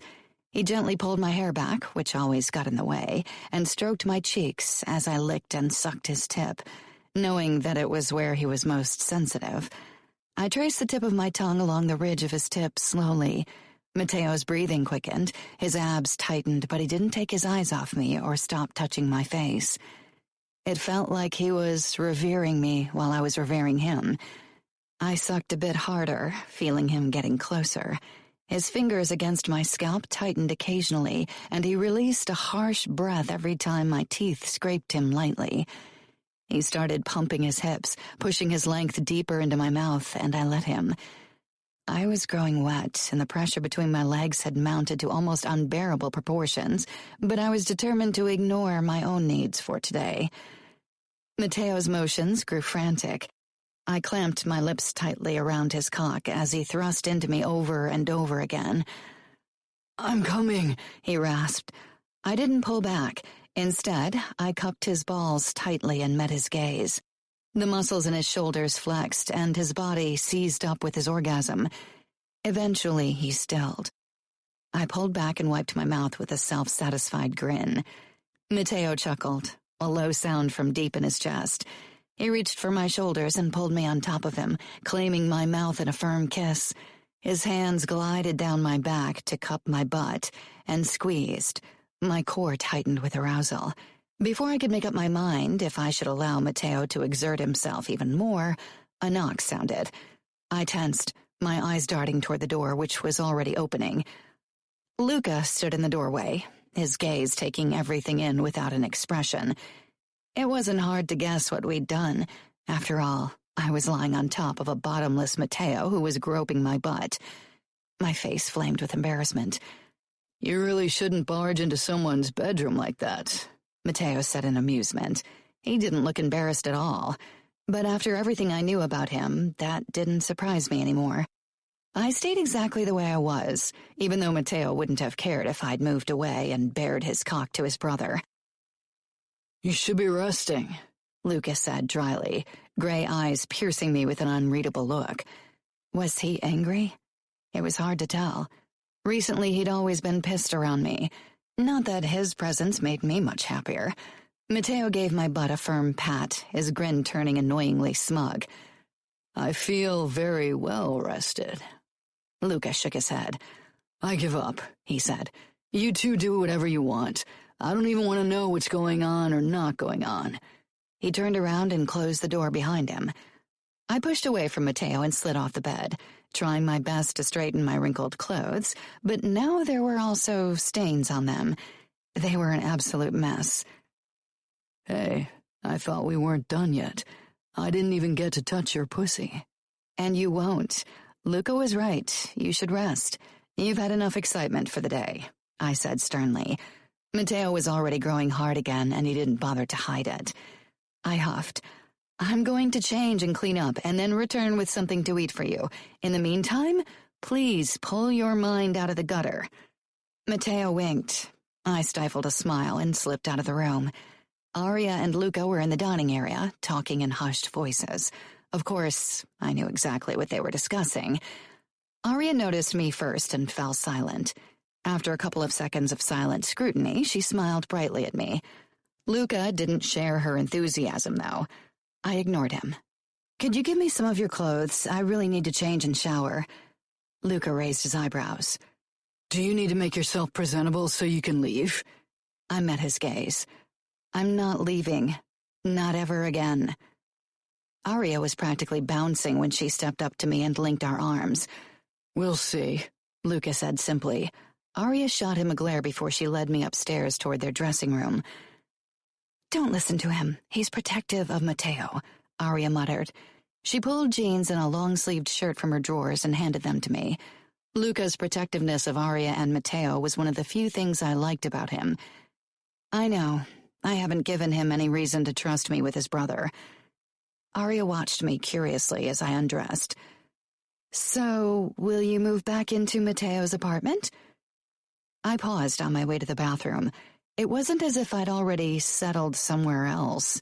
I hadn't even started considering where to live after I'd moved out. "Yes, I will move back in and be his wife. Probably not a good wife, but it's not like Matteo didn't know that when he married me. Matteo doesn't expect you to be a perfect wife. He likes you for who you are, flaws and all." It was the truth, even if I'd been blind to it for so long. I stepped into the shower but didn't immediately turn the water on. Aria sank down on the edge of the bathtub. "Are you sure you can do the same? Accept all of him, even the bad?" There was plenty of bad in Matteo, in every made man, really. But I'd come to realize that there was in me as well. Maybe not as much, but it was there. It was in all of us. I'd tried to become someone else, some kind of ideal I'd thought I needed to be, but that had never been me and never would. Matteo had held up a mirror to my face and showed me who I really was and where I belonged. I'd hated it, had fought it tooth and nail, but it was time to be brave. "Yes, I love him, the bad and the good," I said firmly. Aria smiled as if I'd given her some huge present. Smiling back, I turned the water on and really let the words sink in, their truthfulness. I'd never be okay with everything Matteo did, would never do even half of the things he had done and was going to do in the future. But I'd realized I didn't have to be happy about every aspect of his life. As long as Matteo treated me with care and respect, as long as he loved me and I loved him, things would work out. I'd stand by him and support him as best as I could, because he was mine and I was his. Epilogue. Gianna. It was late April, and today was the first warm day of the year. The temperature had finally climbed over 70 degrees Fahrenheit. The ocean was still too cold to swim in it, but I didn't care. I wasn't sure what it was about the beach and the ocean breeze that made me feel free. I stormed down the vast lawn of the Vitiello mansion toward the bay. Matteo was close behind me and catching up, judging from his steps. I sped up even more, not daring to throw a glance over my shoulder to check. My feet hit the sand. It wasn't exactly warm, the water would be worse, but I didn't slow. I stormed right toward the soft waves.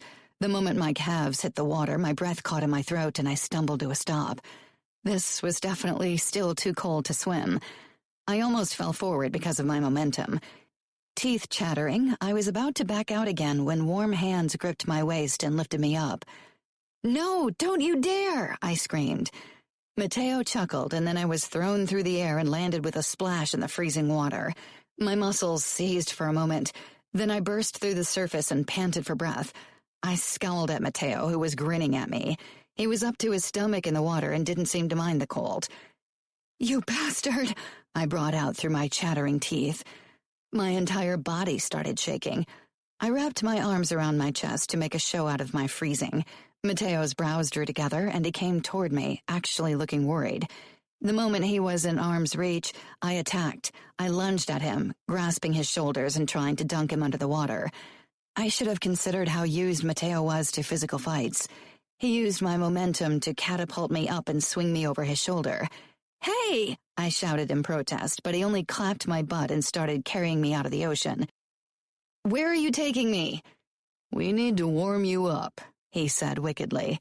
Excitement jolted through me, but I made a show out of kicking my legs and hammering my fists against his back. He carried me to the right toward a corner of the lawn that was shielded from the mansion by bushes. A blanket had been set up. He had planned this. He laid me down on the blanket and hovered over me. My body was covered in goosebumps, and not just from the cold. "How about I lick every drop of water off your skin?" Matteo murmured as he leaned down and licked a hot trail up from my belly button to my collarbone. "What if Arya and Luca come down here?" I whispered as he pushed my bikini top down, baring my breasts to the cold. My nipples hardened even more, and then Matteo's hot mouth closed around one. I cared less and less if someone caught us. "They won't," he whispered against my skin, and that was the last time we spoke in a long time. His lips and hands found every place on my body, banishing the cold and leaving only heat and want. When he finally entered me, our bodies pressed together, it felt like everything was falling into place. Even without the breeze and the blue sky, I would have felt free. It had taken a long time, but I realized I could feel free, be free, even when I was bound to Matteo. In the evening, Matteo and Luca set up a barbecue on the patio. The weather was holding up and we could eat outside. Arya went inside to grab the salad she'd prepared, while Matteo headed toward the wine cellar for something to drink. That left me alone with Luca, who was manning the barbecue grill. I set the table, pretending he wasn't there. Things between Luca and me were tense. They'd never been not tense, but they'd gotten worse since I'd accepted his offer months ago. I took a deep breath. This had to stop. Luca was not only Matteo's brother, he was also Arya's husband. We had to make a truce at some point. I put down the last plate, wiped my hands, and then strode over to Luca, who was turning the marinated lamb chops around on the grate. As if he could sense my attention, he glanced up. It was futile trying to read his expression. I bridged the remaining distance between us. Most of our interactions hadn't exactly been civil. My go-to response to him was usually snarkiness, but I was doing my best to keep my expression open and as friendly as possible. Luca raised one dark eyebrow when I stopped beside him. Suddenly, I felt ridiculously nervous. "I know you don't like me," I began, "but I think we should try to get along better for Arya and Matteo." I managed not to squirm when he scrutinized me. What was he thinking? "I didn't like you because I hated how you treated Matteo."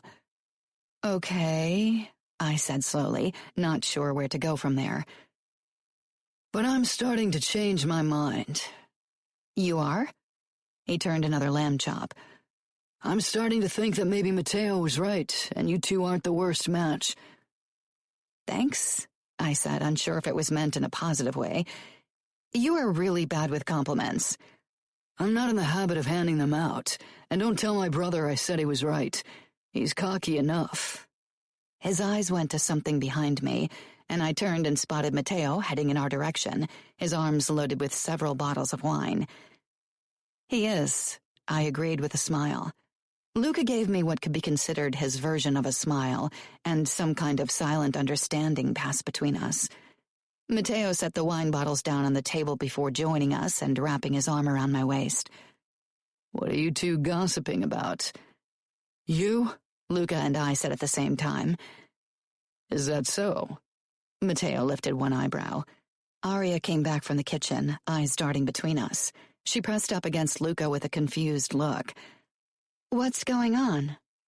"Your husband and my wife are discussing my many wonderful traits," Matteo said.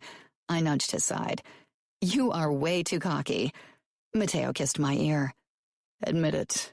You love my cockiness." "Done." "Your declarations of love still make my knees go weak," he joked. I stood on my tiptoes. "Your cockiness isn't the only thing I love about you." I let my eyes wander the length of him.